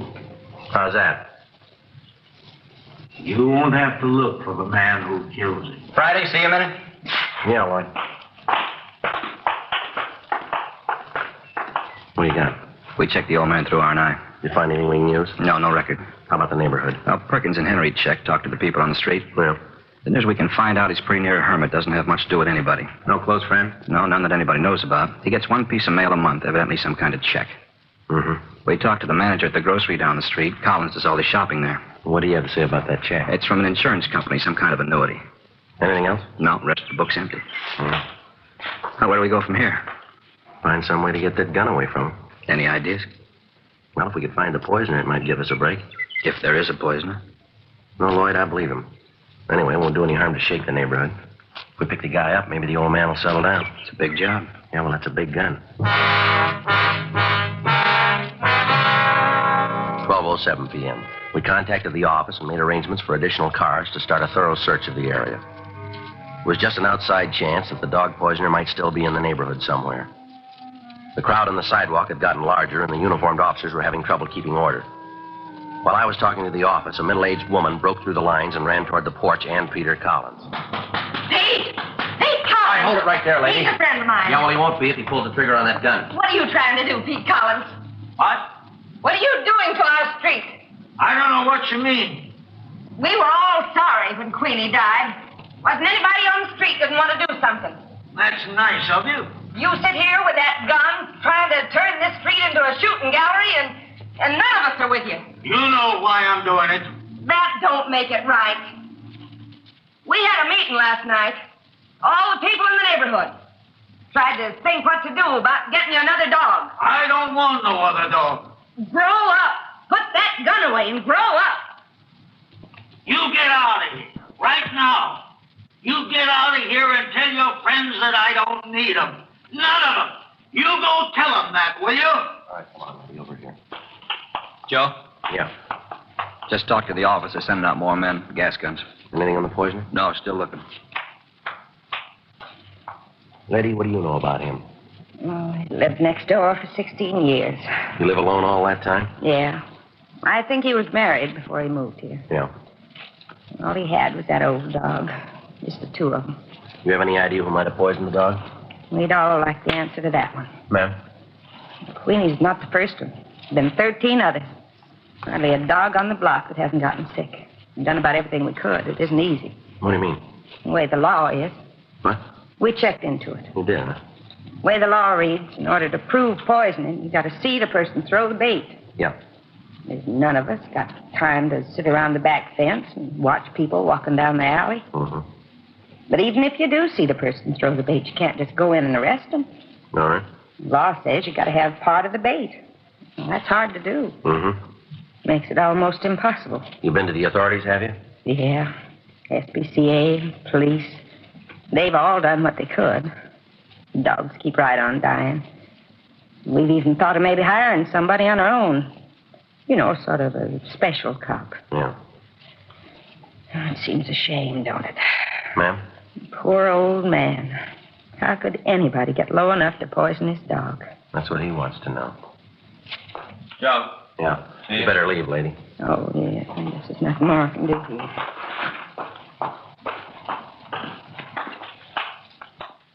Yeah, what do you got? Well, this man here, his name's Bentley Mocker. Yeah. Uniformed men picked him up in an alley a couple of blocks from here, throwing this over the back fences.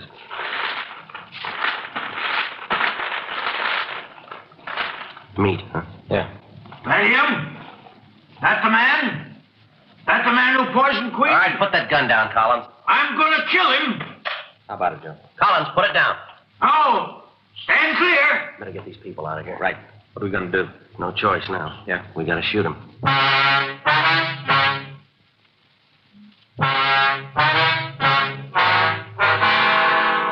12:24 p.m. In spite of the precautions, it began to look as if we wouldn't be able to take Collins' gun away from him without physical violence. As he raised the shotgun, cocked it, and pointed it at Bentley Mocker, all of the other officers in the vicinity were ready to stop him. Collins, you use that gun and I'm going to use mine. Put it down. I'll shoot through you to get to it. Yes, sir, you're going to have to. What's going on here? You got no right to do this to me? How about it? Did you poison his dog? He's crazy. He'll kill me if he gets a chance. Just answer me. Did you poison his dog? What if I did? Answer the question, mister. All right, I did. I poisoned him. You've been dropping poisoned meat all over this neighborhood, haven't you? There ain't anything you can do about it. 14 dogs killed around here. Did you do it? Pests, that's all they are. Good riddance. That's the way it looks to you, does it? Sure, rooting around the yards, barking and yowling. No good, any of them. You all through? I could go on for hours about them. Had my way, I'd get rid of them all. Well, I'm going to tell you something. Those dogs meant a lot to the people who lost them. That old man sitting up there on the porch, to him, that dog was part of his life. What gives you the right to sneak around back alleys and side yards and kill off a pet that belongs to a child or an old man? I don't have to stand around here and listen to you. No, sir, you don't. Lloyd? Yeah, Joe. Take him downtown. What for? You got no law to hold me? Yeah, well, maybe we can find one. In the way you talk, you think dogs are better than humans. In your case, they are. Come on, let's go. Frank. Yeah. Tell him to stand by with the gas. Yeah. No other way, huh? Now I'll make one more try. Right. I'll bring up the heavy stuff. All right, Collins, it's all over now. I'm going to tell you once more. Put that gun down. I don't like get one chance at that poisoner. He's gone. He's downtown. Now, this is the last time. Put it down. I don't care anymore. It's up to you. We've done all we can. That man ought to die. Put the gun down. I don't care anymore. I just as soon shoot you. Collins, it's all over. Now put that gun down and we'll take it away from you. Joe. Joe. Yeah, take a look. What's the kid want here? Well, look. Note pinned to his coat. Policeman, maybe this will help. And I read it.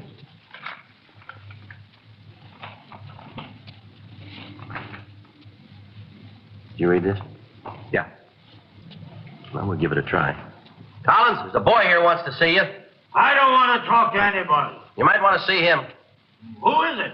What's your name, son? Davy! Davy. Oh, I know him. It's okay. Let him come up. Not as long as you got that gun. Now, how about it? All right. Break it. Take the shells out. Now, toss them down there on the lawn. Now, let that gun slide down the porch steps. Come on.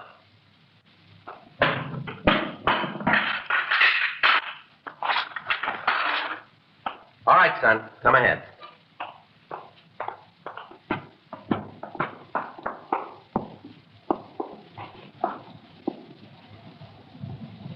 Davy? What'd you want to see me about? Ma said I should give you this note. What's in it? Well, now, the quickest way to find that out is to read it, isn't it? Huh. My dear Mr. Collins, as you well know, all of your neighbors are dreadfully sorry you lost your Queenie. I know this one may never take her place, but please give her the chance. Oh, yes, it's a little girl. Your neighbor, Mrs. Tom Evans. You want to see the puppy? Well... Come on, son. Let's unzip your jacket here. Here. Okay. There you are. It's a little girl. Just a puppy. That's right. Yeah. Queenie's collar doesn't fit too good. Mm-hmm. Think I'll have to get another one. No, I wouldn't worry about that. Huh? She'll grow into that one.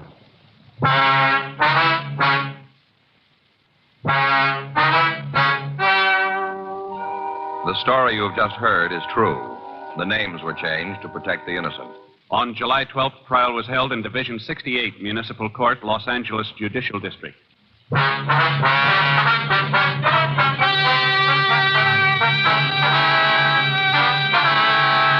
Peter Lawrence Collins pled guilty to violation of Section 417 PC, drawing or exhibiting firearms, 1 count.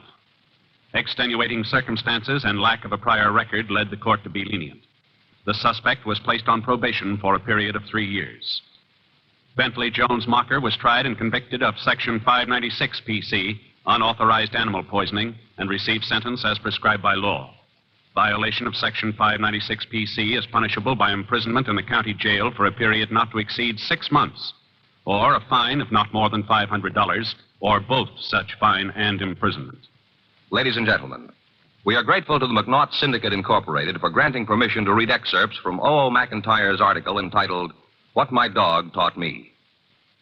You have just heard Dragnet, the authentic story of your police force in action, and starring Jack Webb, a presentation of the United States Armed Forces Radio Service.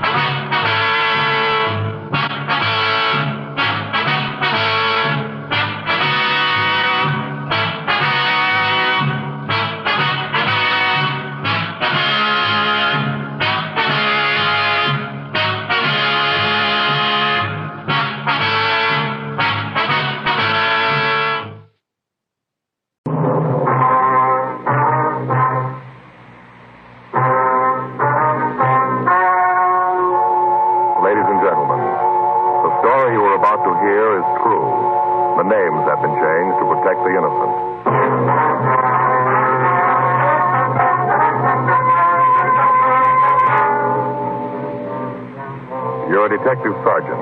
You're assigned to homicide detail. A small boy is reported missing from his home. His age, 9 years.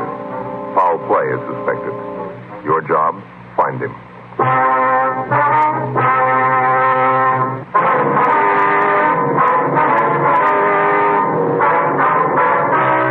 Dragnet, the documented drama of an actual crime. For the next 30 minutes, in cooperation with the Los Angeles Police Department, you will travel step by step on the side of the law through an actual case transcribed from official police files.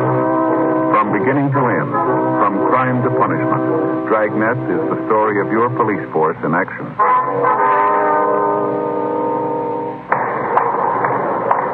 It was Thursday, December 22nd. It was cold in Los Angeles. We were working the night watch out of homicide division. My partner is Frank Smith. The boss is Thad Brown, chief detective. My name's Friday. I was on the way into work, and it was 3:55 p.m. when I got to room 42. Homicide. Hi, Joe. Frank, what's doing? Oh, nothing. Pretty quiet. How's your mother? Oh, that cold's still hanging on. Bad cough. Doc says nothing serious, though. My kid's got the same thing. Must be some kind of a virus going around. Yeah, maybe so. You got all the reports on that Webster case yet? Yeah, all taken care of. Good. I get it. Homicide, Friday. This is Levinson, Unit 11J1. Got something for you. Yeah, Harry, what's doing? Doherty and I are out here on Hollis Avenue, 4656, trying to track down a 9-year-old boy. you been gone? About 2 hours. Looks like a job for homicide. How do you figure? The kid was last seen playing in the backyard of his home. Yeah? We checked over the yard. Did you find anything? Blood stains, lots of them. They look new. Frank and I left a message for Chief Detective Thad Brown. Then we went over to the crime lab, picked up Ray Pinker, and drove out the Arroyo Seco Freeway to Hollis Avenue. It was an average neighborhood. Number 4656 was a one-story green stucco residence situated on the corner of Hollis Avenue and Harrison Drive. Beyond the backyard was a tract of undeveloped land covered with scrub oaks. Harry Levinson from Highland Park Juvenile was waiting for us in front of the house. Back this way, fellas. You coming, Ray? Better get my bag. Who notified you the boy was missing, Harry? The mother said she went down to do some Christmas shopping about 11 this morning, left the boy home. Came back about 2 this afternoon. He was gone. What's the name? Johnstone. The kid's name is Stanley, 9 years old. Was the gate open like this when you got here? Yeah, we haven't touched a thing. There's the stains over here, Mr. Pinker, along the edge of the walk there, you see? Yeah, let me see. Quite a few stains. Looks like it might be blood. Try some benzidine on him. There we are. See what happened. Where's the kid's mother now, Harry? She's in the house. Doherty's talking to her. Did you talk to any of the neighbors? Yeah, the people next door, the ones on this side. They couldn't tell us anything. There it is, fellas. Yeah, Rick? These spots I covered with benzidine. They're turning blue. Blood stains, all right. Can't say definitely whether it's human or animal. You have to go back to the lab and run it through? Yeah. Biological precipitin test. Any one of those glass vials in the bag, will you? One of these? Mm-hmm. Here you are. Thanks. Scrape some of these flakes off for the test. There we are. How soon can you type the blood for us, Ray? Precipitin test won't run more than 20 minutes. Take 3-4 hours to run a blood grouping, though. Huh? That's it. Anything else you want to check? Let me see. Anything else? Yeah, right here under this tin can. Empty shell. 22, huh? Yeah, it might tie in, might not. Mark it and dump it in this envelope, will you? Sure. There you go. You got a missing broadcast on the boy, Harry? Yeah, Doherty did about half an hour ago. Here's the description right here. Thanks. Mother know about the blood stains? No, we didn't tell her. She's worried enough already. She has no idea what might have happened to her boy, huh? No more than we do. Checked all the friends, relatives. We're covering the neighborhood. No trace so far. Not much to go on. Blood stains, empty cartridge. It could mean 100 things. Any ideas, Friday? Just one, and I don't like it.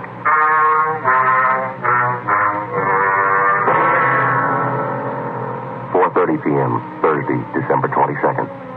The neighborhood search for 9-year-old Stanley Johnstone continued. Ray Pinker went back to the crime lab to start the precipitin test and the blood grouping. Levinson and his partner Doherty from Highland Juvenile stood by. We called Chief Detective Thad Brown, and he ordered up a special detail to aid in the search for the missing boy. Frank and I questioned the boy's mother, Mrs. Ruth Johnstone, a woman in her early 40s. She seemed fairly calm under the circumstances. Mrs. Johnstone, is your boy Stanley in the habit of wandering off without telling you where he's going? No, he's not in the habit of wandering off, but he has done it before. When was the last time, Miss Johnstone? You don't have any children, do you, Sergeant Friday? No, ma'am.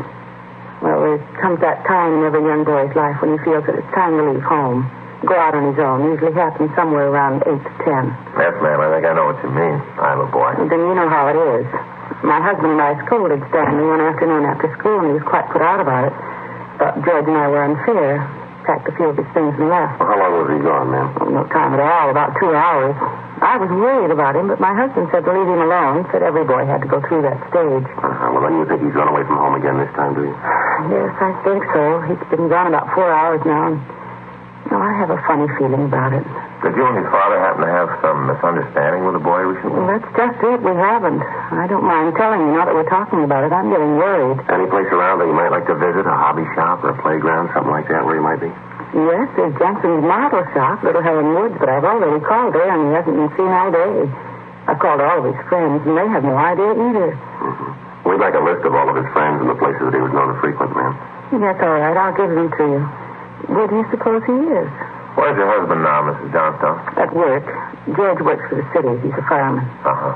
What house is he stationed at? Engine Company 12. He's working the A platoon. He'll be home tomorrow morning. I haven't told him that Stanley's gone. Was there any chance that the boy might be down at the firehouse with his father? No, he seldom goes down there anymore. No, I don't think he's there. I'm awfully worried. May I call my husband? Well, certainly. You go right ahead.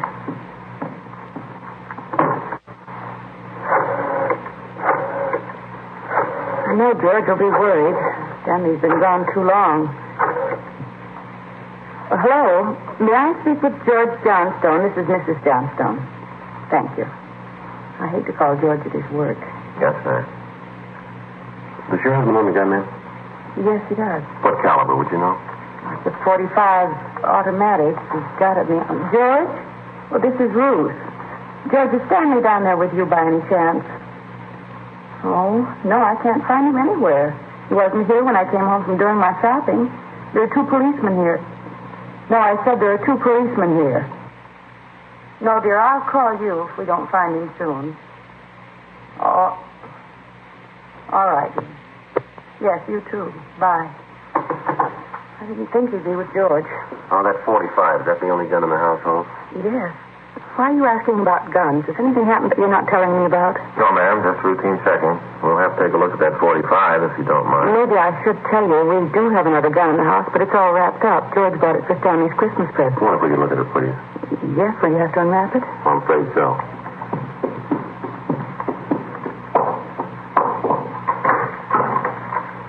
I think I can reach it. You had to hide it. Let me see. Well, here's the paper it was wrapped in. Stanley must have found it. It's gone. You see? Here's the gift card and the box the gun came in. The rifle. Could I look at the box, ma'am? Thank you. How about it, Joe? .22 caliber. Thursday, December 22nd, 5:15 p.m. It was getting dark. The search for the missing boy continued. We checked the list of Stanley Johnstone's friends. None of them or their parents had any idea of his whereabouts. We talked with Levinson again. He'd been in touch with the detail combing the neighborhood. They'd found nothing. We went down to Hollis Avenue and 10th Street, service station on the corner. You want a dime, Joe? No, I got one. You watch the chief there, huh? Yeah.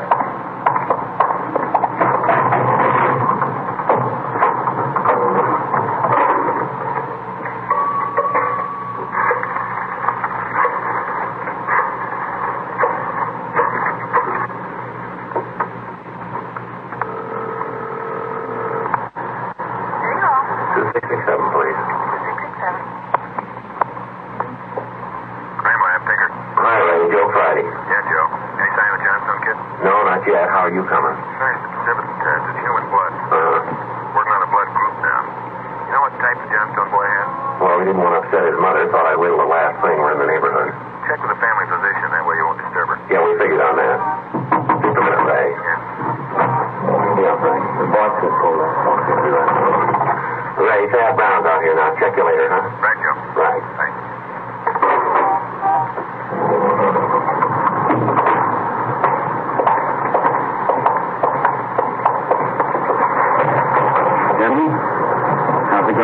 Just checked with Ray Pinker.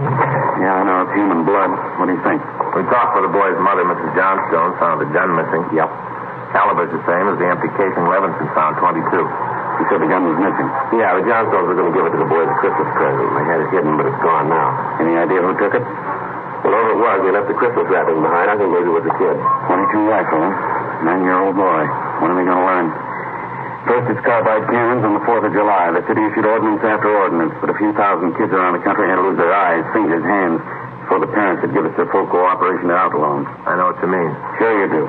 You and every other cop in the country became the heavies trying to clamp down on them. It's always the same story. This time it's guns for Christmas. Oh, I know what you're thinking, Chief, but we're not sure yet. Listen, Friday, there's a city ordinance against giving a gun to a kid. Now, you know that. Yeah, I know that. There's a missing boy and a missing gun. There's blood on the ground and an empty shell. That's enough for me.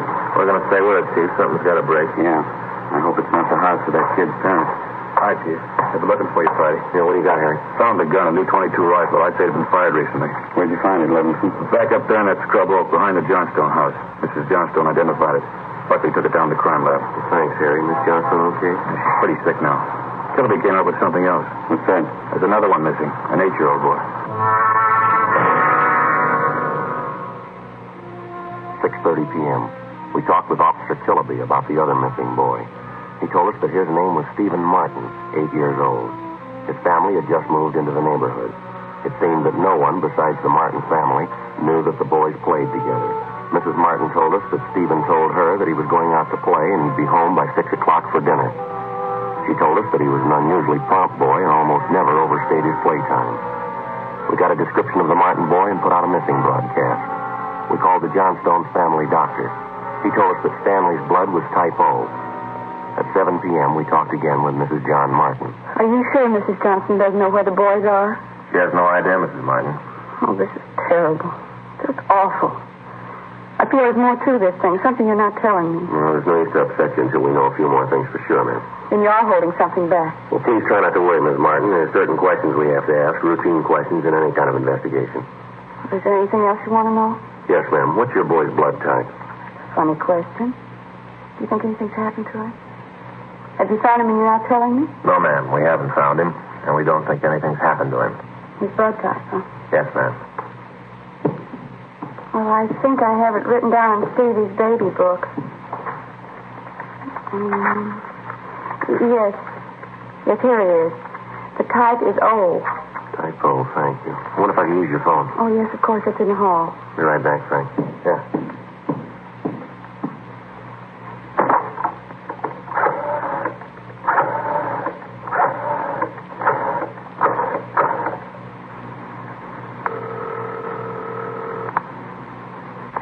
City Hall. 2667, please. 2667.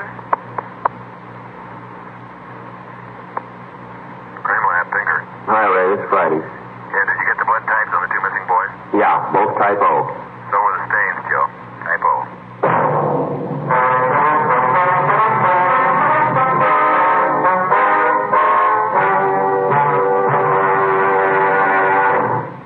You are listening to Dragnet, the authentic story of your police force in action.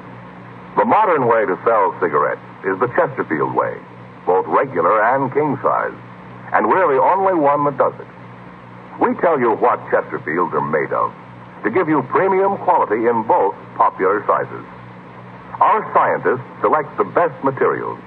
They select for Chesterfield the world's best tobaccos, blend them just right, and they keep Chesterfields tasty and fresh with the best of moistening agents. Now, here's something else that's completely modern about Chesterfield. People smoke.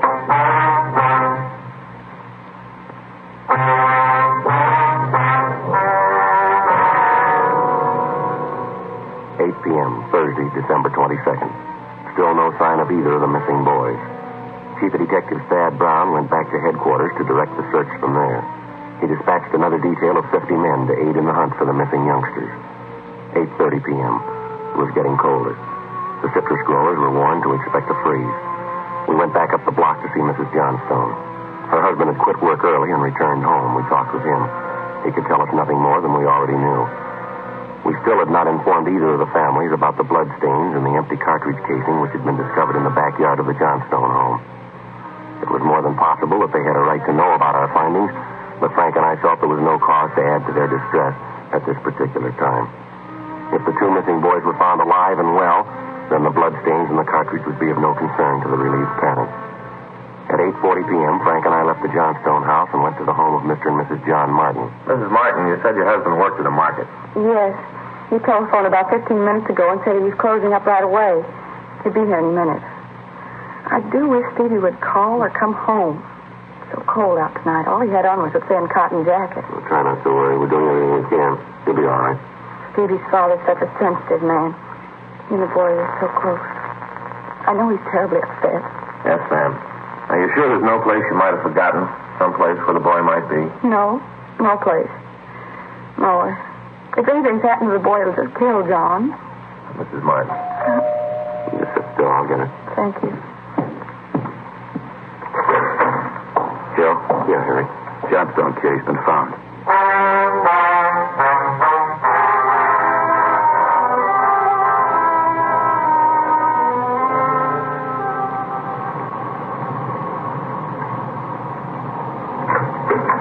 He's home, Sergeant. He's come home. Thank God he's all right. Well, where's he been? Did he tell you? No, he didn't. His clothes are all dirty and he's acting strange. I've never seen him like this. How do you mean, Mrs. Johnstone? Well, he just came in the front door and said, "Hello, Mom," and then he sat down in a chair and stared at the floor. He talked to his father and me. Mind if I talk to him? No, go ahead. I asked him about the little Martin boy. He wouldn't tell me a thing. Well, where is he now? Right over there in the living room. Oh, yeah. Looks all right. Yes. Son, this is a police officer. He wants to talk to you. Don't be afraid, dear. He only wants to ask you some questions. Son. You see, Sergeant? Yes, ma'am. Stanley? Come on, boy, look at me. Come on, youngster, get your head up. Oh, that's better. He has your mother pretty worried, you know that? You want to tell us where you've been? I wish you'd try to get him to eat a little something. You hear that, son? You want something to eat? Stanley, there's another little boy up the street who hasn't come home. Do you know where he is? His father and mother are worried about him, too, just like your folks were. You gotta help us find him, son. I killed him. I killed Steve with the .22. Went on and planned, but I killed him. How do you know you killed him? Maybe he's only hurt now, isn't he? No, he's dead. I know he's dead. The gun went off. We forgot we put bullets in it.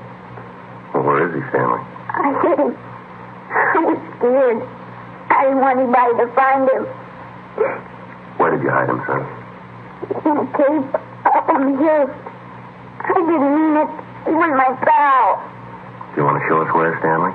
Yes, sir. I'll show you. Please don't send me to jail.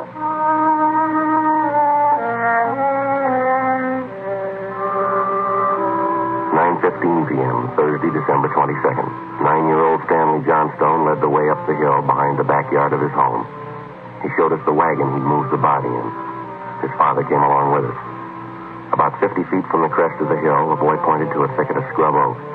There we found a small cave holding the body of Stephen Martin. There was a single bullet wound in his chest just below his heart. He was dead. We covered the body. Stanley, how did it happen? Well, I knew my folks were going to give me a bird for Christmas. I knew where it was and I got it. There was a box of bullets with it.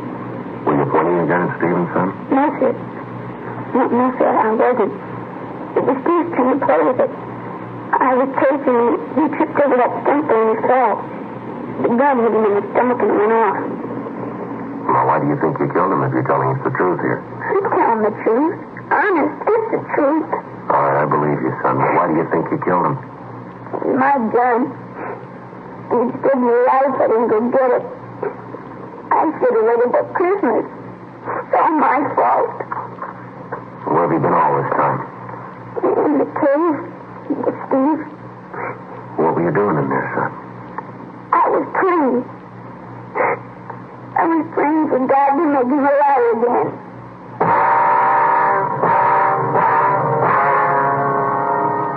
After a thorough investigation, Frank and I were convinced that the shooting of Stephen Martin was accidental. Ray Pinker's findings substantiated the Johnstone boy's story, even to the smallest detail. We put in a call to the coroner's office and acquainted him with the facts.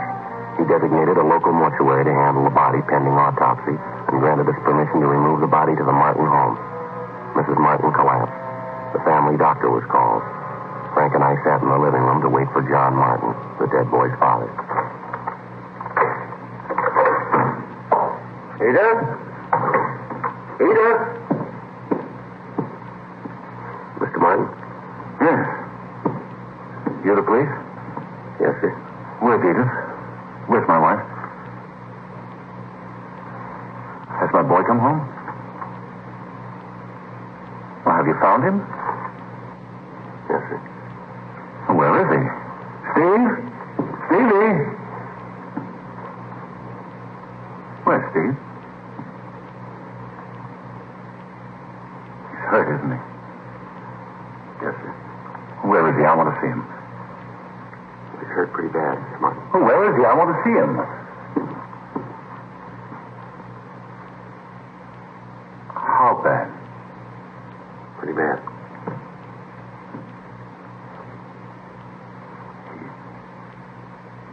He's dead.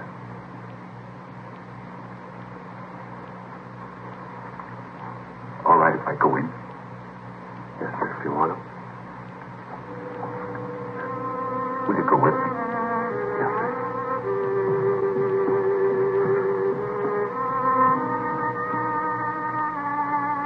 Don't make it any harder on yourself, Mr. Martin. I want to see my boy.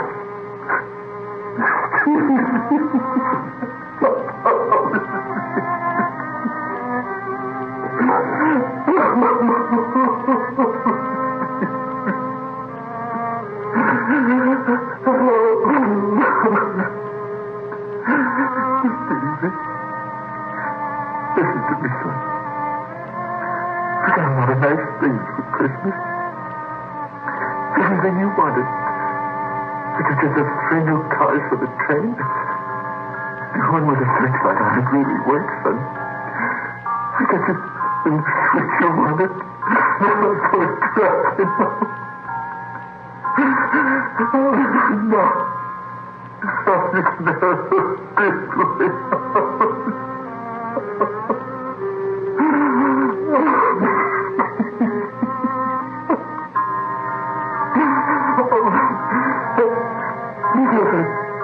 No baseball with me. Oh, I got it for you. The cowboy argument you wanted me. I got it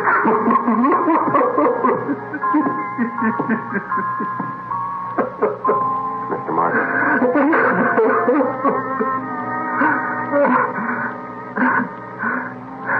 Sorry.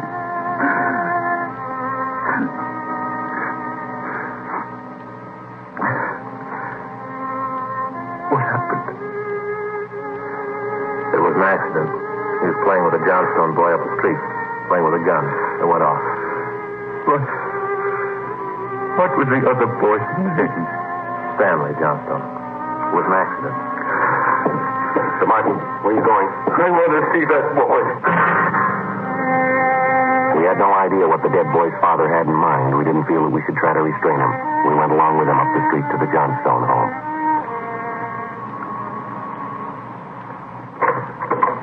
I'm Stevie's father. Where's your boy? I'm sorry. Where's your boy? He's right here. Won't you come in? It's all right, Miss Johnstone. You the boy that was with Stevie? Yes, sir. What's your name? Stanley. I'm sorry, Mr. Martin. I know it wasn't your fault, Stanley. I wonder if you'd do something for me. Yes, sir. I've got a lot of nice presents for Stevie. I know he'd want you to have them.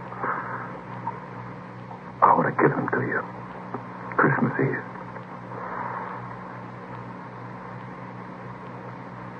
Mom? I think that'd be a fine idea, son. Come on, Frank. Yeah.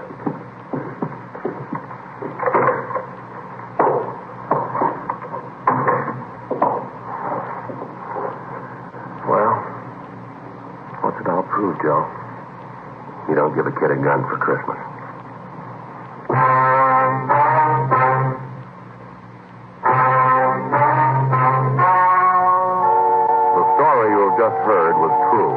The names were changed to protect the innocent. On December 24th, the coroner's inquest was held in the county morgue, county of Los Angeles, state of California. In a moment, the results of that inquest.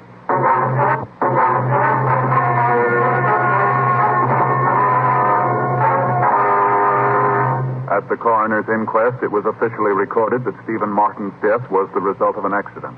Stanley Johnstone was absolved of any legal responsibility for his friend's death.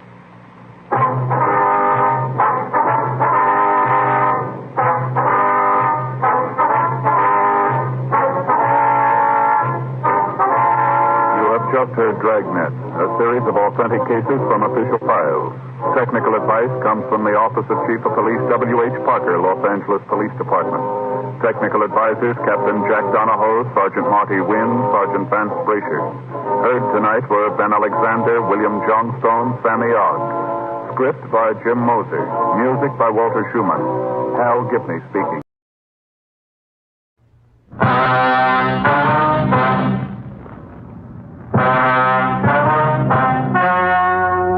The story you are about to hear is true. Only the names have been changed to protect the innocent. Fatima, best of all king-size cigarettes, brings you Dragnet.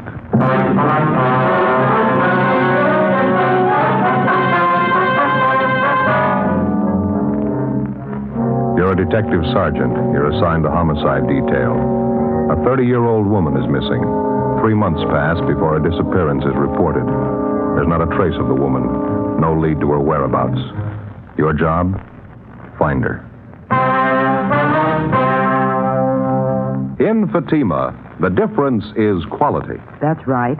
Fatimas are different. They taste better. Yet king-size Fatima costs no more than the cigarette you're now smoking. And because of its quality, more smokers are now insisting on Fatima than ever before. You see, Fatima contains the finest domestic and Turkish tobaccos superbly blended. And Fatima is extra mild, with a much different, much better flavor and aroma. So compare Fatima yourself today. You will find Fatima gives you all the advantages of extra length, plus Fatima quality, which no other king-size cigarette has. Remember, the cost of Fatima is the same as the cigarette you're now smoking. But in Fatima, the difference is quality. Next time, buy Fatima. Best of all, king-size cigarettes.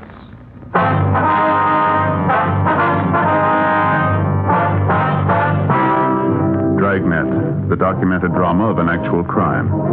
For the next 30 minutes, in cooperation with the Los Angeles Police Department, you will travel step by step on the side of the law through an actual case transcribed from official police files.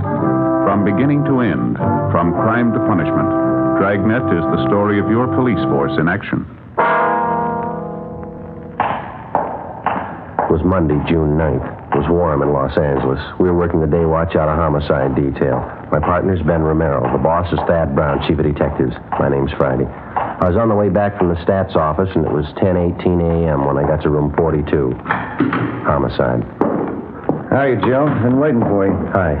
Ma'am, I'd like to have you meet my partner, Sergeant Friday. Joe, this is Miss Daly, Ruth Daly. How do you do? How are you, Miss Daly came in to file a missing report on her sister, Joe. She already talked to missing persons, and they sent her in to see us. Oh, have a chair, ma'am. Thank you. So what's it all about, miss? I just started to tell Sergeant Ramirez That's here. That's Romero, ma'am. I'm sorry. Romero. Well, it's about my sister Bernice, Sergeant. She's missing. I wondered if maybe you people could help me find her. Well, what's your sister's name? Bernice. I guess you want her married name, Mrs. James Butler. Her description will be just about the way I look. Bernice and I are twins. Mm-hmm. When did your sister disappear, ma'am? In March. The first weekend in March. She disappeared on a Saturday. Well, that's 3 months ago, Miss Daly. How is it this wasn't reported sooner? Well, as a matter of fact, I halfway expected her husband to report it. I talked to him about it when Bernice was gone 2 weeks. He didn't seem too worried. Is there any reason for him not to worry? Well, there isn't a way. You see, Bernice has gone off before, about a year ago. She picked up and went to Arizona without telling anybody. When she came back, she said she just wanted to get away for a while. She didn't want to be around here. Well, how long did she stay away that time? Almost a month. Well, how about your sister's married life? She get along with her husband all right? Well, first 5 years they were married, it worked all right. Then it sort of turned sour. I don't know what happened. They used to be happy. Well, what was the trouble, do you know? That's the funny part. I don't. Wouldn't even know who to blame for it, Jimmy or Bernice. Both of them started drinking a lot, pretty heavy. Seemed to me around that time Jimmy began to get a little funny. I see. Has he ever been violent towards your sister, Miss Daly? I mean, has he struck her or anything like that? Oh, no. Really, Jimmy's kind of a milquetoast character. Timid, skinny. Most of the time afraid to say boo. Yesterday I went over to the house to visit Jimmy. I tried to make conversation. He just sat in his chair reading a book. Every time I'd mention Bernice, he'd kind of look up and growl at me. Mm-hmm. I got sick of it. I put on my coat and started for the door. He followed me. Mm-hmm. Did you say anything at all? Yes. When I opened the door, I turned around to say goodbye. Yeah? He had this real horrible look on his face. He said it right out loud, plain as day. What's that? He said, "You'd be surprised if I killed her, wouldn't you? You'd be surprised." 10:40 a.m. We finished taking a complete statement from Ruth Daly regarding the disappearance of her married sister, Bernice Butler. Before she left, we got the business address of her brother-in-law. A broadcast and a missing bulletin was gotten out, and then Ben and I drove across town to have a talk with the husband of the missing woman, James Butler. We located him at work in a job printing shop on South Vermont, where he was employed as a journeyman printer. He was in his early 30s, thin, blonde hair, light complexion, about 5'7", 125 pounds. He wore a pair of rimless glasses. Ben and I introduced ourselves and began to interview him. He was close-mouthed and not too cooperative. He seemed to resent every question we asked him. While we talked, he worked over a paper-cutting machine. You'll have to admit it's a little out of the ordinary, Mr. Butler. Your wife missing 3 months and you acting like she's been gone 3 hours. Did you hear me, Butler? I heard you. Well, what about it? Just a minute.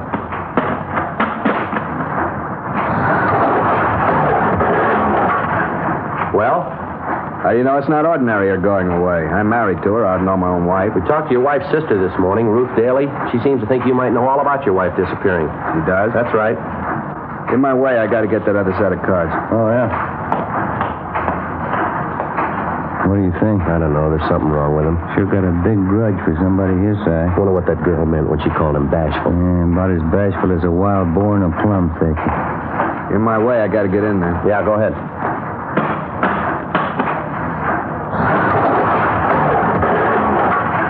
Haven't got any spare time to talk. I have to get this order out. It'll only take a few minutes if you'll be good enough to cooperate. Haven't got the time, that's all. It's almost your lunch hour, isn't it? Suppose we can talk then? Got no time then either. Why don't you talk to Ruth? She seems to know it all. Now, listen, that's about enough of this, mister. We ask you civil questions, we expect civil answers. If you think this isn't important, change your mind. Your wife's been gone for 3 months. Nobody's seen or heard from her, and it's our job to check it. Now, you can talk to us here or downtown. You take your pick. Have to finish up this batch first. We can talk out in the alley and back. I want everybody knowing my business. That's fine with us. You do what you have to do. We'll wait for you.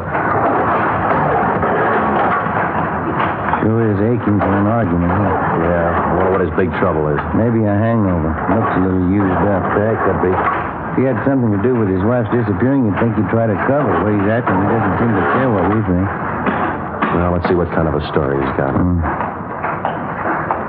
Okay, it's this way, out back. Well, go ahead.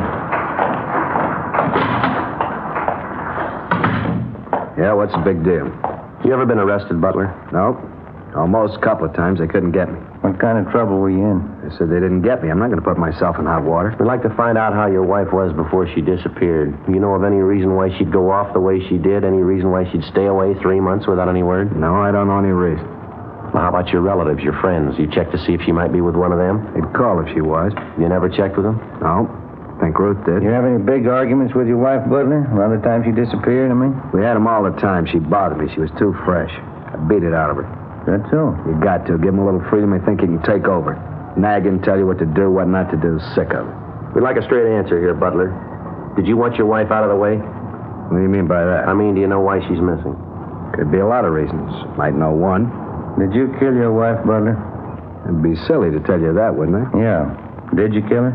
Only one way I'll say yes to that. Yeah? When you prove it. Well, it wasn't easy to understand. From the way it started, our interview with James Butler would get us nothing. We had no evidence against him, nothing to indicate definitely that his wife had met foul play, nothing but a suspicious remark he was supposed to have made to his sister-in-law, Ruth Daly. But once we'd left the print shop and got out in the back alley where he couldn't be overheard, he was full of information. Besides telling us that he'd beat his wife, Butler also admitted that he'd threatened her life on several occasions, twice in the presence of friends. He seemed to take some kind of a peculiar pride in admitting how violent he'd been with his wife. Ben and I took him downtown, questioned him further, and listened to him talk. He made veiled hints that he'd been involved in various criminal activities in this country and also in Europe, that he was a close friend with a half a dozen notorious underworld gang leaders, that he was ruthless and clever enough to dispose of his wife if he wanted to and still avoid prosecution. While we were talking, Ben had James Butler's name and description double-checked through the Record Bureau files. There was no previous criminal record listed for him. As far as we knew, at no time had he even been held under suspicion in a criminal investigation. The next day, together with Brian and Lopez from Homicide, Ben and I made the rounds of Mr. and Miss Butler's friends, relatives, and neighbors. 4:25 p.m. We got back to the office. Oh, hi, Lopez. Hi, Ben, Joe. What's doing? Nothing great. How'd you two make out? Yeah, it's a funny setup to me. I'd say the guy's a phony. Everybody we talk to, everybody who knows Butler, they all say the same thing. What's that? Guy's afraid of his own shadow. He's a milquetoast. Nothing to him. And what'd you get? Oh, about the same. Every housewife around the neighborhood out where they live, they all told us the same thing. The guy's a hen-pecked husband. His wife laid down the laws, and he follows them. Psycho case, huh? Must be. Don't know how else to explain it. Every time I asked one of their friends if Butler beat up his wife, they laughed in my face. Said he wouldn't even dare cash his check on payday. Had to bring it home. If anybody got beat up, it must have been him. Yeah, he sure tells a great story. He could make you believe he was a bluebeard. Did you get any different answers at all, Lopez? Yeah, one maybe. Yeah, let me take a look. Let's see. Yeah, here. Mrs. Irene Brady. She's an aunt of Mrs. Butler. She said the same thing about Butler, about him being a real mouse and all. And she told us about the dizzy things he'd been doing the last couple of years. Yeah, what was that? Well, 4 or 5 times she said he just went out looking for trouble, go in a neighborhood bar, insult some big stevedore, or he'd get his face pushed in. He always picked big guys. Didn't seem to mind getting beat up as long as he could insult them. Not much doubt, I guess. The guy's ready for the nut for him. Well, apparently he's got a big beef with people who push him around. Maybe he figured if he could take care of just one of those people, he could even up the score. How do you mean, Joe? Well, Mrs. Butler, the wife, she's probably the one who gave him the worst time. If he's a little bit off mentally, that'd make him capable of murder, wouldn't it? Could be, yeah. Maybe the wife poured it on real strong, drove him to it. Crazy as a coot, that guy. Too many movies, mystery books. I got it. Homicide, Romero. Oh, yes, ma'am. How's that? When was that? Yes, ma'am. Yes, ma'am, as soon as we can. Bye. That does it. What's that? That was his sister-in-law, Ruth Daly. Just told me she's positive Butler murdered his wife. What makes you think so? Number one, she says Butler told her so. He admitted it to her last night. Well, it doesn't hold any more water than the rest of his stories. I don't know. The Daly girl says she's positive she's got the evidence to prove it. What's that? A murder weapon, bloodstains all over it. 4:45 p.m. And I got in the car and drove out to the home of Mr. and Mrs. Butler, where we found the missing woman's sister waiting for us on the front stairs. She told us she'd been doing some kind of checking of her own through the house that afternoon. In going over the attic, she said she'd found a claw hammer hidden under a loose board in the attic floor. She said the hammer was covered with what appeared to be dry blood stains. She took us inside, up the stairs, to the attic. Careful of the steps, officers. It's an old house getting ready to fall apart. Yeah. Watch your step here, Joe. Yeah, I'm all right. Go ahead.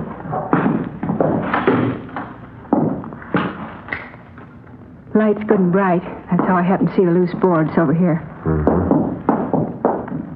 Did you pick up the hammer, Miss Daly? No. I started to, but then I remembered about fingerprints and things. Just where I found it. Didn't touch it. Hey, you want a pencil, Joe? Maybe you can get it in the claw there? No, I think we can see it right where it is. Let's see. Could be, huh? Bloodstains? Well, it sure looks like it. On the handle here, all over the head of the hammer. I knew it. I knew there was something wrong the day she disappeared. Hey, look at this, Joe. I just noticed. These stains on the floor. Whole trail of them, see? Lead right for the door. Yeah, we better get the crime lab on it and have Lee Jones run the benzidine test on him. What time does he usually get home from work, Miss Daly, your brother-in-law? About 6 o'clock. Don't know about today, though. How do you mean? Does he work late on Tuesdays? No, but I wanted to make sure he wouldn't be home when I came over today. I called the print shop where he works. He's not there. Called again this afternoon. Jimmy hasn't been seen since last night. Is he in the habit of skipping work? No, he never does. I called every one of his friends I know of. Bernice's friends, too. I called them. The places he hangs around, nobody's seen him. Not since last night, since you talked to him. And you got no idea where he might be? No. Just like Bernice. He disappeared.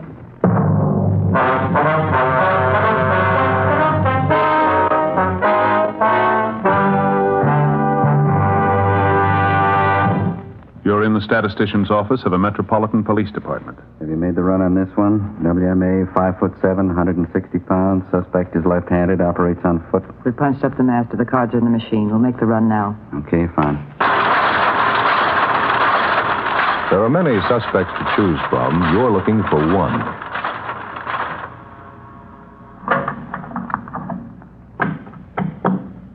Thank you.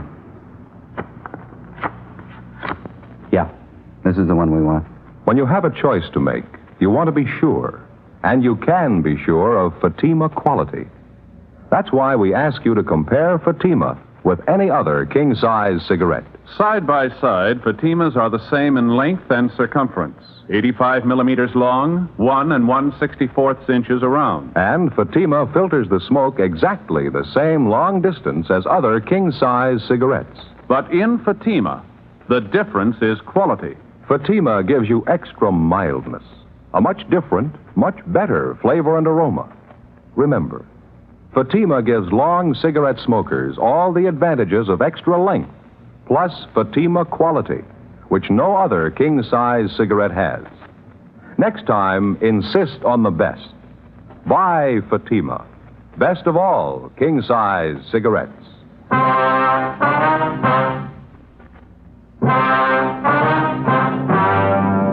Tuesday, June 10th, 5:20 p.m. Ben got on the phone and called around town to check further on the whereabouts of James Butler, the husband of the missing woman. No luck. We called the office, and they got out a broadcast and an APB on Butler. We drove downtown to the crime lab, gave him the claw hammer that we'd found in the Butler's attic, and asked him to run a benzidine test on the stains. We'd also made arrangements for Lee Jones to run similar tests on the stains we'd found on the floor of the attic. 3 days passed. Butler was gone. There was no sign of him. The search was intensified. Another 3 days went by. Monday, June 16th, we got an answer on the APB. A phone call from the chief of police in Tulare, California. Yeah, James Michael Butler, WMA, 33 years, 5'7", 128 pounds. Blonde hair, hazel eyes. Hey, you got a North Hancock Street address down there, that right? Yeah, that sounds like the man we're looking for. He's a real weird one, Friday. Caused a little trouble at one of the taverns up here last night. Kept picking fights with the biggest truck drivers he could find. We locked him up after his third fight. He had her jailed in an uproar all night. Wild one. What'd he do? All shouting all over the place. Couldn't do anything with him. Uh-huh. Keeps telling everybody how smart he is. Yeah? Says he killed his wife, but nobody's ever going to find out. James Butler was returned to Los Angeles, where he underwent further interrogation in addition to a psychiatric test. The test showed that he was definitely abnormal, but he was still judged mentally competent. The crime lab's tests on the bloodstains found on the hammer and on the floor of the attic in the Butler's home revealed that the stains were made by animal blood, not human. We questioned Butler about it, but we failed to get him to even admit he knew anything about the stains. He was released from custody, but he was kept under surveillance. A week passed. 2 weeks.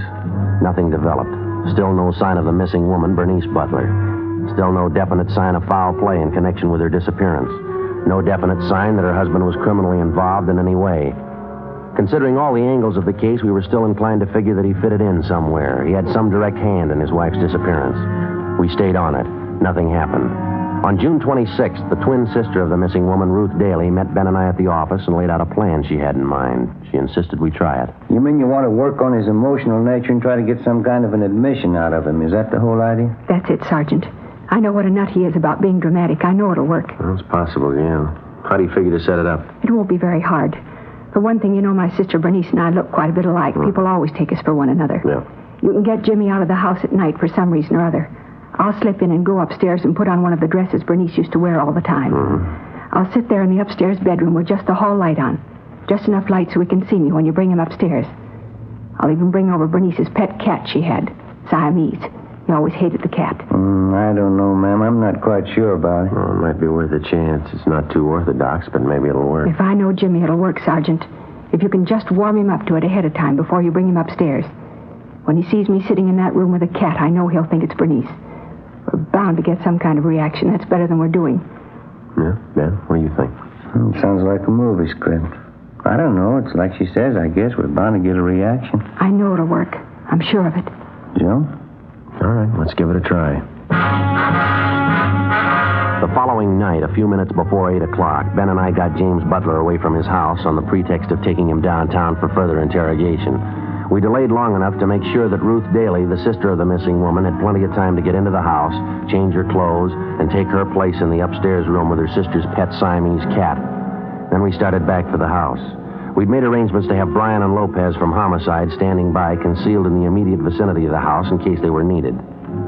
11:05 p.m. While we drove him back toward his home, Butler was talkative, but not too relaxed. It was the same line we'd heard before, how tough he could be when he wanted to, the same hints that he was an undiscovered killer, one of the more talented professionals in the deadly circles of the underworld. I came from Illinois originally, Cicero. You guys know how it is back there. You have to stay right up on your toes. Yeah. How long you been out here now, Butler? You expect me to tell you that? I'm wise to the way you guys work. You're not going to get me on questions like that one. I understand you do quite a bit of reading, Jim. You come across anything good lately? Nah, nothing lately. All the good books, they've already been written. Edgar Allan Poe, Stevenson, de Maupassant, Gogol. They know how to tell a good murder story. These new guys are a waste of time. Reading, that's all reading. That's what I like to do. Not that modern junk, only the best. You take some of Poe and Stevenson, for instance. I know those guys. That's so. Sure, I know their stuff well enough to tell you. I got whole pages memorized. How'd you like to hear some? Stevenson, maybe. All right, go ahead. I have to belie my nature. All men do. All men are better than this disguise that grows about and stifles them. You see, each dragged away by life like one whom bravos have seized and muffled in a cloak. If they had their own control, If you could see their faces, they would be altogether different. They would shine out for heroes and for saints. I am worse than most. Myself is more overlaid. My excuse is known to me and to God. But had I the time, I could disclose myself. That's out of Stevenson, you know. Pretty smart fella, huh? Yeah, sure is. You got a pretty good memory. I read those books all the time. Nothing better. This is the house all right? Yeah, that's right. Well, maybe I'll see you later, huh? Thanks for the ride. Well, I'll tell you, we'd like to come in the house with you if you don't mind, Butler. One or two things we'd like to check over, if that's all right with you. It's all right, sure. Guess you ought to know by this time, huh? Nothing I'd hide in that house that you'd ever want to find. Come on, let's go.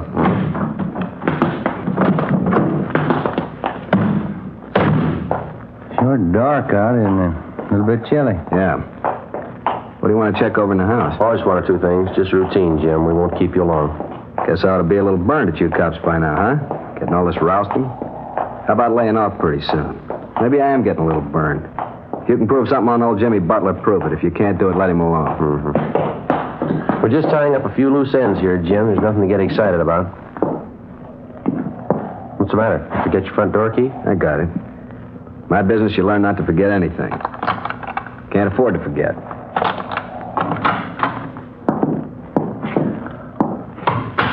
Yeah, it's quite a big place you got, Butler. You stay here all by yourself? That's the way I like it. By myself. If you want to look at anything, you can look now. When you're through, I got some bourbon in the cellar. I keep a big booze cellar, you know. All first-rate stuff. What's the matter? Oh, nothing, Jim. Thought I heard a cat someplace, did you? No cats in this house. What do you mean you heard a cat? I hate the lousy things. I wouldn't have one. Didn't you tell us once your wife had a cat? I think it was you. You didn't like it much, did you? Killed the lousy thing. Got an axe and killed it. Dumb wife of mine used to drive me crazy with it. Cat hair all over the place. You know how it is. Got an axe and killed it. Yeah. There it is. I thought I heard it. Guess you got another one, huh, Butler? I'll get rid of that thing. I'll find him and get rid of him right now. Upstairs. I suppose the house makes you think of your wife quite a bit, doesn't it, Jim? What? Well, I mean, you spent so much time in it together, you and Bernice. It's got quite a few memories for you, I guess, huh? Find that thing if it takes all night. I'll get the axe and I'll find the thing. It's up here, all right. Maybe down the hall there. Bernice's room. She had the cat. What's it doing here? There's no reason for it. Could have wandered back in. Can't we get more light in this hallway? I can't see anything. Cat could be anywhere. What's it doing here alone? The cat was always with Bernice, never left her. Oh, sounds to me like it's just around here, maybe through that door there. You think? It's Bernice's room. I killed the lousy cat. He couldn't be in there. Oh, might be it's just a cat out in the streets now, in the side alley, maybe, huh? Probably not even in the house. Take a look in the room here.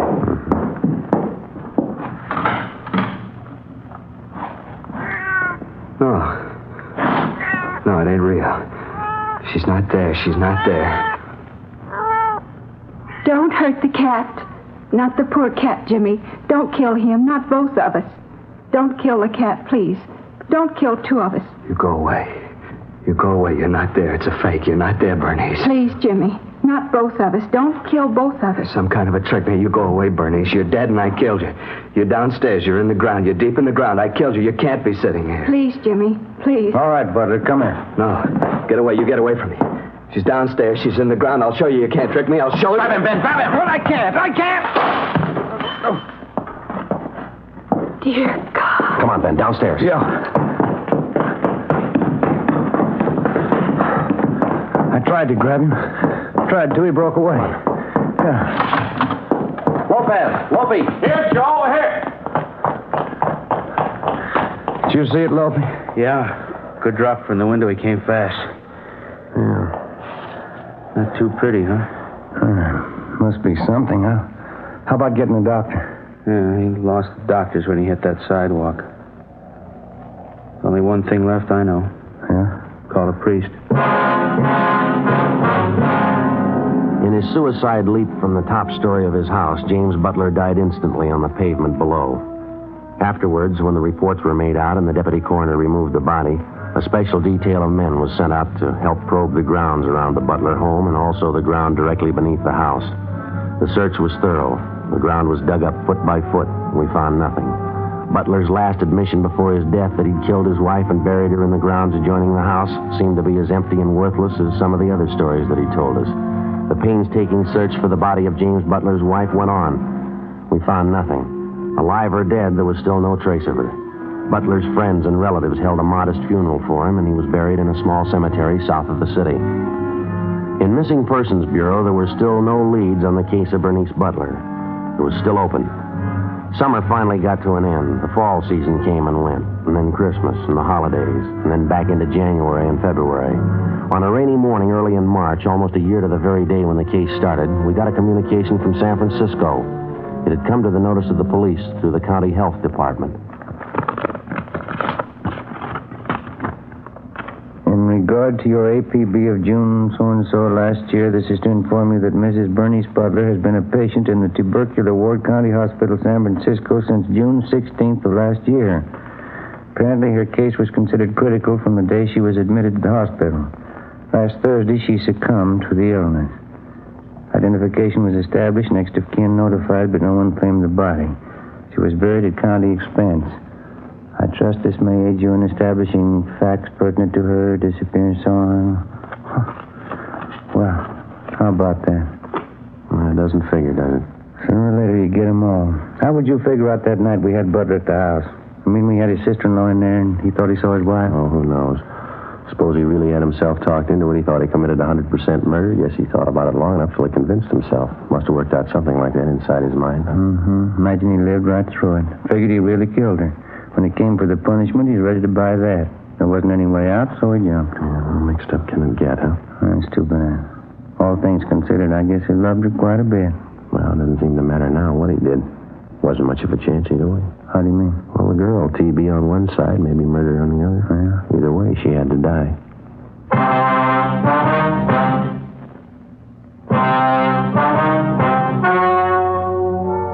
The story you have just heard was true. Only the names were changed to protect the innocent.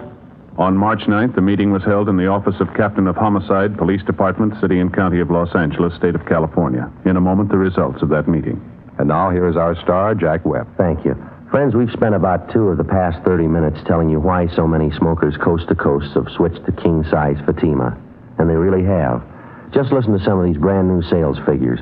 I'll give you a few of them state by state, alphabetically, just as they're listed here. Fatima sales up 92%, up 72%, up 107%, up 192%, up 69%. And so it goes, up and up. Thousands and thousands of king-size cigarette smokers are changing to Fatima, and there's a reason. Fatimas cost no more than the cigarettes you're now smoking. They filter the smoke exactly the same long distance as other king-size cigarettes. Yet there's a big difference. Fatima quality, which no other king-size cigarette has. Buy them tomorrow in the golden yellow package. Fatima, best of all king-size cigarettes.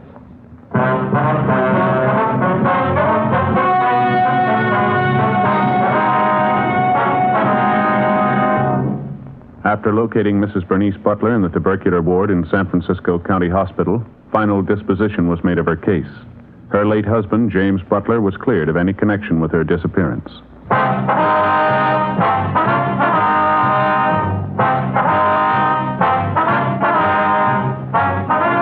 You have just heard Dragnet, a series of authentic cases from official files. Technical advice comes from the Office of Chief of Police W.H. Parker, Los Angeles Police Department.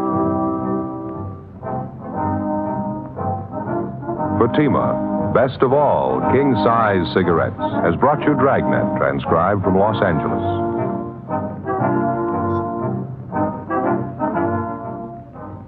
Stay tuned for Counter Spy, next on NBC.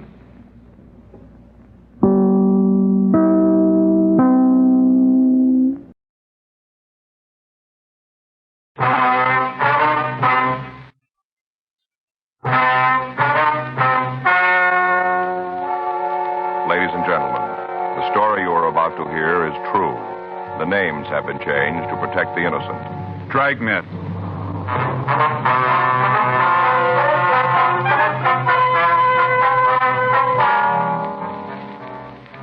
You're a detective sergeant. You're assigned to narcotics detail. The body of a man has been found in a public park lake. Physical evidence indicates he was killed by narcotics. Your job? Check it out.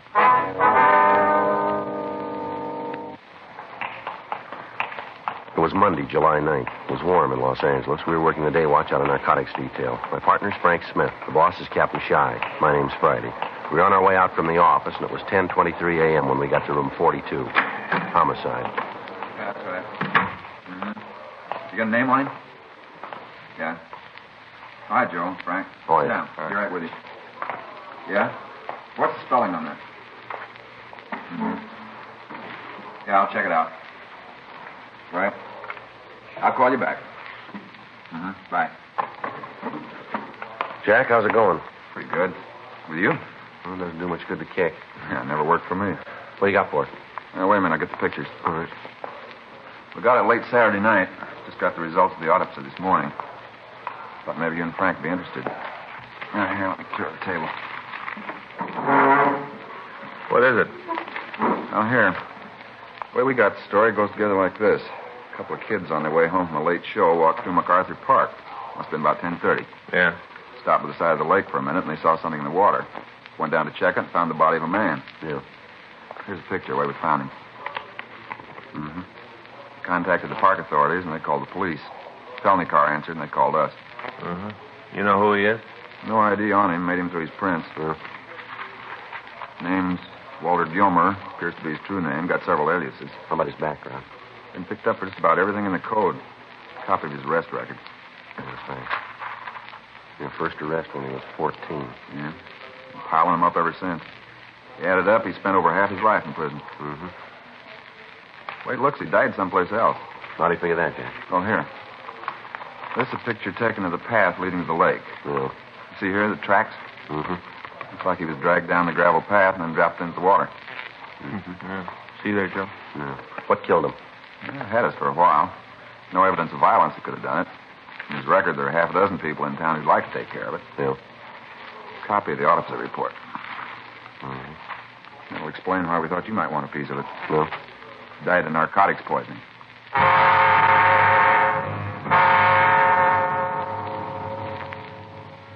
We went over the dead man's effects without coming up with any additional information. From the report of the coroner's office, we knew that Gilmer had died of narcotics poisoning. We were not able to tell the type of the narcotics used, but it was listed as either heroin or morphine. During the past 3 months, the Southland had been flooded with an inferior grade of heroin. From chemical analysis, we knew that it was being processed in Mexico. We'd been in touch with Mexican authorities, but in spite of our joint activities, the drug continued to cross the border and it continued to be circulated. Arrests of mules and pushers had been made. Suspects had been interrogated, and all other leads had been checked out, but we were still unable to come up with the key people in the operation.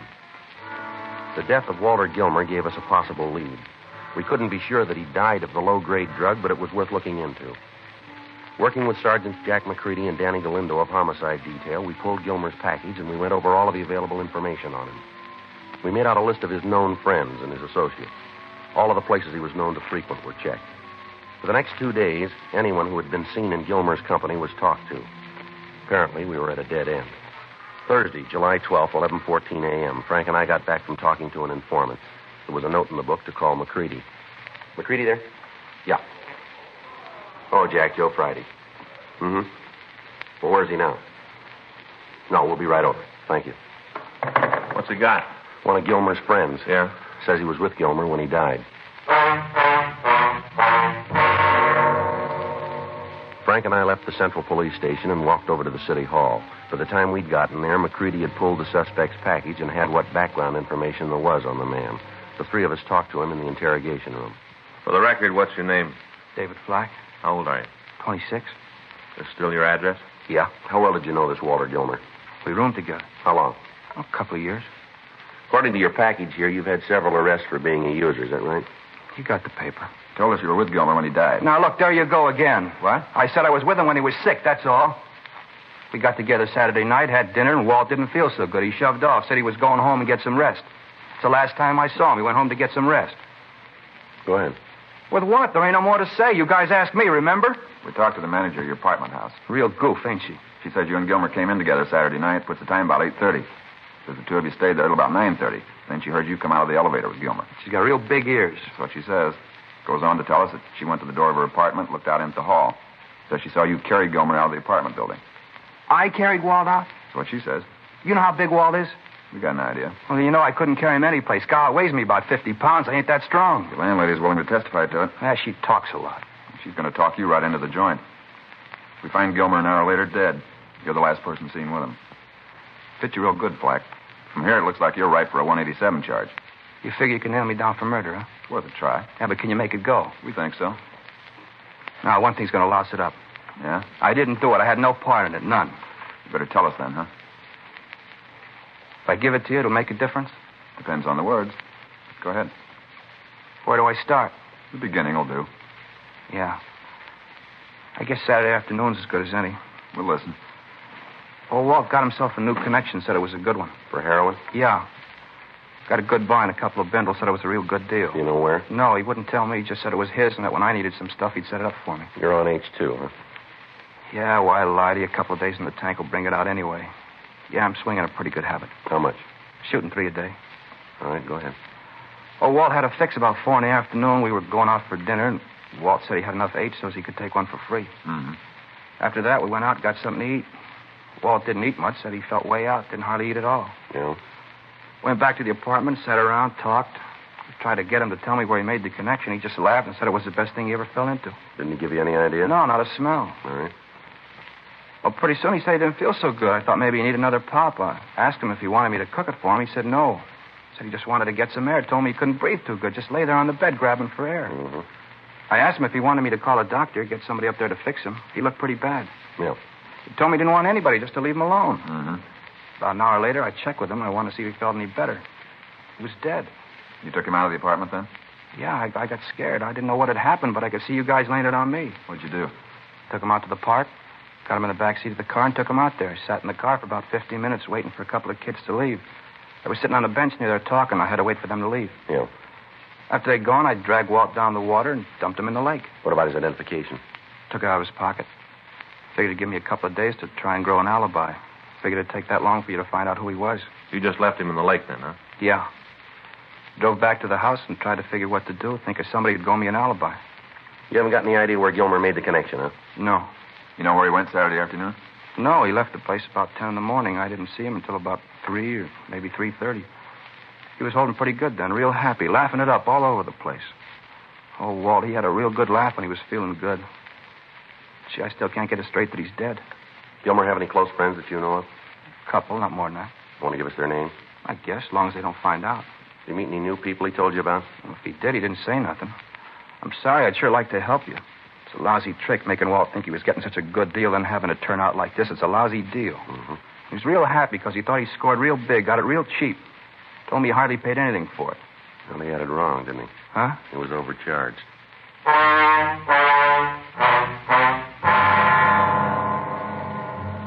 We continued to talk to David Flack. From him, we got additional names of people Walter Gilmer had dealings with. We also got the addresses of bars and restaurants the dead man was known to have frequented.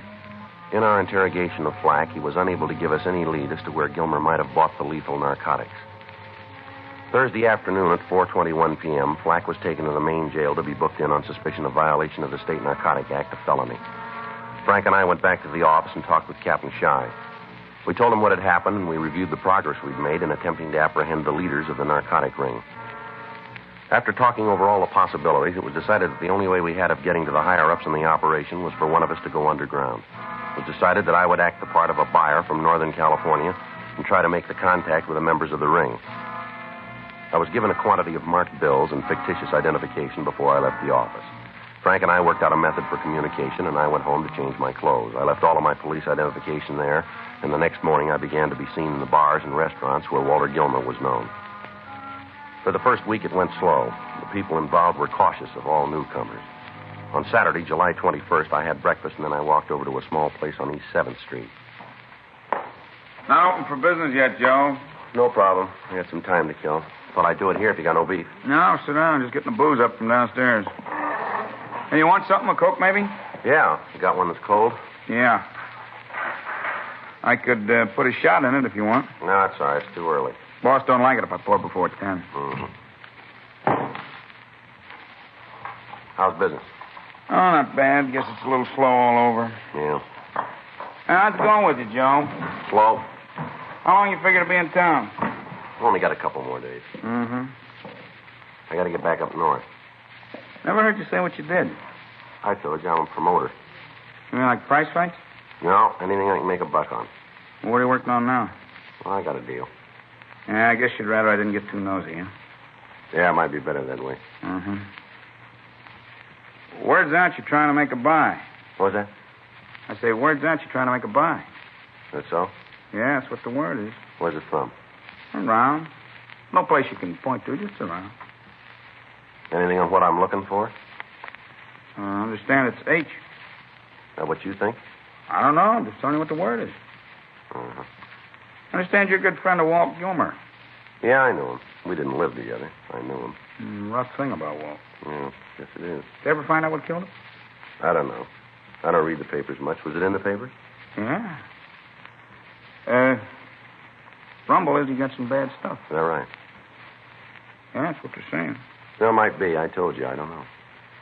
Well, I guess if you're a friend of his, you'd like to talk to his connection, huh? Well, it doesn't make any difference to me one way or the other.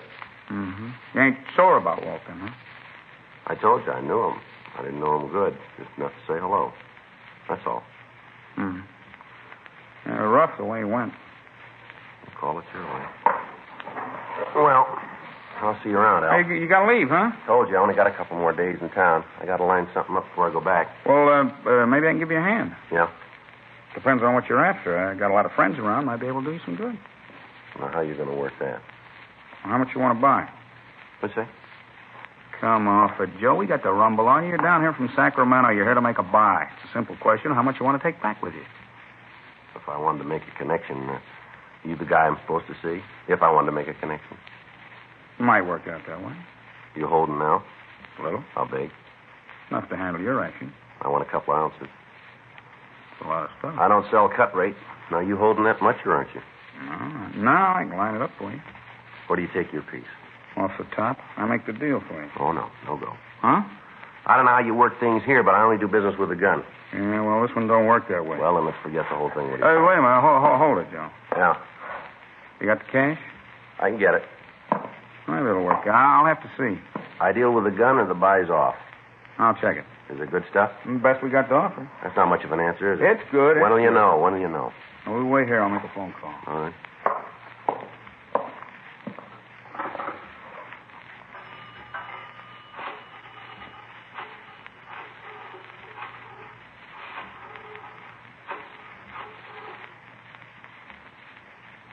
This is Al.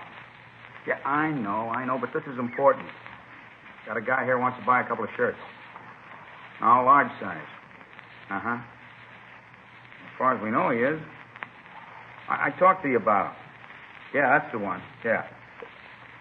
No, he says he won't buy them from anybody else. Yeah, that's what I told him. He says he's got it. Just a minute, I'll check. You be here about 7 tonight? Huh? You be here tonight about 7? Well, we can make the deal, sure. Yeah, he can make it. All right. Yeah, I know. I told you we checked. He's all right. Uh-huh. Yeah, right. Goodbye. Deal's made. All right. Be here at 7. Make it sharp, huh? Okay. You meet the boss.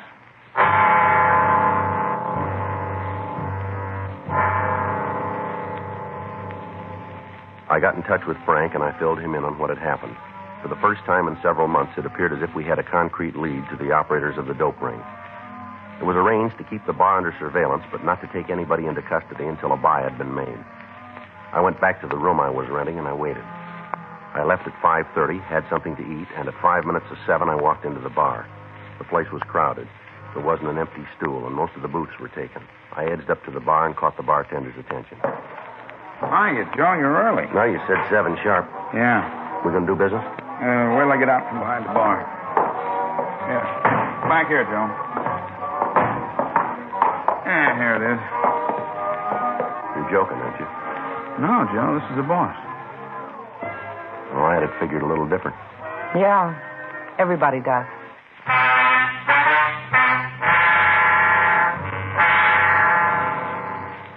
The woman sitting in the booth was in her late 30s or early 40s. It was hard to tell. She had dark hair and blue eyes.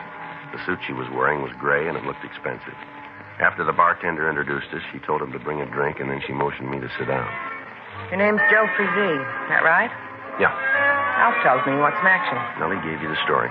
How do I know you're a legitimate dealer? You don't. Still, you want me to go out on a limb and turn over 2 ounces of heroin to you. I'm willing to pay for it, lady. Where's it going to go? Up north. A lot of ground. Sacramento. You got the route to get rid of it? They're waiting for it now. Go in, and I should tell you I haven't got 2 ounces. Well, and I'm wasting my time. But I can get it. How soon? Sit down. All right. How quick do you need it? I want to leave town in a couple of days. I told Al. You working alone? I don't see how that figures in the price. You're wrong. What? H we've got goes for $4.50 an ounce. It's pretty high. It's the best we can get. Should be. If you want to make a deal, the price comes down. No, I can't swing more than 2 ounces. Even if the price is dropped? How much? To $3.50. No, it doesn't fit. What's the angle? If you're on your own, it must get a little tiresome to have to carry the load by yourself. Maybe. I was thinking that maybe you'd like a partner. You? That's what I had in mind. No go. Why? Oh, a lot of reasons. Mainly because I don't need anybody. Then it's going to cost you $4.50. Well, I figured that going in. When do you want the stuff? Tomorrow night will do. It'll have to be late. We got it coming in then. From where? The price doesn't include that. Okay. Where do I pick the H up? Alf will call you. He'll give you the time and the place. Well, if it's high grade, I might want some more. You can pay our price. You'll get it. It's all right. You're making a big mistake, Joe. That's so? Yeah. I got L.A. sewed up good and tight. Good distribution. All the product I need. You got the North. We put them together. We could both come out real well. No, I told you before. I don't need partners. You might be wrong, Joe. Huh? You might already have one.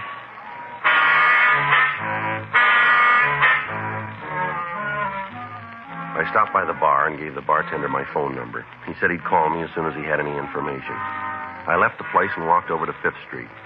At a corner restaurant, I put in a call to Frank, and I filled him in on what had happened.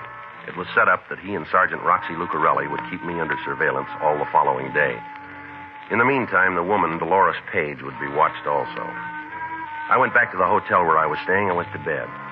At 3:30 a.m., the phone rang, and the bartender, Alf, told me to get dressed and meet him in front of the hotel right away. He said we were leaving town immediately to make the narcotics buy. I tried to call Frank and fill him in on what had happened, but I couldn't reach him. I got in touch with the office and left word regarding the meet, and then went downstairs to wait for Alf. At 3:45 a.m., Alf drove up to the entrance. I tried to stall as long as possible to give the men from the office time to get there, but finally we left the hotel before they arrived. In the car with Alf and myself were a man who introduced himself as Earl and the woman, Dolores Page. We drove down to the beach and turned south on Highway 101. We continued down to San Diego. At 6:30 a.m., we checked into a small hotel, and Alf, along with Earl, left to make the meet and the buy. I tried to find out where they were going, but they refused to give me any information. Dolores Page and I waited for him to come back. I was unable to contact the San Diego authorities, telling them what to watch out for. Apparently, I'd lost contact with Frank and Lucarelli. The only hope now was that someplace along the line, the Page woman and her associates would make some kind of a mistake. We waited at the hotel until 12:15 when Alf and Earl returned. Where's Earl? Downstairs in the car. How come you're so late? We got hung up on the other side of National City. Customs inspection. Went through the car. Find anything? No, but there's something wrong about the whole deal. What do you mean? Looked like they were waiting for us, like somebody had tipped them off we were coming through. What makes you think that? The way they acted. Other cars they just looked over. Ours, they went all the way through, took the seats out, checked the tires, even climbed underneath. I tell you, somebody tipped them off. They were waiting. Anything wrong with this? I want no part of it. You understand that? We've been working it a long time without no hitch. All of a sudden, you come along, we got trouble. What are you trying to build? Just that it's funny it had happened now, first time you're here. Are you trying to say that I got something to do with the shakedown? If it fits, wear it. Now, you listen, you two-bit punk. I got more to lose than you have. I'm paying top price for this product. I got customers waiting now. You come breezing in here and try to lay one of your own mistakes on me, and I'll break your back. You talk like a man 12 feet tall. I don't have to be that big. All right, you. knock it off. You two beefing isn't going to do any good. They didn't find anything. You got no call to figure it was a tip, Alf. No reason at all. Now, let's get out of here. Tell your boy to get off my back, will you? Don't worry about it. There won't be any more trouble. Better not be, because I'll spell it out for you. Is that right? There is, and I'm going to cause it.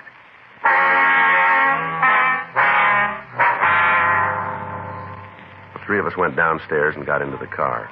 We started the drive back to Los Angeles. From what I could find out, the narcotics buy had been made in Mexico, but the heroin was not in the car we were driving. We continued up the coast. Just south of Oceanside, California, we began to follow a large bus. As we drove, I noticed that Alf was being careful to keep the vehicle in sight.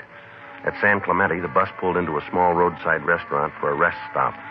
We parked immediately in back of it. Alf got out of the car and approached the bus. He walked up to the rear of the vehicle, reached under the rear bumper, and removed a small package wrapped in waterproof material.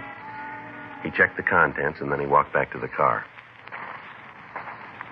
Get it? Yeah, right where we put the stuff. Get in. Let me have it. Here. Here it is, Joe. Got the money? You want to wrap it up right here? No reason not to. Why don't we wait till we get back to town? It'll be easier there. You got any special reason to wait? No? Got the money? Yep. Then why wait? Well, let me see what I'm buying. Here. It looks all right. Best we can buy. You don't have to taste it. What are you trying to pull? What? What are you trying to sell me? This stuff's no good. You're not going to stick me $4.50 for this junk? You made the deal. And I'm leaving it. I want no part of it. It's a little late to come up with that. You haven't been paid yet. We will be. Get out of the car. Leave him alone, Alf. We've done it your way all along. It hasn't worked out. From here in, I'm going to call it. You're doing it wrong, Alf. You let me worry about that. Get out, mister. Go on.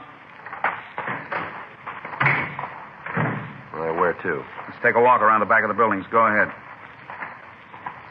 Figure to kill me and come up with the money, too. Is that it? Keep walking. You know you're not going to get away with it, don't you? You keep buying those fairy tales. Maybe we can make a deal, Alf. Yeah? If you get the money, it doesn't make any difference about me, does it? What do you mean? Now, wait a minute. Suppose I give you the money. You got it clean. You don't have to roust me then, do you? Maybe I'll like shoving you around. I never did figure you on our side. Why? Because you knew Walt Gilmer. What happened to him doesn't make any difference to me. It don't read good, Joe. Right from the beginning, I didn't figure you.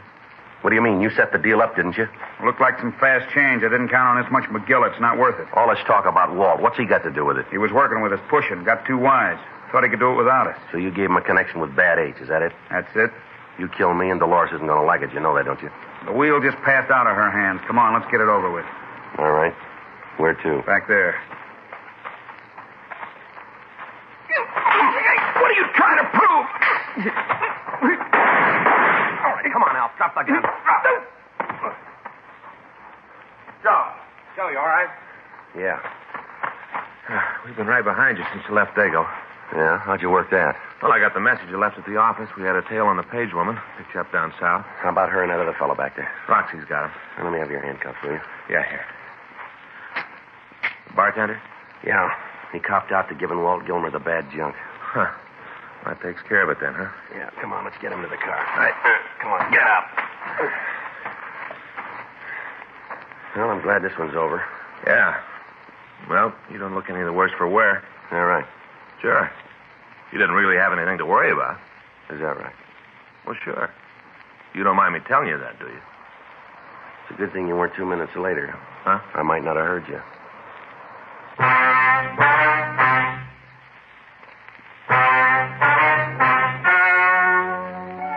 The story you have just heard is true. The names were changed to protect the innocent.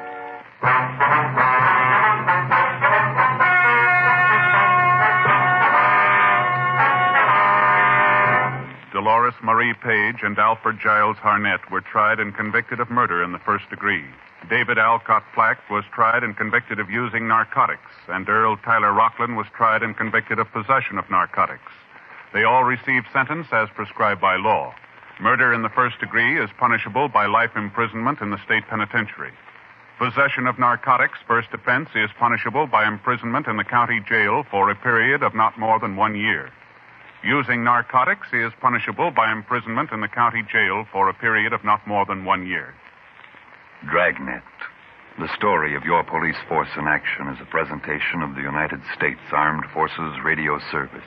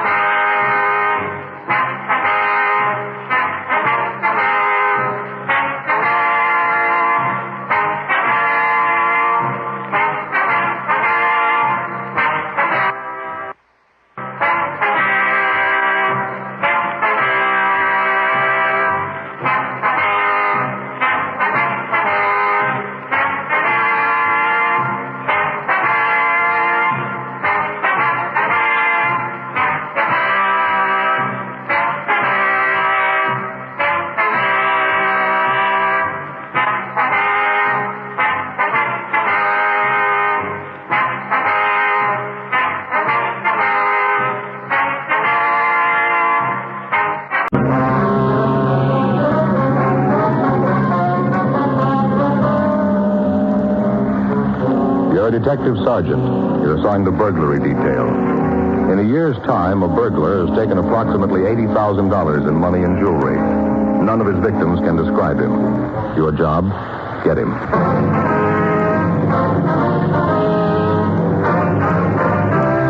Dragnet, the documented drama of an actual crime.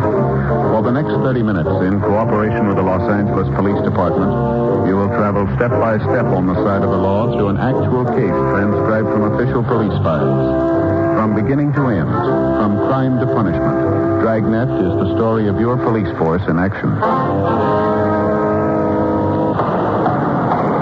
was Tuesday, July 10th. It was hot in Los Angeles. We were working the day watch out of burglary detail. My partner is Frank Smith. The boss is Captain Wisdom. My name's Friday. It was 8:02 a.m. when I got to room 45. Burglary. That you, Joe? Yeah. How about that fight last night, huh? Did you see it on Channel 4? No, I started to watch it. The set went on. Picture tube? I don't know, Joe. Picture got all fuzzy and started to wobble. You know, like when an airplane goes over between the set and the train. Oh, yeah, I know. The set's been acting up lately. I thought there might be something wrong with the aerial, so I figured I'd take a look at it. Got the ladder out, got up on the roof. Sure enough, one of the wires on the thing was off. Just hanging by a little bit of the rubber coating. Climbed back down to get the wire cutters to fix it. Couldn't find them. Had to use scissors to strip the insulation off the wire. Got the wire all fixed to put back on, then I couldn't find the pliers to get the nut off the aerial. Looked all through the house, no soap. Well, what'd you do? Nothing I could do. Try to get the nut off with the scissors. Broke them. Finally went back into the house to listen to the radio. Fight was over. Yeah, I only went 4 rounds. Yeah, I found that out. Got the radio on just when the announcer was giving the last commercial. And Faye and me had a talk. And then again. Yeah, I told her I was going to buy a whole new set of tools. The first time I saw the kids with one of them, I was going to raise the roof. That must have made her happy. Yeah, it did. Made some remark about them only being kids. Said if I wanted to keep the tools out of their hands, I should put them in a place where they can't reach them. There's only one trouble, Joe. What's that? With Mike and Stacy, there isn't such a place. Yeah, figure I know what you mean. It's sure a good fight, though. It's too bad you missed it. Yeah. Got in, Smith? Yeah, Skipper. Right here, will you? Thanks. Skipper, what's up? Sit down. Just got a call from the Wilshire Division. That string of burglaries I've had out there, they can't spare the men to give this thing the time it looks like it's going to take to turn it. Yeah. So I'm putting you two on it. Here's all the crime reports on it. Looks like they've been busy. A lot of reports here. What's he pick on? Money and jewelry. Use a celluloid strip to get into the houses. Not much unusual about that. No. According to the reports, he's been hitting around 3:30 to 6 in the afternoon. Yeah, he evidently rings the bell first to see if there's anybody in the house. And then if there isn't, he uses a celluloid to open the door. Goes through the house, then leaves by the back door. What's this bit here about the glass of milk? Well, that's the one part of his M.O. that's new. It seems every place he goes into, he has a glass of milk before he leaves. Any prints on the glass? Haven't found any yet. Seems to wipe the glass clean before he leaves. Stats office come up with anything on the M.O.? Nothing hasn't been checked out. The leads they gave us didn't go anyplace. How about the victims? Any of them ever see the guy? No, not good. A couple of them have caught glimpses of him leaving the house. Didn't realize at the time that he'd just come from their place. How about a description? Everybody that's seen him tells a different story. Some have him tall and thin, others have him short and husky. Some have him dark, others light. Anybody's guess. That makes it easy, huh? You've been working any one area, Skipper? Yeah, according to those reports, he works around in here. And here. From Wilshire to Pico on the south, La Brea to Robertson on the west. A lot of areas, Skipper. Yeah. How about help? Much as you need. Metro will give you as many men as they can spare. Said you could probably count on 10 teams. Well, we should be able to patrol the area pretty well with them. You get more than one place a day? Yeah, sometimes 3 or 4. Depends on how much time it takes them to go through a place. And he never works later than 6 o'clock. No, not that we know. It's pretty smart. More people on the streets that time of day, less likely to be noticed. That's probably the way he figures it. I still don't think I get this milk thing. Yeah, it's a weird one. You have it every place he goes? Seems to. The owner comes home and finds all the money and jewelry in the place gone and an empty glass on the table in the living room. Living room? Yeah. In the living room. Evidently pours the milk right after he gets into the house and carries it around with him while he works. Finishes it up before he leaves. Boys from Wilshire have found those rings, you know, when you put a glass down on the table. Yeah, I know. Found them all over the house. I haven't found any prints at all, huh? No, Leighton Prince has gone over the places completely. Everything they found has a right to be there. Belongs to family or friends. $80,000. How about the pawn shop detail? They turn up anything? No, nothing. None of the jewelry's turned up as far as we can tell. Looks like a gem, huh? It is. It's all yours. All right. We'll get started on it right away. You two stay on this until you clean it up. Right, Skipper. Any ideas where you're going to start? Well, only one place, the neighborhood where he works. Yeah? We don't know him. Maybe he'll come to us. Frank and I went over the reports. In general, the operation was the usual type. Use of a celluloid strip to enter a house wasn't new. The suspect operated during those times when detection was least likely. He never operated in the rain. All in all, with the exception of the milk drinking, the case could have been 100 others. Frank and I spent the rest of the afternoon talking to the victims who had seen the burglar. They were all sure that the man they'd seen was the one we wanted, but their description varied from each other. All the victims had been shown mug books, but failed to identify the suspect. We called Metro Division and asked them to give us as many radio units as possible to cover the area. They assigned 10 cars to the detail. Frank and I covered the entire area in our car. Wednesday, September 5th. 2 months had passed, during which time the burglar hit only 2 houses. In spite of the heavy patrol action in the area, he got away safely in both instances. 5:45 p.m. Looks like another day shot, huh? Yeah, another 15 minutes to go. Well, one thing anyway, he's calmed down, Joe. He's going to make 100,000 this year. Wait a minute, Frank. Yeah? Up ahead there on the left, White House. Yeah, I can see him. Pull over here. We'll walk down it. Right. Come on, you get on my side. Right. Still working? Yeah, probably a double lock on that door, huh? Celluloid won't work there. Having a little trouble, mister? Huh? Looks like you're having a little trouble getting that door open. Oh, yeah, I lost the key. You police officers? Yeah, that's right. Well, happy to know you're on the job, protecting my house and all. Sure appreciate it. Wonder if we can see your identification. I beg your pardon? Your identification? Wonder if we can see it. Well, what's the matter? Don't you believe me that I live in this house? We just like to see your ID. Nothing wrong with you showing it to us, is there? Oh, of course not. Gee, looks like I left my wallet in the house. What's that gadget you were trying to get into the house with there? Oh, this? A piece of celluloid. I read about it someplace. I happen to have it. Mm-hmm. Turn around, will you, toward the street? Yeah, sure. What do you want? What's the address of the house you live in? The address? Yes, sir. You guys still don't believe I live here, do you? The address, what is it? 1200 block in Allendale. What's your name? Anderson.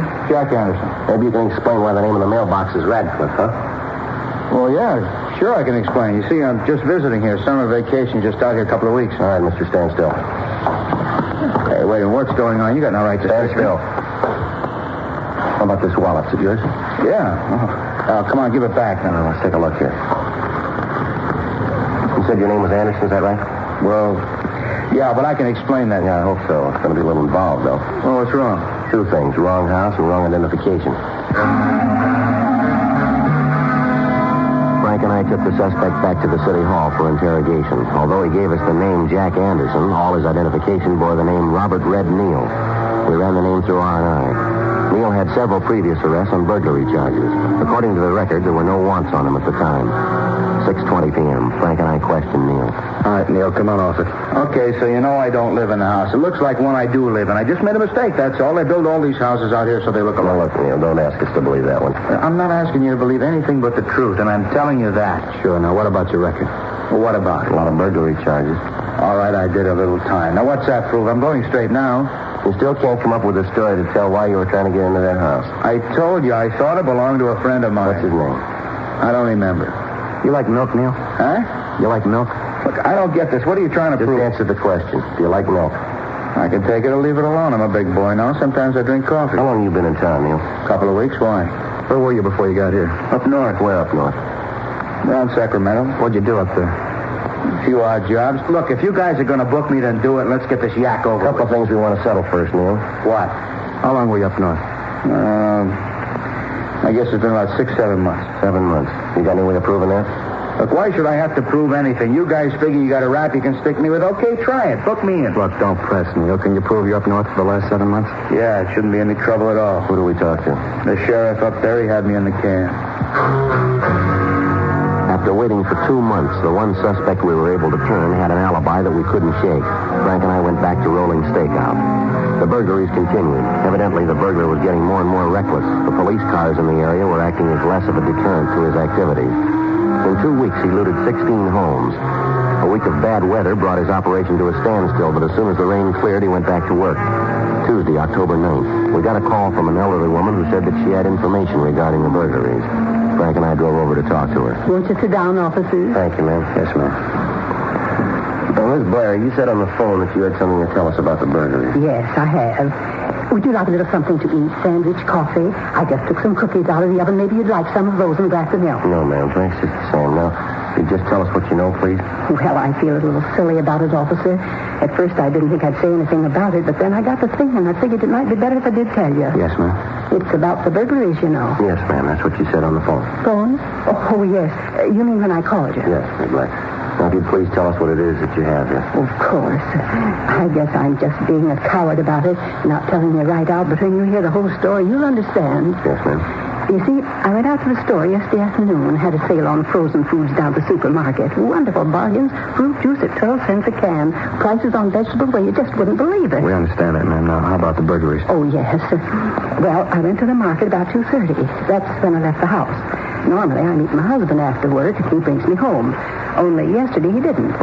He had some work to do at his office. He's in real estate. Yes, ma'am. Well, yesterday he didn't bring me home. I caught a ride with that nice Mrs. Coddington. There's 2 doors down.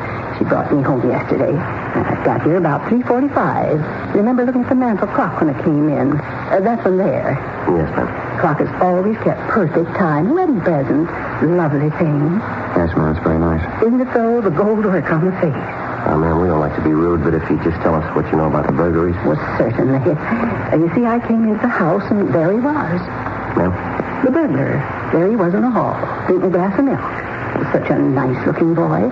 Just stood there for a minute drinking the milk. Well, what did he do when he saw you? He put the milk down on the telephone table, and then he started to run to the back door. I told him to stop.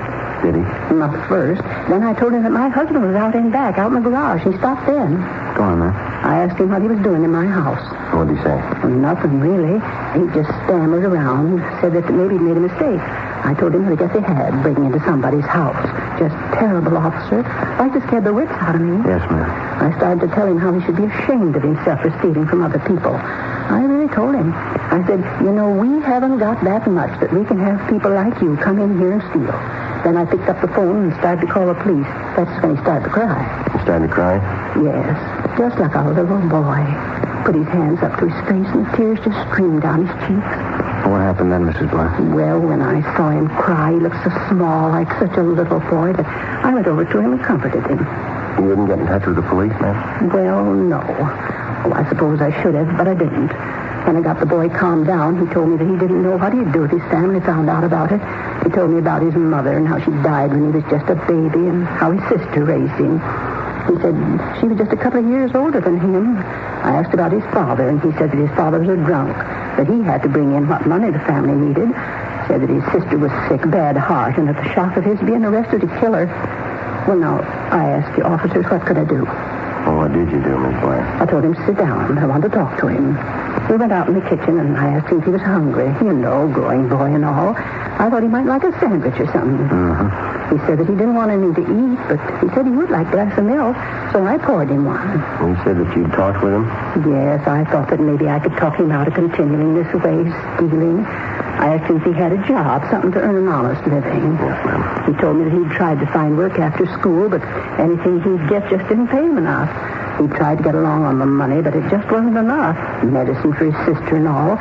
Then there was his father. Horrible man. Well, what did he say about his father? Oh, he told me all about him, how he drinks and causes trouble, spends what little money they have on liquor. This boy tell you his name, ma'am? Not at first. He said he didn't want me to turn him in. I told him that I wouldn't, and then he said he was Bob Allison. Did he tell you where he lived? Not exactly. Said someplace out on East Los Angeles. I got the idea that he wasn't too proud of his home. Can't say that I blame him. How about a description, ma'am, what he looked like? Well, now let me think. Oh, I'd say he was young, about 17, maybe 18. Such a young man to be doing something like this. How tall would you say he was, ma'am? Tall? Oh, I guess as tall as you are. Maybe just a teeny bit taller. That'd make him about 6 feet? Yes, I guess so. How about his build, ma'am? Oh, nice, broad shoulders. You got no idea how I felt when I thought about this boy being a thief. It's terrible. Yes, ma'am. So would you say he was heavy or slight? About how much would you say he weighed? Oh, I'm bad at guessing people's weight. It'd be difficult to say. Well, ma'am, would you say he was as heavy as I am? Yes, about your weight. How about the color of his hair? Light, nice blonde hair. He had a little wave right here in front, blue eyes. Looked like such a little boy when he cried. Yes, ma'am. Was there anything unusual about him that you might have noticed? Scars, moles, anything like that? No, not a thing. Well, how about the way he talked? Anything unusual there, maybe? Sorry. How about his clothes, Mrs. Blair? How was he dressed? A pair of slacks, a white shirt, and no tie. A button was missing from his shirt. Poor boy probably hasn't got anyone to take care of his clothes. Had on a school sweater. You know, the kind that the seniors get when they're going to graduate? Has the initial of the school on it and no stripes on the sleeve. Yes, ma'am. What was the initial on the sweater? There wasn't one. It had been taken off. I could tell that there had been one, though, because a few of the threads were still in the wool. How about the color of the sweater? Brown, a dark brown with yellow stripes. Now, Miss Blair. Yes? The glass of milk that the boy drank from the glass, has it been washed yet? I thought you'd ask about that. No, I stepped aside for you. You have it now, ma'am? Yes, it's in the kitchen. My husband said you'd want it. He was hopping mad when he heard about it, just about raised the roof right off the house. I wonder if we could see that glass. Well, of course. It's right out here in the kitchen. Fine. There it is on the drain board. Anybody touched it since the boy? No, I don't think so. My husband might have, but I don't think he did. He was quite adamant about me not washing it until you came. Now, Miss Blair, this happened last night. How was it you waited until this morning to report it? Well, at first I believed the boy. Really thought that it was just circumstances that made him steal. I felt so sorry for him when he broke down and cried. Right here, leave him. Give him every chance. That's how I let him go. I thought that it might do some good, sort of a new beginning. When I told my husband about it, like I said, he was pretty sore. Talked about the young thief. We never had any children of our own, and I felt so sorry for the boy. I guess my husband couldn't understand. When Bob, that's his name, when Bob said he was sorry, I believed him and let him go. Just let him walk right out of the house. My husband got home, and I told him. He said to call you. I tried to talk to Sam, that's my husband, make him understand, but he insisted. And then this morning, of course, I agreed with him, and so I called you. Well, why was that, ma'am? Bob stole my watch.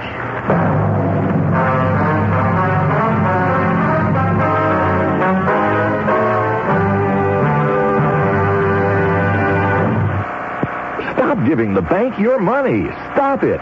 If you think you're paying a high interest rate on your home loan, call Coastal Mortgage today, and they'll help you figure out how you can lower your monthly payment. When you buy a car, do you ask the salesperson if you can pay more than the sticker price? So why should you pay more than you have to on your home loan? Let an experienced broker represent you before more than 70 lending institutions, and you'll be assured the best possible rate and program. Imagine what you can do each month with the money you'll save.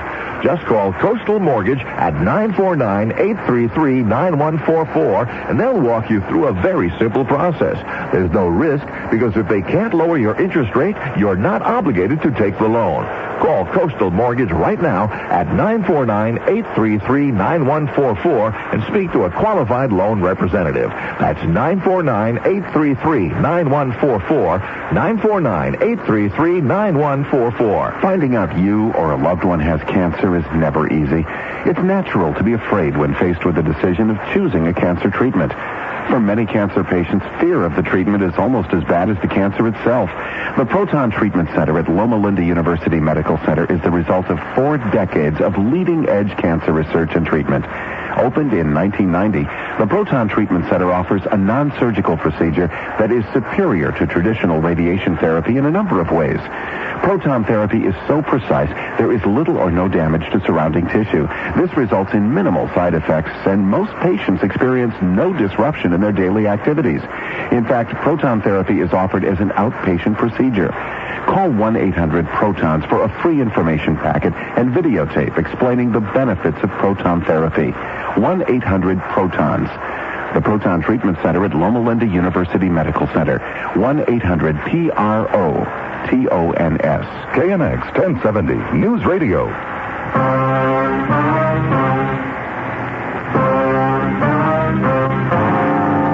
11:45 a.m.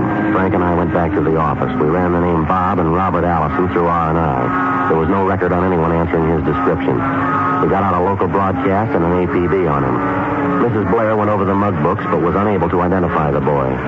Frank got in touch with the Board of Education and asked for the name of the school using the colors brown and gold. They told him that it would take a little time to check, but that they'd call us back.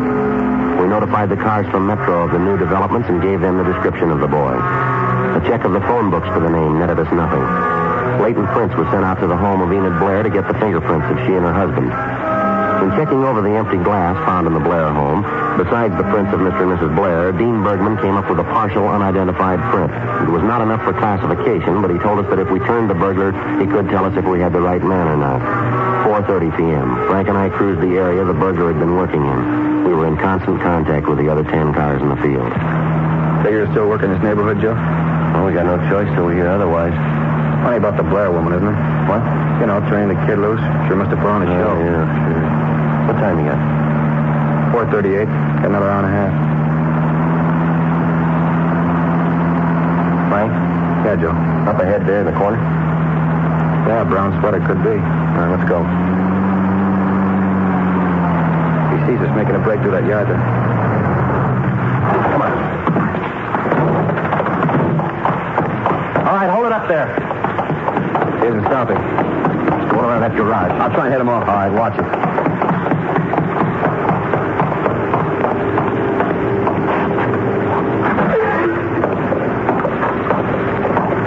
Joe, you see him? No, we missed him someplace. Better get back to the car. Right.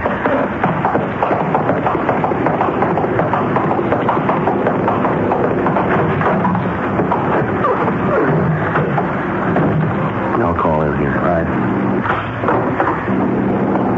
Unit 1K80 to Unit 2R1. Unit 1K80 to Unit 2R1. Come in, please. 2R1 to 1K80.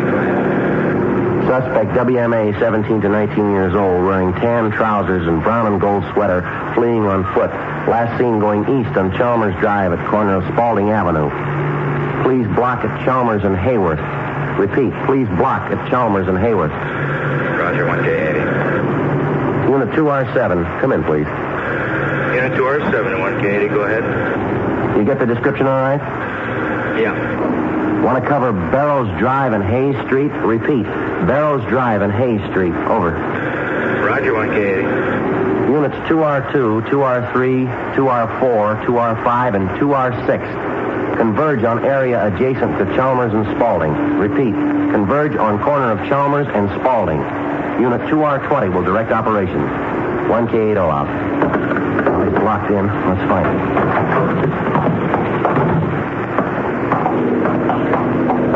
We knew the suspect was in the blockaded area. With the units from Metro Division blocking the street, there was no escape for him. Frank and I walked down Spalding Avenue. Down the street, we could see Unit 2R20 getting into position. Sergeant Masters was directing the operations from there. The search went on. 6:40 p.m. We still hadn't found him.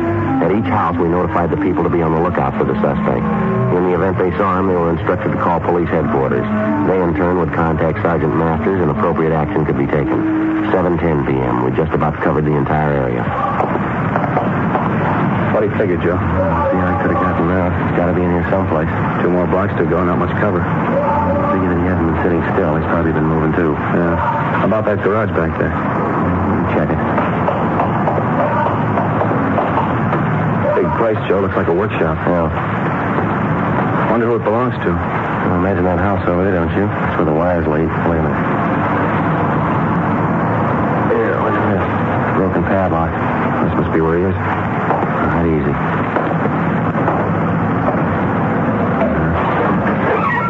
All right, young fella, come on out. What do you think? Oh, there's no other door. Come on. All right, come on, boy. Give it up. We know you're in here. How about the lights, Joe? Yeah, I got them. Bigger inside than it looks. Dozen places he could be hiding. Yeah, you want to check over there, back of those legs? I'll take this side. Right. No sign of him over here. How about you? No. How about that balcony up there? The wooden paint can, see up there? Yeah. Somebody could hide up there. All right, I'll take a look. Take it easy, Joe. Yeah. All right, give it up, fella. You got no place to go. Watch it, Joe. It's paint. Let me go. Frank. Yeah, Joe, I got it. Get away. Get away. All right, watch it, Frank. I see. All right, come here, you.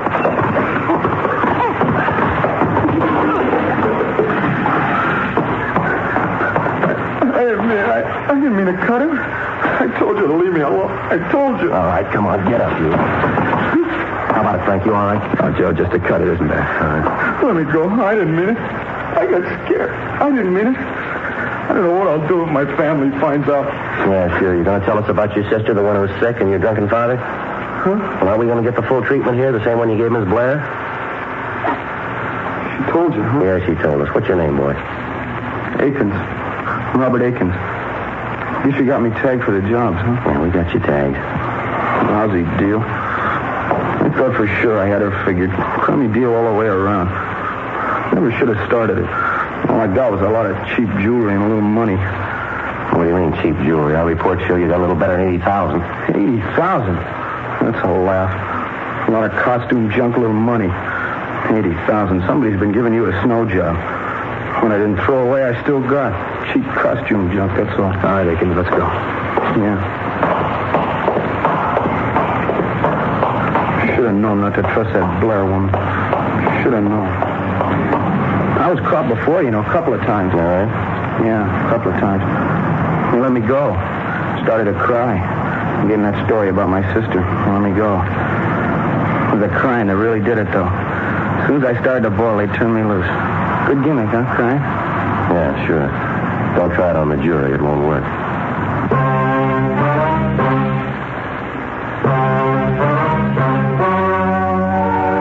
The story you have just heard was true. The names were changed to protect the innocent.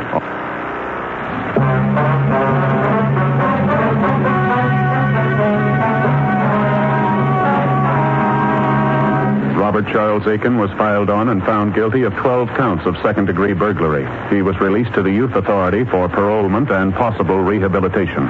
Ladies and gentlemen, lightning starts a few forest fires every year. But careless people cause many, many more. This shameful waste of one of our greatest natural resources weakens America.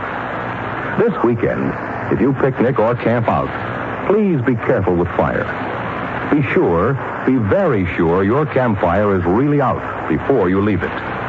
Remember, only you can prevent forest fires.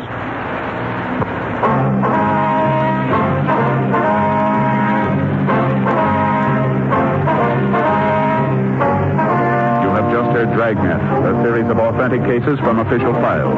Technical advice comes from the Office of Chief of Police W.H. Parker, Los Angeles Police Department. Technical advisors Captain Jack Donahoe, Sergeant Marty Wynn, Sergeant Vance Brasher. Heard tonight were Herb Ellis, June Whitley, Jack Crucian. Script by John Robinson. Music by Walter Schumann. Hal Gibney speaking.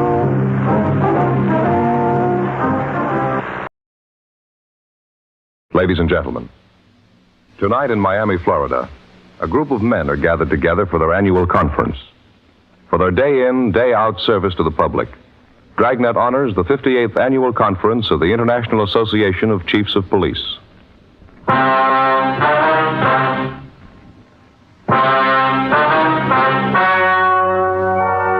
story you're about to hear is true. The names have been changed to protect the innocent. Fatima Cigarettes, best of all king-size cigarettes, brings you Dragnet.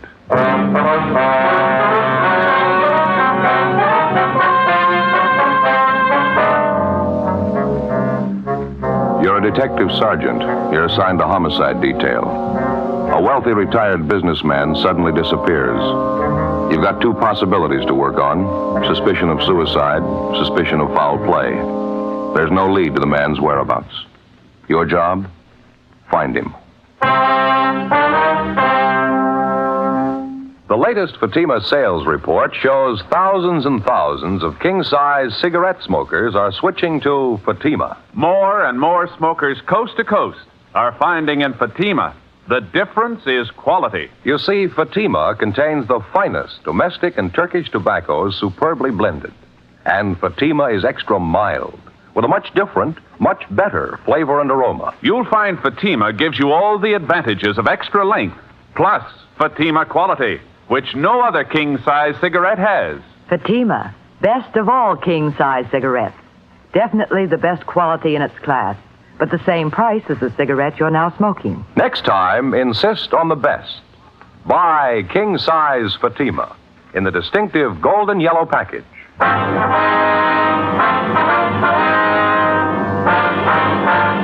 Dragnet, the documented drama of an actual crime. For the next 30 minutes, in cooperation with the Los Angeles Police Department, You will travel step by step on the side of the law through an actual case transcribed from official police files.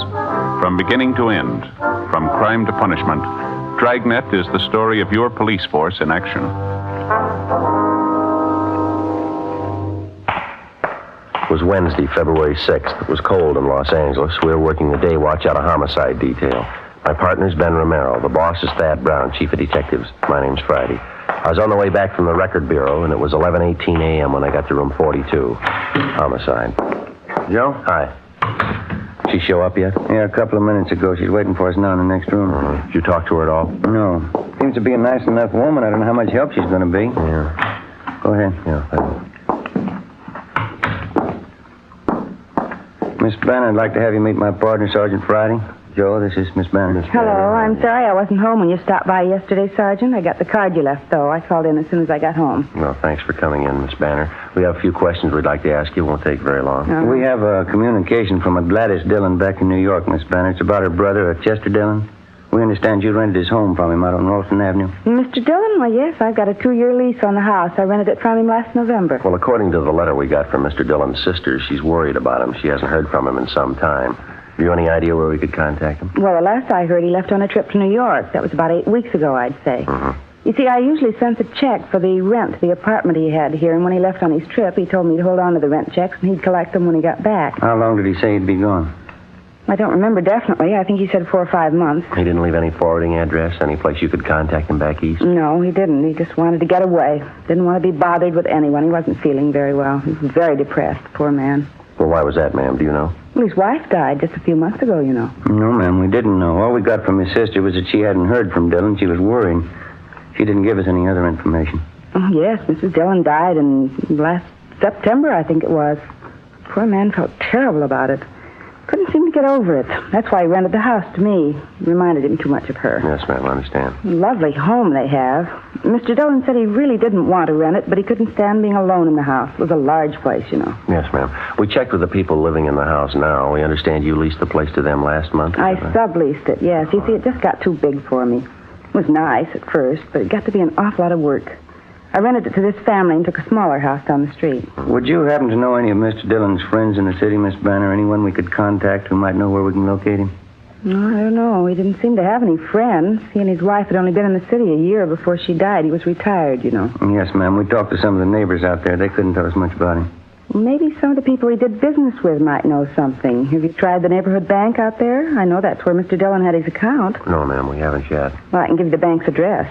That's about all, though. That's the only contact you know of? I'm afraid so, yes. I didn't know much about Mr. Dillon's private affairs. Whenever I talked to him, it seemed the only thing he had on his mind was his wife's death. Just couldn't seem to get over it. Seemed like he didn't want to get over it. You mentioned that when you leased his home, Mr. Dillon took an apartment. Do you happen to have that address, Miss Banner? Well, I don't have it with me now, but I have it at home. I can call in and give it to you if you like. If you would, please. Certainly. Well, thank you very much, Miss Banner. You have our card, and when you hear anything at all from Mr. Dillon, we'd appreciate it if you'd call us. And surely, I'll call you right away. You think something could have happened to him? Well, it's possible. We don't know. All we have is the letter from his sister. It does seem kind of strange, doesn't it? He wasn't feeling too well. I wondered why he hadn't contacted me about sending the rent money to him.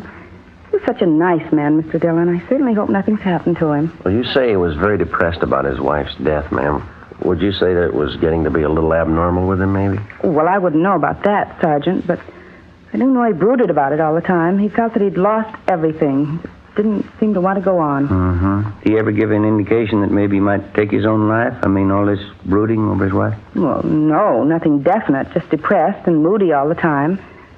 Oh, now that I remember it, the last time I saw him, he did say something kind of funny. Yes, ma'am. What was that? It was the day before he left. We were talking about the rent money, and I asked him if I couldn't send it to him.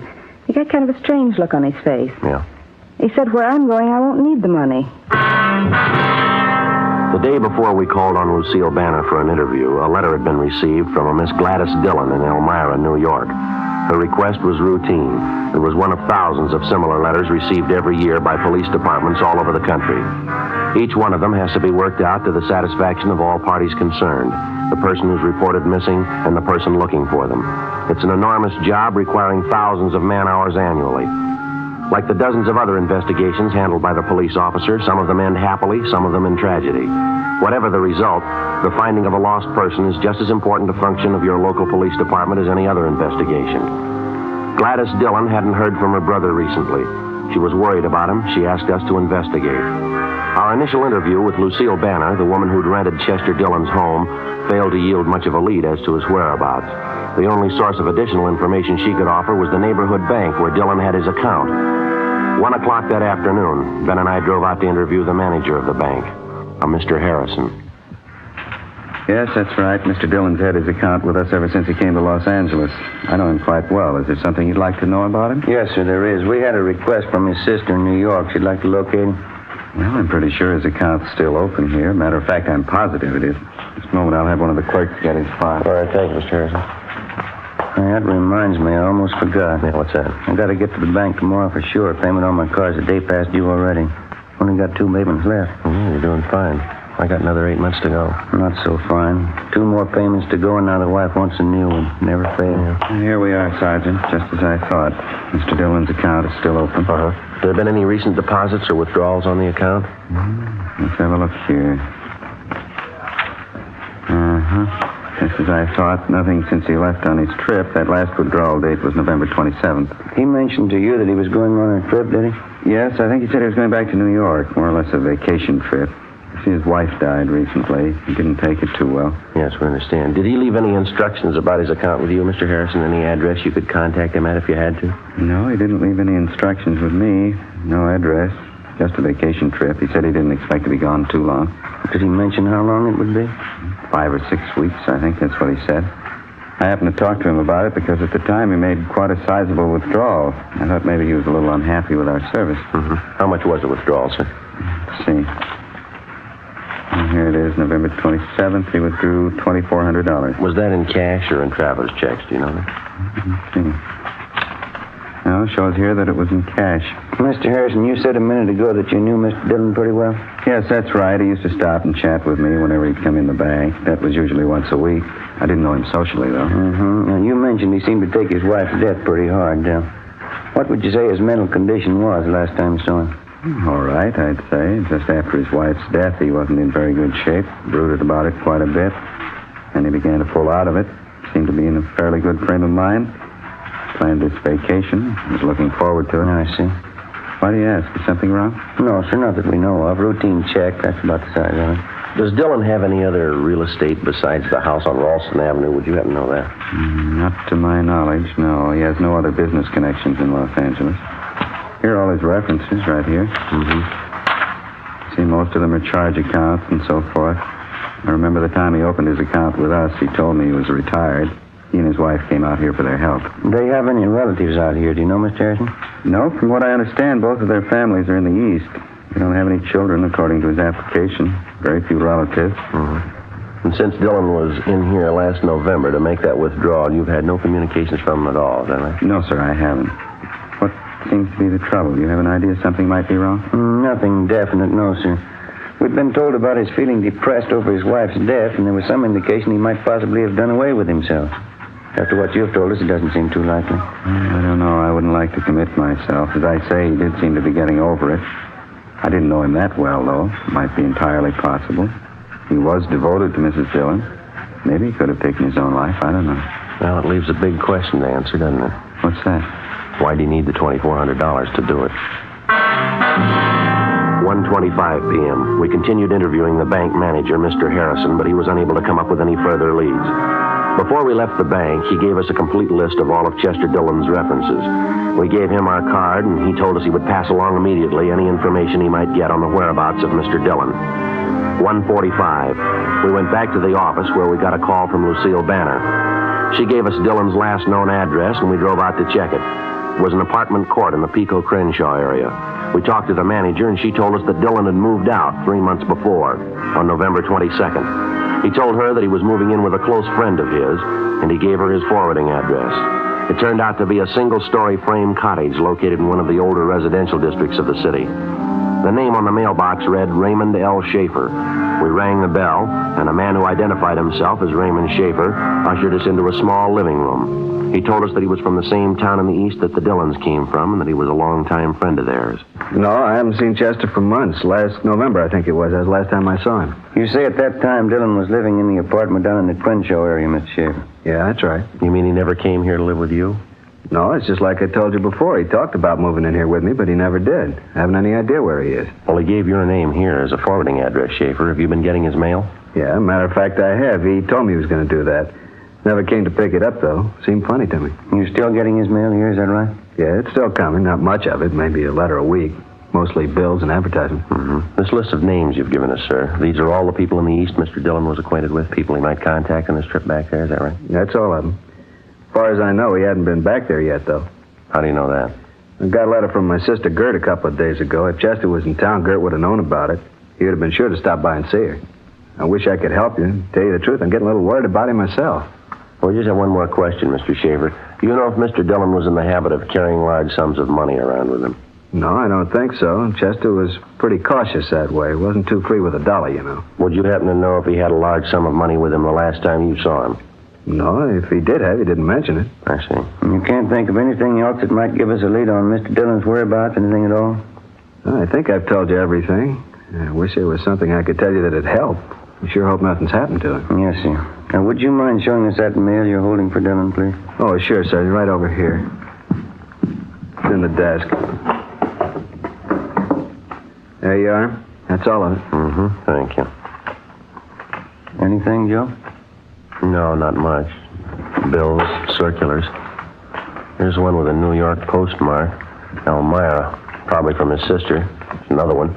Only 3 days old. From the Union Department Store. A couple more earlier dates on it. That's about it. Yeah, I'll copy down the return addresses on it. Fine. Okay. Mr. Schaefer. Yeah? This suitcase by the desk here, initials on it. CLD. Yeah? CLD. Is that your bag, Schaefer?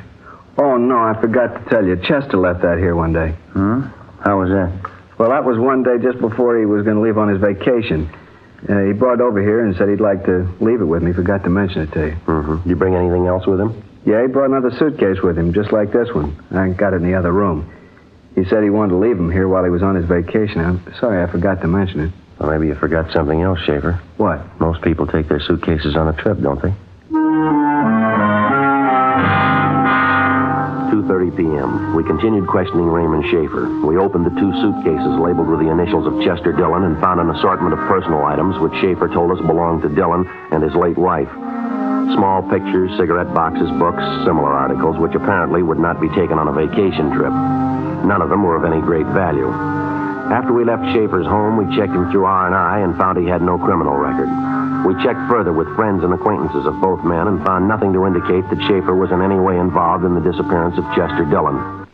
3:30 p.m. We called the office and found that there'd been no answers so far to the broadcast and missing persons bulletins that we'd gotten out on Dillon. We started checking the references given us by the bank. First was the Union Department Store. It was located on Main Street in the south end of town. We checked with the credit department to see what information we could get from them. Yes, here's the file on the Dillons right here. Chester L. and Sarah J. on Ralston Avenue. Yes, ma'am, that's the one. What information would you like, sir? Well, we're trying to locate Mr. Dillon, ma'am. Have you had any recent change of address on that account? No, we haven't. If they moved, you know. Well, we believe so. We don't know his present address, though. Well, we do have an outstanding bill of theirs, I noticed. Sent them several form letters. We've been trying to contact them ourselves. Have there been any recent charges on that account, do you know? Let's see. Nothing too recent, no. Last charge was made on December 5th. Yes, Thursday, December 5th. That's a couple of weeks after he disappeared, Joe. Yeah, that's right. What was that charge for, ma'am? What did Mr. Dillon buy? Oh, Mr. Dillon didn't buy anything. Beg your pardon? The slip was signed by Mrs. Dillon.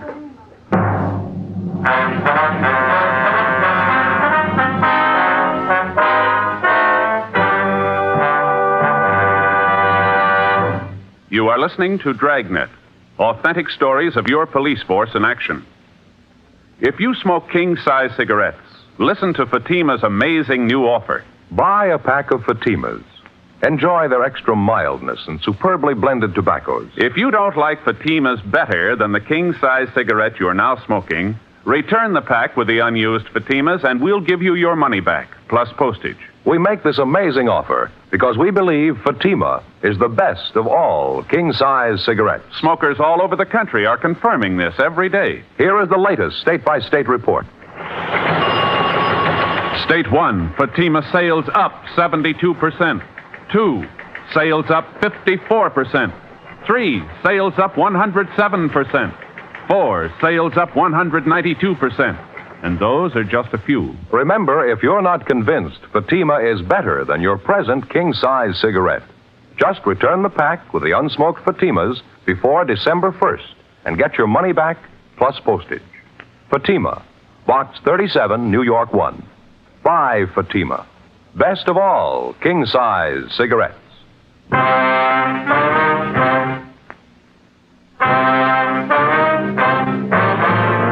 4:15 p.m., Thursday, February 7th. As soon as the clerk in the credit department at the Union Department Store showed us the sales slip with the late Mrs. Sarah Dillon's signature on it, we had the date on the sales slip double-checked immediately. The date as shown on the slip was correct beyond any doubt, December 5th. That was a little more than 2.5 months after Sarah Dillon had died. Who the person was who forged her signature or why they'd forged it, we had no idea. The amount of the charge purchase as shown on the sales slip was for $418, all of it for women's clothing. We attempted to check with the salesgirl who handled the purchase, a Laura Van Kirk, but we were told it was her day off. We called her home. They told us that she was gone for the day and couldn't be located. They said she'd be at work the following morning. 4:40 p.m., Ben and I took the sales slip with a forged signature on it and drove back to the office.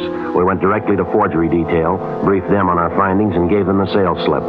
Then we drove back to the home of the Dillons' friend, Raymond Schaefer, and checked through the 2 suitcases there.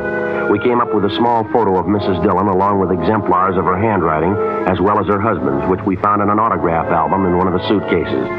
The handwriting samples were checked against the signature on the sales slip, but neither of them matched.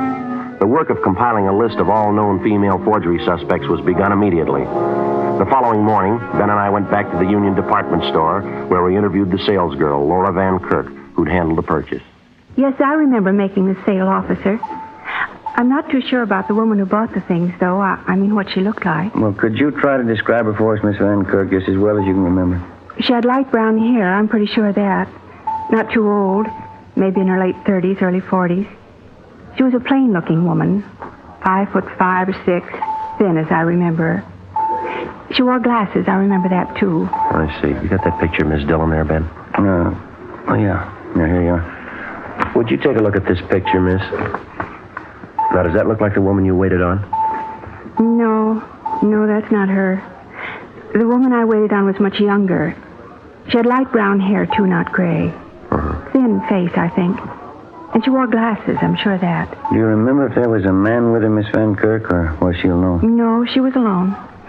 Now that I remember, there was something very different about the glasses she wore. I don't know if that's important or not. What about her glasses? They were horn-rimmed, as I remember, very light color. And there was some metalwork along the top edge of the frame. Very smart-looking. Gold metal all along the top. Light brown hair, slight build, thin face, late 30s or early 40s. Wore light horn-rimmed glasses and gold metal on the frame. Yes, that's right. Check me if I'm wrong, Joe. That description sound familiar? Just what I was thinking. Horn-rimmed glasses, metalwork on them. The woman who came to see us at the office? Yeah, you got it. Lucille Banner. Ben and I went back to the office and had Lucille Banner checked through R&I. She had no criminal record. Then we drove to the home on Ralston Avenue, which Chester Dillon had leased to Lucille Banner, and which she in turn had sublet. We obtained a copy of the lease which the Banner woman had with the current tenants and which bore her signature. We brought the copy of the lease downtown, gave it to Don Meyer in handwriting, and asked him to compare Lucille Banner's signature with the signature on the sales slip that we'd obtained from the Union Department Store. 15 minutes later, he called us at the office with the results. Yeah, Don. Is that so? You're right. Thanks a lot. What'd he get? Says there's no question in his mind. Yeah. Both signatures match perfectly. What the reason was behind Lucille Banner's forging the signature of Mrs. Dillon on the sales slip, we didn't know. Whether or not it had any connection with the disappearance of Chester Dillon, we didn't know.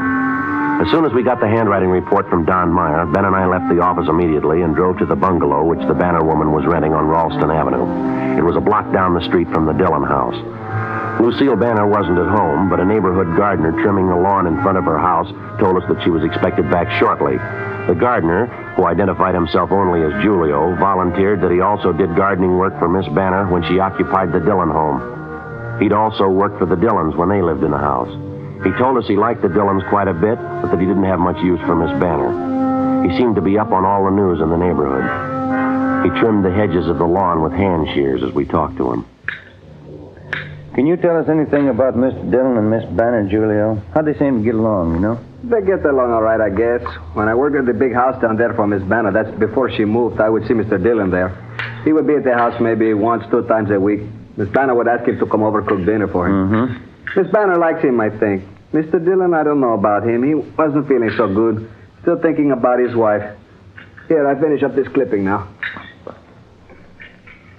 There, all done. You mentioned you don't like Miss Banner very much, Julio. Why is that? She ever give you a reason not to like her? Yeah, she's a little crazy, I think. Funny woman. When I used to work at the big house for her in the garden, she would watch me all the time, follow me all around, tell me to do all kind of crazy jobs. She give me good pay, though, so I do them. And how do you mean, Julio? What kind of crazy jobs? The compost box for fertilizer, you know. She wanted me to build one for her in the backyard. That was down the street at the Dillon house. Mm-hmm. Crazy woman. She wanted me to build a compost box in the greenhouse. Have a special place marked for her. Who ever heard of that, to build a compost box inside a greenhouse? Crazy. Well, did you build it for her? Yes, but not inside the greenhouse. I built it outside, right next door to the greenhouse. When she come outside, she'd go crazy almost, call me names. Crazy. She made me tear it up. Then she made me build it inside the greenhouse, right on the place she had marked for it.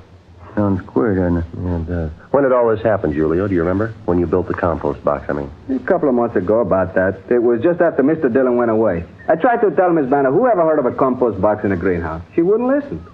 She had to have it built in a certain place, right in the greenhouse, a little piece of ground in there. The box had to go right on top of it.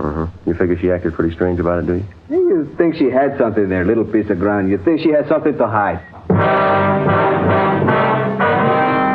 1:15 p.m. Lucille Banner returned home, and Ben and I went inside the house with her, where we questioned her in the living room. Outside in the front yard, the gardener, Julio, continued working on the lawn. Lucille Banner was calm and composed. We questioned her about the forged signature on the sales slip. She would admit nothing. The whole thing's too silly to even comment on. I don't know what you're talking about, Sergeant. We think you do, Miss Banner. Our handwriting man's checked the 2 signatures, one on the sales slip and one on the lease. They both match. They were written by the same person. There's no doubt about it. Been checked thoroughly. Now, what about it, Miss Banner? There's no way out of it. You ought to know that. I'll deny it. That's all. I'll keep on denying it. I wasn't in that store and I didn't forge any signatures. Why would I do a thing like that? What kind of a woman do you think I am? Well, all we know are the facts, ma'am. Now, why don't you give us a straight story? It's going to save time and trouble for everybody concerned. You've heard everything I've got to say. This thing's ridiculous. It's stupid. I'm not answering any more questions. You want to get your hat and coat, Miss Banner? Afraid you'll have to come downtown with us. What good's that going to do? I'll just keep on denying it. You can't make me say I did a thing like that. You want to get your coat, please? It's right here. All right. Yes, ma'am. Car's right out in front.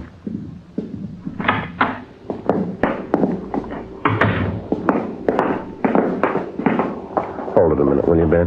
Yeah, okay. Julio? Yes, sir. See you a minute? Sure. Hello, Miss Banner. Julio? Favor I'd like to ask of you, Julio. You got a couple of minutes to spare? Yeah, you want something? We want to take a look in the backyard of the house down the street. Mr. Dillon's house. I'd like to have you come along with us, Julio. Won't take very long. Sure, okay, I'll come along. And bring a shovel along, will you, Julio? I'd like to check something. Yeah, okay, I bring one. Fine. All right, Miss Banner. What's this about? What are you trying to do? Something we want to check in the Dillon's backyard. It won't take long.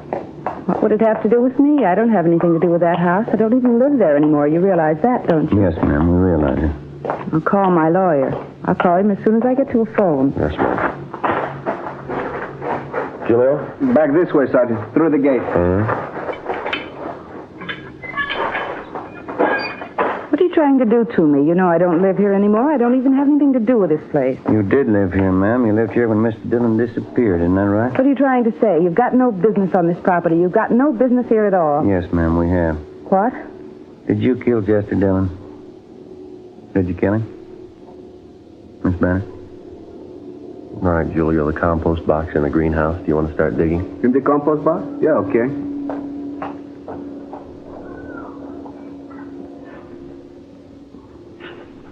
He was an old man. So old he was sick. Ma'am? He didn't want to live anymore. He didn't have any reason for living. Why shouldn't he give me the house? Why shouldn't I have his money? I was nice to him. I cooked for him. Wanted to take care of him. He just didn't want to live anymore, that's all. All right, Julio, you can hold it up. You want to tell us, ma'am? He needed a woman. Anybody could tell that. He needed me. We got along fine, Chester and me. I offered to marry him, and he wouldn't do it. All he could do was think about his wife. She was dead. He'd sit around and talk about her all the time. You killed him. Is that what you're trying to say? I wanted to marry Chester and take care of him. He wouldn't do it. We had an argument in the kitchen one night. I had a gun, and I killed him. I killed him. Is that where you buried him? In the greenhouse? Yes, I buried him deep. The gun, too. He'll be all right. Poor Chester. Yeah. He was so old. He needed a woman. Anyone will tell you that. He needed me. Well, I guess you made a mistake. No, Sergeant, he did. Yeah? He didn't want me.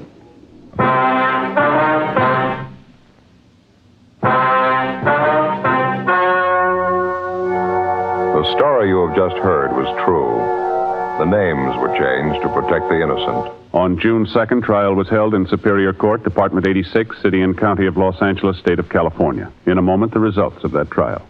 And now here is our star, Jack Webb. Thank you. Friends, during the past couple of years, we've had many talks with law enforcement agencies and received hundreds of letters from police officers all over the country. We're especially pleased to know that so many of these men feel as we do, that Fatima is the best of all king-size cigarettes. As a matter of fact, our sales reports prove beyond a doubt that more and more smokers everywhere are switching to Fatima. When you buy your first pack, you'll understand why. You'll enjoy Fatima's extra mildness, their much better flavor and aroma. Next time, look for the golden yellow package and ask for Fatima. Best of all, king-size cigarettes.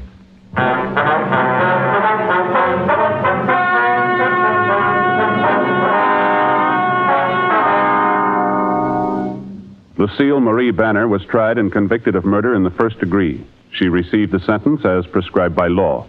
She is now serving a life term in the state penitentiary for women, Tehachapi, California.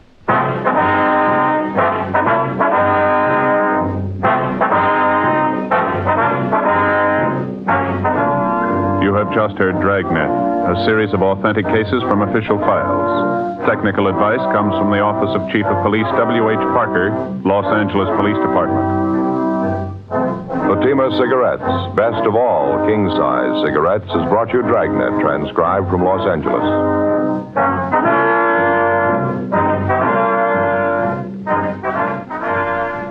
Stay tuned for Counter Spy next on NBC.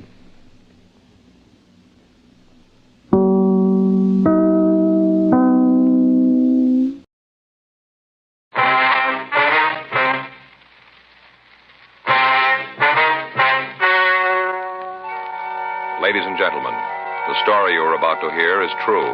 The names have been changed to protect the innocent. Dragnet is brought to you by Chesterfield, made by Liggett & Myers, first major tobacco company to give you a complete line of quality cigarettes.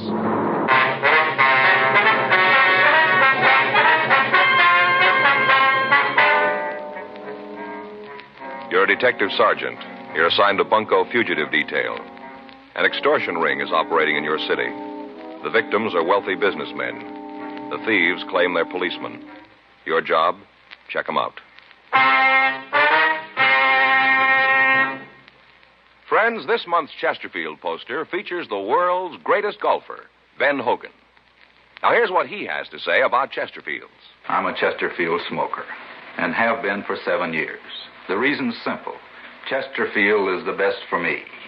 They're milder, and they taste great. Try them yourself. Take Ben Hogan's advice. Try Chesterfield, the only cigarette ever to give you proof of low nicotine, highest quality, and a proven record with smokers. Chesterfield, regular or king size, best for you.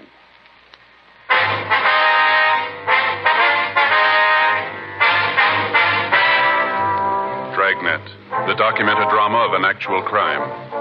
For the next 30 minutes, in cooperation with the Los Angeles Police Department, you will travel step by step on the side of the law through an actual case transcribed from official police files. From beginning to end, from crime to punishment, Dragnet is the story of your police force in action.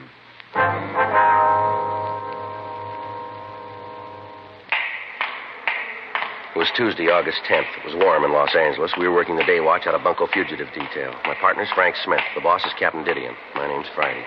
I'd spent the morning in court, and it was 11:45 a.m. when I got back to room 38. Bunko Division. Well, I'm telling you, you better do something about it. Getting terrible when a citizen has a thing like this happen to him. All right, Mr. Mather. If you'll take it easy, tell me what happened. I got a lot of friends in this town. I happen to know one of the councilmen real well. If you don't clean this thing up, you're going to be walking a beat out in the plum thicket. Just a minute, Mr. Mather. Here's my partner. Now, if you'll tell us what happened, maybe we can help you out. Hey, you don't need no partner. Just go out and arrest them fellas. Go get them. What's the matter here? This is Mr. Keith Mather, Joe. It's my partner, Sergeant Friday. How are you, sir? Now, don't you come around here trying to smooth things over. I'm not going to be happy till them hoodlums are in jail where they belong. I'm telling you the same as I told this fella. You do something about this, I'm going to take it to the mayor. What's the matter here, Frank? I don't know. Been trying to find out. Well, what you going to do about it? How about a cigarette, huh? Thank you. Here, I have a match. There you are. How about it? Sir? Well, how about it? What you going to do? Well, sir, if you'd start right at the beginning and tell us what this is all about, maybe we can give you a hand. Well, there isn't a shoe shine in the world that's worth $5. I don't care what kind of wax they use, not for $5, no, sir. Shoe shine? Yes. They call it imported wax. Where they charge for it must be brought in from Timbuktu. Ridiculous. I'll get the report. Right. Take a match and light it, then they burn the edges of your shoe soles. Don't do nothing but smoke up your shoes, that's all. Just smoke up your shoes, a $5 hot foot. You want to give us your full name, sir? Keith Jefferson Mather. Now, right there on the street to threaten me. Where'd this happen, sir? Shoe shine stand, the corner of Main and Cola. Little place with pin-up pictures all over the walls. Never seen so many pin-ups. Mm-hmm. Do you know if they had a card showing the prices of the shines? Well, I didn't see one. Only them pictures, hard to tell. Well, if you just tell us in your own words exactly what happened, will you, please? I was on my way to work. Had a very busy day, a lot of important appointments. I just parked my car and I was walking along and went by this place. A fella standing there asked me if I wanted to shine. Just so happened I did, so I climbed up in the chair.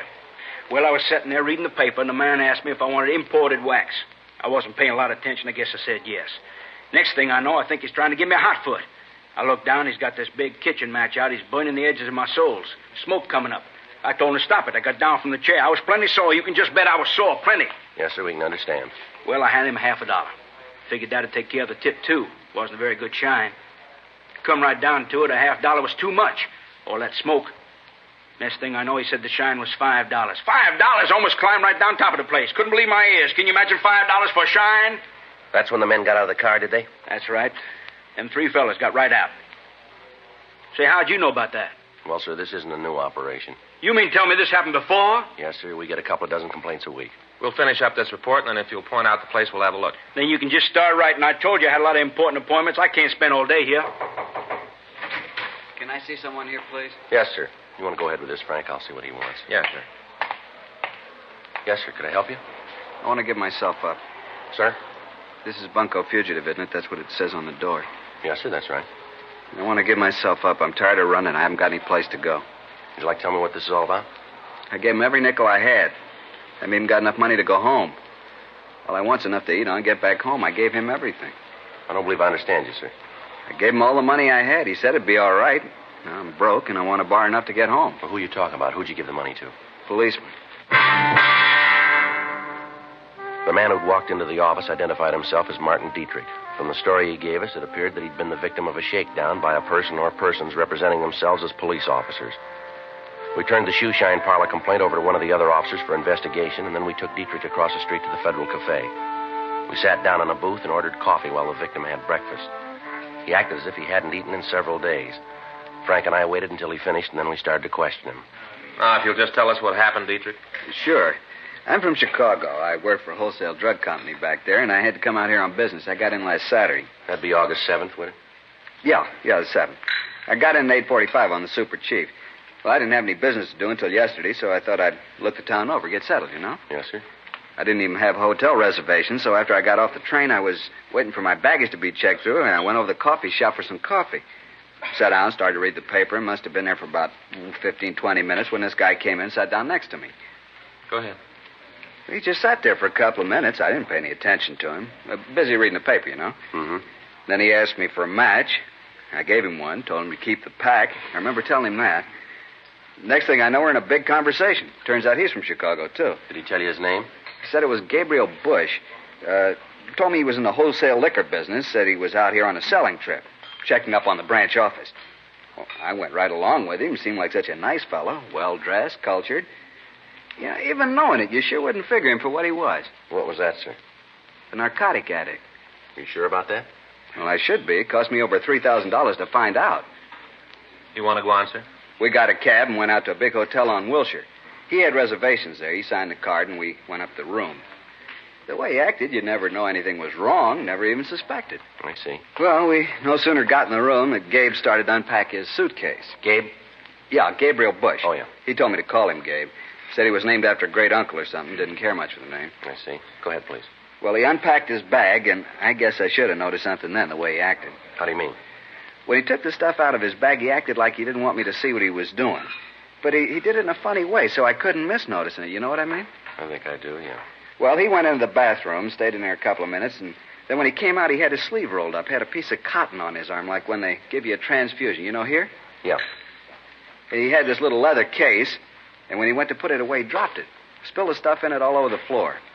I should have gotten out right then, right there. If I'd have had any brains, I would have gotten out. What was in the case, do you know? All the stuff for taking narcotics, hypodermic needle, all that stuff. Now, what did he say when he dropped this? He just tried to laugh it off. Then he told me that he was a diabetic, said that he had to take insulin shots. About that time, the other two guys came in. What did these two men want? Said Gabe was a narcotic addict. Said they'd been after him for a long time and that they'd gotten word from the Chicago police that he was coming out here. Yeah? He told me that they'd been following us since we got off the train. Been following us all the time. What'd they do then? Took us downstairs and put us in a car. Said they were going to take us to jail. I tried to talk to him, tell him I didn't have any part in what Gabe was doing. I didn't even know about the narcotics. One of them said they knew that. That you weren't involved in it? Yeah. Then the other one opened up the glove compartment of the car and took out a microphone, called in here to police headquarters. Gave him Gabe's name and mine.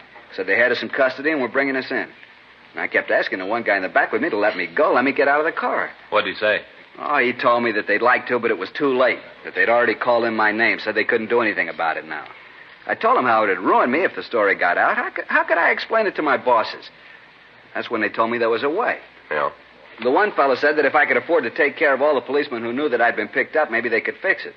The other one, the one in the front seat, said that wasn't a good idea, that they should book me. Well, they got in a discussion about it. The one guy wanted to let me go. The other one said not to. Finally, the one with me, the one in the back seat, won out. I gave him all the money I had, $3,350. How much? $3,350. I see. Then they pulled the car over to the curb and told me to get out. The badge these two men showed you, did it look like this one? I think so. I was so worried I didn't get a real close look at it. I think it was the same. I see. Either one of them tell you their names? Not the one in the front seat. The one who wanted to let me go said his name was Lang. Said he was a sergeant. He tell you where he worked? Just narcotics, that's all he said. You gave him this money all in cash, did you? Yeah, all of it. Say, do you know him? You know these two officers? No, sir, we don't. You said they were policemen. The badges, the police car, even the radio. Did you hear anyone talk back to him on that radio? I don't remember. I was so upset about what was happening, I didn't pay any attention to what was going on. All I could think about was that I was going to jail for something I didn't know anything about. No, I don't remember. What kind of a car was it? A Chevrolet. What color? Sort of a light gray. Will you show us the hotel where all this happened? Sure, but I don't understand all this. The other two policemen said that if I gave them the money, everything would be all right. They said they could fix it up. Now, I don't want any trouble. All I want is enough money to get home. They said they'd fix the whole thing up. They told me there wouldn't be any trouble. No trouble. Yes, sir. You think they're really cops? I don't know, but they're wrong about one thing. What's that? There's going to be trouble. 12:52 p.m. We took the victim, Martin Dietrich, back to the city hall. We got in touch with Lieutenant Ionone, Internal Affairs Division. We filled him in on what had happened. He started an immediate check of all police officers in the city and the county. Working from the description we'd gotten from the victim, we notified the narcotics detail. They went to work on it. A local and an APB were gotten out on the suspects. We checked the name Gabriel Bush through R&I, but when the mug shots from the packages that we came up with were shown to Dietrich, he was unable to give us an identification.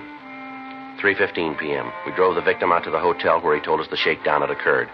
In the company of the manager, we went upstairs.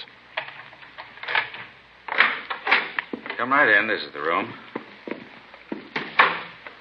How about it, Dietrich? Yeah, this is where he brought me. Mr. Alden, do you know anything about the man who took this room? You mean Mr. Bush? Yes, sir. No, I don't. I do remember when he came in, registered with this gentleman here. Had a reservation. I had the boy bring him up to the room. Yes, sir. Well, all the time Mr. Bush was signing the card, he was telling Mr. Dietrich here that there was a convention in town, how all the hotels were full up. Well, that's not right. We haven't had a really big convention in a couple of months. Why, right here in this place, we've got several rooms we could have let Mr. Dietrich have. Not that we're not doing a good business, you understand, not at all. Yes, sir. But we do have a few very nice rooms. Have you ever seen this Mr. Bush before? No, I don't think I ever have. All right, sir. If we could take a look at the registration card, and then we'd like to talk to the cashier. Sure. Do you know if their bill was paid when they checked out? I imagine so. I don't collect the money. Cashier does that. We can ask her. All right, sir. You think you might get a clue from her? Well, we'd like to talk to her if we could. She won't be able to tell you anything that I haven't filled you in on already. Sir? Well, it follows. I'm the manager here. Anything goes on, I'm going to know about it. Not only that, but I've worked a lot with our security officer. How's that, sir? House detective. Oh, yeah. Oh, yes, I help him out all the time. People are always trying to get away with hotel property, but we stop them. Come right down to it, I could almost be a policeman myself. All I need is a badge and a gun. Afraid you're a little wrong there, mister. Just a badge and a gun. They don't make you a cop.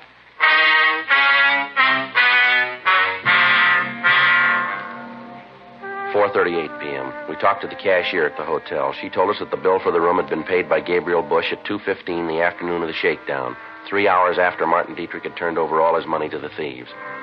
She told us that the bill had been paid with cash and that she could give us no further information on the man. We obtained the registration card the suspect had signed when he checked into the hotel. In the usual processing of the card by hotel employees, it had been handled so much that lifting fingerprints from it was impossible. The card was turned over to Don Myers in handwriting to be checked. 5:20 p.m. The victim started to look through the photographs of police officers. Lieutenant Iannone's preliminary investigation had failed to turn up any police officers who matched the description of the shakedown men. A check with the officers from narcotics detail netted us nothing. They were still checking their sources of information to help us in coming up with a lead. 11:16 p.m. We took the victim out for dinner, and then we came back to the city hall and continued to go through the pictures. At 1:26 a.m., he finished the last book without finding the men who'd claimed that they were police officers. We checked out of the office, and Dietrich spent the night at Frank's house. The following morning, Wednesday, August 11th, 8:04 a.m., Frank and I met with Captain Didion in his office. Well, where are you on it? Not too far, Skipper. What have you got? Well, we checked the files. We're pretty sure that they aren't policemen. How about narcotics? They come up with anything? Not yet. They're still working on it. You need any extra men? No, not right now. We might later. I got Johnny DeBetta standing by. You can use anybody else you need, but clean this thing up. Where do you go from here? Well, we're getting descriptions out to all the hotels, warning them about the racket, asking them to call us if this Bush guy registers again. Doesn't seem like you'll use the same name again. No reason not to, Skipper. He doesn't know we're onto him. I suppose so. I got an idea last night. Might work. At least it'd be something to start on. All right. Well, it figures that the only men who'll go for this dodge have got responsible positions in their hometowns. If they didn't have, they wouldn't care about being brought down here along with Bush. Is that right? Yeah, that follows. They got to be from out of town so the con men can get rid of them fast. Yeah. Now, this Dietrich, he was picked up in the Union Station, right? Yeah, that's right. And if you're going to pick your men up, that's the place to do it. Try to nail them while they're setting the mark. Yeah, it might work. Be better if one of us was the mark, though. That's what I had in mind. You got any good luggage, Joe? Expensive looking? Well, I got a set my mother gave me last Christmas. Looks pretty good to me. Well, we'll try it then. Smith, you'll work with DeBetta. Keep a tail on Friday from the time he gets into Union Depot. Joe. Yeah. Here's a timetable. What? Tomorrow morning you start riding the train.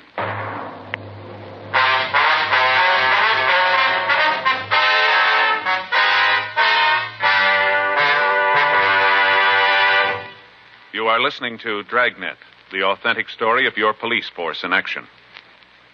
It's taking place at your dealers, cigarette dealers coast to coast. Smokers by the thousands are now changing to Chesterfield. Join them today, and you'll be smoking the only cigarette that gives you proof of low nicotine, highest quality. I want you to know that's a matter of record. And so's this. As I've been telling you, Chesterfield is the only cigarette with this proven record with smokers. No adverse effects to the nose, throat, and sinuses from smoking Chesterfields. Good reasons why you should change to Chesterfield? You bet. Ask for Chesterfield. Regular or king size, best for you.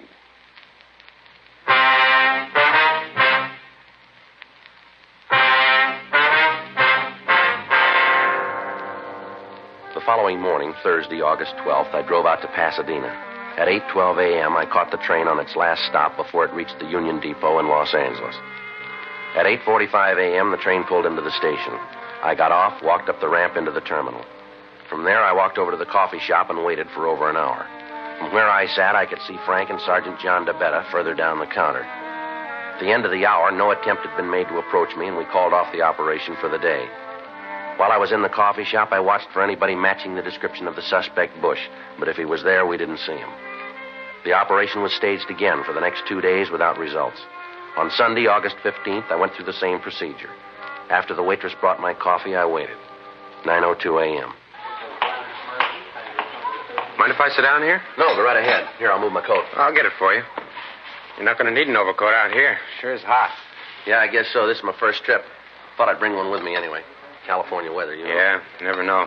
Where are you from? Chicago. Oh, take the chief in? Yeah. Just thought I'd have a cup of coffee before I start out to find a hotel. Yeah. Guess I had to introduce myself. I'm Gabriel Bush. Friends call me Gabe. Well, my name's Friday. Did you just get in, too? Yeah. I work for a wholesale liquor company in Chicago. It's a small world. Where are your offices? On State Street. Got a little trouble with our West Coast office, so the boss sent me out to see if I can straighten it out. What are you doing here? Oh, just kind of business and pleasure. Mm-hmm. What line you in? Machine tools. Well, how long are you going to be in town? Well, as a matter of fact, I'm leaving Tuesday. That doesn't give you a lot of time here. You know anybody in town? No, sir, I don't. Not a soul. Where'd you say you're staying? Well, I'm not staying any place. I haven't got a place yet. Thought I'd go over to the Statler. Oh, you're not going to get in there. Matter of fact, you're going to have a rough time getting in any place. Oh, is that so? Yeah, there's a big convention in town. No rooms to be had.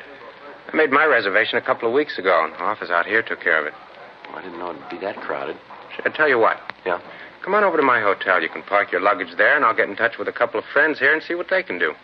Well, it's sure nice of you, but I don't want you to go to a lot of trouble. I'll find a place somewhere. It's no trouble at all. Can't let a fellow Chicagoan stand out in the cold. I'm sure the boys can find you a place. Now, you know, I sure appreciate all this. I don't think anything about it. Who knows? Maybe you'll be able to do something for me someday. Yeah, maybe I can. We walked out of the terminal and we got into a cab. I could see Frank and DeBetta following us. The address Bush gave the cab driver was out on Wilshire. We pulled up in front of the place. We went in. The suspect signed the registration card and we went upstairs. All the time he kept up a running conversation about how difficult it was to get a hotel room. The bellboy left our bags in the room and asked us if we wanted them opened. Bush made it apparent to both the boy and to me that he was the only one who was going to open his own suitcase. After the bellboy left the room, Bush laid his bag on the bed and snapped it open. He took out a small leather case, trying to keep me from seeing it, and at the same time making sure that I did. He went into the bathroom, and after about 2 minutes, he came out. He'd taken off his coat, and his left shirt sleeve was rolled back. He had a small piece of cotton on his arm. I feel a lot better now. What's the matter? Something wrong? Oh, no, nothing at all. You see, I'm a diabetic. I have to take insulin shots every so often. Oh, that's too bad. I'll get this back in my suitcase, and we can start looking for a room for you. Well, that's nice of you. Huh? Oh, here, let me give you a hand. I'll help you pick it up. Oh, no, it's all right. Don't worry about it. I can get it. Here, just a minute. I guess this spoon's part of it, isn't it? Oh, yeah. I didn't know you used a spoon for insulin. I'll get it. Wait a minute. Let me put this stuff away. Well, I'll open the door, see who it is anyway, huh? Yeah, what do you want? Police officers, you're under arrest. What for? Narcotics. What are you doing breaking in here like this? You got no right coming in a room like this. Knock it off, Bush. We've been after you for a long time. We finally nailed you, and I don't bawl about it. This other fella a cop, too? Yeah, this is my partner, Roger Silby. Now, listen, I had no part in this. I just met this guy. If you want him, okay, but don't tie me in with him, please. Too bad, mister. Get your coat. And where are we going? Downtown. We got to book you. But I had no part in this. I tell you, I just met the guy just this morning down at the depot. I just met him. I'm not mixed up in anything. If my company finds out about this, it's going to cost me my job. Now, you guys got to give me a break, please. Should have thought of that before, mister. A little late now. Yeah, but if my boss hears about this, he's going to kill me. Come on, why don't you give the guy a break? He's telling the truth. I just met him. He's got no piece of the action. That's rough. Maybe next time he'd be more careful who he bums around with. Let's go. Oh, please, give him a break. You guys are all alike. You cry when you get tagged. Yeah, but this isn't right. Let's go. We're taking you in. Well, what's the charge? We'll tell you in jail. The two men had shown us badges when they came in, but they'd flashed them by so fast there was no way of taking a good look at them. They made Bush and I get our things together, and then they took us downstairs. As we walked through the lobby, I nodded to Frank and Johnny DeBetta. They followed us at a distance. The plan was that I'd get in the car with the suspects and then give them the money. After that, they'd be taken into custody. Until they'd actually taken the money, all we could prosecute them on was a charge of impersonating an officer. Once the currency was in their possession, we could prove extortion, a felony. After we left the hotel, we walked up Wilshire Boulevard, and we stopped by a gray Chevrolet. All right, get in. Is this a police car? That's right. I'll take this one in front with me. Okay. All right, get in. You're making a mistake. We'll let the judge worry about that. I'll call in and tell him we're coming in. Right. This is car 12-7, car 12-7. We have 2 prisoners in custody. We're taking them downtown for booking. Repeat, we have 2 prisoners in custody. We're taking them downtown for booking. All right, just sit back, mister. You got a long ride. What are they going to do to me? We just book you. After that, it's up to the court. Yeah, but they're going to let me go, aren't they? I don't know. They got a big drive on now about narcotics. Court's getting pretty rough. Had a guy up just last week. They caught him in a car with another fellow who was smoking marijuana. This one guy didn't even know it was tea. They really nailed him. Hey, how long did they give Jensen? You mean on that T-rap last week? Yeah. 5 years. Well, you see, they're really getting rough. Yeah, but you know I didn't have anything to do with this. You said that yourself. You know that. Listen, isn't there some way? There's got to be a way. I don't know. We don't like to see guys like you nailed, but the pressure's on us, too. We'd like to just let you out of the car, forget we ever saw you. But we can't do it. Why not? Why can't you? Too many people know we picked you up. Well, who? Who knows it? Well, our office, for one. As soon as we spotted you and Bush at the hotel, we called them. Told them we were going to take you into custody. My partner just called in and told them we had you. People on the radio know it. Must be a couple of dozen. No, I'm sorry. There's nothing we can do. Sorry. It's a lousy deal. It's going to ruin me. You guys know that. I'll lose my job. I'll be through. I don't know. We'd like to help you out, but you can see there just isn't any way. But there's got to be. Sylvie? Yeah? How about it? Can't we just let him out? You tell me how we're going to get away with it. How are we going to explain when he isn't there to be booked? Oh, look, he's a nice guy. I don't want to see him get into trouble for something he didn't do. Neither do I, but how do you figure to square it? Well, you're bright cops. Come on, give the guy a break. Suppose we could take care of the watch, Commander. Maybe he'd forget we called in. Taking care of him is expensive. Yeah. How much money you got on you? Well, about $2,500. It's not too much. Can you raise any more? No, not without sending home. I can't do that. How about it, Sylvie? $2,500 enough? Won't go very far. A lot of people to take care of. That's all he's got. Ain't enough. Let's book him. Oh, come on. We've been riding together a long time, Sylvie. This is the lousiest deal we've ever had to pull. We take the $2,500 and explain it to the commander. It'll work. Come on, let's give the guy a chance. If it goes wrong, it's on your neck. All right. I'll take the beef. Okay, shove him out. We got to take Bush in, though. All right. Come on, give me the money. Sure. Here you are. It's all there. Okay. Sylvie? Pull over. Let's let him out. Where are we? 4th and Spring. Would you mind dropping me off a couple of blocks up the street? This isn't a taxi service, mister. You're coming out of this smelling like a rose. Don't press your luck. No, just a couple of blocks up there near 1st. Why, what's over there? City Hall. You're under arrest.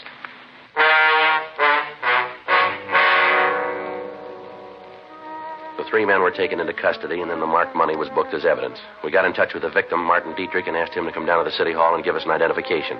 He looked at the suspects and then stated positively that they were the men who'd shaken him down. That's them. You'll sign a complaint? You bet I will. I want to see him get theirs. Oh, it's all a beef, little con game, that's all. So we took the mark. Shut up, Lang. They still got to prove it. That ain't going to be hard with the help your friend Gabe handed out to them. Imagine being so dumb you pick a cop as a mark. You know, both of you went along with it. Oh, you're dumb, Gabe. Face it. All right, let's go. Come on, mister. Don't give me no orders, cop. You got me in custody, that's enough. Now don't order me around. I'll go when I'm ready. Come on, Lang. Hey, you know something, cop? I think I play the part better than you do. Now, I'm going to tell you something, mister. I want you to remember it. As a con man, you're a flop. You wouldn't know a mark if he came up and hit you right in the mouth. Besides being bad at that, you're a liar. The worst kind of liar. You go around telling people that you're a cop. You flash a tin badge and right off you're the law. You don't care what you do or who you hurt. I've been in this business a long time. I've seen a lot of 510s come across the desk here. Guys who take old women, cheap crumbs with a handkerchief switch in the smack game, but at least they don't try to hide behind a phony badge. We don't know how many people you pulled this cheap deal on, but we're going to find out. We'll get every name there is, and then we'll make you on all of them.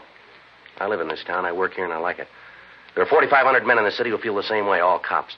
Men are trying to prove that the law's here to protect people, not to cut them down. They spend every day of the year making up a good score, and you come along and tilt it. Every one of those people you hit thinks he's been taken by a cop now. A cop whose hand was reaching for money that wasn't his. You keep wearing that grin, Lang. See if you can still make it when we turn the key on you. Now, let's go. You want to take him outside, Frank? I'll be right with you. Yeah, come on.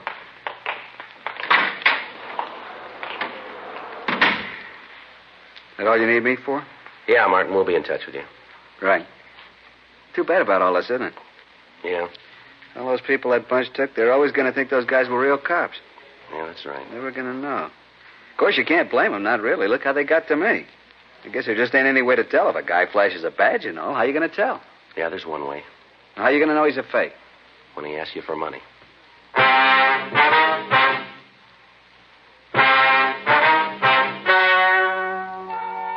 story you have just heard is true.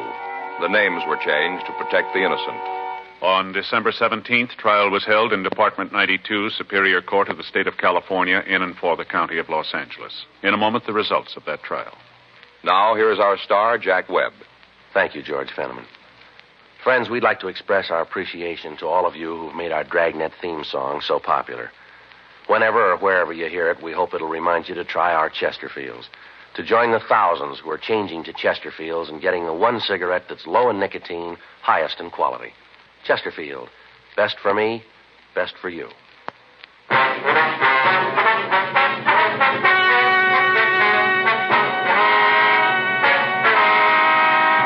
Gerald Richard Lang, Richard Harris Silby, and Gabriel Norris Bush were tried and convicted of violation of Section 518 PC, extortion. They received sentences prescribed by law. Violation of Section 518 PC is punishable by imprisonment in the state penitentiary for a period of not less than 1 nor more than 10 years.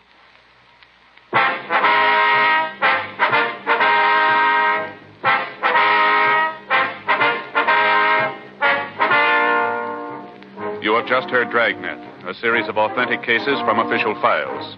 Technical advice comes from the Office of Chief of Police W.H. Parker, Los Angeles Police Department. Technical advisors, Captain Jack Donahoe, Sergeant Marty Wynn, Sergeant Vance Brasher. Heard tonight were Ben Alexander, Vic Perrin, Herb Ellis, Paul Richards. Script by John Robinson. Music by Walter Schumann. Hal Gibney speaking. Watch an entirely new Dragnet case history each week on your local NBC television station. Please check your newspapers for the day and time. Chesterfield has brought you Dragnet, transcribed from Los Angeles.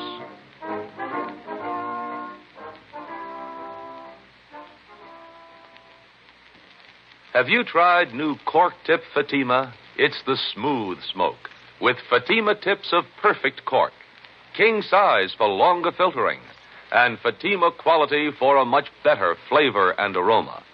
Fatima is made and guaranteed by Liggett & Myers Tobacco Company. Try Fatima today. Hear Frank Sinatra as Rocky Fortune tonight on the NBC Radio Network.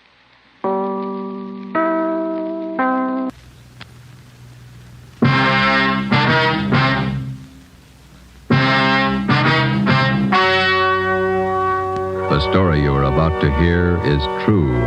Only the names have been changed to protect the innocent. Fatima Cigarettes, best of all long cigarettes, brings you Dragnet.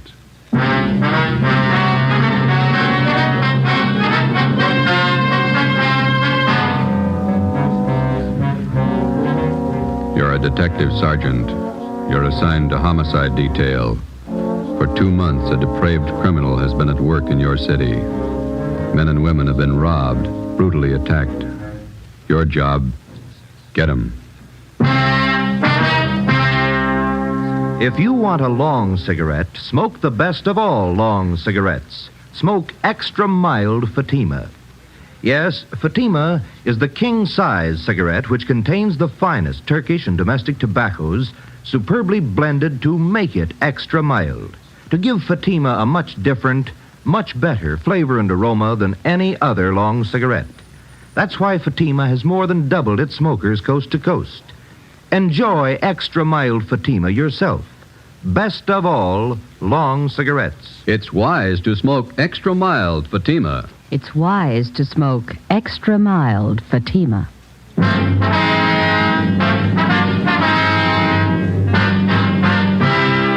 Dragnet, the documented drama of an actual crime.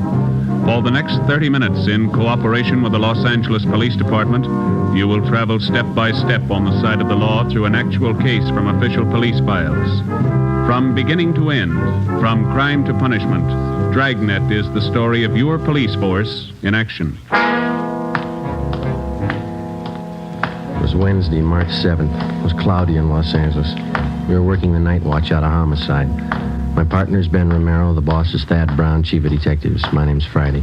I was on the way home from the office, and it was 2:25 a.m. when I got to Collis Avenue, number 4656.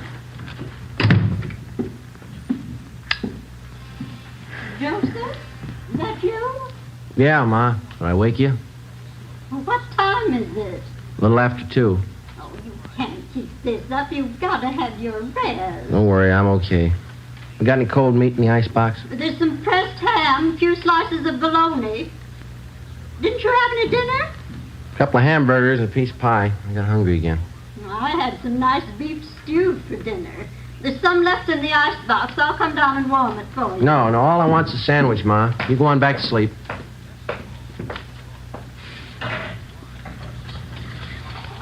You can't live on pie and sandwiches and keep up your strength. Working all hours, first thing you know, you'll be getting sick. You need your food and you need your rest. Nobody cares when you're sick. You didn't have to get up, Ma. All I want's a sandwich. I can fix it. You better have a bowl full of stew. Here, it'll take a minute to warm it up. Nice new potatoes in it. Some of those onions you like, too. White Bermudas. Okay, not too much now. I'll get the milk. It's 2:30 in the morning.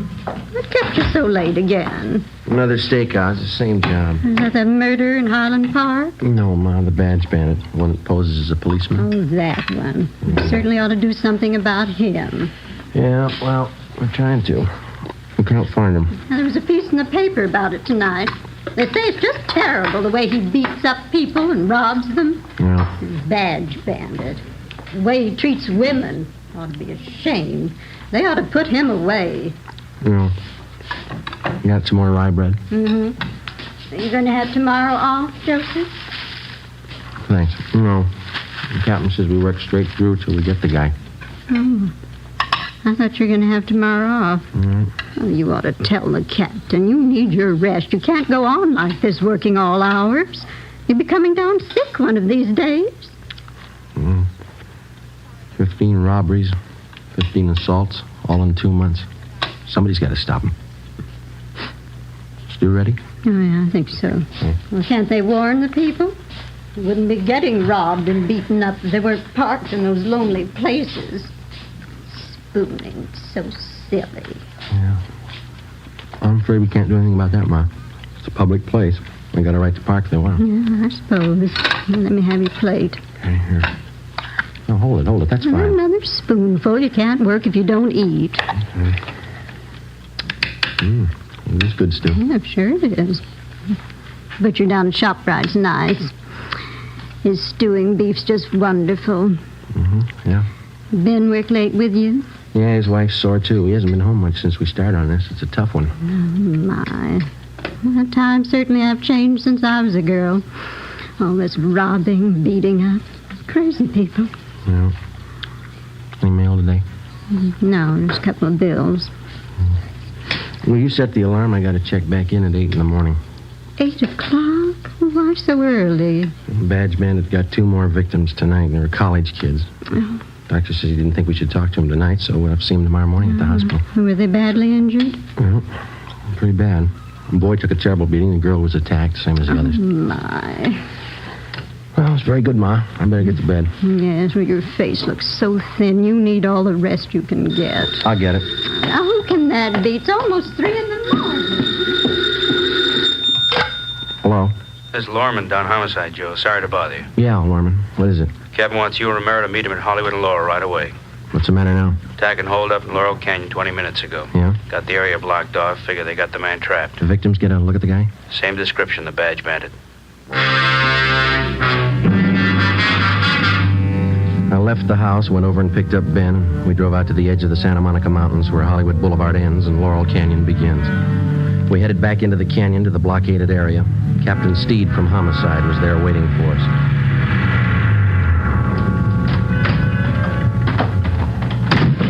Hi, Skip. Yeah, just a minute. Taylor, call communications again. Have them tell the men out on Ventura to start moving in. Right, Captain. Sorry to call you back. Couldn't be helped.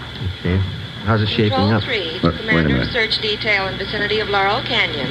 Unit 62K reports that they are at Mulholland Drive and Oakstone Avenue. Nothing further to report. Okay, what'd you say, Joe? So how's it shaping up? Well, here's a sketch of the area. Covers just about all the Laurel Canyon district. Yeah? Badge bandit got his victims near the top of this hill here. Mm-hmm. Old man in the neighborhood heard a woman scream and phoned in. How sure are we the guy didn't get away? Well, the man who called in said the bandit had trouble starting his car. Finally, he left it and took off into the brush. He was headed west down this road here. Captain, I just had a call from communications. The crew from Leighton Prince are on the way. All right. Any report from the detail up on Canyon Road? Nothing yet. I'll stand by the radio. Okay. How much area we got to cover? Now, from the mouth of the canyon here, all the way back to Ventura Boulevard. On the west here, from Lookout Mountain Avenue over to Crestview Drive on the east. How much have we got to go on? Crowley talked to the victims for a minute before they took him to Georgia Street. Yeah? The guy's description's the same. Heavy set, blonde hair, chubby face, horn-rimmed glasses. Mm-hmm. Well, if he's on foot, there's plenty of underbrush around here to hide him. Just a minute. I want to get this call in first. Taylor, have communications contact 72K. Tell them to hold their line stationary. Yeah. We'll have the others close in from the west and the north. Right. You two better get up on Groveland Drive. Line's pretty thin up there. Olson can use the help. Is that the area where you abandoned the car? Yeah. I want you to cover all the houses in that area. Check with everybody you can find in the neighborhood. They may be able to help. If they don't answer, find out why. Okay. I'll be making the rounds in another 10 minutes. Check with you then. All right, let's go, Joe. One more thing. Yes, sir? I'll tell you what I told the rest of the men. This guy's in a corner and he's got a gun. There's only one way out for him. Yeah? Make sure it's not you. 3:45 a.m. Ben and I drove up to Groveland Drive and joined the search. We started our house-to-house canvass of the neighborhood where the suspect had abandoned his car. None of the residents had any further information to give us. 4 a.m. We kept on checking. 23 hours. It's a long shift. Yeah. I could use some sleep. A wife of mine is boiling mad. She's even mad at the kid. Yeah? What's the trouble? Oh, aunt of hers sent down some flower bulbs from Oregon yesterday, gladiola bulbs. Yeah. Kid was playing with a little girl next door yesterday, and they found a box of flower bulbs. They put the mess of them in a pot of water and boiled them on the stove. What'd they do that for? Who knows? There's another house up ahead. We better check it. Yeah. We ought to get some street lights up here. Yeah. That's nice work, waking people up in the middle of the night. I don't like it any more than they do. Wish we could make them believe that.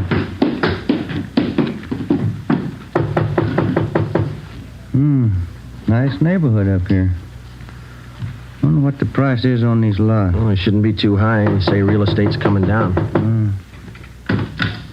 Yeah, what is it? Police officers. Sorry to disturb you. We'd like to talk to you a minute. Oh, all right. Let me get the door open. What's been going on in the neighborhood tonight? Some kind of trouble? Cars racing up and down the hill? What's the trouble? Have you noticed any strangers in the neighborhood last hour? No, I just got to bed 20 minutes ago. I work out at Paramount. We're shooting nights. What's all the commotion anyway? We're looking for a suspect. He's supposed to be around this area. Well, I haven't seen anybody. I thought I heard somebody out by the garage a few minutes ago. Went out and looked around, but I didn't see anything. Did you check to see if your car is still in the garage? No, I left it in the driveway. No, sir. There's no car in your driveway. Sure there is. Let me show you. Hey, it's gone. Can we use your phone? Yeah, but I saw it just a few minutes ago. The car was right there in the driveway. You think that guy took my car? Yes, sir. It's a pretty good bet. You got your license number handy there? I don't remember it. I got it on a card in my wallet. Give me communications. Can you give us a description of your car? It's a Plymouth sedan, black, two-door sedan with... Search detail, Laurel Canyon. I got some new information for all units in the detail. Here's the license number. Thank you. Will you broadcast this information to all units in the search detail?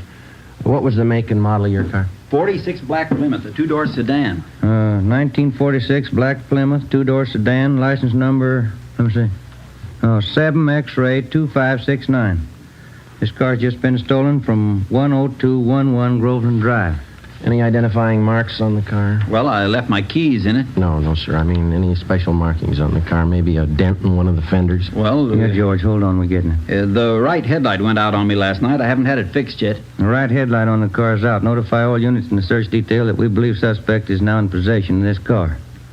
Right, thank you. Let's go. It must have happened in the last 15 minutes. I heard that noise and I went out to check. The car was there then. Well, here's our card. We'll be checking with you later. Yeah, I sure hope you find it. I don't know how I can get to work tomorrow without my car. Yeah, we'll notify you. Yeah, gee, I sure hope you find it. Thanks for your help. Come on, Ben.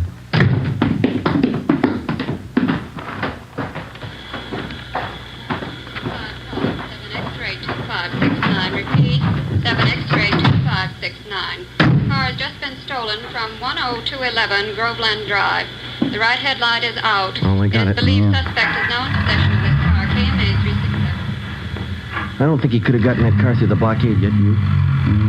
Better start searching the side roads, huh? Yeah. There's one, leading off to the left, up ahead. Okay, let's try it. Wait a minute, there's a car coming down the hill toward us. Joe is making time.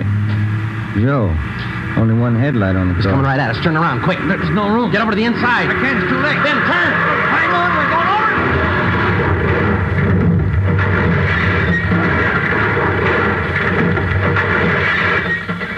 Attention all units. Special attention all units in search detail in the vicinity of Laurel Canyon. ADK reports theft Ben? of a 1946 You all right? Plymouth two-door sedan. Ben. License in the 5 column.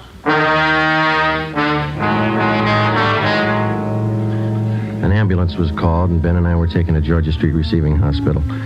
There I received emergency treatment for multiple cuts and bruises and a sprained left shoulder. Ben didn't do so well. He had a possible concussion, 2 broken ribs, and a half a dozen severe cuts about the face and arms. We were then taken to the P&F ward. The next afternoon, we had a visit from Captain Steed and Chief of Detectives Thad Brown. Friday, how you feeling? Oh, pretty good, Chief. I saw Romero across the hall. You came out better than he did. Yeah, that's what I hear. You resting any? Oh, much better. No danger involved. Needs rest, that's about all. How long? Oh, he'll be here 2 weeks, according to the doctor. What about you? A couple of days. Too bad, Joe. Badge bandit? Yeah. Looks like you two got banged up for nothing. Oh? After he rammed your car, he ditched the black Plymouth, and then we figure he hit with the underbrush. Yeah. Somehow, while we were hauling you and Ben out of that wreck, he slipped through the line. Any fingerprints on the car? No, none we could use. It's rotten luck. I guess it was his night, huh? We're getting more men from Metro Division to help out. Mm-hmm. And we're doubling the number of decoys around the city. Policewomen, huh? And we'll have each of them planted in a parked car along with an officer in every area the badge bandit's been working. All he has to do is grab at the bait once. Yeah, if he goes for it. He'll have plenty of time to choose. We work the same setup every night till we reach him. It's a big operation. Might have to run it for weeks unless he quits. Well, there's only one way a guy like that ever quits. Yeah. When we stop him. Saturday, March 10th, 2 p.m. I was released from the P&F ward and went home. Ben stayed on at the hospital. He had at least another 10 days to go before release. Sunday, I spent at home. Monday afternoon, I checked back in at the office, and Captain Steed put me on decoy duty for that week, along with policewoman Dorothy River. We were assigned to cover an isolated parking area near Mulholland Drive and Beverly Glen. It was a nice view, but the duty was slow. No sign of the badge bandit.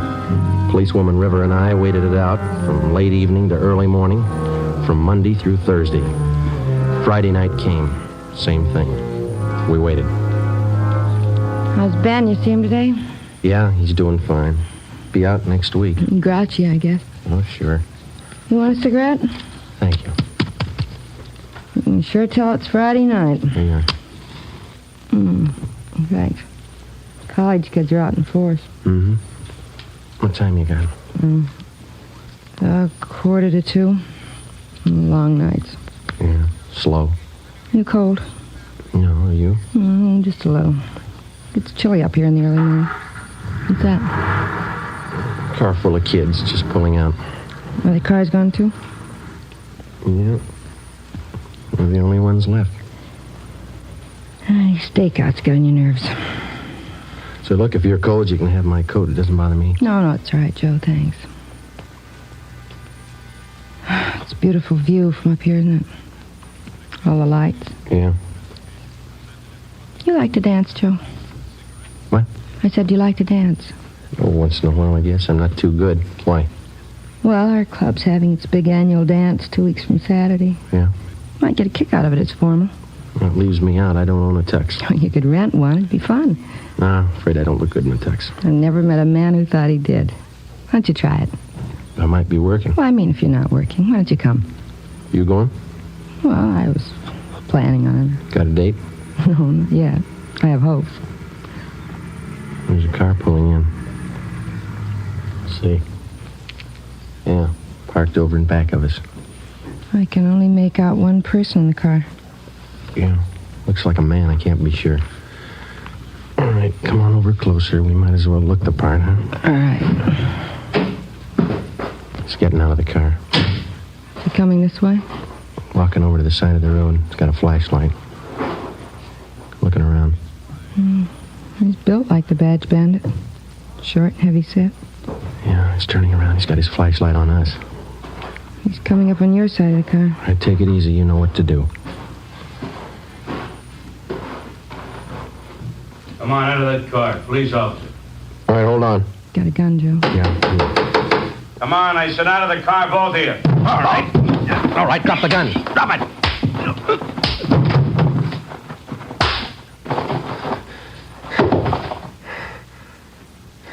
That's him. Yeah, Now I'll get the cuffs on him. thanks. I didn't think I hit him that hard. You didn't, I did.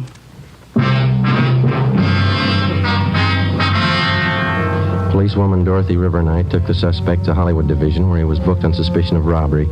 He gave his name as Charles Leon Kirby, age 46. Monday, March 19th, Ben was released from the hospital and checked back in for work. A special show-up was held at which 10 of the 17 victims definitely identified Kirby as the badge bandit. The suspect had finally been apprehended. Now we started the slow process of formally charging the man and presenting our evidence against him to bring him to trial. 10 a.m., Ben and I went across the street to the 6th floor of the Hall of Justice to present our case against Kirby and to obtain a formal complaint against him. We met with Deputy District Attorney Broker.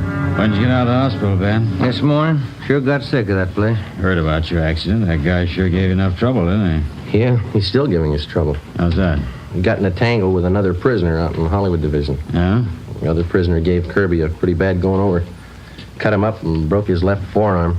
They're moving him in an ambulance from Hollywood to the prison ward at the General Hospital. When did this happen? This morning. I think they're moving him downtown now. Tough one. Now, how about your reports on Kirby? Are they all in order? Well, here's a summary report. Alleges 10 positive identifications containing 10 counts for robbery and 10 counts of forcible rape. All right. And here are 7 other crime reports. Only partial identification on these. Okay. What have you got for corroborating evidence against him? Oh, we went through Kirby's apartment. Found at least a dozen pieces of property that he took from his victims. Mostly watches and jewelry. The victims identified every piece we found. Okay, let me get the details down here. No. Excuse me a minute. Sure. Broker speaking. Yes, a minute. You, Friday. Thank you. Friday. When? Yeah, right away. Well, that does it. What's the matter? Kirby. He just broke out of that ambulance.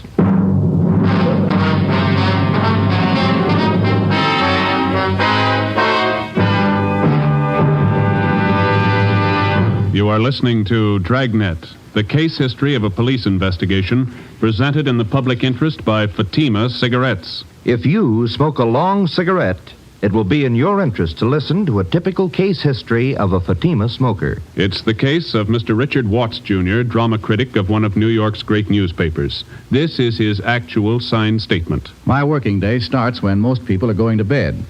When the curtain closes on the last act, I've got a newspaper deadline to make. Working more means smoking more. And that's when Fatima quality really tells. I agree. It's wise to smoke extra mild Fatima. And so do more and more smokers every day. Actual figures show extra mild Fatima has more than doubled its smokers coast to coast. So enjoy extra mild Fatima yourself. The king-size cigarette, which contains the finest Turkish and domestic tobaccos, superbly blended to make it extra mild. You will prefer Fatima's much different, much better flavor. You will agree. It's wise to smoke extra mild Fatima. It's wise to smoke extra mild Fatima. The best of all long cigarettes.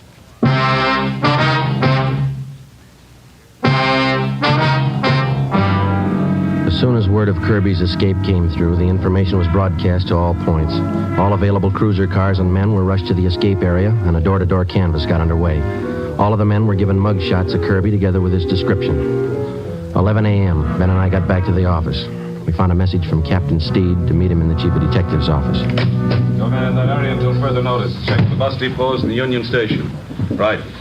What's the story, Chief? That's what I'm trying to find out. Where'd he make the break? They're 4th and Main. Couldn't have picked a better spot. The ambulance had just crossed 3rd and Main when Kirby slugged the guard. Driver was too busy dodging traffic to notice what was going on in back. That's a lousy break. Kirby jumped out of the back end of the ambulance and disappeared in the crowd. No sign of him since. Well, that's fine. Takes us almost 3 months to reach the guy, and he breaks away on a cheap fluke like that. Well, he doesn't have many friends in town. He's only got one we know of. Yeah. A brother. Kirby stays with him pretty often, from what we could gather. The brother lives in a rooming house down on Alameda. Anybody checked that yet? We've got it staked out. And the brother works at a box factory in the south end of town. That's covered, too. And he's not going far with a broken arm. What have you got? Pawn shop hold up 6th Street. Happened a few minutes ago. Yeah? Here's the description of the holdup, man. Stocky build, blonde hair, horn-rimmed glasses, chubby face. You were wrong about that broken arm. Come on. 11:20 a.m. Ben and I pulled up at the East Asia pawn shop on 6th Street. Inside, we found the proprietor, Morris Brubaker, lying propped up against one of the showcases. He was an elderly man. His face and head showed the marks of a savage beating. His wounds were hemorrhaging badly, and ambulance attendants were giving him first aid. We showed him Charles Kirby's mugshot. That's the man. I wouldn't make a mistake. That's him. Was he alone, Mr. Brubaker? Yes, by himself. He has to look at a watch, and when I turned to get it, he kicked me. I fell against the showcase and cut myself. He pulled me in the back room. I didn't even know him. He kept beating me. Easy, Mr. Brubaker. Let me get this compress on. How much did he get away with, do you know? I'm not sure. A blue suit, blue overcoat, wraparound, and navy blue both. He kept hitting me. All right, sir, just take it easy. They'll have you out of here in a minute. He kept hitting me like a crazy man. This is antiseptic. Might sting a little. Okay.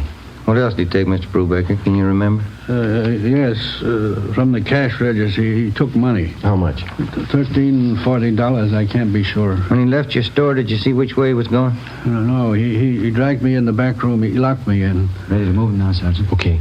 I don't know. I saw him going through the shelves there and the back of the counter. I don't know. What'd you keep there? My account books and my gun, a box of shells, too. You want to take a look, Ben? Well, my head. Yes, sir. Just take it easy. It's only going to be a minute now. the account books are still there. Yeah? He got the gun. 4 p.m. Kirby, alias the Badge Bandit, was still at large.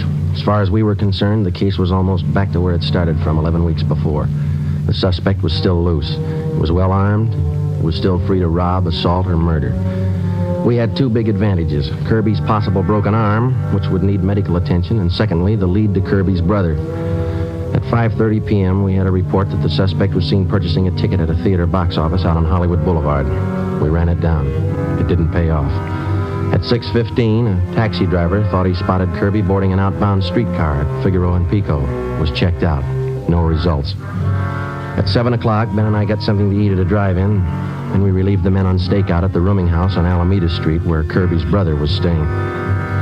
10 p.m. Midnight. No sign of Kirby. We waited. At 3 a.m., Hanson and Cummings of Homicide relieved us, and Ben drove me home. It was 3:45 when he dropped me off at Collis Avenue, number 4656.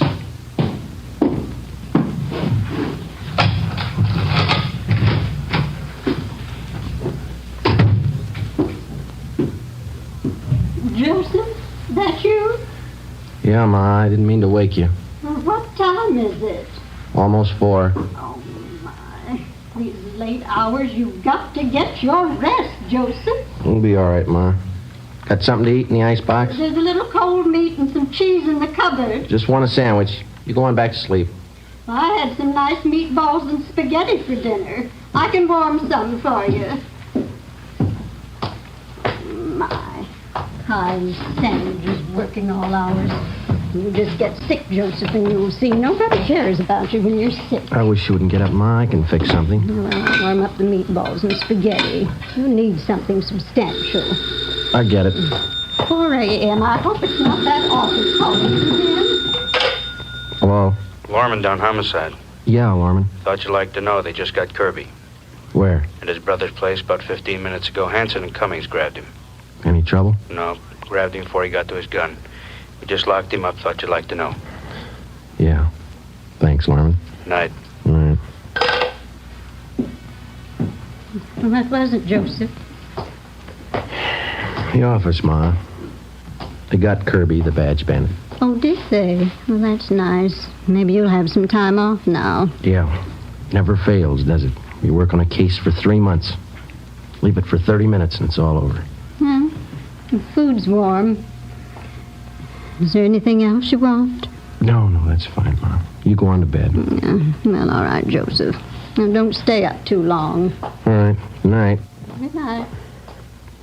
Hey, Ma, Yes, Joseph?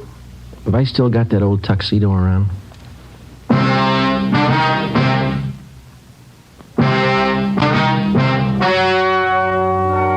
The story you have just heard was true.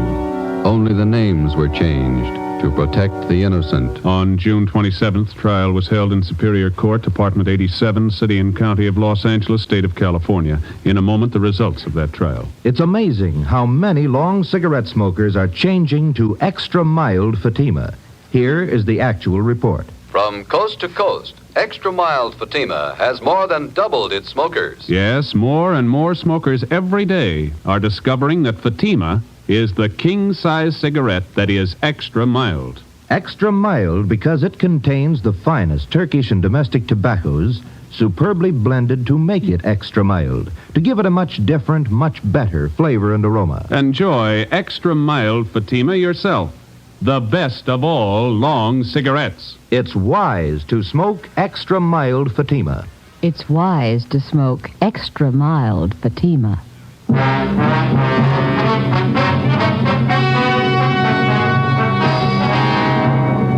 Charles Leon Kirby, alias the Badge Bandit, was tried and convicted in Superior Court on several counts of armed robbery, rape, and assault with intent to commit murder. He was sentenced to life imprisonment. After serving 1 year in the state penitentiary, he was judged insane and committed to the state mental hospital at Mendocino. After 2 months there, he escaped. Charles Kirby, alias the Badge Bandit, is still at large. You have just heard Dragnet, a series of authentic cases from official files. Technical advice for Dragnet comes from the Office of Chief of Police W.A. Wharton. This is NBC, the National Broadcasting Company.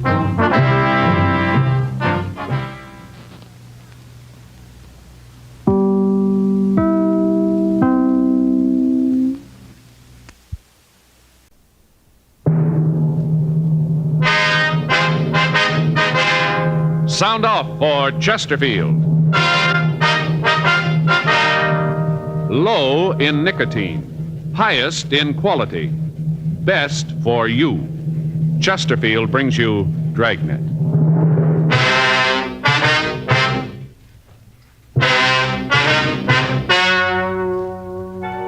Ladies and gentlemen, the story you are about to hear is true. The names have been changed to protect the innocent.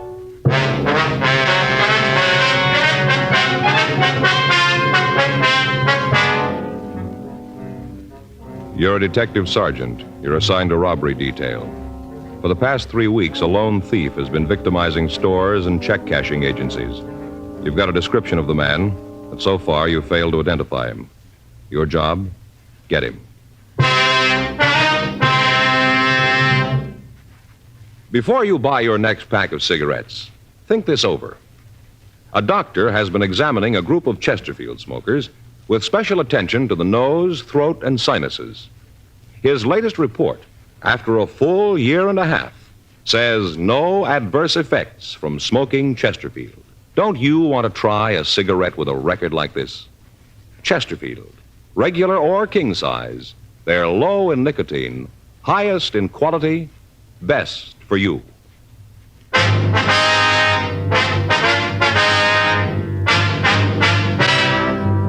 Dragnet, the documented drama of an actual crime. For the next 30 minutes, in cooperation with the Los Angeles Police Department, you will travel step by step on the side of the law through an actual case transcribed from official police files. From beginning to end, from crime to punishment, Dragnet is the story of your police force in action.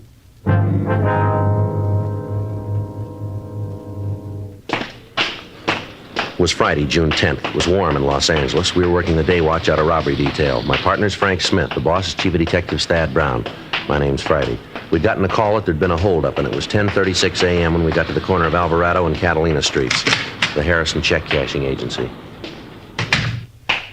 I'm sorry, you'll have to come back. We've had some trouble and we're not open for business. Come back in about an hour. Police officer, sir. Oh, well, where have you been? I was held up, you know, held right up. Yes, sir. Yeah, fellas in the police car was here, and they told me that you'd come out. Well, where have you been? It's taken you long enough. Didn't you use the siren? Yes, sir. We came out just as soon as we got the call. Just seems us taxpayers would get better service than that. Well, sir, the call just came in 4 minutes ago. Oh, well, all right then. Well, now let me tell you all about it. Yes, sir, if you would, please. Oh, you just bet I would. Well, now, first off, I had trouble sleeping last night. I knew right off it was going to be a bad day. I can always tell, you know, when I've had a bad night, the next day's always a doozy. Did you give the officers in the radio car a description of the man who held you up? Yes, sir, I sure did. I gave it to them right off. Now, you're going to let me tell you all about the holdup? Yes, sir, if you go ahead, please. Well, I had a bad night. Real bad. I knew... Say, my name's Harrison. Abel Harrison. I don't think I got you a fellow's names. Oh, this is my partner, Frank Smith. My name's Friday. How do you do, glad to know you, yeah.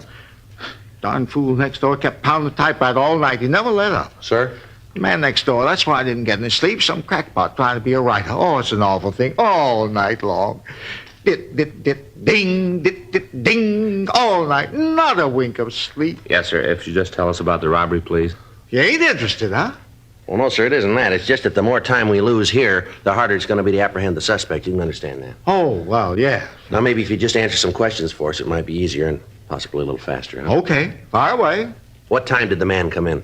About 10:12. Was he alone? Yep. Did it look like there might have been anybody else with him? Nope. Do you know if he drove an automobile? Couldn't tell. I see. Well, would you tell us exactly what he said and what he did from the time that you first saw him? Came in, 10:12, had a gun, walked over to me, pointed the gun, told me to stick up. That the way you fellows want it? Oh, you just relax, Harrison, will you, and tell the story in your own words. I'm trying to do just that. Yes, sir. Maybe if I went slower, it'll be easier for you boys. All right, sir, you go right ahead.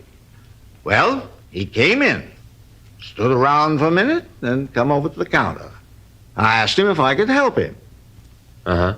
We cash checks, you know, payroll checks. First off, I thought that's what he wanted, to cash a check. Wasn't, though. I asked him what he wanted, and he pulled out the gun. Told me to keep quiet and hand him the money. Pointed the gun right at my heart, right here. My heart. Are you with me so far, boys? Yes, sir, go ahead. So I gave him the money, all there was in the drawer. I see, sir. About how much was taken, Mr. Harrison? About $1,500. He just took the paper money. He didn't want the silver. Had 2 paper bags. Looked like he'd carried his lunch in them. All kind of wrinkles, you know. Yes, sir. Had me put the money in them. Then he told me to lay down on the floor. Lay there and count to 100 by ones. Told me not to move until I'd finished. He said if I did, he'd come back and kill me. The way he told me, you knew he meant it. After that, he left. All right, sir. What if you can give us a description of the man? Sure, but already gave one to the other cops. Ain't that enough? Well, we'd like to have you tell us, if you would, Mr. Harrison. Oh, them other fellows don't work with you, huh?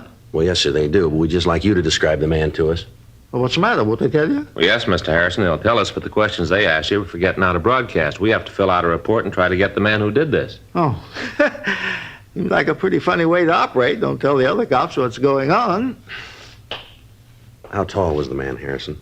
Well, let's see. I'd say about 5 feet, maybe 8 to 10 inches. Mm-hmm. How much did he weigh, would you know? I'm just guessing, you nosy. I'm not sure. Yes, sir, we understand.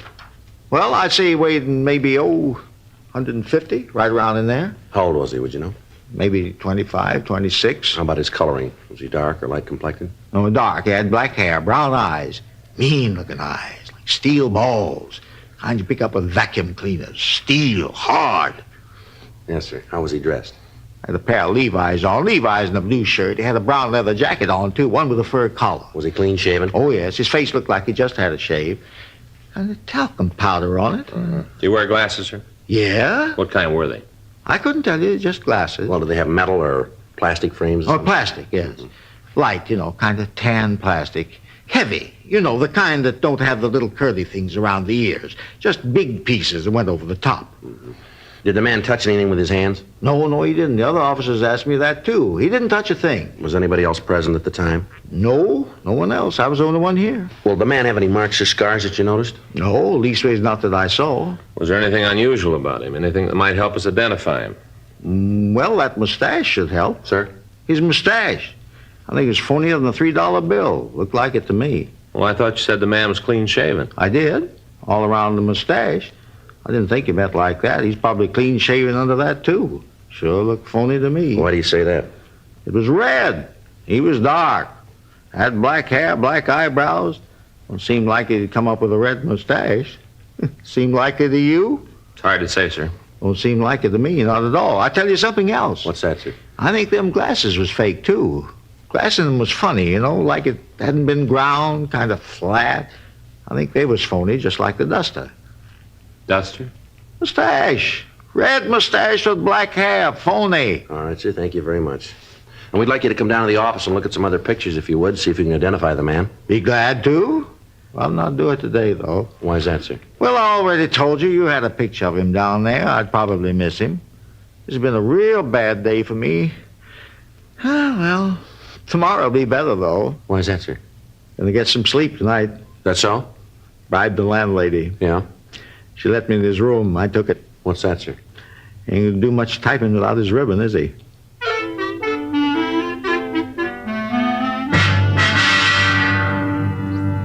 For the past 3 weeks, we'd heard the same story. A man had entered a check-cashing agency or a small neighborhood store and at gunpoint taken all the currency. Each time, he'd hit just after the owner or the manager had come back from the bank. The descriptions we'd gotten in each theft was the same. Each of the victims looked over the mug books, but they were unable to identify the suspect. The stats office had made an MO run going back 10 years. The leads they turned up were run down, but they led us nowhere. Communications to George Brereton up at CII in Sacramento had turned up no new information. We were right where we were after the first robbery. We had a suspect we couldn't identify, a suspect that we couldn't find. 10:45 a.m., the latest victim closed up his place of business and started to accompany us downtown. As we walked out of the store, a police car pulled up to the curb. In the back seat was a man of about 25 years of age. The officer told us that they'd caught the man running down an alley 3 blocks away. The man who matched the description of the thief identified himself as Rudy Martin. While the radio car officer stood by, we took the suspect over to our car to see Averill Harrison, the victim. Caught him already, huh? Is this the man who held you up, sir? Let me get out and take a good look. All right.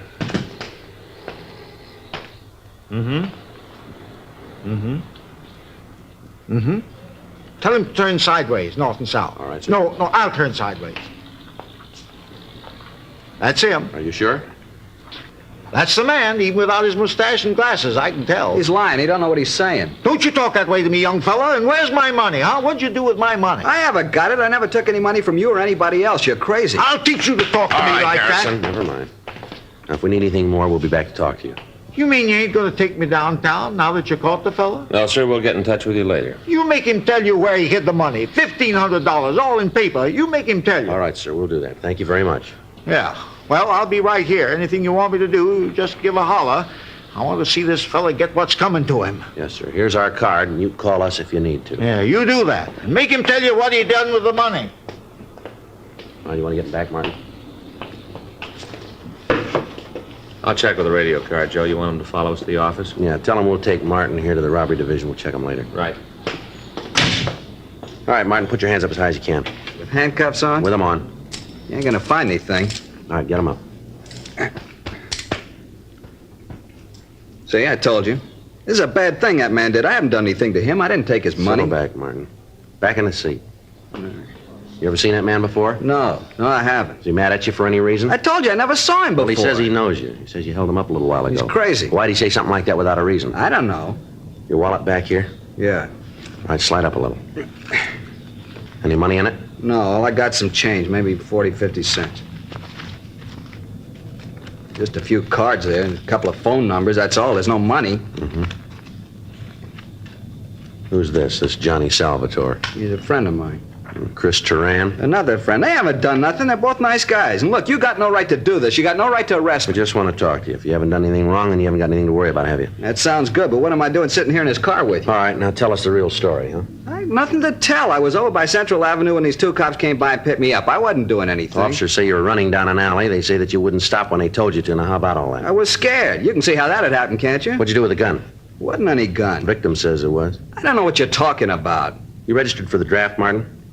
Yeah. Well, where's your draft card? Isn't it in the wallet? No, it isn't. Guess I must have lost it. You ever been arrested? Did you hear me, Martin? How about it? Yeah, a couple of times. What for? Bag. Where? Here, back east. Where back east? KC. You sure that's all? Yeah. What were you doing in that alley this morning? I was on my way to see a guy. Who? A friend of mine. Okay, Joe. Yeah? I'll call in. We can get started. Right. 1K80 to Control 1. 1K80 to Control 1. Control 1 to 1K80. Go ahead. Prisoner in custody. Show us out to room 27A, City Hall. KMA 367. Roger, 1K80. KMA 367. You all set? Yeah, let's go. Now, who's this friend you're going to see, Martin? You have to know that? We have to know. Chris Tarrant. What are we going to see him about? Job. He said he could line one up for him. Where do you live? Room and house down on Wall. All right, you want to tell us what you did with that money? What money? I don't know how to tell you any better. I didn't have anything to do with that guy. I don't know nothing about any robbery. I was on my way to see a friend about a job. A couple of cops picked me up. That's all there is to it, nothing more. If you think you can make this thing stick, then you go right ahead. I don't think you can. Well, we got a lot of time, Martin. So have I. I got nothing to do. Night's sleep and a couple of meals. That's what I stand to come up with. I got no problems. Go ahead, lock me up. You're going to have to let me go. I don't care what the old guy says. I didn't hold him up. Not him nor anybody else can say I did. The clothes you got on match the ones the hold-up man wore. So what? A lot of people wear these kind of clothes. The victim identified you. The guy made a mistake. I told you that. All right, Martin, you called it. I hope you know what you're talking about. The victim of the robbery identified you, and there's 5 more we think we can tie you into. We make you on the rest of them, you got real trouble here. Now, you'll save us and yourself a lot of time if you'll tell us the truth. You wouldn't know it if you saw it. Well, there's one way to find out, isn't there? Yeah? Try us.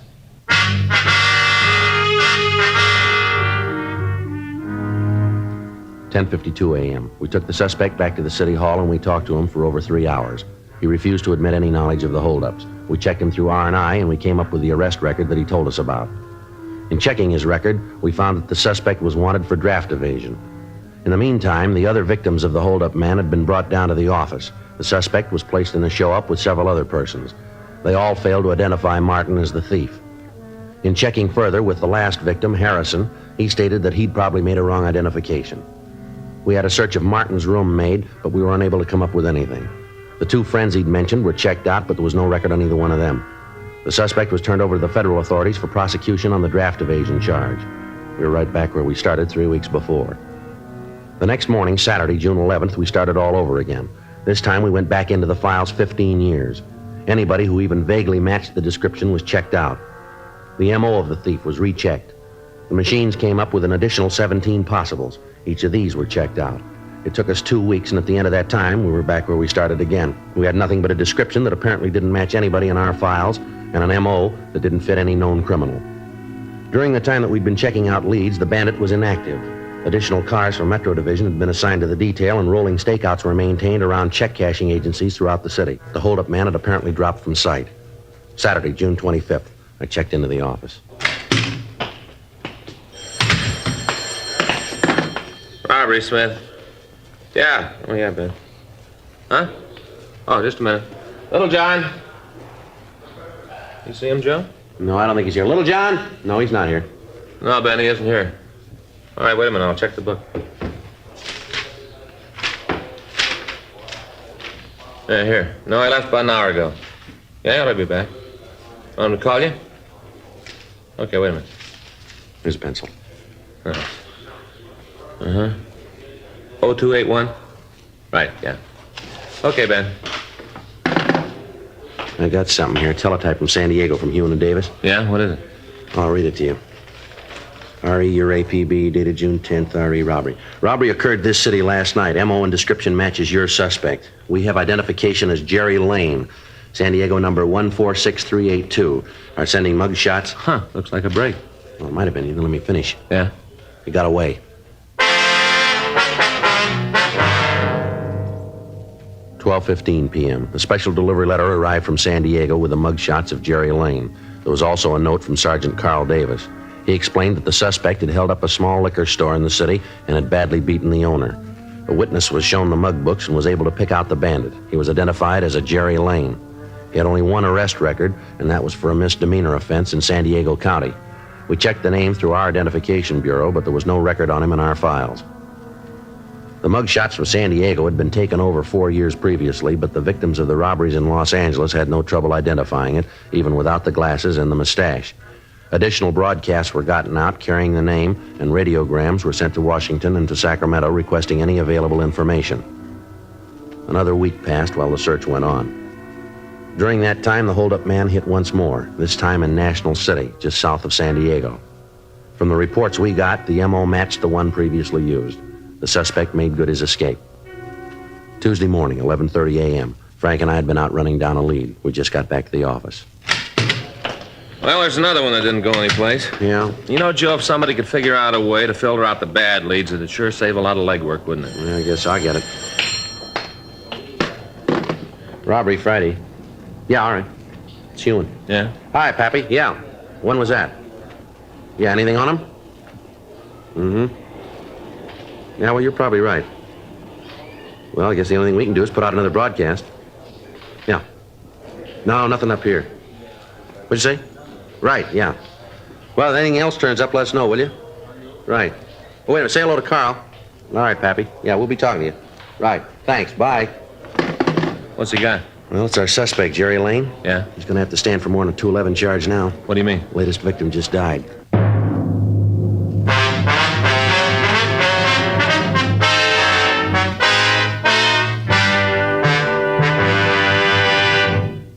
You are listening to Dragnet, the authentic story of your police force in action. It's so satisfying to know that my Chesterfield is low in nicotine, highest in quality. Chesterfield, low in nicotine, highest in quality. A fact proved by chemical analyses of the country's 6 leading cigarette brands. And it's so satisfying to know that a doctor who has been making thorough examinations, especially of the nose, throat, and sinuses, reports no adverse effects from smoking Chesterfields. His report is a part of a program supervised by a responsible research laboratory and is based on thorough bi-monthly examinations of a group of Chesterfield smokers over a period of a year and a half. That's 18 full months now. Don't you want to smoke a cigarette with a record like this? Regular or king size. Chesterfield is low in nicotine, highest in quality. Best for me, best for you.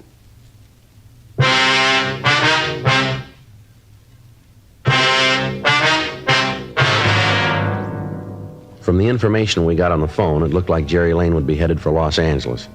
One of the witnesses to the latest robbery said that the suspect drove away in either a 1942 Plymouth or a Dodge Coupe. The color of the car was listed as either a dark blue or black. Descriptions of the car and of the suspect were printed up and distributed to all law enforcement agencies between Los Angeles and the Mexican border. Al Gayton from the San Diego department got in touch with the Mexican authorities, and a close check was kept on all cars crossing into Mexico. According to our information, Jerry Lane had robbed at least 8 places and stolen a little under $9,000 in a period of 6 weeks. While we continued our investigation, the San Diego authorities followed up the leads they had. In the course of checking out the friends and associates listed on Lane's arrest record, they came up with the information that he had at one time been employed as a musician in a downtown nightclub. They interviewed the employees of the place, but they were not able to get a definite lead on the suspect. With the mugshot that they'd sent us, and knowing that he was a professional musician, we checked with the local office of the Musicians Union. They told us that he was not in good standing, and they were unable to give us the address of the suspect, but they did give us the name and address of a bar where he'd worked several years before. At 8:30 p.m. that night, Frank and I talked to one of the waitresses in the place. No, they cut out the band a year or so ago. Not enough business to keep it going. Uh-huh. Did you work here when they did have a band? Sure, I've been here since they remodeled the place. Been 4 years anyway. Hey, you fellas like a drink? Be on the house. No, thank you. No, very much, ma'am, man. thanks. You know a man named Jerry Lane? What does he do? Well, he's a musician. We understand he plays clarinet. Lane. Yeah, it seems to me I do remember him. Not too tall, kind of nice looking if you went for the type. Yeah, I remember him. You know where we can get in touch with him? No, I haven't got the slightest idea. Had to be a pretty big lush. Had to let him go. Union told him lay off the booze, but he didn't pay no attention. Always showing up late. A real lush. Possible the owner might know where he is? It isn't likely. I'm married to the owner. I know most of the stuff that goes on around here. I see. Can you give us any idea where we might be able to get a lead on him? Some of his friends? Maybe another musician? No. Hey, wait a minute. Ma'am? I might know someone. Let me make a phone call. Well, if you give us the phone number, we can put in the call. No, I'd rather not do that. You see, this girl used to see a lot of Jerry. Maybe she don't want to get mixed up in a thing like this. I'll call her and find out. If she knows, she'll tell me. If she doesn't, there's no harm done. Okay.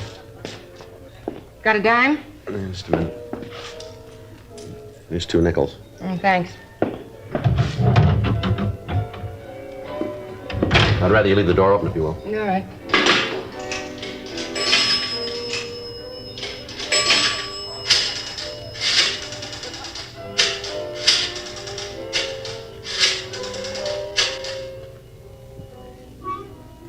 Hello, may I speak to Betty Hodgen, please? Yeah. All right. They're calling her. Good. Nice girl. Never figured out what she saw in Jerry. Mm-hmm. Hello, Betty? Betty, this is Naomi. Just fine. You? Oh, yeah, he's fine. Say, Betty, I hate to bother you, but do you know where I can get in touch with Jerry Lane? Yeah. Uh-huh. Yeah, wait a minute. Have you got a pencil? Yeah. Here you go. Now, what's the address, Betty? Uh-huh. Yeah, I got it. No, it's nothing serious, no. No, business isn't that good. Yeah, we still got the piano. Sure, gonna keep it. Right. Well, thanks, Betty. You guys are in luck. Yes, ma'am? Here's the address. It's a club down on 6th. Mm-hmm. Betty says he's there almost every night. 9:42 p.m. We called the office and had another team of men sent out. We notified homicide detail that we'd picked up another lead, and they sent out a team of men to give us any help that we might need in apprehending the suspect. The address we'd been given was the Georgetown Club, a small place on West 6th Street.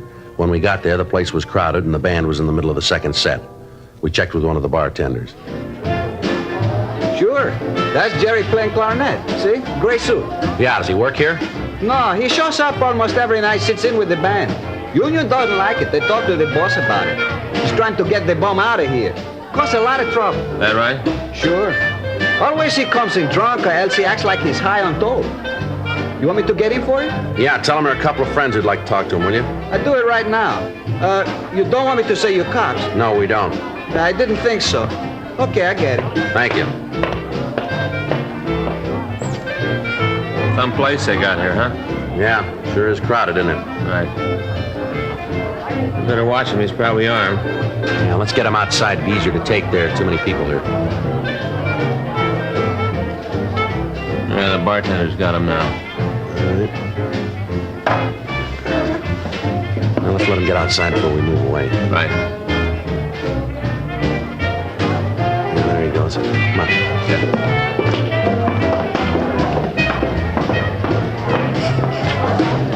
Yeah, sure. Well, where are they? You said a couple of friends. Where are they? You said they would be here. Now, wait a minute. Here they are. Oh.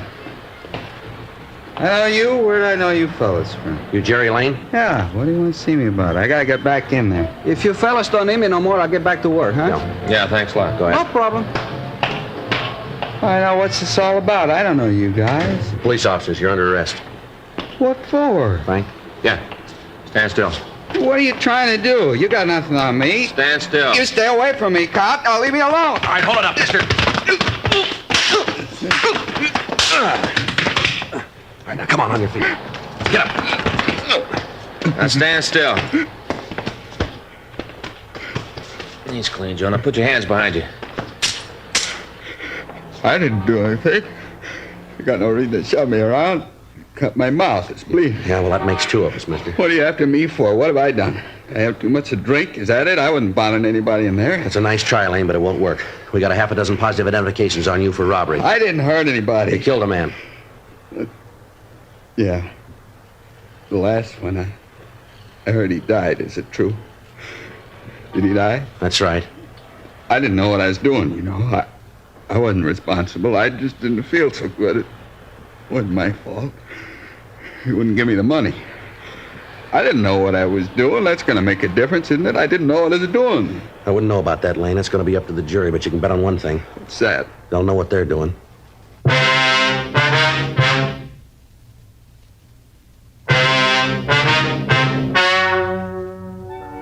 The story you have just heard is true. The names have been changed to protect the innocent. On December 17th, trial was held in Department 92, Superior Court of the State of California, in and for the County of Los Angeles. In a moment, the results of that trial. And now, here is our star, Jack Webb. Thank you, George Fenneman. Friends, the big Labor Day weekend is coming up, so make sure you have plenty of Chesterfields. Get a couple of cartons when you do your weekend shopping. Now, I can tell you why you should be smoking Chesterfields in just 10 words. Chesterfield, low in nicotine, highest in quality, best for you.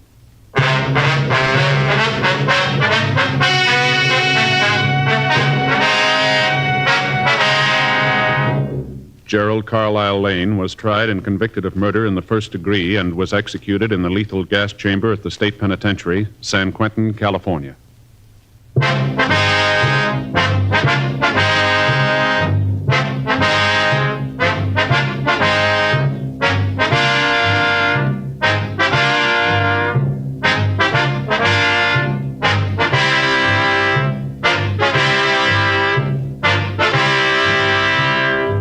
You have just heard Dragnet, a series of authentic cases from official files. Technical advice comes from the Office of Chief of Police W.H. Parker, Los Angeles Police Department. Technical advisors, Captain Jack Donahoe, Sergeant Marty Wynn, Sergeant Vance Brazier. Heard tonight were Ben Alexander, Vic Rodman, Lillian Baeff, Harry Bartell. Script by John Robinson. Music by Walter Schumann. Hal Gibney speaking. Watch an entirely new Dragnet case history each week on your local NBC television station. Please check your newspaper for the day and time. Chesterfield has brought you Dragnet, transcribed from Los Angeles. Have you tried new cork-tipped Fatima? It's the smooth smoke. Here's why. New Fatima tips of perfect cork, king size for longer filtering, and Fatima quality for a much better flavor and aroma. Remember, Fatima has the tip for your lips. Try new Fatima. See how smooth it is. Fatima is made by the makers of Chesterfield, Liggett and Myers, one of tobacco's most respected names.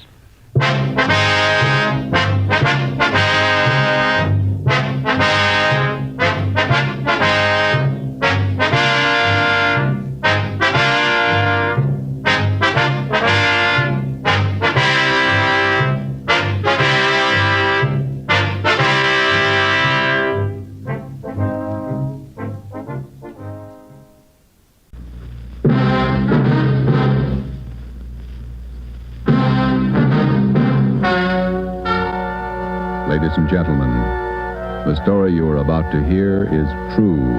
Only the names have been changed to protect the innocent. NBC brings you Dragnet.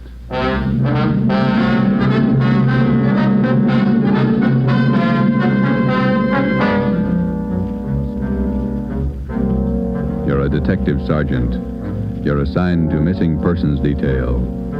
You've never heard of Fountain Green, Utah. You've never heard of Juanita Lasky. Los Angeles is a big city, 452 square miles, 3,356,969 people. Your job, find her. Dragnet, the documented drama of an actual crime investigated and solved by the men who unrelentingly stand watch on the security of your home, your family, and your life. For the next 30 minutes, in cooperation with the Los Angeles Police Department, you will travel step by step on the side of the law through an actual case from official police files. From beginning to end, from crime to punishment, Dragnet is the story of your police force in action. It was Monday, December 12th. It was cold in Los Angeles. We were working the day watch out of missing persons detail. My partner's Ben Romero. The boss is Ed Backstrand, chief of detectives. My name's Friday. I was on my way back from lunch, and it was 12:47 p.m. when I got to room 67A. Missing persons detail. Where'd you eat? Federal Cafe. Good soup today. What kind? Corn chowder. It was real good. Place is jammed with Christmas shoppers. I had to wait. Haven't even started my shopping yet. You? Oh, I gotta pick up something for my mother. Prices are high. I'll send a lot of cards. Wait till you get married, Joe. Ever try to sell a Christmas card to a kid? They got to have something with wheels on it. Yeah, I guess you're right. Missing persons, Friday. Fountain Green, Utah, calling the Los Angeles Police Department. Bureau of Missing Persons. My party will speak with anyone in charge. This is missing persons, Sergeant Friday. Just a moment, please. Mrs. Lasky, ready with your call to Los Angeles. Hello? Hello? Hello? Here's your party. Go ahead, please. Operator? Yes, madam. Could you please give me the charges for this call? I'm using my neighbor's phone. All right, madam. Please signal when your call is completed. Oh, yes, I'll do that. Go ahead, please. Hello? Hello? Are you missing persons? Yes, ma'am. Sergeant Friday. This is Mrs. Hannah Lasky. I'm calling you from Fountain Green, Utah. Yes, ma'am. This is in regard to my daughter, Juanita Lasky.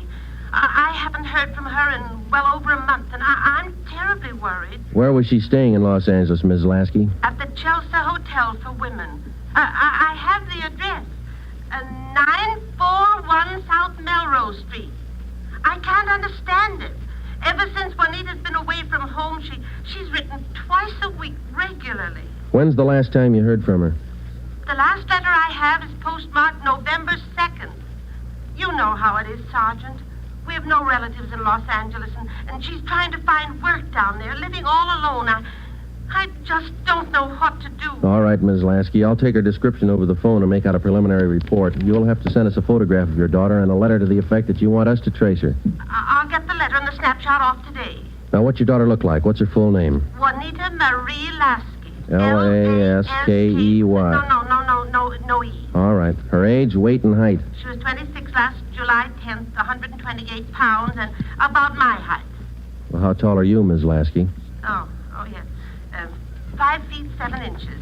She has auburn hair. It's quite long, and her eyes are green. Okay, I got it. Any outstanding scars, birthmarks, anything that might help us identify her? But what's that? I say any outstanding scars, birthmarks, anything that might help us identify her. No. Juanita's a pretty girl. Nice disposition. Oh, that's about all, Sergeant. Where can we contact you, Ms. Lasky? 122 Brigham Young Street, Fountain Green, Utah. When you find Juanita, I wish you'd have her call me right away. I'll pay for the call. We'll do that, Ms. Lasky. What's your number up there? This is the neighbor's phone, but they'll call me. It's Fountain Green 14R2. Yeah. You will try to find her as fast as you can. We'll go to work on it. Well, Juanita always comes home for the Christmas holidays. Do you think she's all right? I wouldn't worry about it, Ms. Lasky. We'll call you just as soon as we get any kind of a lead on her. Oh, thank you so much, Sergeant. And if there's any charge, I'll be glad to pay it. No charge. If your daughter's in Los Angeles, I think we can find her. Oh, if there's anything wrong, you'll let me know right away? Yes, ma'am. You're very kind. Goodbye. Bye. What you got, Joe? Some girl owes her mother a letter. Come on, Ben.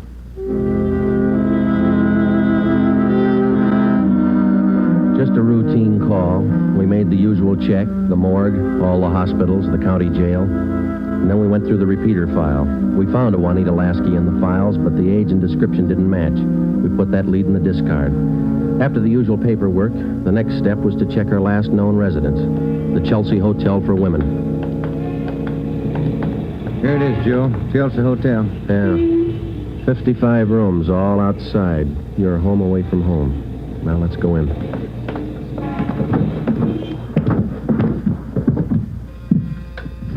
Chelsea Hotel. Thank you. Here's a bell. Yes, sir. May I help you? We're looking for a Miss Juanita Lasky. I'll ring her room. Whom shall I say is calling? Is she in? I believe so. I just saw her about an hour ago. Okay, would you ring her room, please? Yes, sir. And whom shall I say is calling? My name's Friday. All right, Mr. Friday. Just a moment. Do you wish to speak with her on the phone, or shall I have her come down? Ask her to come down if she doesn't mind. She doesn't seem to answer. That's funny. I'll ring again. No, sir, she doesn't seem to be in. Would you like to leave a message? Didn't you say you saw her about an hour ago? Yes, I did. She must have gone out again. I wonder if we could check her room. Oh, no. Gentlemen are not allowed above the main lobby. I'm sorry, ma'am. We're from the police department. Missing persons. I'm Sergeant Friday. This is Sergeant Romero. Oh. You men are from missing persons, did you say? Yes, ma'am. Well, I'm sure Juanita's just stepped out for a moment if you'd care to wait here in the lobby. We haven't got much time, ma'am. We'd appreciate it if you'd show us her room. Certainly. I'll get the pass key. That's 215. The elevator's right this way. Thank you. What seems to be the trouble? Some friend of Juanita's missing? No, ma'am. Juanita. Juanita? I don't understand. Her mother's a little worried about her. Down this way. Here we are.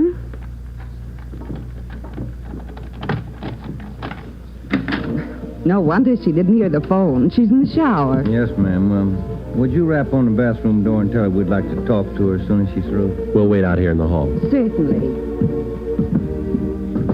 Juanita? Juanita, there are two gentlemen here to see you. Juanita? Juanita? I'm coming in. It's Miss Waters. Sergeant, Yeah? there's no one in the shower. Well, it's running, isn't it? Yes, and I see a robe and towel all laid out. We better take a look around. Turn off the shower, will you, Ben? Yeah. She must have left in a hurry. Say, here's a fresh change of clothing on the bed. Where's the closet, ma'am? This door? Yes, that's right. Closet's full of clothes. There's a couple of pieces of luggage in there. This isn't like Juanita. Funny, isn't it? You say you saw her about an hour ago. Yes, I did. Coming in or going out? Oh, coming in, I thought. You have room service here? Yes, we have a coffee shop downstairs. Uh-huh. The tray of food here on the table hasn't been touched. Coffee's still warm. Shut that radio off, will you, Ben? Yeah. Could she have gotten out of the building without you seeing her? No, we don't have a rear entrance. You sure you didn't see her go out the front door just before we got here? No, I did not. How about her mail? Has she been picking it up lately? I think so. We can check that down at the desk. Yeah, here's some letters. Postmark Utah. Return address. Mrs. H. Lasky. Mother. Yeah, let me see that other one, Ben. This is one of your telephone message forms? Well, let me see. Yes, that's right. Says long distance call operator 2, Fountain Green, Utah. According to this slip, this call was received at 1:25 today. May I see that, Certainly. Sergeant? There you are. Yes, that's Edna's writing. Mrs. Tollefson took that call. She relieves me for lunch. Well, do you know whether she returned this call? Well, if she did, there'll be a record down at the desk. Uh-huh. Now, you're positive that you saw Juanita Lasky an hour ago? Yes, I'm sure. Just about an hour ago. 5'7", 128 pounds, green eyes, red hair. Red hair? Oh, no. Juanita's a blonde. Her mother told us that Juanita Lasky had red hair. Now, we weren't too surprised. A lot of women change the color of their hair. It would make identification a little more difficult, but not impossible. We checked down at the desk. Juanita Lasky had picked up all her mail, but she had not answered that long-distance phone call to Fountain Green. The next step was to question some of the people in the Chelsea Hotel who knew Juanita. We tried room 217. Yeah, oh, Gloria, these men are police officers. They want to ask you some questions. Oh, yes. Is it all right for them to... Yes, of course. This is an exception. Won't you come in? Thank you. What's your name, miss? Gloria Edgerton. You know Juanita Lasky? Yes, I know her. She has the room right next door to me. Have you seen her today? No, I haven't. I've been out doing my Christmas shopping. Why? We were trying to locate her, Miss Edgerton. Wasn't she in her room? I thought I heard her shower going. Yeah, she did, but she wasn't in there. When was the last time you saw her? Last night at dinner. We always eat dinner together.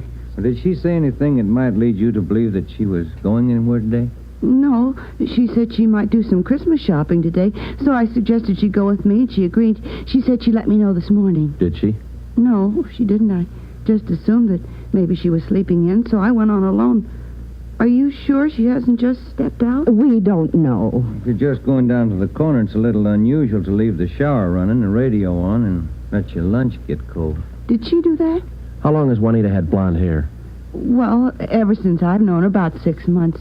We moved in here together. We work at the same place. Where's that, Miss Edgerton? At the Clagett building. We're elevator operators. I see. Who's your immediate superior down there? Darlene Camp. She's chief starter. Mm-hmm. You got that, Ben? Mm-hmm. She have many dates? No, not too many. Juanita likes to go steady. Who was her steady boyfriend? Paul Matthews. He works in the Clagett building, too. He's in the dental lab for Dr. Welty, 6th floor. Well, is there anything else that you'd like to add that might help us find her? Well, are you sure she's lost? The Clagett building is in the heart of downtown Los Angeles. It's a business and professional building. The cornerstone says erected in 1924, and it stands 12 stories high. The main entrance is on Hill Street. Going up. That's all in this car, please. All right, Marion.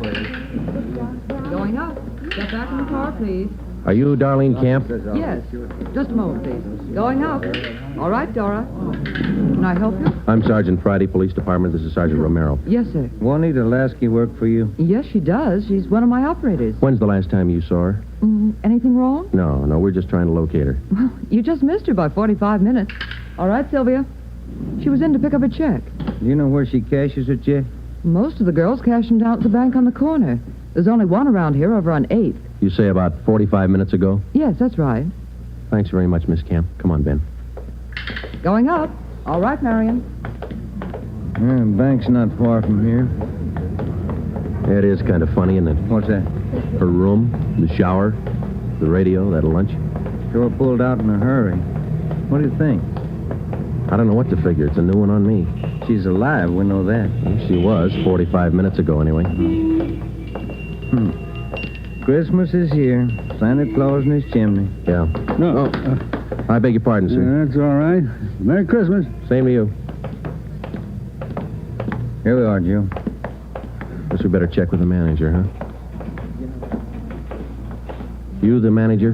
I'm the assistant manager. Can I help you? Police department. Yes, sir. I'd like to find out if a check has been cashed here within the hour. Yes, sir. And what's the party's name? Lasky, Juanita, payroll check, Claggett Building. Yes, sir. I know Miss Lasky. If you'll step behind the counter, I'll get the check. Thank you.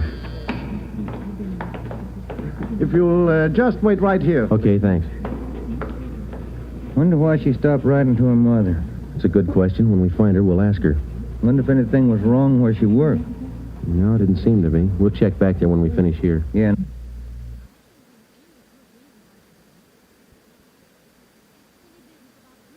That boyfriend, Paul Matthews, too. Yeah. Oh, here's our man. Yes, sir. Here's the canceled check. I okayed it. You sure it's the same girl? The blonde girl, elevator operator in the Claggett Building. Was she alone? Oh, I think so. Did she appear normal? No, she didn't seem to be as friendly as she usually is. Does she have an account here? She did have a small savings account here, but she closed it out about a month ago. I see. Well, here's our card. If you should happen to see her again, give us a call. I'll do that. Thank you very much. Entirely welcome. Merry Christmas. Merry Christmas. We went back to the Claggett Building. Ben called the Chelsea Hotel from the phone booth in the lobby of the building. Miss Waters, the manager, was keeping a sharp lookout, but Juanita Lasky had not been heard from. Paul Matthews worked in the dental lab for a Dr. Weldy. His office was number 637.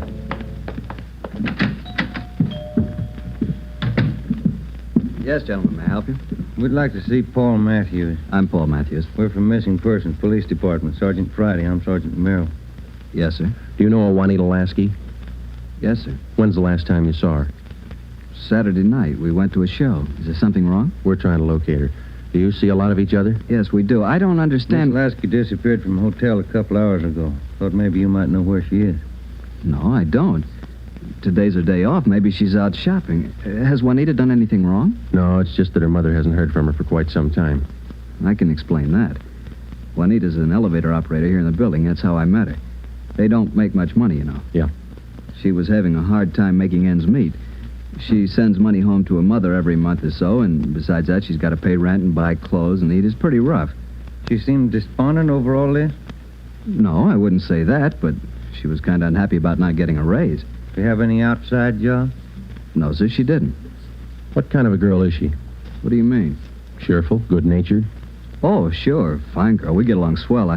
I still don't get it. Well, maybe there's nothing to it. Just a routine check. I hope she's all right. When did all this come up? A couple of hours ago. We might have to check back with you. If I can help. Okay. Thanks for the information. Here's our card. If you hear from her, well, give us a ring. You don't suppose anything's happened to her? That's what we're trying to find out. Goodbye, Mr. Matthews.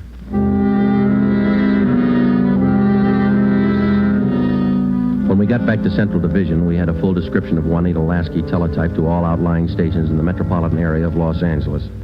We also put out an APB. We double-checked the repeater file and the wanderer file. We made out a full report on our findings to date. During the next 8 days, we located a missing husband for a wife in Memphis, Tennessee. We picked up a runaway boy missing from his home in Reno, Nevada, and a 79-year-old veteran of the Spanish-American War who left his home in Bakersfield, California because he didn't like his daughter-in-law's cooking. But Juanita Lasky was still a mystery.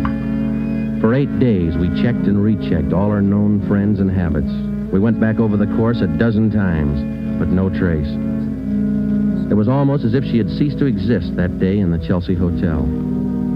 The letter and photograph from her mother had arrived, and we circulated it to cities all over the country.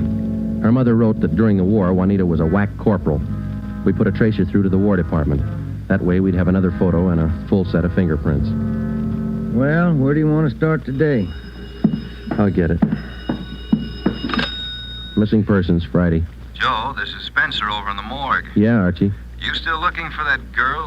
What's her name? Ramona Lasky? Juanita, yeah. Just had one brought in. Looks like your girl to me. The city morgue is located in the basement of the Hall of Justice on West Temple Street, across the street from the City Hall. A lot of missing persons cases end right here. Archie Spencer met us at the door. Hi, Joe. How's the wife, Ben? Oh, fine, Archie. Over here, Joe. Cooler 23. Give me a hand, huh? You bet. That's her, isn't it? When's she going to be posted? As soon as your fingerprint man gets here. Yeah. That's Ramona Lasky, isn't it? Juanita. Juanita, I mean. No. No, that's not her, Archie. You sure? Yeah. Oh, I was almost positive. Sure looks like this picture in your bulletin. Yeah, she looks a lot like the picture, but it's not Juanita Lasky. 5'7", green eyes, blonde hair, about 130. How close can you get? And look at the face.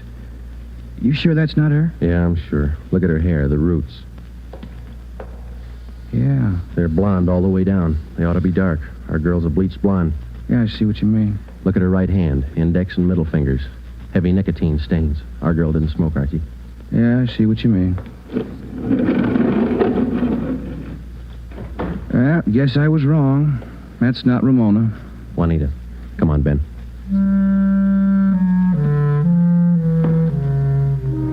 That afternoon, we got another phone call from Fountain Green, Utah, Juanita Lasky's mother. We told her we hadn't found any trace of her daughter. It was a hard job. We had answered calls like this before, but maybe it was just the season of the year. Somehow, we felt that we had to find Juanita Lasky by Christmas. We covered every angle we could think of. We kept close watch on all incoming reports. We stayed in close contact with her friends and Miss Waters at the Chelsea Hotel. Regardless of the name on the incoming reports, we checked every set of fingerprints against those we had received on Juanita Lasky from the War Department. Still, no trace. December 23rd, we checked in for work at 8:30 a.m. Chief Ed Backstrand wanted to see us. Got a little something on the Lasky girl. Might help you. What is it, Skipper? Man by the name of Willard Harris. Owns a bar out in Pomona. Phoned in this morning. Yeah? Found a woman's handbag left in the bar. Driver's license made out to Juanita Lasky. Why'd you think to call us? He's got a television set in his bar. Saw the Lasky girl's picture on Sergeant Rosenquist's broadcast last night. How about the girl? Says he can't place her. You better hop out and pick up that purse. Willard Harris owned the Mission Trail Bar. It was in the bus terminal in the heart of Pomona. The Christmas traffic was heavy all the way out Garvey Boulevard. It was 10:45 when we pulled up in front of the bar. Willard Harris was inside taking a liquor inventory when we walked in. How do you do? You, Mr. Harris? Yes, that's right. You fellas with General Liquors? Los Angeles Police Department. My name's Friday. This is Sergeant Romero. Oh, say, glad to know you boys. Yeah, I called Los Angeles this morning. We came right out. Say, how about a little eye-opener? Got some fine Irish whiskey. No thanks, Mr. Harris. How about your partner there? No, thank you. All right, boys. Guess you want that purse, huh? Yes, please. Yeah. Here you are. Just as I found it. I opened it up to get the owner's name, but that's all. Didn't touch a thing. Okay. Thanks, Mr. Harris. You said that you didn't remember seeing the woman who left this. No, I don't. Herb works with me here. He might have seen her, but he didn't. I asked him the night we found it. How long ago did you find this purse? Oh, better part of 2 weeks. No, a little closer to a week. Yeah, about 8 days ago. I usually hold something like this for 30 days. That's the law, you know. Yeah. But I saw that fella on the television on that missing persons program. That's how come I called you, boys. Well, thanks very much, Mr. Harris. That's all, boys. It's cold out this morning. Sure you don't want a little nip? No, thanks, Mr. Harris. Goodbye. We checked the personnel at the bus terminal, but none of them seemed to recognize Juanita Lasky's photograph. We checked the contents of her purse, but we found nothing unusual. 4 $1 bills and some change and the normal things women carry. Since it was money in the bag, we felt sure that Juanita Lasky had lost the purse herself. That meant that she was alive 8 days ago, 2 days after she walked out of the Chelsea Hotel. It's the only print carried on a California driver's license. It matched the same print on the War Department record. It didn't prove anything except that all the evidence tied in and belonged to the girl we were looking for, Juanita Lasky. The next morning, December 24th, we checked in for work at 8:30. Morning, Ben. All right, Joe, here's the daily report. You want to check them? There's a mess of them. Let's get at them. You look through any of them yet? No, not yet. I figured I'd wait for you. All right, I'll take half, huh? Got any shopping done? No, you? Some. Lunch hour mostly. Mm-hmm. Found some nice cards. Be sure to send me one. Yeah, I'll hand it to you in the morning. Let's trade shaving lotions like we did last year. If I get any. You can get some. My kid's got a bottle all picked out for you. It's called South Pole for that cool thing. Yeah. Well, he's only a kid. Feeling, wasn't it? Better when he gets older. Oh, he'll do it. Teletype Friday on the Lasky case. Thanks, Holmes. Oh, Ben, listen to this. Yeah? Bureau of Criminal Investigation, Sacramento. Here's a kickback on our APB. Yeah, what's it say? Reading your APB, number 43 on 12/12/48. Our records disclose that Juanita Lasky applied for a position of civilian clerk at Marchfield, California, U.S. Army Air Base, using alias Gene Davis. How about the fingerprint classification? Yeah, let me find it. Yeah, FPC, key 19, primary 32/32, inner over outer, final 15/17. Prints check out. That's our girl, Joe. The Sacramento report stated that Gene Davis had applied for government work at Marchfield, California. Well, a couple of things dropped into place. Her purse had been found in Pomona. That's right on the main highway from Los Angeles to Riverside. And the application for a job at the Army Air Base a few miles beyond Riverside. We put through a long-distance phone call, and they told us that Gene Davis was employed there as a civilian clerk, but failed to show up for work that morning. Just seems like we run fresh out of luck every trip, doesn't it? Yeah, we get so close, and then she's gone again. What you think she's on the go for? If I could figure that, I could find her. I'll get it. Missing persons, Friday. Yeah? We'll be right over. We didn't find her, but she's been found. Juanita Lasky just walked into the Chelsea Hotel. We went over to the Chelsea Hotel. Technically, our job was completed now. Juanita Lasky had been found. We went over to make out a routine report. The streets were pretty jammed with last-minute Christmas shoppers, so we walked the last block to the hotel.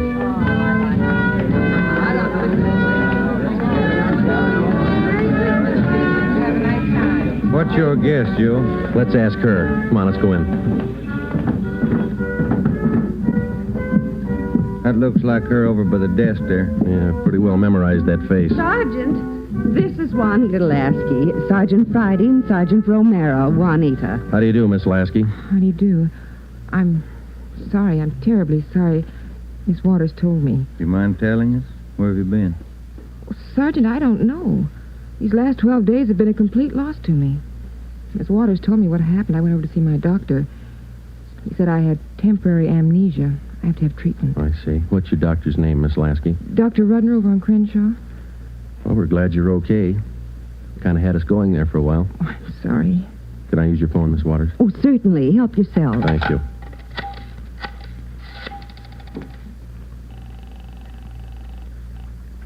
Long distance? I'd like to place a person-to-person call to Mrs. Hannah Lasky, Fountain Green, Utah. That number is 14R2. Fountain Green, Utah, 14R2. That's right. Your name and number, please. Joe Friday, and this is Hempstead 8594. Thank you. Rate operator. Fountain Green, Utah, route and night person rate from Los Angeles. TC Mount Pleasant, Salt Lake, night person 140.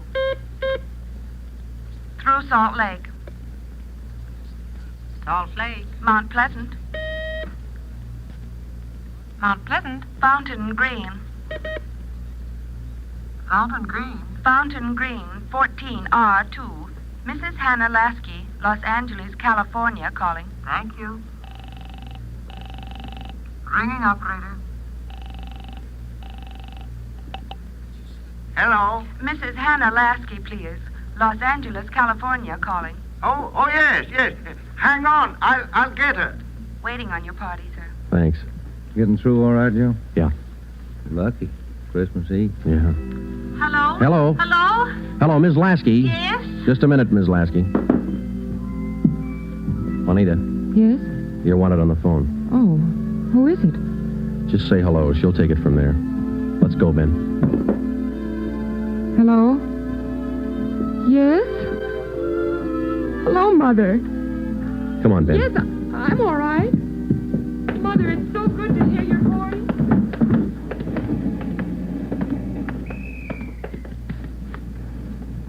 See you tomorrow, Joe. Merry Christmas. Yeah, it is, isn't it?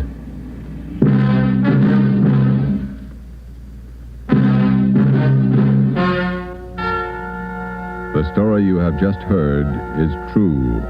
Only the names were changed to protect the innocent. Upon further examination by competent medical authorities, Juanita Lasky was found to be suffering from periodic spells of amnesia. She was given treatment, and a complete cure was effected.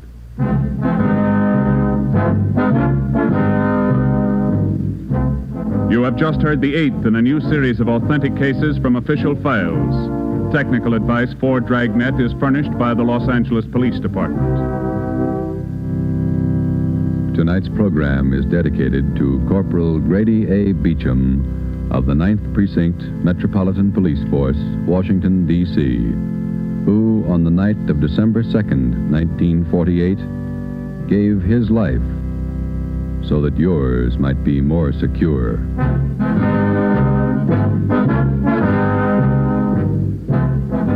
Dragnet came to you from Los Angeles.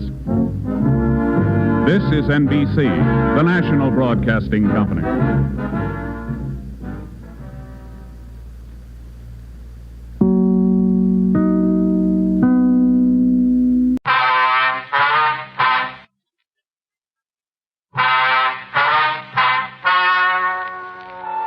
Ladies and gentlemen, the story you are about to hear is true.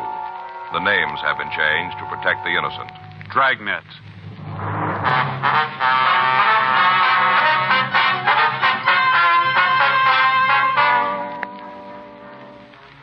You're a detective sergeant. You're assigned to robbery detail. In the past 5 weeks, an unidentified holdup man has robbed 12 drugstores. He's taken money and narcotics.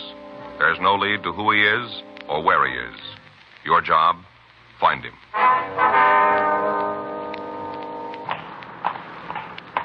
It was Tuesday, March 16th. It was warm in Los Angeles. We were working the day watch out of robbery detail. My partner's Frank Smith. The boss is Chief of Detectives Thad Brown. My name's Friday. We were on our way out from the office, and it was 9:36 a.m. when we got to the corner of Hobart Boulevard and Westmoreland. Petitioner Drugstore. In the back. Yeah. Something you want? Yes, sir. We'd like to see Harry Tishner. Yeah, I'm him. Police officers. This is Frank Smith. My name's Friday. Hello. How you do, sir? About the robbery, huh?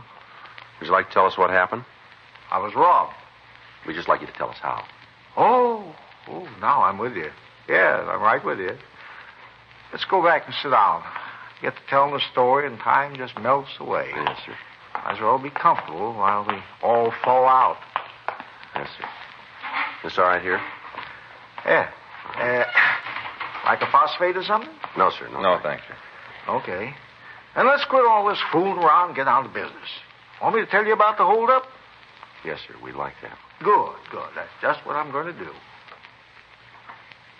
Go ahead. Aren't you going to take anything down, right? Well, yes, sir, as soon as you tell us the story. Now, if you'd like to start in. Well, came in about 8. That was this morning? Yes. Just walked right in the door, came back to the prescription counter, and stood there. Mm-hmm.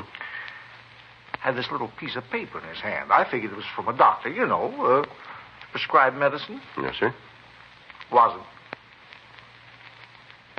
Well, go ahead. What was it? Note. Written on there like this. This is a stick-up. Don't make any noise. It was a note, huh? Just pushed the note across the counter. I didn't have to have anybody push me off a cliff to know what was going on. No, sir. I was being robbed. Yes, sir. You want to go ahead? Well, after he showed me the note, he kind of pushed me back into the little room at the rear of the store. Kind of store place. Now, did he say anything to you at all? Not a word, just pointed with that gun for me to get into the back room. I went. I see. What happened then? He pushed me down to the floor and then tied my hands and feet. What did he use? You mean to tie me up? Yes, sir. Rope. Oh. Well, did he bring it into the store with him? No, sir. He picked it up in household on his way back to the prescription counter. I see. Go ahead, please. As soon as we got to the storeroom, he took off the label and then undid the rope. He made a loop and put it around my feet. Next thing I knew, I was all trussed up like a rolled roast, ready for the oven. Yes, sir.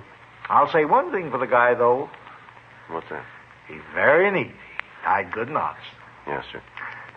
Other officers, the ones in the black and white car, Yes, sir. Them. Yeah, what about them? Oh, yeah. Well, they took the ropes with them. They said something about taking them to a laboratory. Mm-hmm. Well, you can see if you want to. It's very neat. Yes, sir. What happened after the bandit tied you up? Robbed me. You personally? Yes, personally and otherwise. Well, sir, would you please tell us? Well, first off, he went to the safe and took the tin box out. Opened it right up and took the money. Is that all he stole from the cash box? Yeah. I had some government bonds in there, but he didn't take those. Uh-huh. Guess he knew they wouldn't do him any good. All right, sir. He didn't take them. Took the money, but didn't take the government bonds. According to what you told the officers this morning, the thief took a supply of narcotics, too. Is that correct? Yes, he got them from the safe, too. Well, now, after he finished with the safe, what happened? He left. He walked out of the place. He just ambled right out. During the time he was in the store, he didn't say anything at all. Is that right? Did anybody else come in while he was here? You mean like a customer? Yes, sir. No. Oh, excuse me. That might be our office, Mr. Tishner. We left this number. Okay. If it is, I'll tell you. Thank you. Tishner Drugs. Uh-huh. Oh, yeah, Mrs. Kentworthy. Uh-huh. No, shouldn't be. Uh-huh. No, I can't do that. If you have your doctor call me, I'll make it up and send it over. Yeah. No, not without a prescription. Uh-huh. Okay. Well, I'll call you when it's ready then, and you can send Lanny over. Right. Bye, Mrs. Kentworthy. Huh? Oh, well, if that's the way you feel, I won't. Oh, sure. Okay. Goodbye. Yeah, I can't imagine why she'd say a thing like that. Just no reason at all. Sir? Mrs. Kentworthy told me when her son comes over to get the prescription not to give him any candy. Oh, I see. I usually throw in a licorice whip, Mm-hmm. Don't want me to do it. That's too bad. Yes, sir. I wonder if we could go ahead with the description. Sure, I guess so. Well, now, from what you told the investigating officers, the man's about 35 to 38. Is that right? Mm-hmm. Light in color, 5 feet 10, 175 pounds, no visible marks or scars. Is that right? Well, I guess that's pretty close. Well, if there's anything different, we'd appreciate you telling us now. No, not with you. Because I can't understand why Mrs. Kentworthy would say a thing like that. Just a penny licorice whip. Little bitty thing. Yes, sir, we understand. Like that. Couldn't hurt anybody. Yes, sir. Would you be able to identify the hold-up man if you saw him again? Oh, yeah, no trouble. I'd know him. Uh-huh.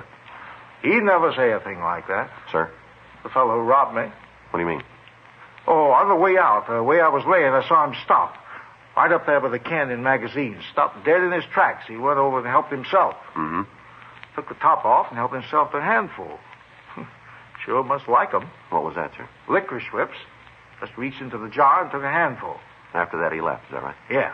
As soon as he put his gloves back on. What was that? Couldn't work the top of the jar with the gloves, so he took them off. No. Used his bare hands.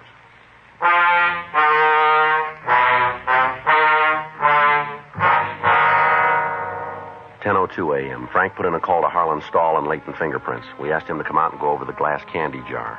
While we waited for him, Frank and I checked the list of stolen narcotics with the druggist, Harry Tishner. We also made arrangements for him to come downtown and look through the mug books. When the glass candy jar was checked, Harlan Stahl was able to come up with 2 partial prints. They were enough for comparison, but not for identification. 11:15 a.m. Frank and I left the store and spent the rest of the afternoon checking out the list of names we'd gotten from the stats office. Several of the possibles looked good, but after each one of them was investigated, we still didn't have a suspect in custody. Wednesday morning, March 17th, at 8:06 a.m., Frank and I met in the squad room. Morning, Joe. Hi. Tried to call you this morning. Thought maybe you'd want to stop and have some breakfast. No, I left the house early. Uh-huh. Did you check the book? Yeah. Anything? Skipper wants to talk to us. Well, I figured that'd happen. Is he in now? Yeah. Well, come on, let's get it over with. Come in. Yeah, that's right. No, not yet. I'm going to try and line it up this afternoon. Yeah, I'll call you back. Mm-hmm. Yeah, they're here right now. Bye. You want to see us, Captain? Yeah, come in. Sit down.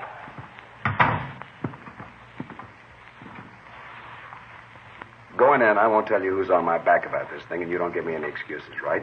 Sure. Where are you? Still in front of the first store. That's how long ago? Yeah, it's been 5 weeks. What do you know about him? WMA, description, clothes. Match on all the jobs? Close enough so we know it's the same guy. Okay, what else? He uses a stolen car to get to the store. He drives it away. Isn't too careful to hide the license plate. We've been able to come up with 3 out of the 5.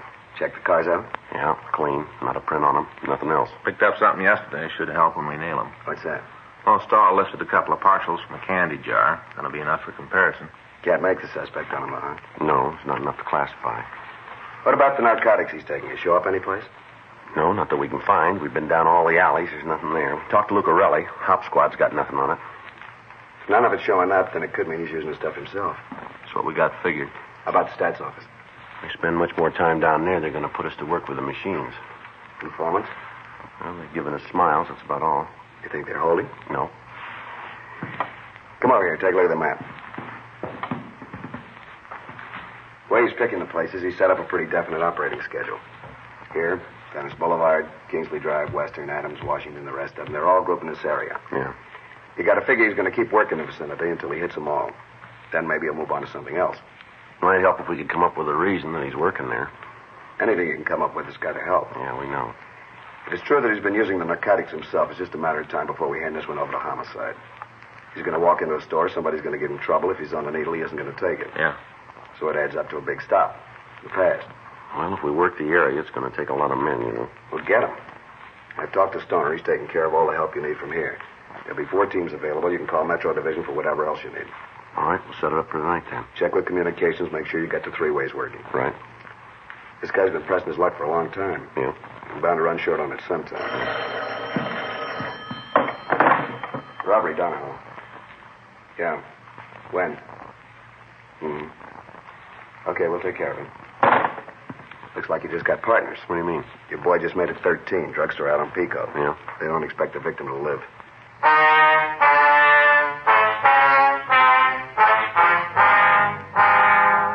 Frank and I left the office and drove over to Georgia Street Receiving Hospital. We talked with the officer on duty.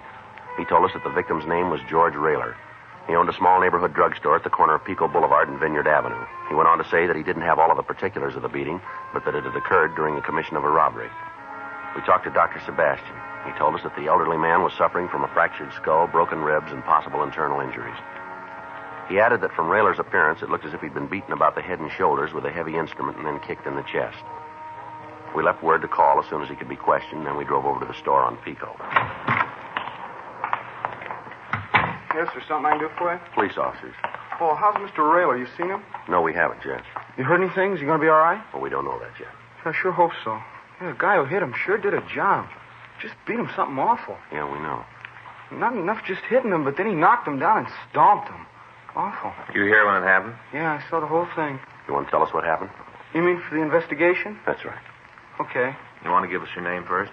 Calvin Webster. You work here in the store, do you, son? Yeah, that's right. Sort of a general left hand. What was it? Well, you see, Mrs. Rayler's his right hand. I'm the left. Yeah. Mm-hmm. She wasn't here today, down having her hair fixed. Probably just as good. All right, Webster. You want to tell us? Well, fellow came in about 8:30, right after we opened. He came in and went back to the prescription counter. I was going back to tell him that Mr. Rayler would be right out, and then he was. Rayler? Yeah, he was back checking the stock on vitamin pills.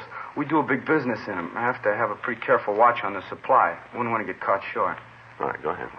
Well, the fellow, the holdup man, you know.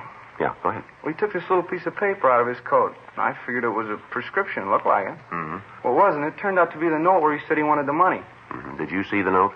Well, not so as I can read it. First, I knew there was something wrong when Mr. Rayler started to yell at the guy. Told him to get out of the store, ran around the counter and tried to grab him. Mm-hmm. Yelling all the time for me to call the police. Call the cops. Call the cops like that, he yelled at me. What'd you do? I looked to see if I had a dime. What?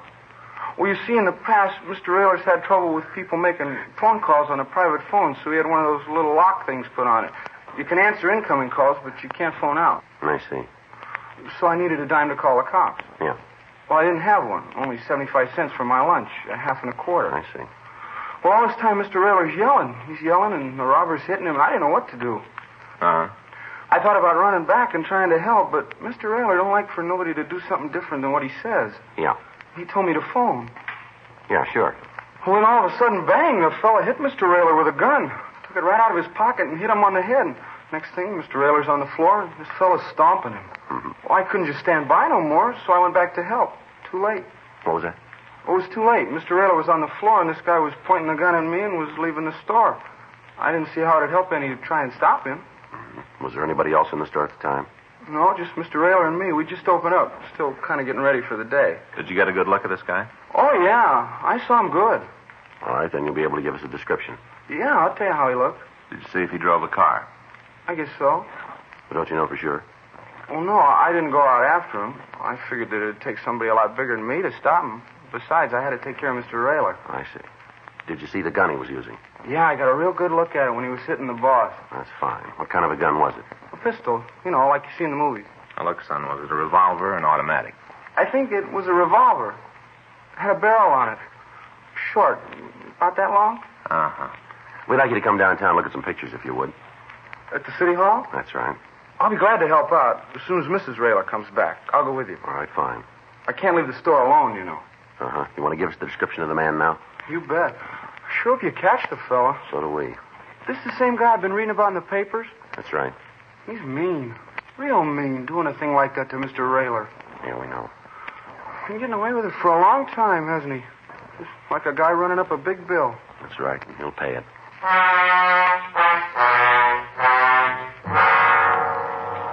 As soon as someone arrived to take care of the drugstore, we took Calvin Webster down to the city hall. He was shown all of the mug books and pictures of recent parolees.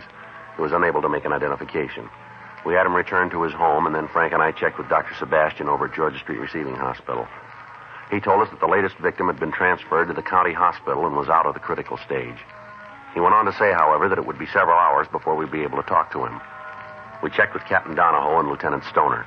We also contacted officers from Metropolitan Division and made arrangements for the additional cars that we'd need in setting up the rolling stakeout.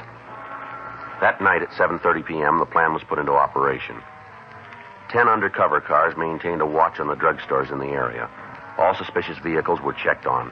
All pedestrians loitering in the vicinity were interrogated. Our suspect remained free.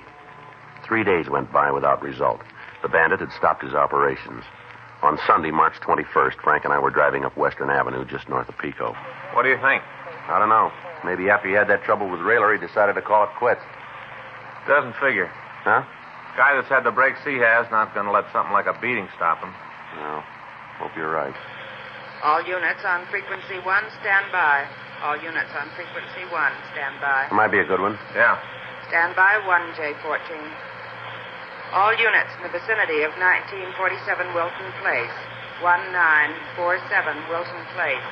An officer needs help, code 3. All units in the vicinity of 1947 Wilton Place. An officer needs help, code 3. You got the lens? Yeah, here you are. Think it might be our boy? We'll know in a minute.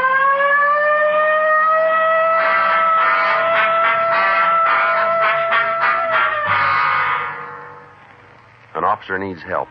Of all the calls in the book, this is the one that no officer wants to get. Not because of an outdone sense of loyalty to a fellow police officer, but because it means that somebody has decided that lawful authority has no meaning for them. Such a person is an extreme menace to every citizen in the city. By showing that they have no respect for the competence of an armed professional officer, they have also shown that they will not consider for an instant the life of an unarmed citizen. By the time we arrived at the scene, there were 14 police units in attendance. From one of the officers, we got the story.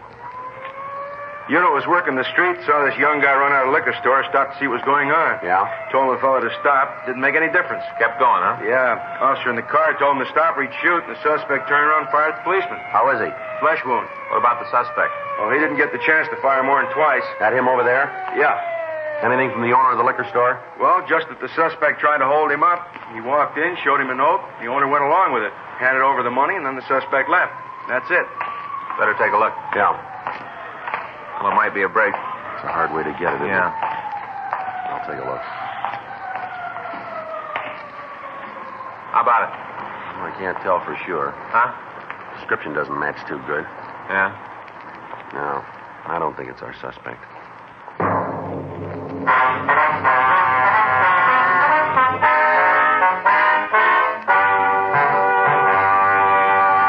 You are listening to Dragnet, the authentic story of your police force in action.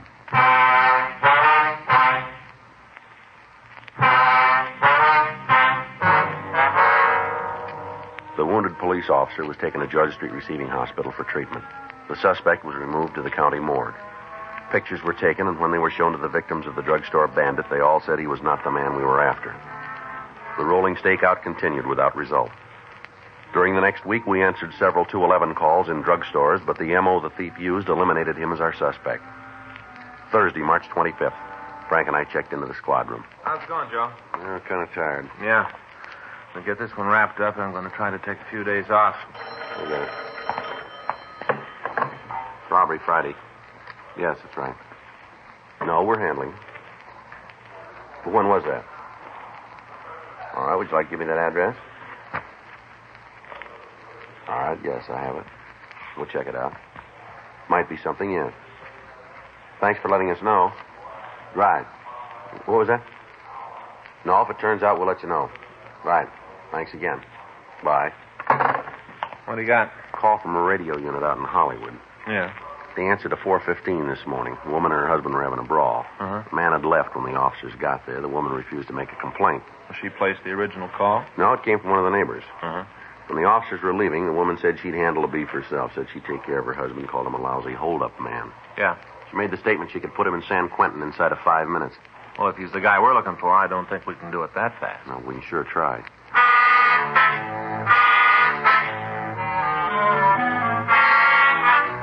We left the office and drove out to the address I'd gotten on the phone. It was a small one-story house set well back on the lot. When we got there, the lights were on. Frank and I went up to the front door and rang the bell. Yeah, Miss Kearney? that's right. Police officers like to talk to you. What about? Might be better if we talked inside. All right. It's my partner, Frank Smith. My name's Friday. How you do? Right. You alone here in the house? It's the baby and me. I see. Where's your husband? Look, before I start telling you a lot, why don't you let me know what this is all about? We got a report from a radio car that there was a disturbance here this morning. Is that right? Wasn't anything. Me and Keith had a beef. Not even worth calling the cops about. The officer said you made the remark that your husband was a hold-up man, that you could send him to prison. Is that right? They talk a lot, don't they? They listen more, lady. You want to tell us what you meant? Yeah? Well, go ahead. You go back and tell the little boys in the play suits they're wrong on this Is one. that so? Yeah, because I meant nothing. Nothing at all. Pretty serious thing to say without reason, though, isn't This it? morning I had a reason. Might you want to tell us what it was? I don't see why not. You cops start nosing around, you'll find out anyway. I got trouble with my old man. What kind of trouble? He's out with other women. Didn't come home last night. We had a beef about it. The cops were called and they used their big ears. You guys made the trip out here for nothing. Now beat it. Now look what you've done. He's playing fine, and you come in here and raise a big stink. You got him all upset. I'll get it. Hey, here you are, fella. Hey, no reason to cry. What's your husband's full name? Keith J. Kearney. How long you lived in Los Angeles? A little over 6 weeks. Where you from? Idaho. Your husband ever been in trouble with the police before? Keith's got a hard time not being in trouble with anybody. Has he ever been arrested? I don't know. How long you been married? 7 years. And you don't know if he's ever been arrested? No, I don't. You got a picture of your husband? You mean that you can have? We'd like to take a look at it, yeah. Oh, out of luck. I haven't got one. Does he work? Not if he can help it. Doesn't hold a job of any kind, huh? No, Keith's a professional avoider. He doesn't like anything steady. It's beginning to look like he means me, too. What's he do with his time? Nothing. Just lives it. Is he here in the evening? If he was, there wouldn't have been the beef this morning, and you wouldn't be asking a lot of questions. I don't know what you're trying to get me to say, but I can't go along with you. You got a problem with Keith, then talk to him. Leave me out of it. I'll get it. You know where your husband is now? No. You don't have any idea, Not huh? the least. There you are, little fella. Here's your keys. Your husband drive a car? Yeah. What kind is it? 41 Plymouth. When do you expect your husband back? When he walks in the door. All right, Miss Kearney, I think that'll do it. Sorry if we caused you any trouble. You have and you're not. All right, let's go, Frank. Good night. Good night. Good night. better check on the husband, huh? Yeah. Wait a minute. Get a good look at those keys that the baby was playing with. No, why? Plastic tag on them had a license number. Yeah. One of the stolen cars used in a drugstore holdup.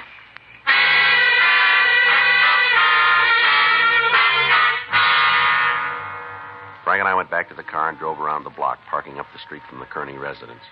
We called the name of the man and his wife into R&I, but there was no record on either one of them. Because of the remark made by his wife and the finding of the car keys, it was decided to stake out on the house and wait for the husband to return. 7:30 p.m., 8:30, 9 p.m. The lights in the house went out, but there was still no sign of Keith Kearney. 10:30. We called the office and told them we'd wait it out. 10:45 p.m. Joe. Yeah. You see what kind it is? Looks like a Plymouth. No. Checks out, huh? Yeah, let's take him. All right, Kearney, hold it up. Watch it, Joe. Give it up, Kearney. Keep away from me, cop. He's trying to make his house. Yeah. Kearney, you're not going to make the front porch. Don't give your family any more trouble than they got. Now throw down that gun. All right, let's give it back to him. He's down, Joe. Come on. Kearney. Kearney. Careful. Come on, Kearney, throw that gun away. You hear me? Looks like he's hurt bad. Yeah, all right, hold it. Yeah. How about it? He'll live. Call an ambulance. Right. You killed him? Did you kill him? No, ma'am. He's dead. You killed him. He'll be all right. Don't lie to me. Poor Keith, you didn't give him a chance. Not fair. He didn't even have a chance. You saw it all, lady. Yeah, and it wasn't even a fair fight. Never is when you pull a gun.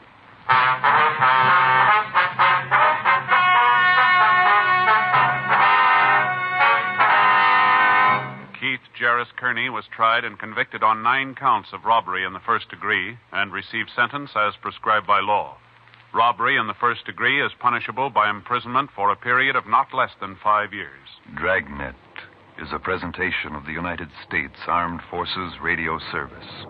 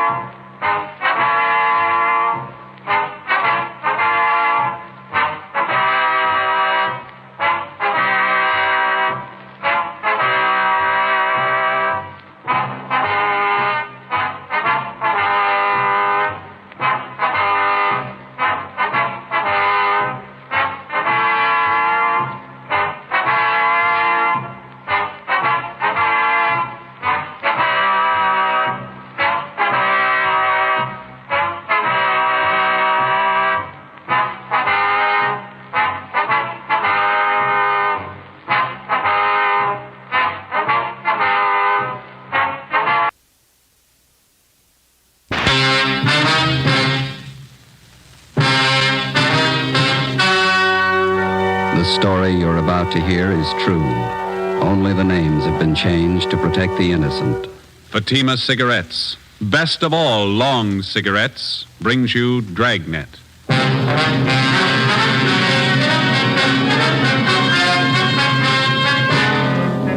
You're a detective sergeant. You're assigned to robbery detail. In 4 months, 15 food markets in your city have been held up and robbed. The bandit is well-dressed, well-armed. Your job, stop him.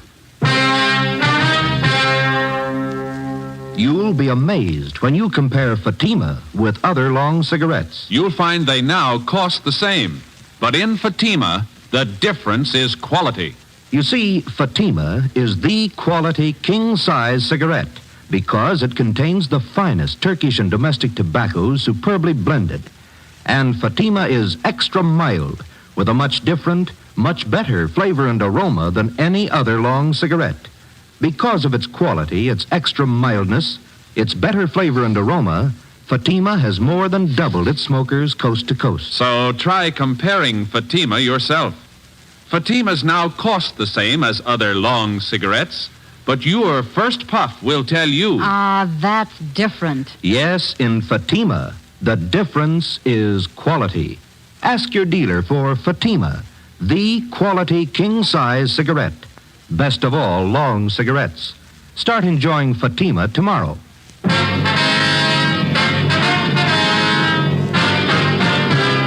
Dragnet, the documented drama of an actual crime.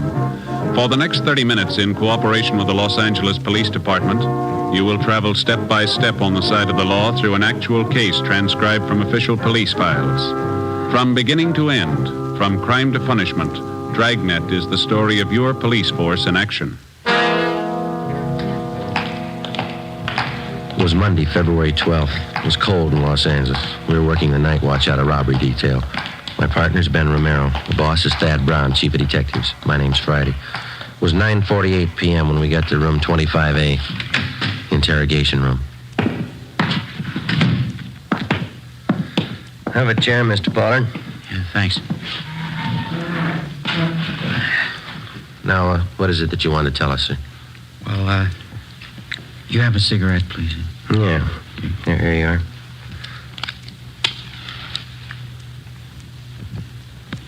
Thanks. I'm a little nervous.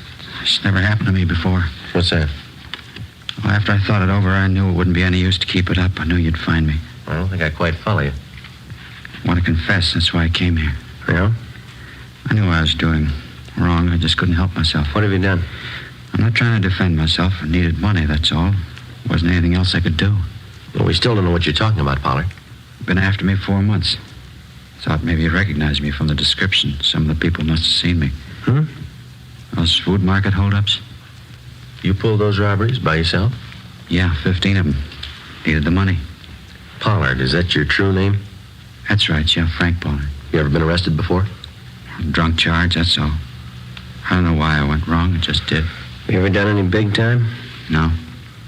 Well, why do you want to confess? I want to get it off my mind. I want to tell somebody, everybody. Look, call in the newspapers now. I'll give them a whole story. I'll tell them everything. How many of those markets did you hold up, Pollard? 15. You said you needed the money, is that right? Why? Personal reasons. Now, look, you got a light again. The smoke's out there. Yeah. Here you are. Yeah, thanks. You used pretty much the same routine on all of the holdups, is that right? Yeah, I only pulled one job a week. Figured that was the safest way. Dressed pretty well, like a salesman. Always had a briefcase with me. Is that where you carried the gun? Yeah. Always worked, too. I'd show up at closing time, get the manager in the back room, then pull the heist. What kind of a gun did you use? Service pistol. I had it from when I was in the Army. How do you usually work it? Well, when I got the manager alone in the back office, I'd just pull the gun and I'd say, give me the money, all of it. They knew I wasn't fooling. They'd give me the dough. You don't seem to fit the hold-up man's description too closely. Did you wear a mask on those jobs, is that it? Sometimes I did, sometimes I didn't. How about the man who worked with you? Where's he? Wasn't anybody else, just me. Worked him alone. That's where you cops were wrong. You thought there were two of us, didn't you? We thought so, yeah. Pulled every job by myself. That's where I crossed you up. I knew what I was doing. I didn't need any help. Well, how about that market out on West 7th that you held up last night? Did you pull that one alone, too? Yeah, sure. I always work alone. Guess I had you guys going, huh? Your story doesn't come very close. The man we're after doesn't use a service pistol. He never wears a mask, either. What are you guys getting at? I told you I pull those robberies. I ought to know how it happened. I use a service pistol. Did you use it in that robbery last night, the one out on West 7th? Sure, I always use the same gun. Last night was no different. You're wasting time, mister. What do you mean? Look, I just want to confess. No, sir, there wasn't any robbery last night. On further questioning, the suspect, Frank Pollard, broke down and admitted his confession was a lie. He explained that he wanted the publicity to impress a girlfriend. We had him fingerprinted and delivered him to the Georgia Street Hospital detail. It was filed on and then removed to the psychopathic ward at the county hospital for further examination and treatment. Our 4-month-old search for the market bandit went on. In the 2 weeks that followed, we tracked down more leads. They led nowhere. The real market bandit was still at large. On the night of February 25th, he hit again, this time at a supermarket out on Santa Monica Boulevard. We interviewed the manager, a Mr. Harry Talbot, in his small office at the rear of the store. I guess I should have known better. I got the bulletin you sent out on the guy, his description, everything. I just wasn't thinking, I guess. He came in the market just before closing time, is that right? Yeah, a couple of minutes after 8. Looked well-dressed, had a briefcase under his arm. I fell for it like the rest of them. I thought he was a salesman. Well, how about the man's description, sir? About 5'11", 170 pounds, I guess. Gray suit. It's the same description you had printed up in the paper. Mm-hmm. Was anyone else around when the man came in the door? One of my clerks, Everett Smiley. He saw him leave and get in a car right after the robbery. Is this clerk still around? We'd like to talk to him. Oh, he went down the street a minute. He'll be right back. Mm-hmm. Yeah, maybe that's him. Yeah? Mr. Talbot, you remember me, Mrs. Bolton? Oh, yes, ma'am. I'd like to ask you a favor, Mr. Talbot, as an old customer. I'm tied up right now, ma'am. Could I see you a little later on? I won't even come in, Mr. Talbot. You see, we're having our annual benefit whist party down at the community church. They were going to have it next Thursday, but I made them put it off another week so we could get some decent prizes. Oh, yes, ma'am. Of course, a lot of our people are good customers of the store here, so I knew you'd be willing to give something to the prize list. Oh, yeah. Shall I put you down for one of the door prizes? Maybe 2 or 3 market baskets full of canned corn, peas, things like that. Yeah, okay, Mrs. Bolton. I'll have Everett fix them up tomorrow. Of course. Well, thank you very much, Mr. Talbot. I'll have my boy Robert pick them up tomorrow. You'll have the baskets fixed up real nice, won't you? Yes, ma'am. I'll take care of it. Well, thank you again. Goodbye. Goodbye, ma'am. Goodbye, gentlemen. Goodbye. Mr. Talbot, I wonder if you could tell us what happened after you got back here in your office with the hold-up man. Well, it happened pretty fast. He reached into the briefcase he was carrying like he was going to get his order book, and he came up with this gun. He told me to open that safe there, but I stalled. I said I didn't know how. I see. And that's when he started telling me what he'd do to my family, my wife, if I didn't open the safe. He knew all about us, my address, my wife's name, my kids. He said he'd get them if I didn't do what I was told. Same M.O. Never failed him. What'd you do then, Talbot? Well, money's not worth that much to me. I opened the safe and gave him everything. A little over $400. I still don't know how he got that information about my family. Do you have any suspicions at all? No, nobody I can think of. How about the gun he had? Can you describe it? Well, just like you have it listed in that bulletin on him. 38 revolver, blue steel, long barrel. Mr. Talbot. Come on in, Ev. Officers, this is my clerk, Everett Smiley. I'm sorry I forgot your name. Friday and Romero, robbery detail. Hi. No. Hello there. Hey, Mr. Talbot says that you saw the hold-up man leaving the market. Is that right? Yeah, that's right. He walked right out of the store and down the street just like nothing happened. I didn't know anything was wrong till later. Did you notice if the men got in a car? Yeah, I did. Car was parked about halfway down the block. Another guy was driving. Motor was running. Did you catch the license number? No, but it was a brand new sedan. A Pontiac, I think. You shouldn't have much trouble finding it. Without a license number? Well, it's a brand new car. I remember the color. I couldn't forget that. Yeah? Bright red, just like a fire engine. 90% of the time, color identification of a car means nothing. For one thing, a getaway car can be painted in a matter of a few hours, and for another, the color of a vehicle is not listed on the registration slip. It's impossible to check a car through DMV on color alone. But in this case, we figured that we had half an exception to the rule. The car used in the robbery was new, was painted a very distinctive color. We began an immediate canvass of automobile dealers throughout the city. After a day and a half of calling and checking, we found 2 dealers who had sold 2 new cars within recent weeks with fire engine red paint jobs. We got the names and addresses of the purchasers and checked them out. One of them was a Miss Mona Taylor, an ad taker for one of the daily morning papers. I'm sorry to bother you at your work, Miss Taylor. Oh, not at all. Most of it's over for today. What is it you want to know? Well, we understand that you bought a new Pontiac sedan about 3 weeks ago. Is that correct? Yes, I did. If this is about that parking ticket, why, I've already taken care of it. No, ma'am, that's not it. We'd just like to know if you still own that car. Well, I don't own it yet. I'm still paying on it. Color's a bright red, is that right? Yes, it is. Fire engine red. I like bright colors. Well, does anyone else besides yourself drive the car, Miss Taylor? Well, yes, once in a while. I lend it to my boyfriend, Al. Al Daly. I've known him for a long time. Oh, excuse me. Classified ads, Miss Taylor. Yes, sir. A 2-room apartment? Unfurnished? All right. You got a smoke, Joe? Steam, heat, Yes, man, I got one. view, Beverly Hills. That's it, thanks. $80. What's that? Yes, sir. Tomorrow morning's edition. Yes, $2.12 for 2 days. Could I have your name, address, and telephone number?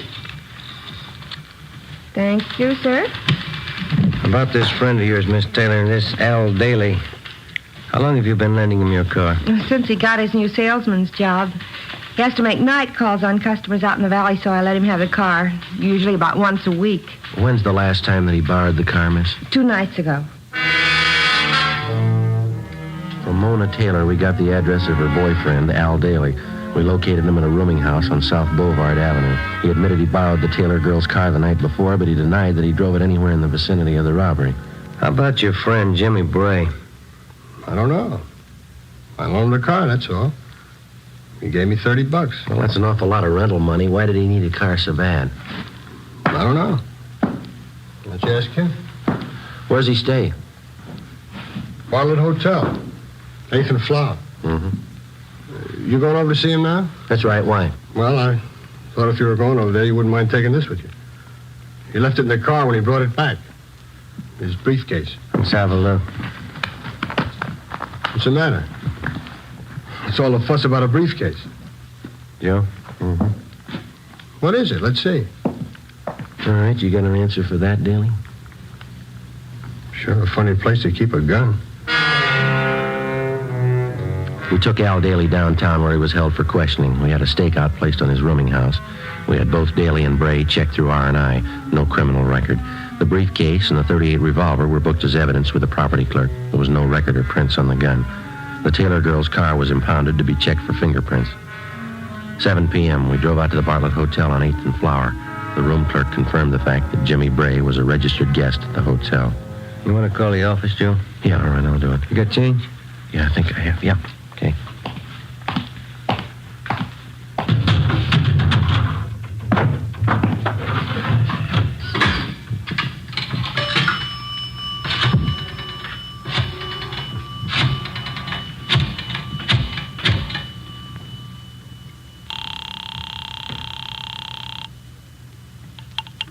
City Hall. 2511. 2511. Robbery Powers. Joe Friday, John. We're out at Bray's Hotel. We're going to stake it out. He's not in yet. Yeah, that's what I figured. What do you mean? The market out on 12th Street was held up a minute ago. Yeah? Bandit carried a briefcase.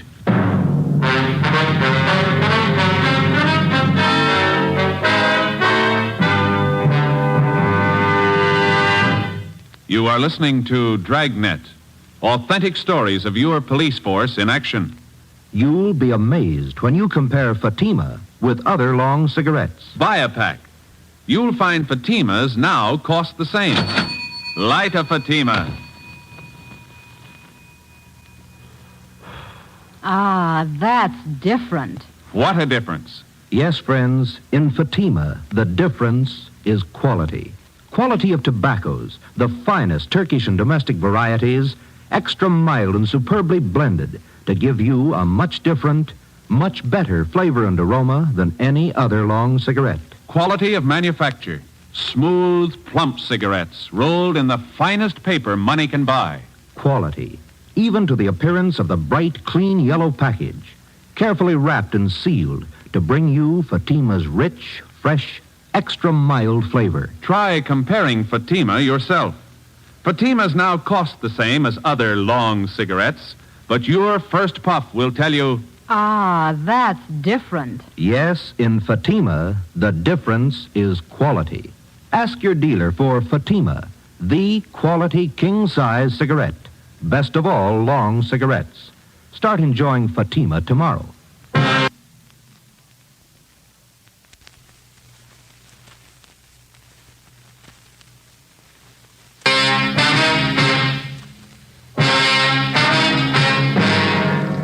.30 p.m. After checking Bray's room and finding nothing, Ben and I remained on stakeout at the Bartlett Hotel.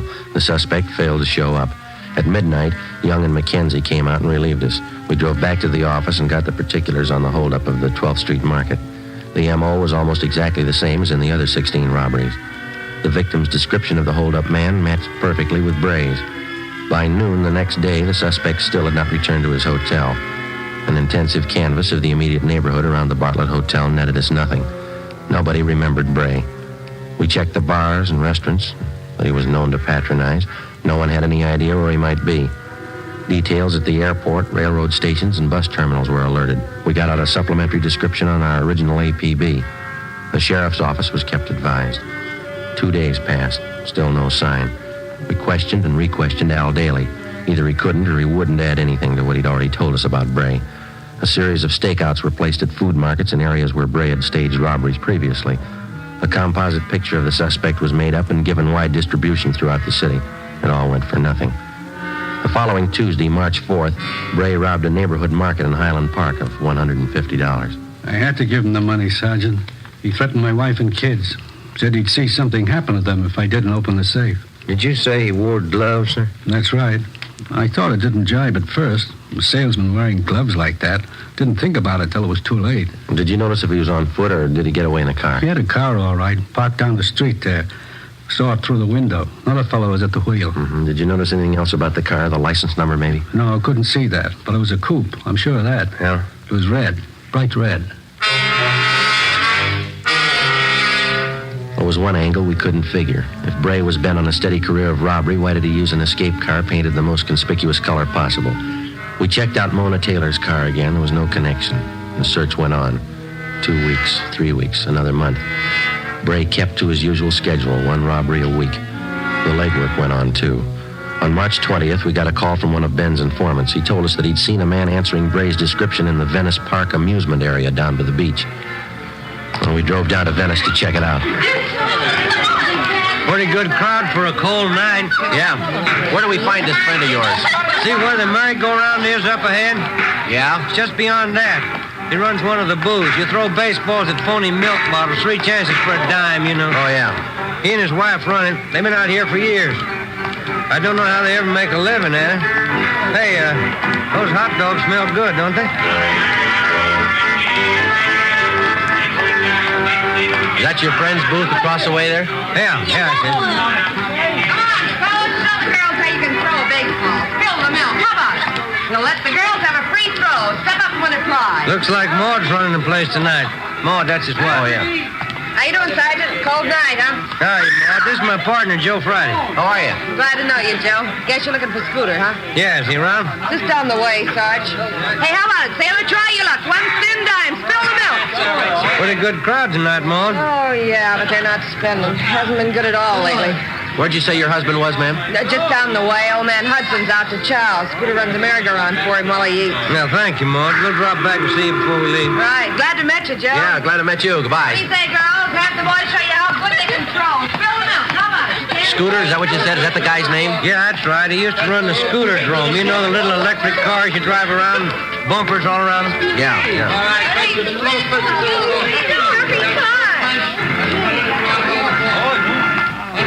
There he is. Scooter? Hey, Scooter! All right, Sarge, I've been waiting for you. Hop on. Yeah, go ahead, Joe. Okay.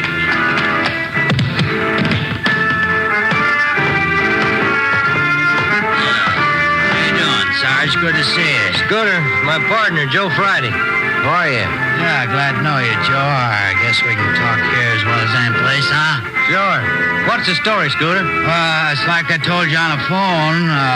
Murphy down the Penny Arcade, he noticed the guy first. He pointed him out to me. He sure hits close to Bray's description.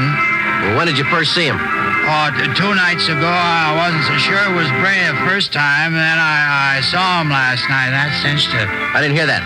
I say I saw him last night. That cinched it. Oh, well, when did this Murphy, was that his name? When did he first see him?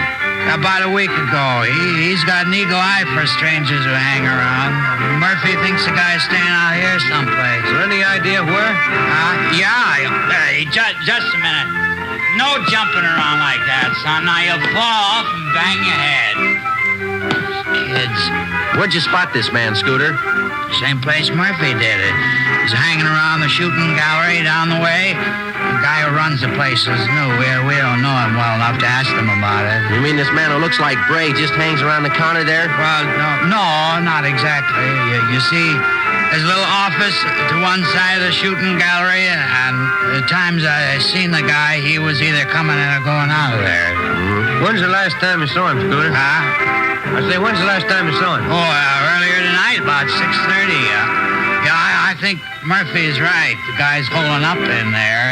Hold on there, girlie. Now, don't try to get off the merry-go-round till it stops. That's the girl.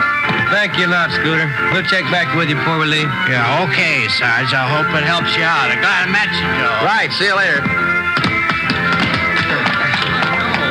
There's the shooting gallery down there by the bullseye sign. Yeah, if the guy is Bray, it's funny that he hasn't been spotted before. This area is pretty well patrolled here. Yeah. Try your skill, fellas. 10 shots, only quarter. We're police officers. Like to ask you a few questions. Oh, what about? What's your name? Gridley. Max Gridley. You know anybody by the name of James Bray? Bray? Uh-huh. No, I know. Why? How about this, Mr. Gridley? Know anybody who fits that description? No, it doesn't mean anything to me. What's the matter, anyway? Well, a man answering that description has been seen entering and leaving this office right next door over here. It's part of your concession, isn't it? Yeah, that's right. But I'm the only one who uses it. Somebody must have got the wrong slant. Then you wouldn't mind if we looked it over. Routine investigation. Well, I don't know. Yeah, all right. I'll come around and open the door for you. All right, come on.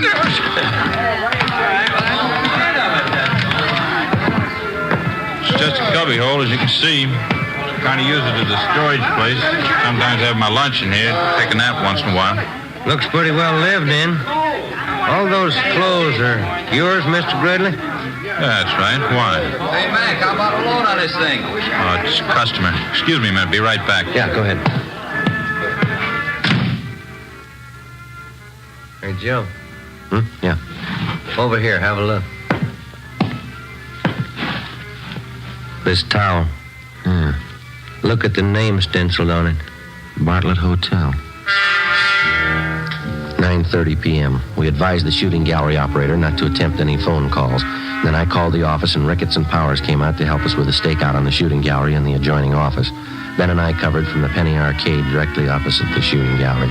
Ricketts and Powers were staked out 2 doors away at a stand that advertised handwriting analyzed, 25 cents. We waited. Ben munched on a bag of popcorn.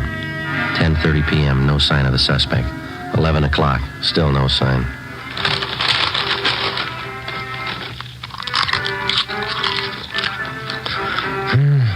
Getting pretty cold. Everybody going home? Yeah. You got any more of that popcorn there? Oh, yeah, here you are. There's 2 pieces left. Sure good. Must have been. Not much in there now. Oh, I'm sorry. I can get another bag. Machine's right over there. No, turn it off. How about some peanuts? No, thanks. Oh, sure there's some in there, Joe. Want some? No. Sure would like to see Bray show up. Hate to spend the night staked out here. Hey, wait a minute. Look. Huh? The shooting gallery. The guy in the blue suit. He's talking to the manager. He's going around the side door. Yeah, come on. He's going inside. All right, hold it right there, mister. Joe, watch it. Rickett, Johnny, cover the back. Hi, Joe. I'll get the door. All right. Come on, let's hit it. Yeah. What out the back? Come on. Yep. Hold it. Johnny's got him. Yeah.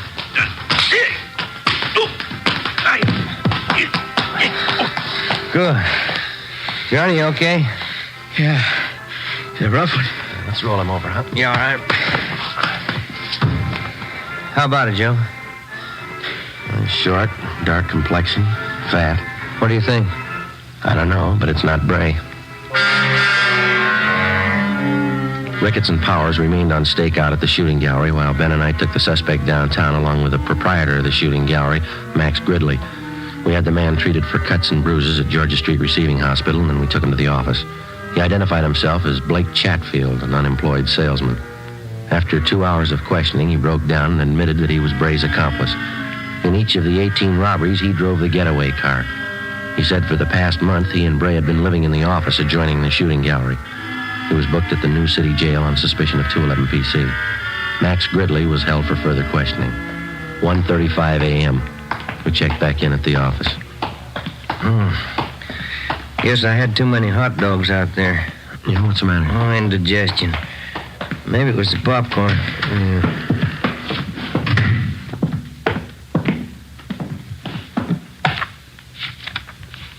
A couple of messages in the book. Your wife wants you to call her before you go home.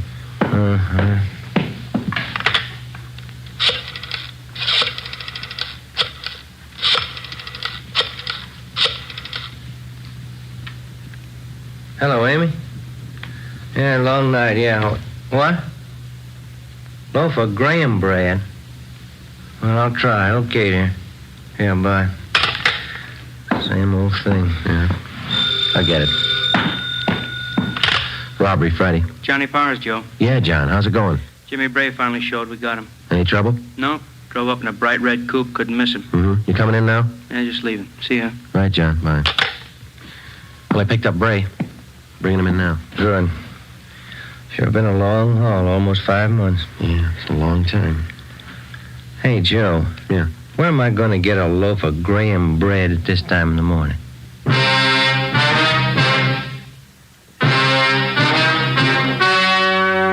The story you have just heard was true. Only the names were changed to protect the innocent. Now, here is our star, Jack Webb. Thank you. For the past few weeks, I've asked you to send me the names of dealers who are out of Fatimas. You see, the demand for Fatimas is so great, I want to make sure that all of you can buy them. So keep on writing. If you find a dealer fresh out of Fatimas, let me know, and we'll have something done about it.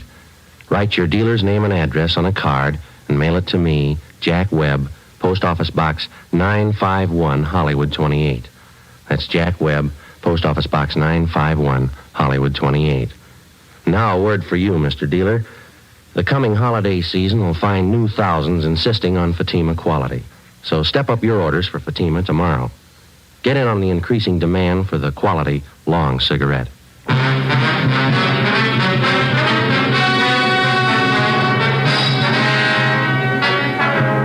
James R. Bray and Blake A. Chatfield were tried and convicted on several counts of armed robbery and received sentences as prescribed by law. Max Gridley was filed on for failure to register as an ex-convict. Bray and Chatfield are now serving their terms in the state penitentiary. Technical advice for Dragnet comes from the Office of Chief of Police W.H. Parker, Los Angeles Police Department. This is Bob Hope. Can we steal a second? Chesterfield always wins first place. That mild tobacco never leaves an aftertaste. So open a pack, give 'em a smell. Then you'll smoke 'em. Don't forget to give Crosby for Christmas. I mean the Chesterfield Christmas carton with Bing as Papa Santa Claus. See you Tuesday. Fatima Cigarettes, the best of all long cigarettes, has brought you Dragnet, portions transcribed from Los Angeles. Coming up, We the People, then Screen Directors Playhouse on NBC.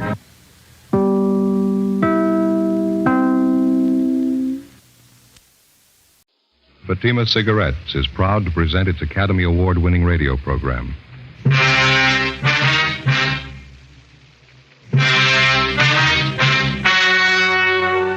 The story you are about to hear is true. Only the names have been changed to protect the innocent. Fatima Cigarettes, best of all long cigarettes, brings you Dragnet.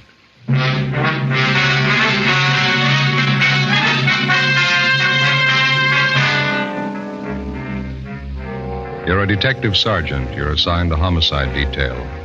A young mother is murdered in bed while her 7-year-old son sleeps by her side. The killer was vicious and cunning. Your job? Get him. You'll be amazed when you compare Fatima with any other king-size cigarette. The size is the same. They now cost the same. But in Fatima, the difference is quality. You see, Fatima is the quality king-size cigarette because it contains the finest domestic and Turkish tobaccos superbly blended. And Fatima is extra mild with a much different, much better flavor and aroma than any other long cigarette. So compare Fatima yourself. Fatimas now cost the same as other long cigarettes, but your first puff will tell you... Ah, that's different. Yes, in Fatima, the difference is quality. Buy Fatima. They're extra mild, with a better flavor and aroma. Smoke Fatima, the quality king-size cigarette. Fatima, best of all long cigarettes.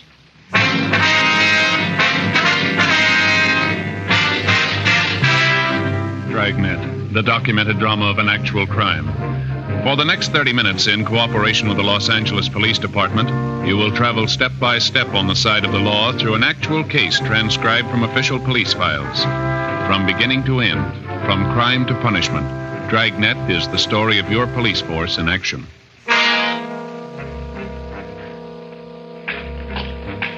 It was Monday, July 9th. It was warm in Los Angeles. We were working the night watch out of homicide detail. My partner's Ben Romero. The boss is Thad Brown, chief of detectives. My name's Friday. It was 11:25 p.m. when we got to 543 West Bixel Street. Front door. Homicide? That's right. This is Friday. My name's Romero. Klein, Unit 16R. How are you? Partner's Thomas. He's in with the victim's mother and son. Back this way, sleeping porch. Okay.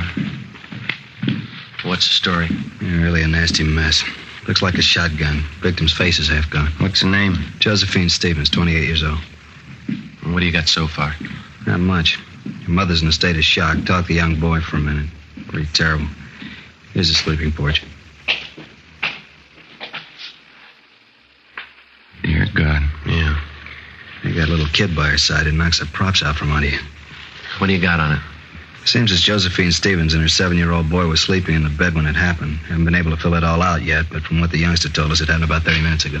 I'd say it was a shotgun, too, wouldn't you, Joe? Yeah, looks like it. You can see by the head of the bed here. It looks like shotgun pellets.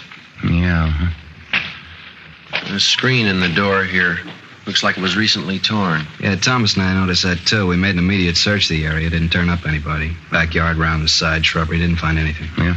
We were careful not to step off onto the soft earth anywhere around. Didn't want a chance destroying any prints or anything. That's fine. Did you talk to the girl's mother at all, Klein? Very little. She's still hysterical. Doesn't seem to know what she's saying. Couldn't tell us very much.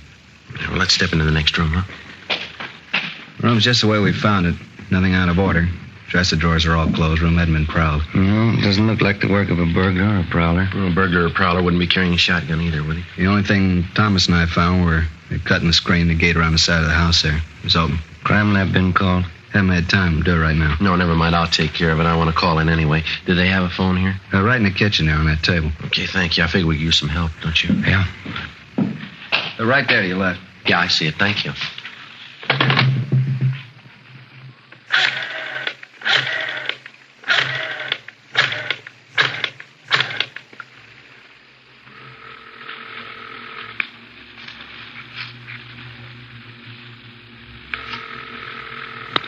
City Hall. 2643, please. 2643? Crime lab, Alan. This is Friday, Jay. Yeah, Joe. We're at 543 West Bixel. Got a homicide. We're going to need prints, photographs, the whole deal, Jay. Looks like the woman was killed with a shotgun. Now, let me double check that address, Joe. 543 West Bixel. Yeah, that's right. You got a phone out there? Yeah, it's Hollywood 93199. We'll get right on it, Joe. Thanks. Say, Jay, could you transfer me to 2521, please? Right. Operator. 2521. 2521. Homicide, Sanchez. Sanchez, this is Friday. What'd you find out there? Oh, it's a bad one. Shotgun killing. Haven't got too much yet. We're going to have some help. What do you need? We need somebody to cover the area. We don't know what we got yet. Talk to the witnesses, neighbors, cover the parked cars. Right. Will you send out a broadcast for us? Alert all units to be on the lookout for a person or persons with a shotgun in their possession. Take care of it right away. How many men you think you need? Well, at least 4 crews. Could you get them out right away? Okay, anything else? No, I'll fill them in when they get here. Thanks a lot, Sanchez. Right, Joe. All right, bye. Everything okay? Yeah. Klein says we could talk to the youngster. You don't think it'd do any good to talk to the mother? Huh? She's still in bad shape. Imagine she'll be all right in a little while, but I think you just wasted time right now. No, I forgot something. What's that? I forgot to call the coroner. I'll take care of it for you. Well, would you take the boy into the front part of the house for us? Sure. Fine. Then if you'll just call Sanchez down in Homicide downtown, he'll notify the coroner for us. Right. Thanks a lot. Joe, you want to see something break your heart? Now, what's that? Notice the blood on the floor there, leading from the sleeping porch to this bedroom here. Yeah. Look like small footprints, huh? They are. Little boys. Well, let's go in the front room. Yeah. This is a boy, 7 years old, name's Charles. Right. Thanks, Klein. I'll make that call for you right away, Friday. Hello, son. What happened to my mommy? I'm sorry. You better take it, Joe. Yeah. Come over here to me, son. Charles, is that your name? Charlie. Well, my name's Joe, Charlie. Yes, sir. Mr. Joe? Well, it's Joe Friday, son. Mr. Friday, are you a policeman? Yeah, that's right, Charlie. Now, that other man in the uniform, Officer Klein, Yes, sir. he said you might be able to tell us what happened here. Do you feel like talking about it, son? Mr. Friday, do you know what happened to my mommy? Well, that's what we're trying to find out, son. We'd just like to ask you a few questions. She's hurt bad, isn't she? Did she talk to you? She wouldn't talk to me. Grandma and those other policemen wouldn't let me stay in there. Well, can you tell us what happened here? You want me to tell you like I told the other policemen? If you would, please. I wish you'd let me go in and see Mommy. She could tell you a lot better than I can. Well, she's hurt kind of bad, son. We just thought that maybe you'd tell us. Well, we were sleeping in the bed on the back porch. Mm-hmm. We just got to bed, and Mommy was reading me a story. Then I heard this man at the screen door. Did you see the man, Charlie? No, I didn't. Mommy wouldn't let me. Well, how do you mean, son? How do you know it was a man, then? Well, somebody was cutting the screen at the door. I thought it was a man. But you're not sure? You didn't see him? No, sir, I didn't see anybody. It was dark outside. You heard somebody cutting the screen, though, is that right? Yes, sir. And then Mommy sat up in bed. I started to sit up, too, but she wouldn't let me. She pushed me back down and said, keep down. Mm-hmm. Can you remember exactly what she said, Charlie? She said just to keep down. That's all she said. Well, then what happened? I heard this big gun, and Mommy fell down on the bed again. I could tell she was cut. I could see blood all over her. Mm-hmm. I tried to talk to her, but she wouldn't talk to me. So then I went to get Grandma. Now, after you heard the gun, did you hear anything else? I don't know what you mean. Well, did you hear anybody running outside the house? Anything like that? I don't remember, and I don't think so. I got up and went into Grandma's room. I was awful scared. I don't know why Mommy wouldn't talk to me. She always used to when I was scared. Well, now, can you think of anything else that you might be able to tell us, son? No, sir. I just don't know why anybody would hurt my Mommy. She's so good. She never hurts anybody. Where's your father, Charlie? I don't know where he is. They don't live together anymore now. Mm-hmm. How long has it been since you saw your father, son? Just last Sunday it was. Yesterday, I guess. I see him every Sunday.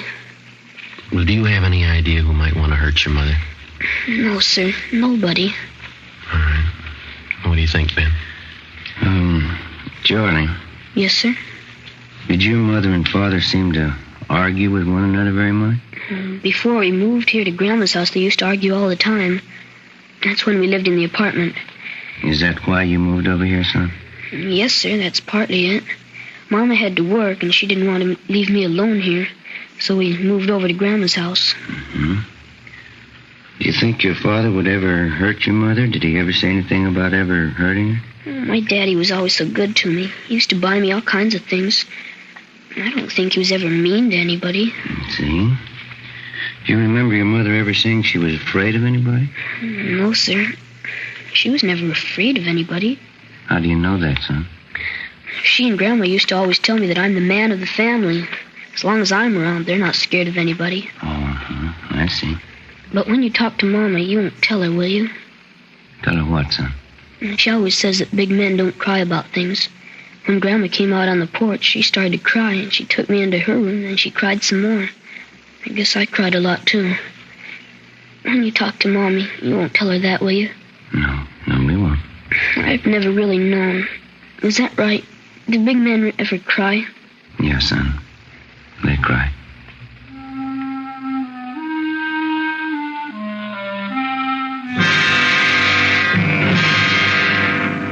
.45 p.m. The crime lab men arrived and went to work. They found 3 shotgun pellets embedded in the wall to the right and above the head of the victim's bed. 2 additional lead pellets were removed from the bedstead above the pillow on the right side of Josephine Stevens' bed.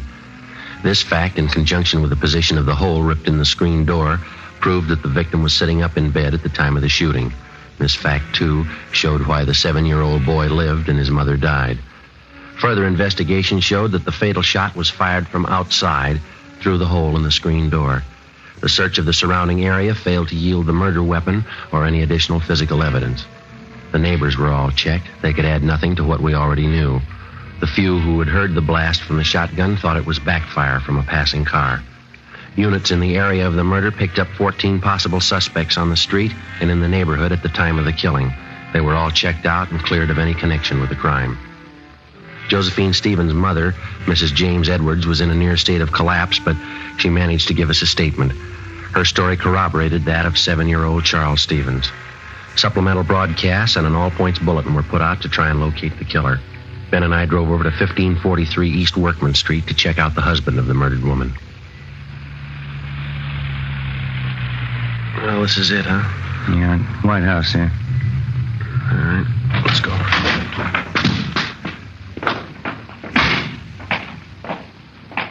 Car parked in the driveway. Yeah. The hood's warm. Car's been used recently. Yeah, you got your flashlight? Yeah, here. All right. Car's registered to Keith Stevens. Yeah, come on.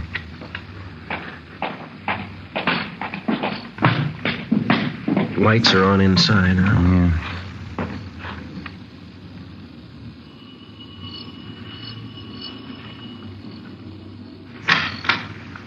Yes? Mr. Keith Stevens. Yes, that's right. Police officers like to talk to you. Want to come in? Yes, sir, thank you. What's the trouble, officer? When's the last time you saw your wife, Stevens? Why? Well, when did you see her last? Well, I was over there yesterday. Always go over every Sunday to visit my little boy, Charlie. My wife and I are separated. That's what we agreed on. And that's the last time that you saw her? Yes, it is. Why? Well, I'm sorry to have to tell you this.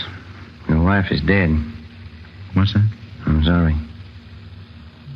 You're kidding. She was all right yesterday. There must be some mistake here. No, sir, I'm afraid not. Josephine Stevens. You sure? 543 West Bixel Street. I gotta sit down. What happened? She was shot. Well, how? I can't believe this. Well, we're working on it now. Somebody shot her while she was in bed. I just saw her yesterday. How did it happen? Was it an accident? No, sir. Somebody killed her. How about little Charlie? He sleeps with his mother. Is Charlie all right? Yes, sir. He's fine. He wasn't hurt at all. It was a small miracle how he came out of it, but apparently his safety was the last thing your wife thought of before she was killed. It's just terrible. I still can't believe what you're saying is true. Who in the world would do a thing like this? We want to know that, too. We need your help. Well, where's my boy? I better go right over and see my boy. He's in good hands with his grandmother. We just want to ask you a few questions, and then you can go right over and see him. All right. You gotta get whoever did this terrible thing. Yes, sir. We're going to try. Well, how is it that you happen to be up this late at night? I just got home from work. I work the swing shift at Gibney's. That's the steel mill down in Alameda? Yes, that's right. Did you work today? Yes, I told you. I just this minute got in. Swing shift. What hours would that be? 4 to 12. Did you work the full shift today? I did. You don't think I would have done this thing? We have to check everybody. Is there somebody out at the plant that can verify the fact that you were out there during the entire shift today? Yes, my lead man and I always punch my time card in and out. How do you get to work? I drive. My car's right outside there, blue Chevy. Do you own any firearms? No, I don't. You ever owned any? No, never have. Didn't want a gun around with a boy. I see. You live here alone? No, since the wife and I split up, I live with another fella here. Mm-hmm. Where is he tonight? He's out somewhere, usually home when I get here. Do you have any idea where he might be? Does he go out much? He goes out quite a bit. He's going with some girl. Might be at a movie or something like that. Does he know your wife? Well, not too well, no. I think I took him over to the house one Sunday. He met my son, Charlie, and my wife. Try to take it easy, Mr. Stevens. Oh, I'm sorry. It's kind of hard to take. Yes, sir, we understand. This man that you live with here, what's his name? Carl Walters. Where'd you know him from? He advertised in the papers. He said he wanted somebody to share a small house with him. I answered the ad, and we seemed to hit it right off from the start. He's okay. What do you know about him? I know enough to know he's all right. I wouldn't want to get him mixed up in this. Well, has this Walters ever been in trouble? Has he ever been arrested? Not that I know of. He's a good guy. Fine Army record. I see. Have you ever been arrested? No, sir, I never have. Any kind of an arrest, misdemeanor, anything like that? Never. You never been in jail for any reason? No, sir, never have. I had traffic tickets, but I've never been in jail for any reason. I always paid my fines, never had any trouble. Have you any idea who might want to do a thing like this? No, no one. How did it happen? Did they break in the house? No, it wasn't burglary or anything like that. Somebody just wanted to do away with your wife. If you can think of anybody who might do a thing like this, it'd help. You know, we've been separated for a while. Maybe she took up with someone who'd do something like this. I wouldn't know. I can't think of anybody I know that'd do this. I see. She and I have had our ups and downs, or we wouldn't be apart. We argued time and again over the custody of Charlie, but nothing serious. Can't tell you what a shock this is to me. You say that you don't own a gun. Do you know of any of your friends or hers that might? No, I can't think of anybody. Well, this fella Carl Walters, what can you tell us about him? Now, please, he's all right. He certainly had nothing to do with this. Well, we just want to be sure to check everybody out. If you can tell us, it may save him some embarrassment. Well, I realize you have to be sure, but please believe me, he's all right. You say he doesn't know your wife at all? No, just that one meeting. You're sure he couldn't have had any part in that? Absolutely sure. Mm-hmm. What kind of a fella is he? Oh, average guy, I guess. Likes to swim, plays a little golf. Always wants me to go out camping or hunting with him. You ever go with him? No, I haven't so far. He wants to go on weekends, and I like to see my son on Sundays, like I said. What does he hunt, do you know? He's not much of a hunter, really. He just likes to go out for ducks once in a while. Does he keep his equipment here? No, he doesn't, over at his father's house. Does he ever hunt for anything besides ducks? No, I'm positive about that. He's always saying how he never could shoot a deer. Says he gets buck fever. Can't say I blame him. He ever tell you what kind of a gun he had? No, not that I recall. Still think he had a part in this? We didn't say that. What's his duck hunting got to do with it? Well, when you hunt ducks, you use a shotgun.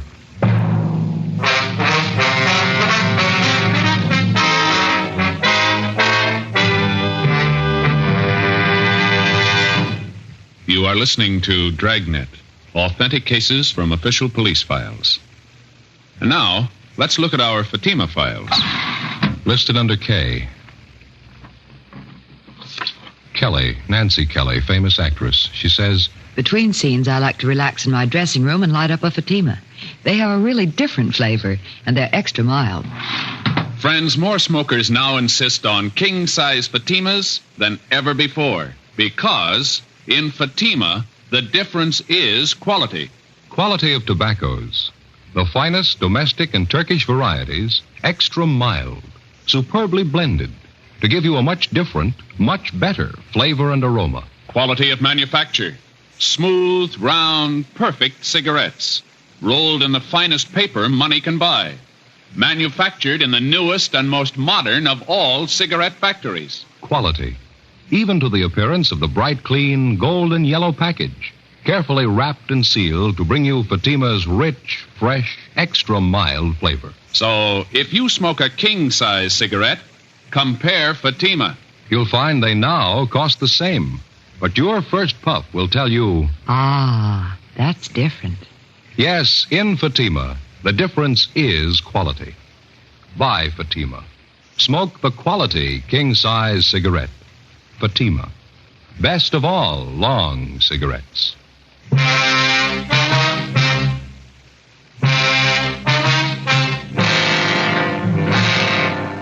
Tuesday morning, July 10th, 1 a.m. We continued to question Keith Stevens about the murder of his wife. He could add very little to what he'd already told us. We made a thorough search of his house and garage. We searched his car. We found nothing that would incriminate him in any way. 1:37 a.m. Carl Walters, the man who Keith Stevens lived with, returned home. We retraced his steps for the night of July 9th. All his time was accurately accounted for. We talked with his father. We were told that the shotgun had not been used for about 10 months, since last duck season. We looked at the gun and noticed that it was covered with lint and had not been recently fired. We talked to the plant foreman at Gibney Steel Mill. He verified the fact that Keith Stevens worked his full shift on July 9th and did not leave his job until 12 midnight. At this point, both men were clear of any complicity in the murder of Josephine Stevens. Tuesday, July 10th, 8 a.m. We made the usual routine check of R&I of the 4 people involved in the case so far. Josephine Stevens, the murdered woman, her mother, Mrs. James Edwards, the husband, Keith Stevens, and his friend, Carl Walters. Here it is, Joe. One package. Nothing on Josephine Stevens or Miss Edwards. That's right. And Carl Walters is clean. He kind of makes a liar out of the husband, Keith Stevens. It's his package. Yeah, or he forgot. Let's see. Keith Stevens. Here's the arrest report, one only. Let's see. It's 4127A. Yeah, picked up from drunk charge. He didn't forget, Joe. This was on June 7th last. Yeah, let me look at that officer's statement, huh? Mm-hmm. Let's see. Above suspect was picked up in the company of co-defendant Michael Duff, booking number 8023. Both suspects were drunk and disorderly at time of arrest. Their condition was such they were unable to care for themselves. No, he didn't forget. Hey, Mary. Yes, sir? Pull this package for us, will you, please? Booking number 8023. Give us a mug if he's got one, huh? What was that arrest date? June 7th, 51. Thank you. That's an outside chance. He lied once. Maybe he'll lie again. What do you suppose he was trying to prove by not telling us about this? Oh. Here you are. Oh, thank you, Mary. It's a little bigger package, huh? Yeah. Look, his R card. He's done time in Quentin. Yeah. 1933, grand theft auto. Did 4.5 years, paroled out in 37. Here he is, back in again on suspicion of robbery. 1946, charge released. Picked up again, suspicion of robbery, released again. Michael Lewis Duff, alias Mickey Duff.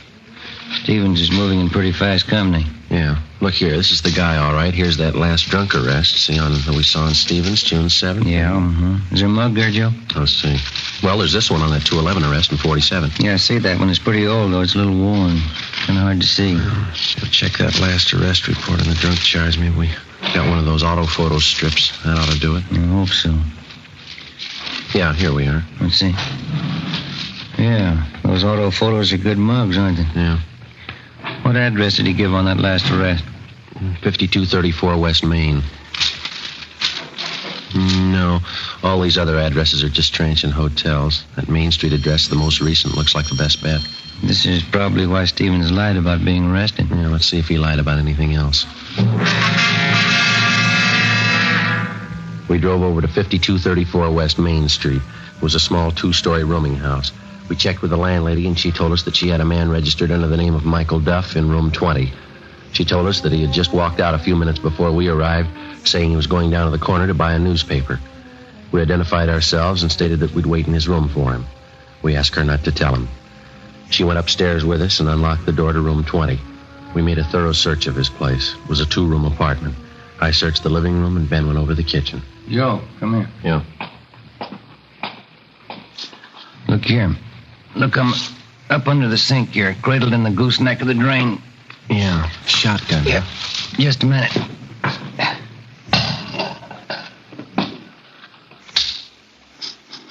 It's been fired recently. No. And this much fits in. These don't. Found him in the pocket of one of his coats in the closet there. 12-gauge shotgun shells. Where'd you find them? In the pocket of a dress suit? That doesn't fit, does it? Not unless he's the best-dressed hunter in town. Sounds like he's back. Yeah. Get your hand out of that pocket, police officers. What's going on? Keep your hands out and open. Stand still. Here, Joe. You want to take this? Yeah. What are you doing carrying a gun, Duff? Anything wrong? You know better than that. What'd they tell you when they paroled you? That was a long time ago. They haven't changed the rules. I don't know what you're doing here in the first place. Go on over there and sit down. All right, if that's what you want. That's what we want. Move. Right now, do you want to tell us about it? About the gun? About both of them. This shotgun here on the table and this one I got in my hand. Well, you found that old shotgun, huh? We found it. I haven't used that old thing for years. Just kept it as a keepsake. Haven't fired it for a long time. Don't even have any shells for it anymore. Except these two, huh? I don't know where those came from. Look, Duff, you're an ex-convict. We find 2 guns in your possession. Now let's don't play games. Tell us about it. I haven't got anything to tell you. I would if I did. I just had a long talk with Keith Stevens. What'd he have to say? Never mind what he had to say. Let's hear your side of it. You wouldn't try to kid me, would you? Now, you listen, fella. We just came from a house over on Bixel Street. There's a woman lying in bed over there that took a blast from a sawed-off shotgun. You own a shotgun. It's been recently fired. You lied. You said you hadn't fired it. You said you didn't have any shells for it. Well, here they are. Now, look, they fit, don't they? Take a good look at it, mister. There's only one thing missing. Who pulled the trigger? Let's have it, Duff. Did Stevens tell you? We'll ask the questions. Now, come on. All right. I did it, but I did it for Stevens. Told me he'd give me $1,000 if I kill his wife for him. I haven't been paid yet. I'm still waiting to get paid off. You won't have to wait any longer.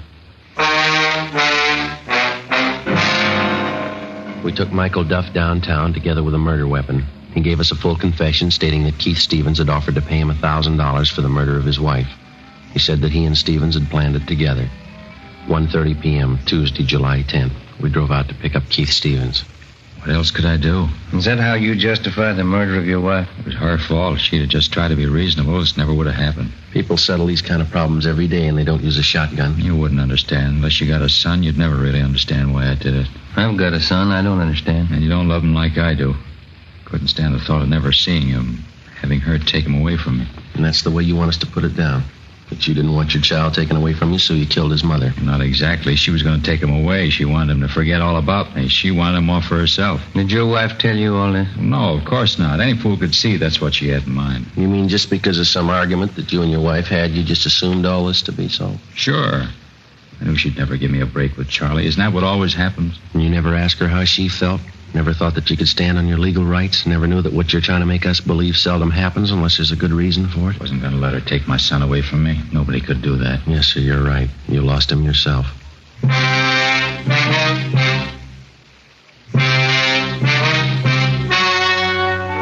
The story you've just heard was true. Only the names were changed to protect the innocent. On October 15th, trial was held in Superior Court, Department 84, City and County of Los Angeles, State of California. In a moment, the results of that trial. And now here is our star, Jack Webb. Thank you. Friends, I'd like you to be the judge while I present our case for Fatima. Now, you've heard me say that Fatima is the best of all long cigarettes. Get a pack of Fatimas and compare them with any other long cigarette. Side by side, I'll admit a Fatima looks the same as any other king-size cigarette. But when you smoke them, you'll find a world of difference. In Fatima, that difference is quality. Quality that gives you extra mildness, a much better flavor and aroma. Compare Fatima, and I'm sure you'll agree with me. Fatima is the best of all long cigarettes.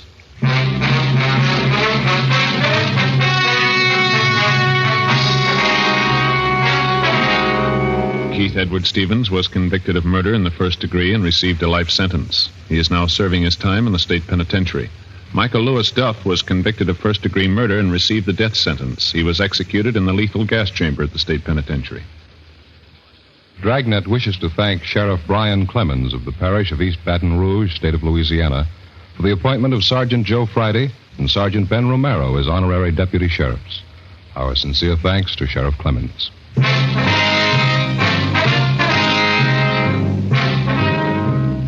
You have just heard Dragnet, a series of authentic cases from official files. Technical advice comes from the Office of Chief of Police W.H. Parker, Los Angeles Police Department.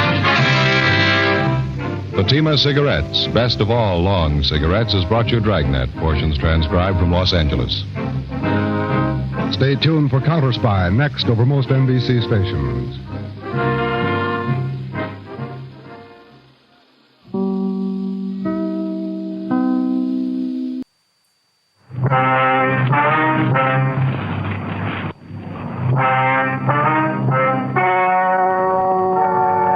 Ladies and gentlemen, the story you are about to hear is true. The names have been changed to protect the innocent. Dragnet.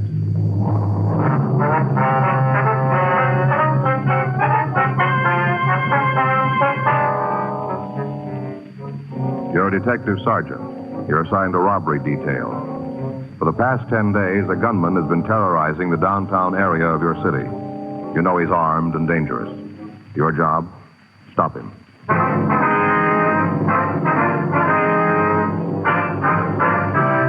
Dragnet, the documented drama of an actual crime. For the next 30 minutes, in cooperation with the Los Angeles Police Department, you will travel step by step on the side of the law through an actual case transcribed from official police files. From beginning to end, from crime to punishment, Dragnet is the story of your police force in action. It was Tuesday, October 5th. It was raining in Los Angeles. We were working the night watch out of robbery detail. My partner's Frank Smith. The boss is Chief Detective Thad Brown. My name's Friday. I was on my way back from Metropolitan Division. It was 7:56 p.m. when I got to the City Hall. Robbery squad room. Hey, buddy, you didn't have to make a special trip in to bring the tie. Well, I might have forgot it tomorrow and left it in the car again. Here you are. Oh, thanks. Hey, the card's still in the box, you want? No. Hey, look at this. Real pretty. Go good with my brown suit. Real silk, too, huh? Mm-hmm. That's a pretty clever idea, putting a name on a tie like that. Don't you think? Yeah. Yeah, I used to do the same thing with ink and paper when I was a kid. You know, put a gob of ink on the paper and then fold it over. Mm-hmm. I got some pretty weird-looking pictures. This name business makes a nice, neat tie pattern, don't you think, Joe? Yeah, if you don't mind the switch. On the name, you mean? Yeah. No. Unless you're looking for it, you wouldn't know it said Joe Friday. Here, take a look. See? This is how it's going to be when I'm wearing it. It's kind of hard to see. Yeah, well, as long as you're satisfied, you're the one that's going to wear it. Well, sure. Looks great to me. Of course, if you're going to turn your head sideways and read it, then you can see it says Joe Friday, but I don't think people are going to go to all that trouble. You think so? No, I don't think so. You talk Stoner? Yeah, says they'll meet us later. All right, better get going, huh? Yeah. Want to get your coat? It's coming down pretty hard out there. Right. You think it'll keep the suspect inside? I don't know. It isn't going to work for us. Hot shot, I got it.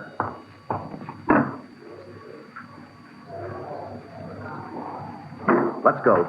211 at Flower and 14th.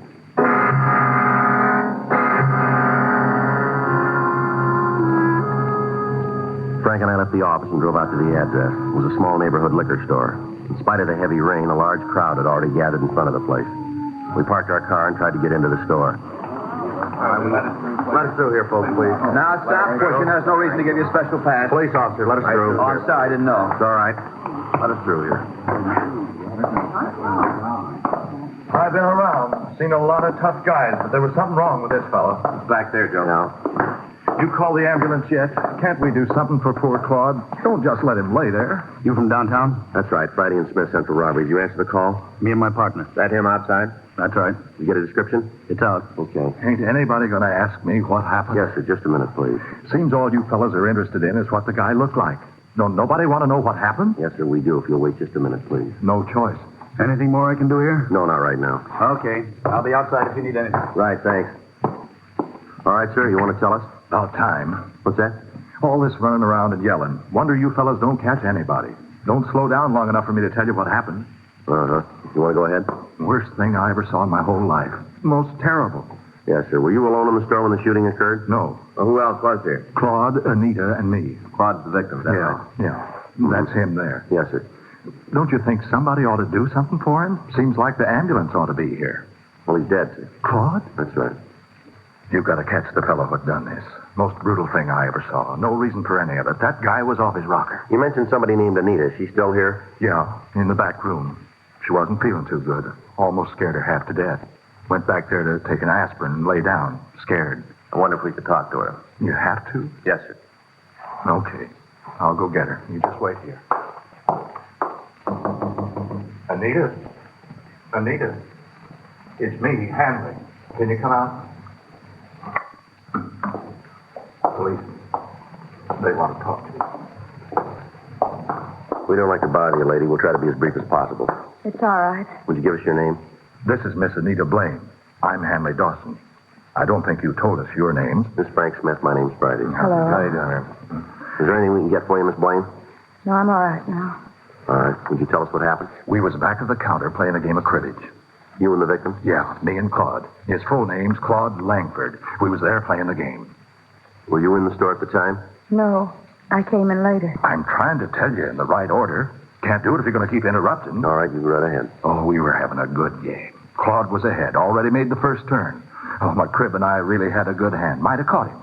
Yes, sir. We was just about to play the hand when the door opened. Kind of surprising. Why is that? Didn't figure anybody'd be out on a night like this. I see. It was this young kid. All right, go ahead. Come in and ask me where we kept the canned nuts. You know, cashews and almonds. Yes, sir. Pointed it out for him, and he went over to have a look. Mm-hmm. Claude and me started back to the game, but the kid found what he wanted, and he come up to the counter. All right. I got up to wait on him. Handed me a $5 bill for 2 cans of peanuts. Yeah. Opened the register to get change. That's when he pulled the gun. And where'd he have the gun? In his overcoat pocket. It was funny, though. And not funny, ha-ha, but funny. Odd. You know? How do you mean that? Well, you know how most raincoats have a little slit in the pocket so you can reach into your pants pockets without unbuttoning your raincoat? Yeah, I know what you mean. Well, the kid unbuttoned his coat and reached right through the slit with the gun. Kind of like this. See? See? Yes. Mm-hmm. Now, what did he say when he showed you the gun? Like this. This is a stick-up. Keep your mouth shut and you might not get hurt. Might. That's what he said. Mm-hmm. What happened then? Told both Claude and me to come out from behind the counter. Said for us to lay down on the floor. Yeah. We did like he said, you know. There was just something about that kid, so you had to go his way. Mm-hmm. He made us lay down right there, where Claude is now, on our stomachs. Yeah, what happened then? Went over and took the money out of the cash register. Then he really got sore. I thought he was going to explode. Why, do you know? Wasn't much for him to take, only about $20, $25. Guess he expected more. I see. He come over to where me and Claude were on the floor. Told us to take the money out of our pocket. Stood there with a gun pointed right at us. He was mad. Mm-hmm. He did what he said. You just bet we did. I only had about $6 on me. Gave it right to him, though. Yeah. That's when Anita here come into the store. Just walked in, like a rabbit into a fox's trap. That's right. I didn't have any idea what was going on. Couldn't you see through the door? I guess I should have, but it was raining so hard I didn't take the time. Glass was kind of steamed up, too. Made it tough to look in. I see. Well, what happened when the hold-up man saw you? He told me to keep my mouth shut, not to make a sound, and get down on the floor. Just like us. Mm-hmm. He grabbed my purse and took the wallet out, went through it and took the money. How much was it? Just a couple of dollars. I came over to get a bottle of wine, and I only took what I needed. All right. You want to go on? He started on Claude. Told him to empty his pockets. Yeah. Claude didn't take too kindly to the way this fellow was acting. If he'd just come in and taken the money, it might have been different. But Claude don't like to be shoved around. Yeah. He did like the kid told him, though. Emptied his pockets right out. I see, sir. Well, you'd just figure the man was real sore when he saw how much money he was going to get. Yeah. You see, Claude don't work. He's got some kind of pension. All alone in the world, he usually don't have much money. Main reason he comes over to play cards. He ain't got nothing else to do. And it's free. Mm-hmm. How much do you have on him tonight? 37 cents. Kid saw that. I thought sure he's going to kill us all. He sure acted like it. Then he figured maybe Claude was holding out on him. Told him to turn his pockets inside out. He did like he was told. Yeah. When he did, something fell out of his pocket. A coin hit the floor and rolled around, disappeared under the counter over there. The man with the gun saw it and got real mad. Said Claude tried to get away with something. Said for him to go pick up the coin. Claude told him if he wanted it that bad, he could get it himself. Yeah. Fellow just looked at Claude for a minute, and then put the gun right against his head. Right here, see? Didn't say a word. Just pulled the trigger. He was crazy. No reason for it. Claude must have been dead when he hit the floor. Just brutal. What'd he do then? Ran outside. Did you try and follow him? No, sir. Me and Anita were trying to see if there was anything we could do for Claude. Did the man get into a car, do you know? I didn't see. Might have, but I didn't see it. Did you hear a car? No. Uh-huh. Have you ever seen the man around here before? Not that I remember. A lot of people go by the door. Hard to pick one, make it stand out. You'd know him again if you saw him, though, would you? I think so. I would. Ma'am? Never forget the way he looked at me. Like some kind of animal. I see. Something about his eyes. He looked crazy, real wild. Well, how do you mean that? Well, he wasn't looking right at us. Like there was somebody standing behind me. He was looking at them. He couldn't focus, you know. I know what you mean. Say, did you see the coin that Langford dropped? No, just heard it hit the floor. Uh-huh. Find it? I think so. Look, sure doesn't make much sense. Take a look at it. Yeah. What is it? Streetcar token.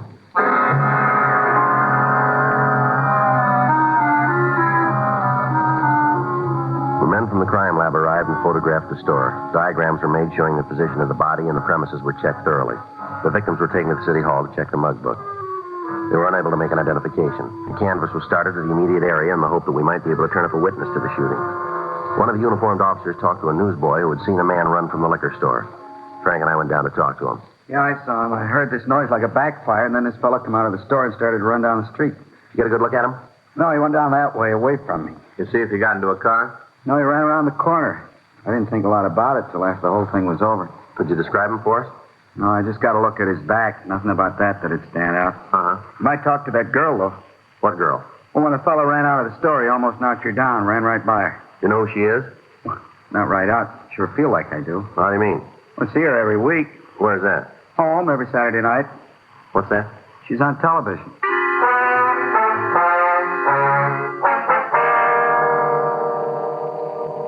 From the witness, we got the time of day of the television show. We contacted the network and obtained the information that the girl's name was Betty Martin. They went on to tell us that she was working in a nightclub in Beverly Hills. Frank and I drove out to see her. She was sitting at a table talking to some people, and we asked the waiter to tell her we'd like to see her. Hello, you want to see me? Yes, ma'am. Would you sit down, please? Thank you. Here, I'll get that chair for you. What can I do for you? We're police officers, Miss Martin. This is Frank Smith. My name's Friday. How do you do? Hello. We understand that you were in the area of 14th and Flower tonight. Is that right? That's right. Why? Well, there was a hold-up and shooting down there. It's possible that you might have seen the man who did it. Well, I don't think so. My manager and I went down there to listen to a group that's playing, but as far as I know, I didn't see anybody else.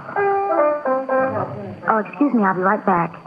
If you wait until I'm finished, I'll tell you what I can. Well, it's rather important, Miss Martin. We'll wait. Well, so's my job. I'll do one song, and then I'll be back. Right. Thank you. Excuse me.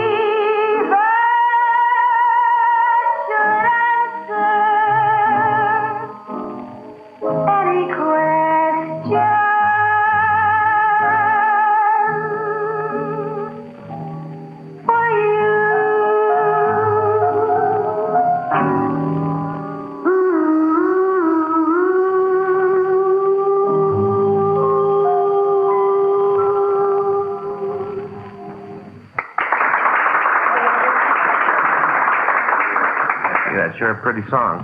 Oh, thank you very much. It's a new song written by a fellow named Arthur Hamilton. Yeah, it's very nice. Now, what's this about a man I'm supposed to have seen? Well, we told you there was a shooting at 14th and Flower. Uh-huh. Well, one of the people in the neighborhood recognized you, and he tells us that the suspect ran right by you. Is that right? Gee, I don't remember. Just a minute. Oh, now I remember. Yeah, he ran out of the store, almost knocked me down, didn't even stop to say anything. Did you get a good look at him? Well, he ran into me. Can you tell us anything about him? Well, I'm afraid not. I didn't pay any attention. It's something that happens and you don't think about it, you know. Yes, ma'am. Would you know the man if you saw him again? I don't think so. The whole thing happened so fast. There's nothing about him that you remember.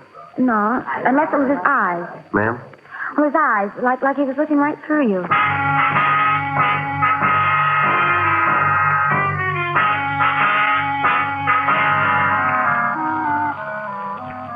11:46 p.m. Frank and I went back downtown. The search for the killer had spread throughout the city. Additional units from all divisions were called in to help. From the description given us by the victims and witnesses, it appeared more than likely that the suspect was a narcotics user. If this was true, it was more than possible that he'd cut down anybody who got in his way. Frank and I contacted the office and talked to Captain Donahoe. He'd taken over the search for the gunman. Because it was impossible to cover all of the liquor stores in the area, it was decided to ask the owners to close. Frank and I were assigned to places along Vermont Avenue. The first 6 stores we contacted cooperated. By the time we got to the 7th, the rain had stopped. We parked the car in front of the place and walked in. At first, there was no one in sight, but then in the storeroom, we found the owner. He was lying on the floor, his head buried in his arms. You go away. Leave me alone. You all right? I am now. I want to stay that way. Now, you get out of here. Look, we're police officers. What's the matter with you? Now, don't try that with me. I know who you are. You got all the money. There's no more to take. Come on, this is no joke, fella. Now, listen. I remember what you said. I ain't going to get up from here for another 2 minutes. I can see my watch. Still got 2 minutes. Come on, get your head up from the floor. You can see this card. Huh? It's an identification card. Here, see it? Are you sure? Well, you're looking at it. Now, look, if this is a joke, I'm not going to like it. Come on.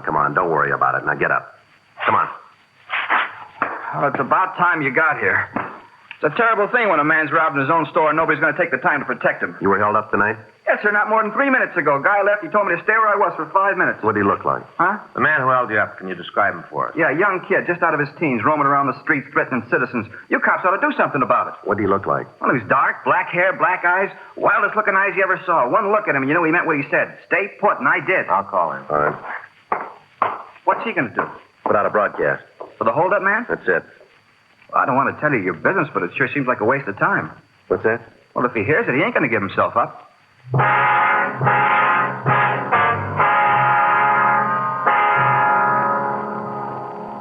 broadcast was put out to all units. From the description given by the victim, we were sure it was the suspect. All of the cars on the perimeter of the search area were drawn in, and the entire vicinity was surrounded. It took a little over 20 minutes to get the cars into position. Frank talked with Captain Donahoe at the corner of Vermont Avenue and Beverly Boulevard. After the meeting, he came back to the car. Well, that does it. Yeah? Area's secure. Were they trying to nail him down? No. We figured to keep the area surrounded, wait till morning, and then move in. You think he's still here? We'll know in 3 hours.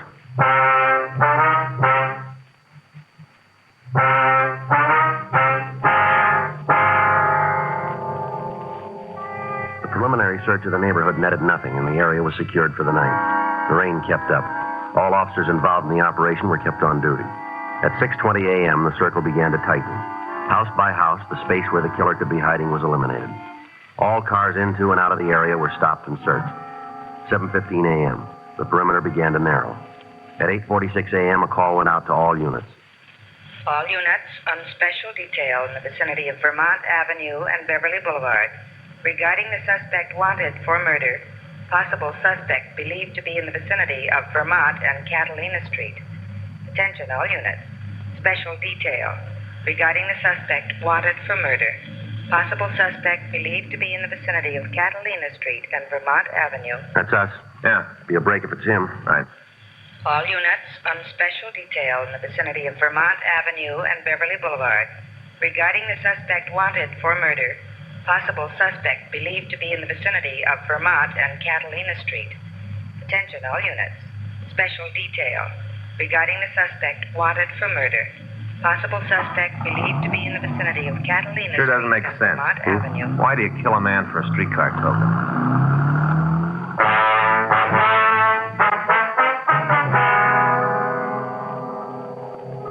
According to the report received by the complaint board, a woman in the vicinity had seen someone run through her backyard. When she shouted at the person, he continued running and disappeared into the alley.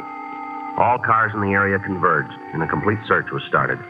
As time went on, the possible hiding places narrowed, and finally the suspect was left with less than a block in which to conceal himself. Frank and I joined the officers on foot. After 20 minutes, we found ourselves in the backyard of one of the houses on the street. Looks like a chicken house back there. Better check it, huh? Yeah. All right. You got it covered? Yeah. Joe. Yeah. All right, come on out. Keep your hands where we can see him. Don't shoot, now. Please don't shoot. I give up. Stand still. Right where you are. I'm doing like you say. Don't shoot. All right, get up against that wall. Come on. Put your hands up there. On the wall. 38 revolver. I'd have given it to you. I don't want any trouble. Always works out that way, doesn't it? What do you mean? You guys are big as long as you're holding the gun. As soon as somebody else has got it, you fall apart, don't you? I don't want no lectures, cop. Just take me in. That's all you got to do. Take me in and make a booking. We'll do that. We'll end up on a limb anyway. You got nothing to hold me on. That's so? Yeah, I've been around cops a long time. I learned it the hard way. Don't tell them nothing. That's the way to make it. Don't tell them nothing. Well, you missed one of the big points. Huh? This gun you were carrying. Yeah? Maybe that'll tell us.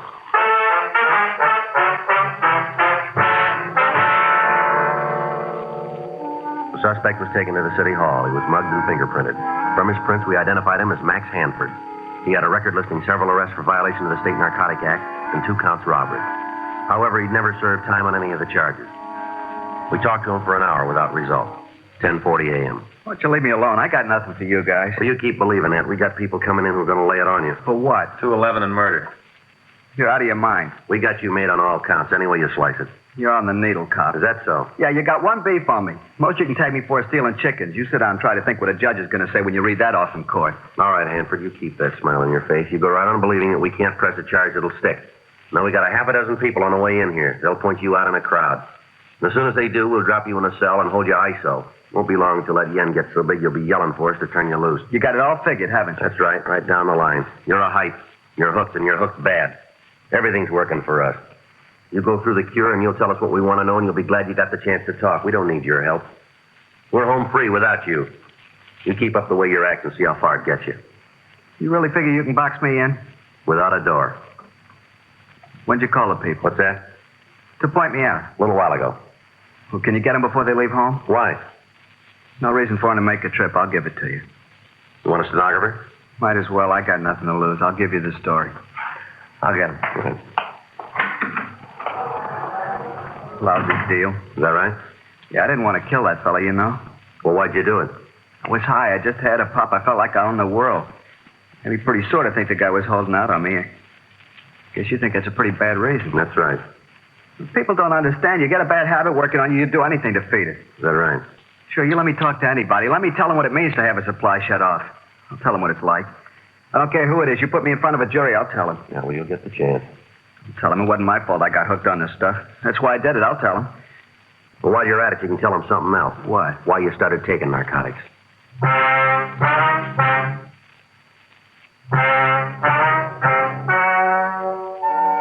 The story you have just heard is true. The names were changed to protect the innocent. On February 16th, trial was held in Department 97, Superior Court of the State of California, in and for the County of Los Angeles.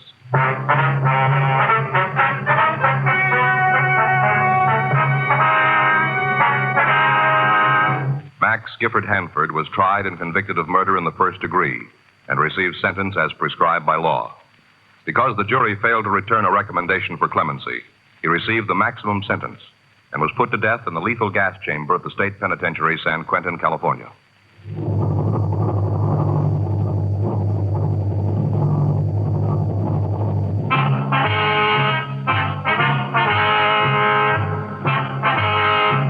You have just heard Dragnet, the authentic story of your police force in action, and starring Jack Webb, a presentation of the United States Armed Forces Radio Service.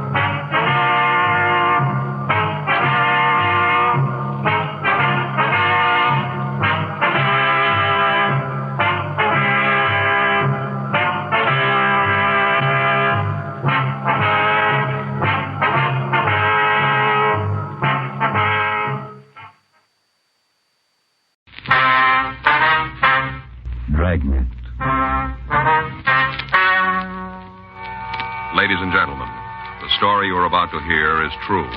The names have been changed to protect the innocent.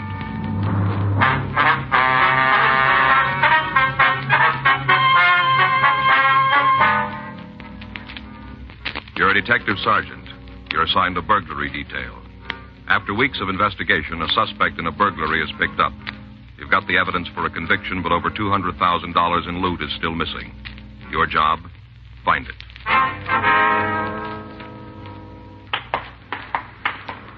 It was Saturday, March 5th. It was warm in Los Angeles. We were working the day watch out of burglary detail. My partner's Frank Smith. The boss is Captain Bernard. My name's Friday. We're on our way back from the cell block, and it was 9:45 a.m. when we got to the interview room. Felony section. I'll get the light. Go on in, Bowen.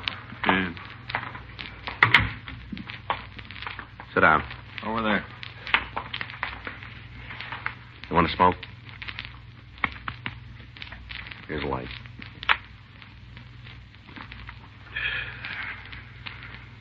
You want to talk to us this morning? You're not doing yourself any good this way, Bowen. We checked your apartment, Bowen. Found a set of tools our crime lab says are the ones used in the Hendricks job. We can put you in the front room of the house. You're dead, Bowen. Why don't you admit it? This is the first time you've been nailed for anything big. You go along with us, and the judge might take it into consideration. If we have to write it up this way, he's liable to throw the book in your face. Who was with you on the job, Bowen? We know you didn't swing it alone. Somebody had to carry the light. Come on, who was it? All right, what about the loot? Where's that? That stuff's not going to do you any good in the joint. There's over $200,000 in furs and jewelry missing. We know you had it. Now, where is it? How about it, Bowen? You're just causing yourself a lot of grief. Okay, let's go. On your feet. Come on.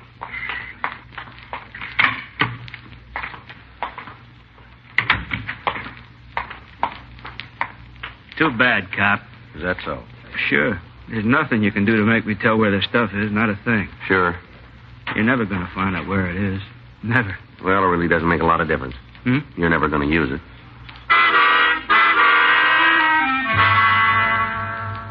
Three weeks previously, on February 10th, two unidentified persons had entered a home in the Bel Air district. They'd taken furs and jewelry valued at over $200,000. The investigation conducted by burglary detail had netted one of the suspects. He was identified as Cade Bowen, WMA, 32 years. His arrest record had listed several charges of drunk driving and disturbing the peace. However, he'd never been picked up on a felony before. In spite of our efforts, we'd been unable to break him down. He refused to identify the other suspect or to tell us where we could recover the stolen goods. All of his friends and relatives were questioned. None of them could aid us.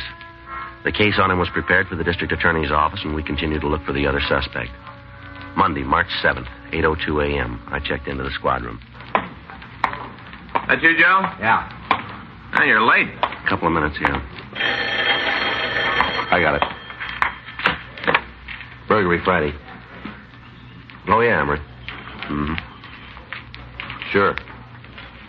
No, not a sign of it. But we'd like to hear it anyway. Where can we meet you? Where? Yeah, all right, we'll be right over. About 5 minutes. Right. Goodbye. It was Emery. Who? Emery Docks. Says he wants to see us. What about? Some stolen fur coats.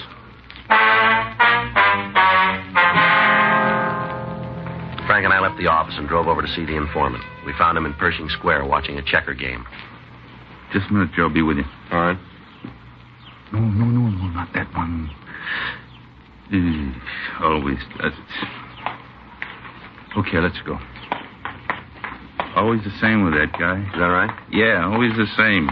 Set him up that way and he'll jump. As soon as he does, game is over. He can't see it, but it's over. Mm-hmm. Real pigeon for the setup. You can sit over there and talk. You know my partner, don't you, Emery? Yeah, sure. Hi. How you doing? Not too bad. Guess you can't win them all. Yeah. We can sit there. What do you want to see us about? Oh, fell over something day before yesterday. Thought maybe it'd make sense for you. Mm-hmm. Met a guy who had some coats for sale. Price he was quoting had to be hot. Where'd you meet him? Bar over on First. See a friend? Not to make a touch. I see him in the bar once in a while, but he don't ever buy a drink. Mm-hmm. Other night he got real palsy-walsy. I don't know, maybe he was gassed or something. But he sure was friendly. You met him in the bar? Yeah, he stopped in to have a belt before I ate. This guy was there, sitting on the stool next to me. Got to talking. He almost knocked me over when he bought a drink. Right on the floor, he knocked me. Mm-hmm. One thing led to something else. He asked what I was doing. I said, oh, just about anything to turn a buck. He asked me if I had any money I wasn't using. I said I didn't. Yeah. He said it was too bad. Said if I could raise a couple of long bills, he could turn me on to something good. The coats, huh? Yeah. Told me how a friend of his came up with these fur coats, wanted to dump them, said the price was real good. What kind of coats were they? Mink, full length. Had a couple of those scarf things, too. He said they were Stone Martin or something, you know, where the skins look like they're biting each other. Yeah. Like those, Stone Martin, I think. Mm-hmm. Guy made a big thing about how the price was right, and if I had any loot, I could come out with a big thing. Did he say where his friend got him? No. Matter of fact, I don't think there was a friend. Coats were in his car. I know if I had that kind of merchandise, I wouldn't put it in nobody else's pocket, that's for sure. What's this fellow's name, do you know? Jarvis Dean. That's D-E-A-N? I guess so. What do you know about him? Oh, not much. I told you I see him around. He's an angle fella, always looking for a touch. He hold any kind of a job? Not so it would stand out. How's he live? Oh, off other people mostly. Once in a while he makes a big score and he's popping for drinks all over the place. A couple of days he's blown the wad and he's back on the dole. You know where you can find him? I can't give you no address. Usually around the bar? Mostly. You won't find him there for a couple of days now, though. Hmm? He said something about going out of town, down to Palm Springs. Something about how he could make a contact down there and unload the coats. This Jarvis Dean ever been arrested? Well, I don't know. We didn't spend a lot of time talking about jails. Figures, though. What do you mean? The way he talks, some of the people I've seen him with, 6 to an even, they can draw your floor plan of the laundry up at Q. Mm-hmm. You can give us the name of the people? Well, if it's all the same to you, I'd rather not. They ain't done nothing to me, and I'd like to keep it that way. Some of them are pretty mean. Yeah. You understand, it isn't that I'm afraid, but I don't see no reason to stir nothing up. Mm-hmm. Does Dean say where this contact was at Palm Springs? Oh, he mentioned some bar called Spanky's, that's all. In the town itself? Yeah, I guess so. When I couldn't spring the money to go with him, he kind of cooled off. You know, he stopped being real friendly. Mm-hmm. I got to thinking about it and figured maybe it'd mean something to you, so... Well, the guy goes around with a couple of grand furs in his car. He didn't win him in a raffle. Got to be something there. Mm-hmm. Do you any good? Yeah, we'll check it. When I first heard about it, I thought it'd do some good right away. I thought of you guys right away. Well. Always like to try and help when I can. Mm-hmm. Now it works out both ways. Maybe you can give me a hand sometime. You know, like now? What? I could sure use a couple of bucks. Things ain't been going too good. Well, that's too bad. It's just temporary. It won't last. A couple of days, I got a job coming up. Hotel over on Wilshire. Pearl diving. Guy's been drafted, and I'm in line for the job in just a couple of days. Well, I've only got a couple of bucks, Emery. You can have them if it'll help. Sure, Johnny. Anything at all. There you are. Thank you. Here, you got a pencil? A what? Pencil. Got one I can use? Yeah, here. I always like to keep these things legal. You never know. What? There you are. My IOU. Pay you back as soon as I start to work. Well, don't worry about it, Emery. No. You gotta do these things up legal. Can you tell us what this guy Dean looks like? Yeah, you think there's really something to it, huh? Oh, we can check it. Well, sure figures he stole the coats, and any reason he'd want to give them away if he didn't. Mm-hmm. Guy like that, he don't do nothing for nothing. Got to be a payoff some ways. Well, then he won't be disappointed. Huh? There'll be one.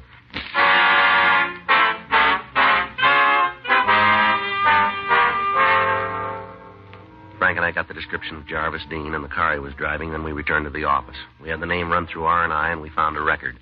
The mugshot was pulled and shown to Emery Docks. He said it was the man who tried to sell him the coats. We put out a local broadcast and an APB on the suspect and his car. 11:25 a.m.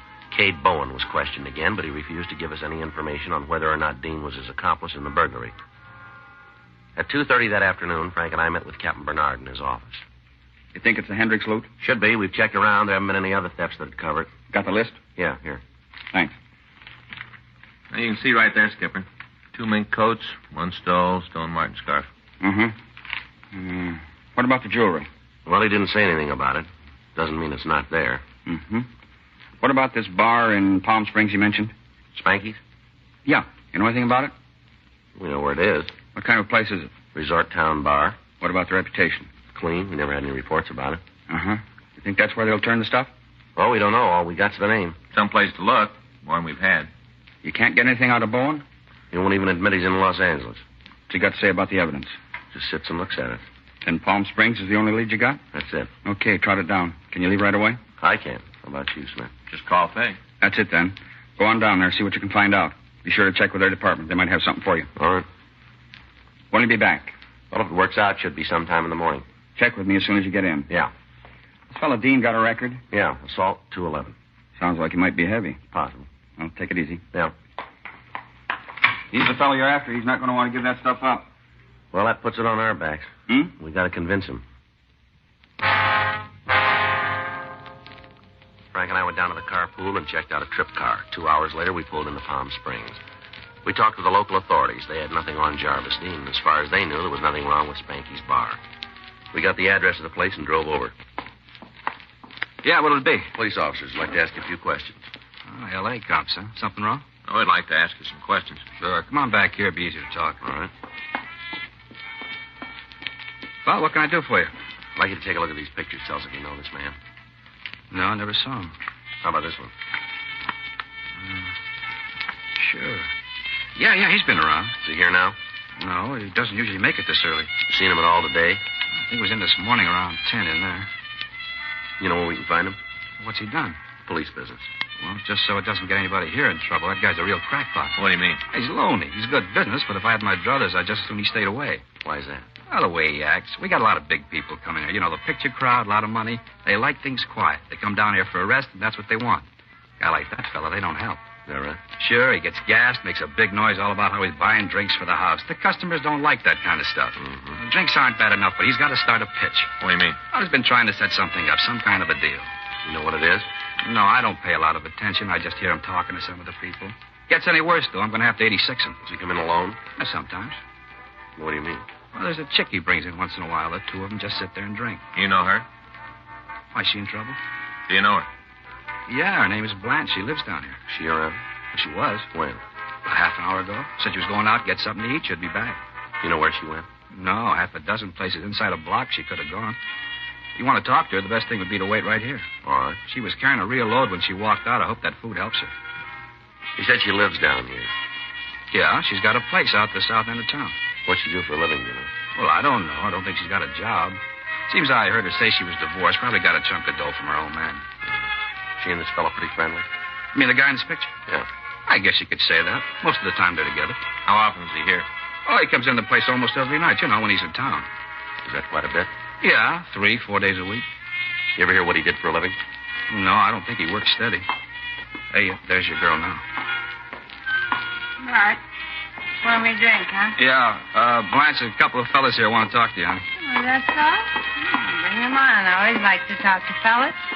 If they're friends of yours, old Bart, I know they're okay. Yeah, sure, Blanche. Are these them?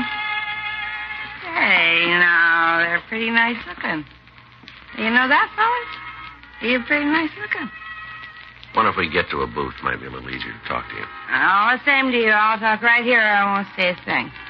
What's your name, honey? Friday. Say, that's a funny name. Hike the day, huh? That's right. It's my partner, Frank Smith. I do. Oh, come on now. Don't try to pitch that at me. Smith. A phony if I ever heard one.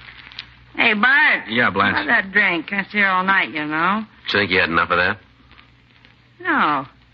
You just keep your big yap shut. You better take it easy, Blanche. Take it easy, nothing. Ain't no fellow with a name like Friday and Smith gonna tell me not to have a drink.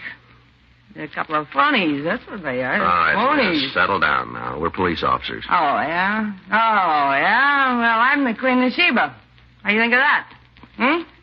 What do you think of that, Mr. Phony? Come on, Blanche. You better quiet down. Don't yell at me, you bartender. If you got any class at all, you keep these mashers out of here. A fine, lousy bar you're running. Let's go outside, lady. You just try and take me out there. You come another step, I'll knock your head off. Blanche, please, honey, take it easy. All right, miss, you said enough. Now let's go outside. Oh, sure. You got a big picture of that, me going out there, and you two can gang up on me. No, that's N-O. I ain't going no place with you. You got it wrong. I have I? Well, I'll just show you. Police! Police! Somebody help! We are the police. You want another call? Help! Police! Sit down. All right. I know when I'm late. You don't have to shove me around anymore. Just leave me alone, that's all.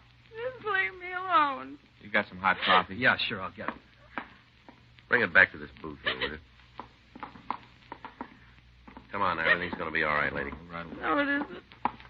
Not ever again. Not ever. All right, sit down there. There's a handkerchief. Oh, thanks. I never did anything like that before. That's all right. I guess I'm arrested. Not yet. I didn't mean anything by it. Nothing. Just I didn't know you guys, and then I was a little drunk. Just all of a sudden I wanted to hit something, that's all. Just hit something. You were handy. Here's your coffee. Thanks. You want cream or sugar? No, black. Anything I can do for you? No, that's all. I'll be up front if there's. All right. Go ahead, miss. Try the coffee. Might make you feel better. Oh, it's hot. I'm too sorry about hitting you. That's all right. Really?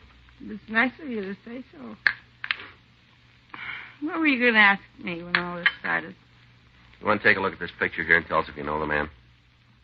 Sure. I guess I owe you that. Is the guy? Yeah, that one there. Sure, it's Jarvis. Last name Dean? Yeah. What do you know about him? Guy. Had a couple of drinks with him. You know where he is? Not now. Saw him this morning. Had a cup of coffee. Haven't seen him since then. Is he still in town? I don't think so. You know where he is? No. Said he run up to L.A. on some business. Did he say what kind of business? No. We didn't talk much about that. You got any idea where Dean was going in L.A.? He didn't give me an address. Did he say when he'd be back? That's what we had the beef about. He just shoved off. Said something about meeting the guy up there. Said this fellow's in some kind of trouble and that he had to try and square it. Did he say who it was? Let's see. I'm not sure I can remember. It's pretty important. Now, wait a minute. Oh, yeah. It was Bowen. Yeah, I had to see a guy named Bowen. You say what it was about? No. Not that I can remember. He just told me that he and this Bowen guy were on a deal together. Bowen had lost it up. Said he had to take care of him. The description of Dean's car that the girl gave us matched the one we'd gotten from our informant. We checked the room he'd occupied in Palm Springs. We talked to the local authorities. They agreed to check further on the suspect. Frank and I left for Los Angeles. The following morning, we contacted Captain Bernard. It all goes together. Huh? You better find him fast. Why, something wrong? I don't know, but it could happen. What do you mean? Bowen was released on a writ last night.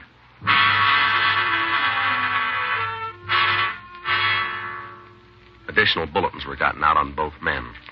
Bowen's house was put under surveillance, and all of his known hangouts were watched. 2 days passed without word. And then on Thursday, March 10th at 10:57 a.m., Frank and I got back to the office from checking out a lead. Ready? Yeah. Note in the book for you. Important. Thank you. What is it?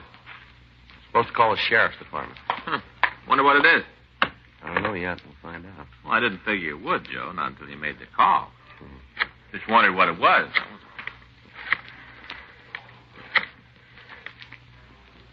Dave Terry, please. Well, Dave? Joe Friday. No, we haven't. Where? Any idea when that happened? No, we better come over and see you. Right. Bye. We're in trouble. What do you mean? I don't know. They found a body out on the desert this morning. Looks like it was a hit and run. Bowen? No, Jarvis Dean.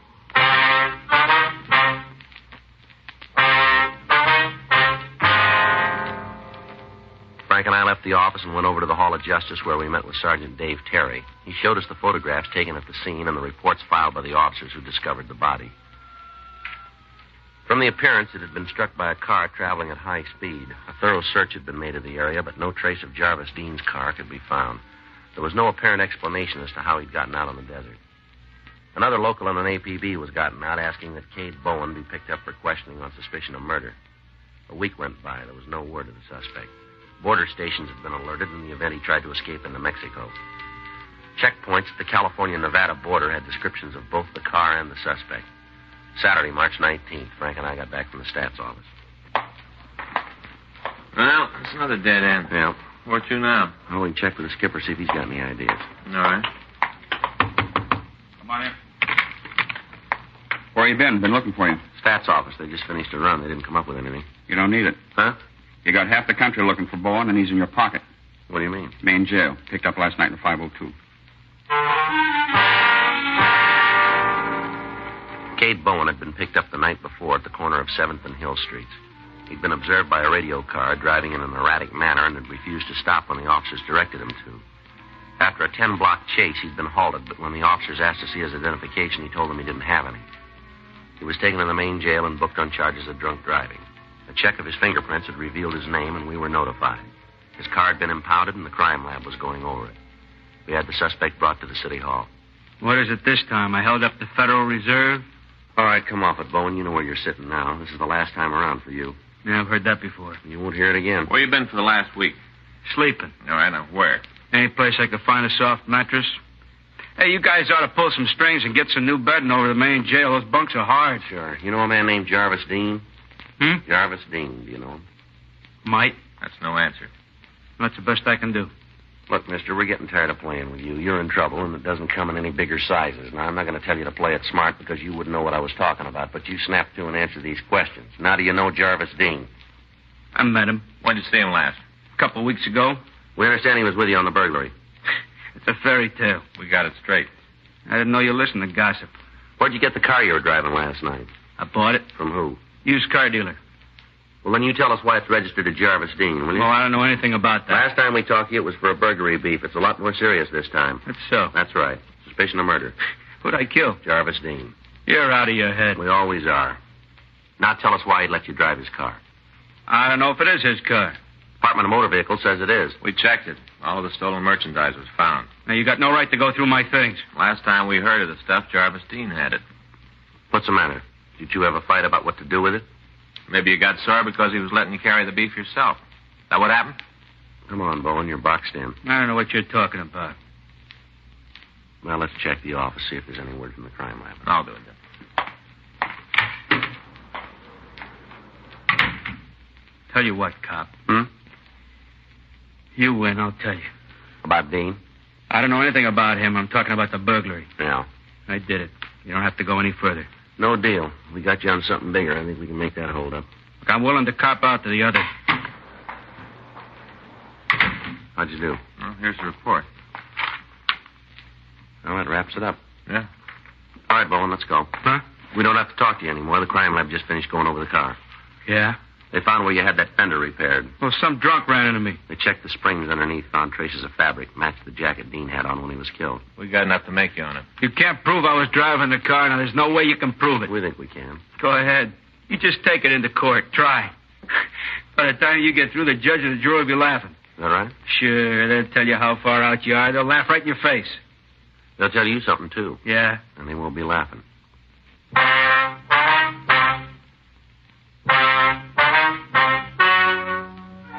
The story you've just heard is true. The names were changed to protect the innocent.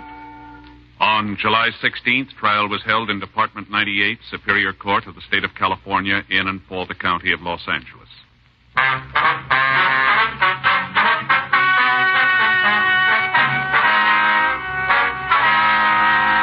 Cade Neil Bowen was tried and convicted of murder in the first degree and received sentence as prescribed by law. On recommendation of the jury, he was sentenced to life imprisonment in the state penitentiary, San Quentin. You have just heard Dragnet, the authentic story of your police force in action, and starring Jack Webb, a presentation of the United States Armed Forces Radio Service.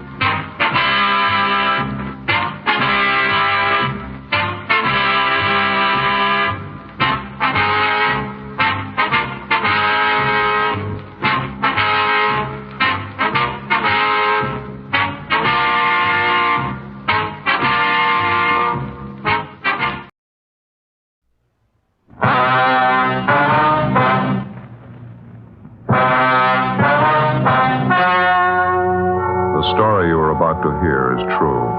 Only the names have been changed to protect the innocent. Fatima, best of all king-size cigarettes, brings you Dragnet.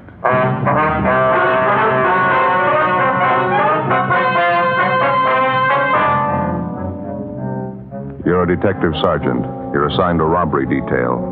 A gang of hijackers has set up operations in your city. Truckloads of merchandise worth thousands of dollars vanish completely. The criminals know their business. Their system appears foolproof. Your job, stop them. Fatima, best of all king-size cigarettes. Definitely the best quality in its class, but the same price as the cigarette you're now smoking. And Fatima is extra mild, with a much different, much better flavor and aroma. So compare Fatima yourself. Today, you'll find Fatima gives you all the advantages of extra length, plus Fatima quality, which no other king-size cigarette has. Remember, the cost of Fatima is the same as the cigarette you're now smoking. Remember, in Fatima, the difference is quality. Next time, buy Fatima.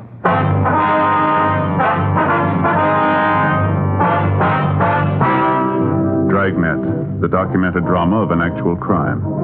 For the next 30 minutes, in cooperation with the Los Angeles Police Department, you will travel step by step on the side of the law through an actual case transcribed from official police files.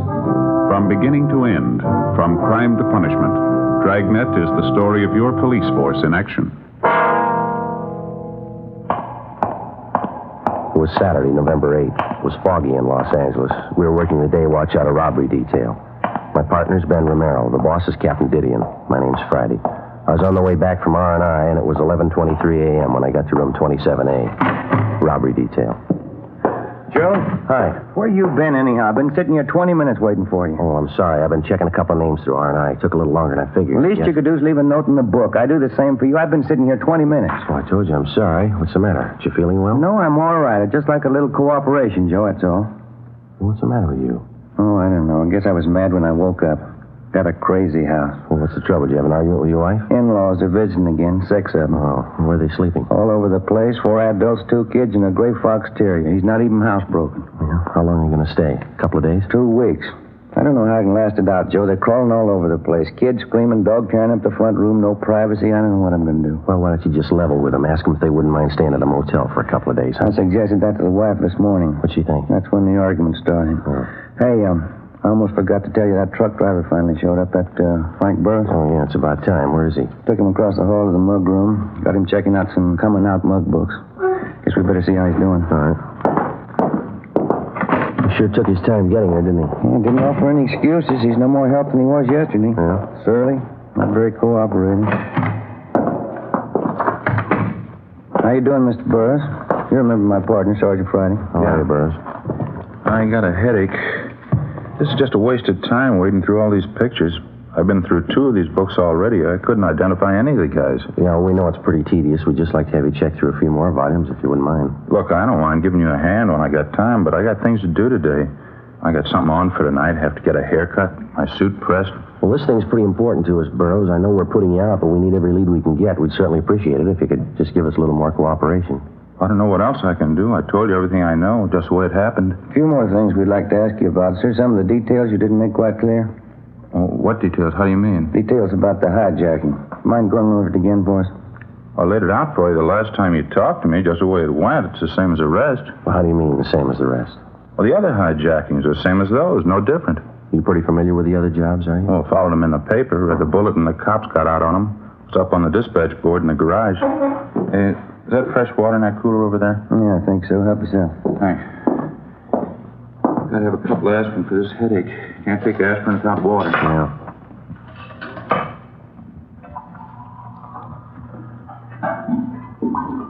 You've been driving a couple of years for Lavelle Trucking Line. Is that right, Burroughs? That's right, yeah. What if you'd mind running it through for us again, Burroughs? Maybe there's a few details about the thing that you forgot to mention, huh? Well, it won't be any different than last time. I pulled out from the loading dock about 6 o'clock yesterday morning, hauling a load of Scotch whiskey over to Phoenix. Mm-hmm. Pulled up for the red light at Alameda and Jackson. That's when the guy pulled open the door and got in next to me. Put a gun in my ribs, told me to look straight ahead. First thing he did was hand me that pair of goggles and tell me to put them on. Same kind the welders use. Front of the lens was covered with tape. I put them on. I couldn't see a thing. Guy took over the wheel and started driving. Well, did you have any idea what direction you were heading in? Oh, not with the goggles on. I tried to follow at first, but I got all mixed up. Couldn't tell where he was driving. Made quite a few turns. He drove about 20, 25 minutes, I guess, before we pulled up. That's where the switching point was. 2 more guys met us there. I could only tell by the voices. They pulled me out of the truck and put me in a car. Well, can you tell us anything at all about that transfer point? I mean, were there any sounds, anything like that would give you an idea that maybe where you were? Well, I figure it must have been someplace out in the valley, pretty far out. No traffic sounds at all, just crickets, things like that. He got me in that car, drove around about an hour, I figure. Then they put me on out at the side of the road, told me to leave the goggles on for 10 minutes, and then they drove off. Well, how about those 2 men at the transfer point? If you heard their voices again, you think you could recognize them? I don't know. I doubt it. They didn't say too much. Not that I heard, anyway. I'm just curious, Burroughs. How is it you thought of calling your company first instead of the police? Well, it's their cargo, a whole load of whiskey. If somebody hijacked it, I figure the company ought to be the first to know. I'd like to ask you just one more question. There's no offense intended here. Yeah? You ever been arrested? Well, why? What'd that have to do with it? Well, probably nothing at all. Have you ever been arrested? I'd like to set you straight on it right now. If you think I was working inside on this thing, you got it wrong. I didn't have anything to do with it. Then there's nothing to worry about, is there? All right. Yeah, I've been arrested. When was that, Burroughs? About 10 years ago. It was back east, West Virginia. What was the charge? Hijacking. Our record showed no previous arrests for Frank Burroughs. For the next few days, he was kept under observation. When we got the kickback from Washington, it showed Burroughs had one previous arrest, the one he told us about, for hijacking. We checked all his friends, relatives, and associates. We found nothing suspicious. His employer said that they were aware of his police record, but they told us that Burroughs was one of the best drivers they had. There was nothing to link him with a series of hijackings which had been going on all over the city for the past month. Our crime lab checked the pair of goggles which Burroughs had been forced to wear during the hijacking. They were an ordinary industrial type, easily obtained and impossible to trace. Other than those belonging to Burroughs, there were no fingerprints on them.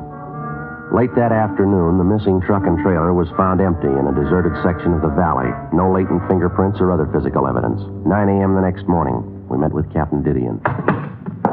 Cargo's gone, huh? Not a trace of it. That's it, Skipper. High-grade Scotch whiskey, 150 cases. Got out of Bolton all the liquor wholesalers. The serial number's listed. That ex-con Burroughs, nothing turned up on him? No, nothing. We double-checked everything about him. He's clean. You didn't get a thing off that abandoned truck? No prints, no physical evidence. Seems like they got it down to a science. Tell that to Thad Brown. He's getting all the kicks from the warehouse operators. 30 days and 6 hijackings. How about moving faster? Well, as you know, we got 12 stakeouts running down freight loads, Skipper. Yeah? Incoming, outgoing. Got 3 girls in the stats office doing nothing but making runs for us. No new suspect. We got a meeting with an informant after lunch. He figures he may have something. There's nothing to bank on. How about an inside tip-off on these jobs? Any indication the gang's working something like that? No, nothing definite, Skipper. Jobs seem to be pretty well cased, though. We've checked out everybody with a record working for the trucking lines. No reason to think any of them had a hand in it. Excuse me a minute. Didion. Yeah. Live Oak near Trenton Avenue. Yeah, I got it right. Thank you. We got another truck early this morning. Where? There's a location. Better move on it. Looks like they got their signals crossed. How do you mean? Doesn't make sense. The cargo they hijacked. What was it? A load of toothbrushes. 9:23 a.m. Ben and I drove to the intersection of Live Oak Drive and Trenton Avenue in the Hollywood Hills, where we located the latest driver to fall victim to the gang of hijackers. His story was the same as the others. He'd stopped his truck for a red light at a deserted intersection when a man jumped on the running board and pointed a gun at his head. The man with the gun took over the wheel and forced the driver to put on a pair of blacked-out welder's goggles. Then the truck was moved to a remote spot where the driver was transferred to a car and later released in a remote section of the Hollywood Hills. The hijacked truck was found empty a day later. And again, there was no physical evidence, no fingerprints. The driver could add little to what we already knew. The only point that made the case any different from those that had gone before was the cargo that had been stolen, a load of toothbrushes. We began an immediate check of the neighborhood where, according to the driver, he was first held up. It was a fairly remote intersection in the San Fernando Valley. After 4 hours of interviewing ranchers and gas station attendants, we talked to the operator of a practice driving range for golfers located just off the highway. His name was Fred Garrison. Matter of fact, I did notice something out of the ordinary this morning. A little before 6 a.m., I think. Spotted this big semi turning off on that dirt road down the highway there. Which dirt road is that, Mr. Garrison? Oh, right up the highway there. See it? Oh, yeah. It turns off by that clump of trees. Mm-hmm. Couldn't figure out why a big truck and trailer be taking that road. Doesn't make sense. How do you mean, sir? Well, it's a dead end. No reason why a driver turn off there by mistake. There's a big sign right there at the intersection. Says not a through street. Right there. See it? Plain as day. I wonder if you could describe the truck for us, Mr. Garrison. Well, it's pretty good size. One of those big aluminum jobs. Black lettering on the side, I think. Yeah, it turned off the highway, went down the dirt road a little ways, and then it turned off into that grove of trees, and the driver cut the lights. Mm-hmm. Did you notice any activity going on at all? No, I didn't. Oh, maybe I should have walked over and checked it. I figured it was just some truck driver pulling up to catch a few winks of sleep. I see. My boy Dave was with me at the time. Wanted to check it, but I told him to mind his own business. Says a couple of minutes after the truck pulled in, he saw a gray sedan come down the road and park next to the truck, right in that same clump of trees. Well, now, didn't all this look a little suspicious to you, sir? Oh, I suppose so, in a way. I just don't like to meddle where it's not my business, that's all. Well, did your boy Dave get a good look at this gray sedan? Do you know that? You want to come in the office, sit down? Sure. Oh, thanks.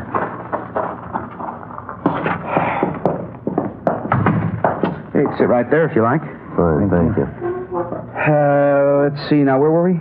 About your boy Dave? Oh, yeah. You said that he saw a gray sedan pull in next to the truck over in that clump of trees. Did he mention anything else that he noticed about the car? I mean, other than the fact that it was a gray sedan? Well, yeah, I think he did say something else about it. Now, let's see. Wasn't listening too close at the time. Dave's doing some errands downtown for me right now. He'll be phoning in pretty soon, though. I can ask him about it then. He paid a lot more attention to the thing than I did. Well, how long were the truck and trailer and that sedan parked in the grove of trees? Do you remember that? Yeah, well, not too long. Maybe 15, 20 minutes. Mm-hmm. The car pulled out first and took off down the highway away from town. That way, see? Mm-hmm. And the truck and trailer left a few minutes after. What do you figure they were up to? We've got an idea. What time was that again, sir, when you saw the truck turn off the highway onto the dirt road? About 6 a.m. Maybe a few minutes one way or the other. I wonder if you'd show us the exact spot where you saw that truck park, would you? Oh, sure. Here. You want to come over here with me to the window? All right. Now, you see the clump of trees there?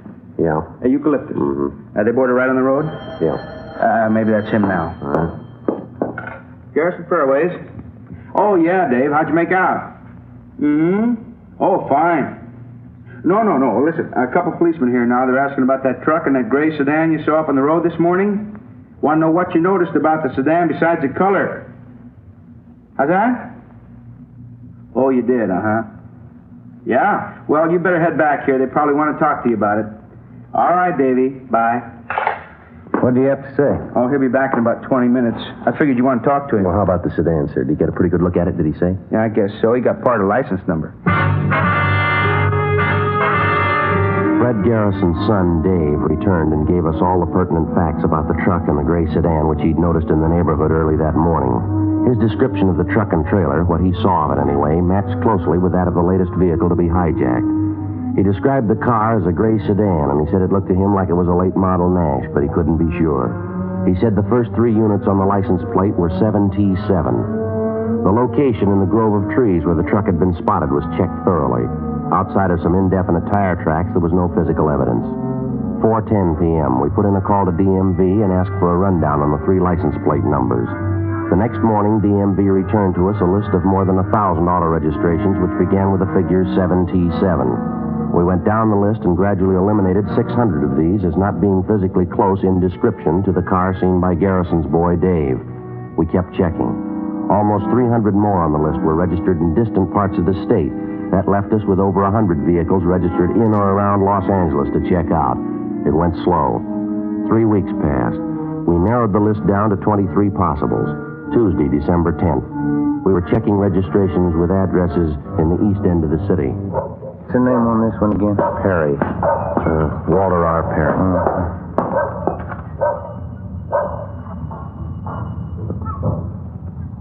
Garage is straight back to drive. There's a car parked in it. Yeah. Let's try the bell again, huh?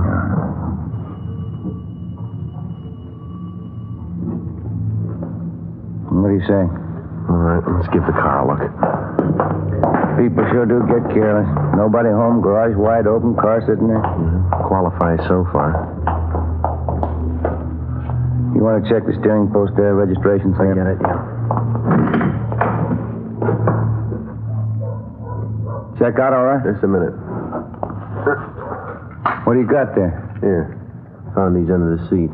Oh, maybe we're home. Yeah, it's a pair of goggles. Take a look. Yeah. Both lenses covered with tape.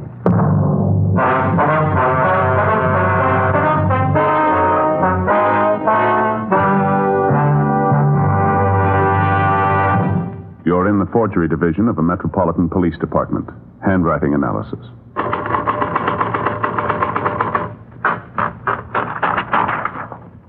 Now, let's check it against the forged letter. The capitals print evenly. The O's and the A's are clean. No, this isn't the typewriter we're looking for.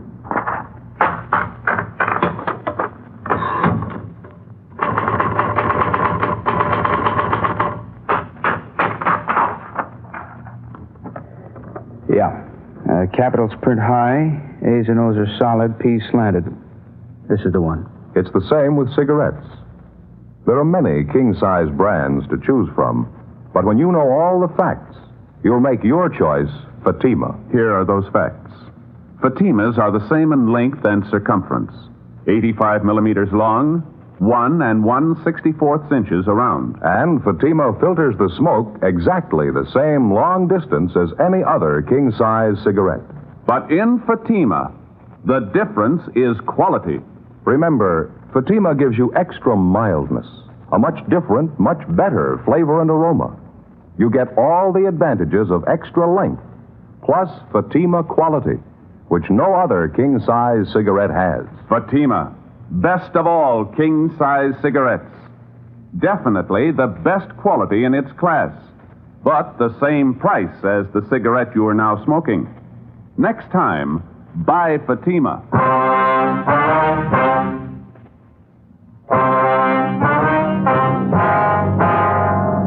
Tuesday, December 10th, 2:15 p.m. The pair of goggles found in the automobile registered to Walter R. Perry were the same brand and style as the goggles used to black out the truck drivers in all the previous hijackings. Ben and I searched the car, but we failed to come up with any additional physical evidence. We left the garage, checked the house again to make sure that there was nobody at home. Then we went down the street close to the house to where we'd parked our car. We put in a call to R&I and requested a make on Walter R. Perry. He had no previous criminal record. A few minutes later, we spotted two women loaded with grocery bags come down the street, go up the stairs of the Perry house, and let themselves in with a key.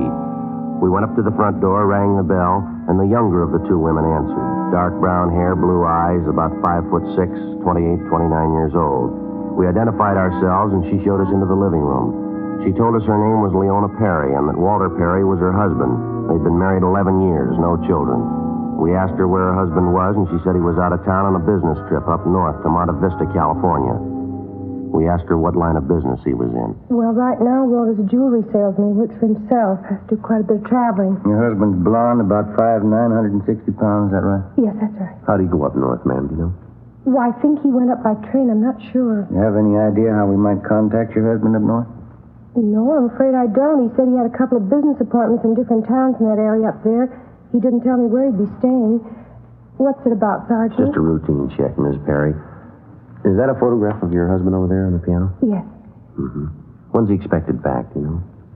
Well, let's see. This is Tuesday. He should be home sometime Thursday. I see. A minute ago, you said right now your husband's a jewelry salesman. Is that his usual line of work? No, Walter's a truck driver. He work here in Los Angeles? No, he drove for a company up north in the Bay Area, Oakland, Berkeley. He had that job for 10 years, almost from the day we were married. Mm-hmm. And then last December, he had a fight with the boss and quit.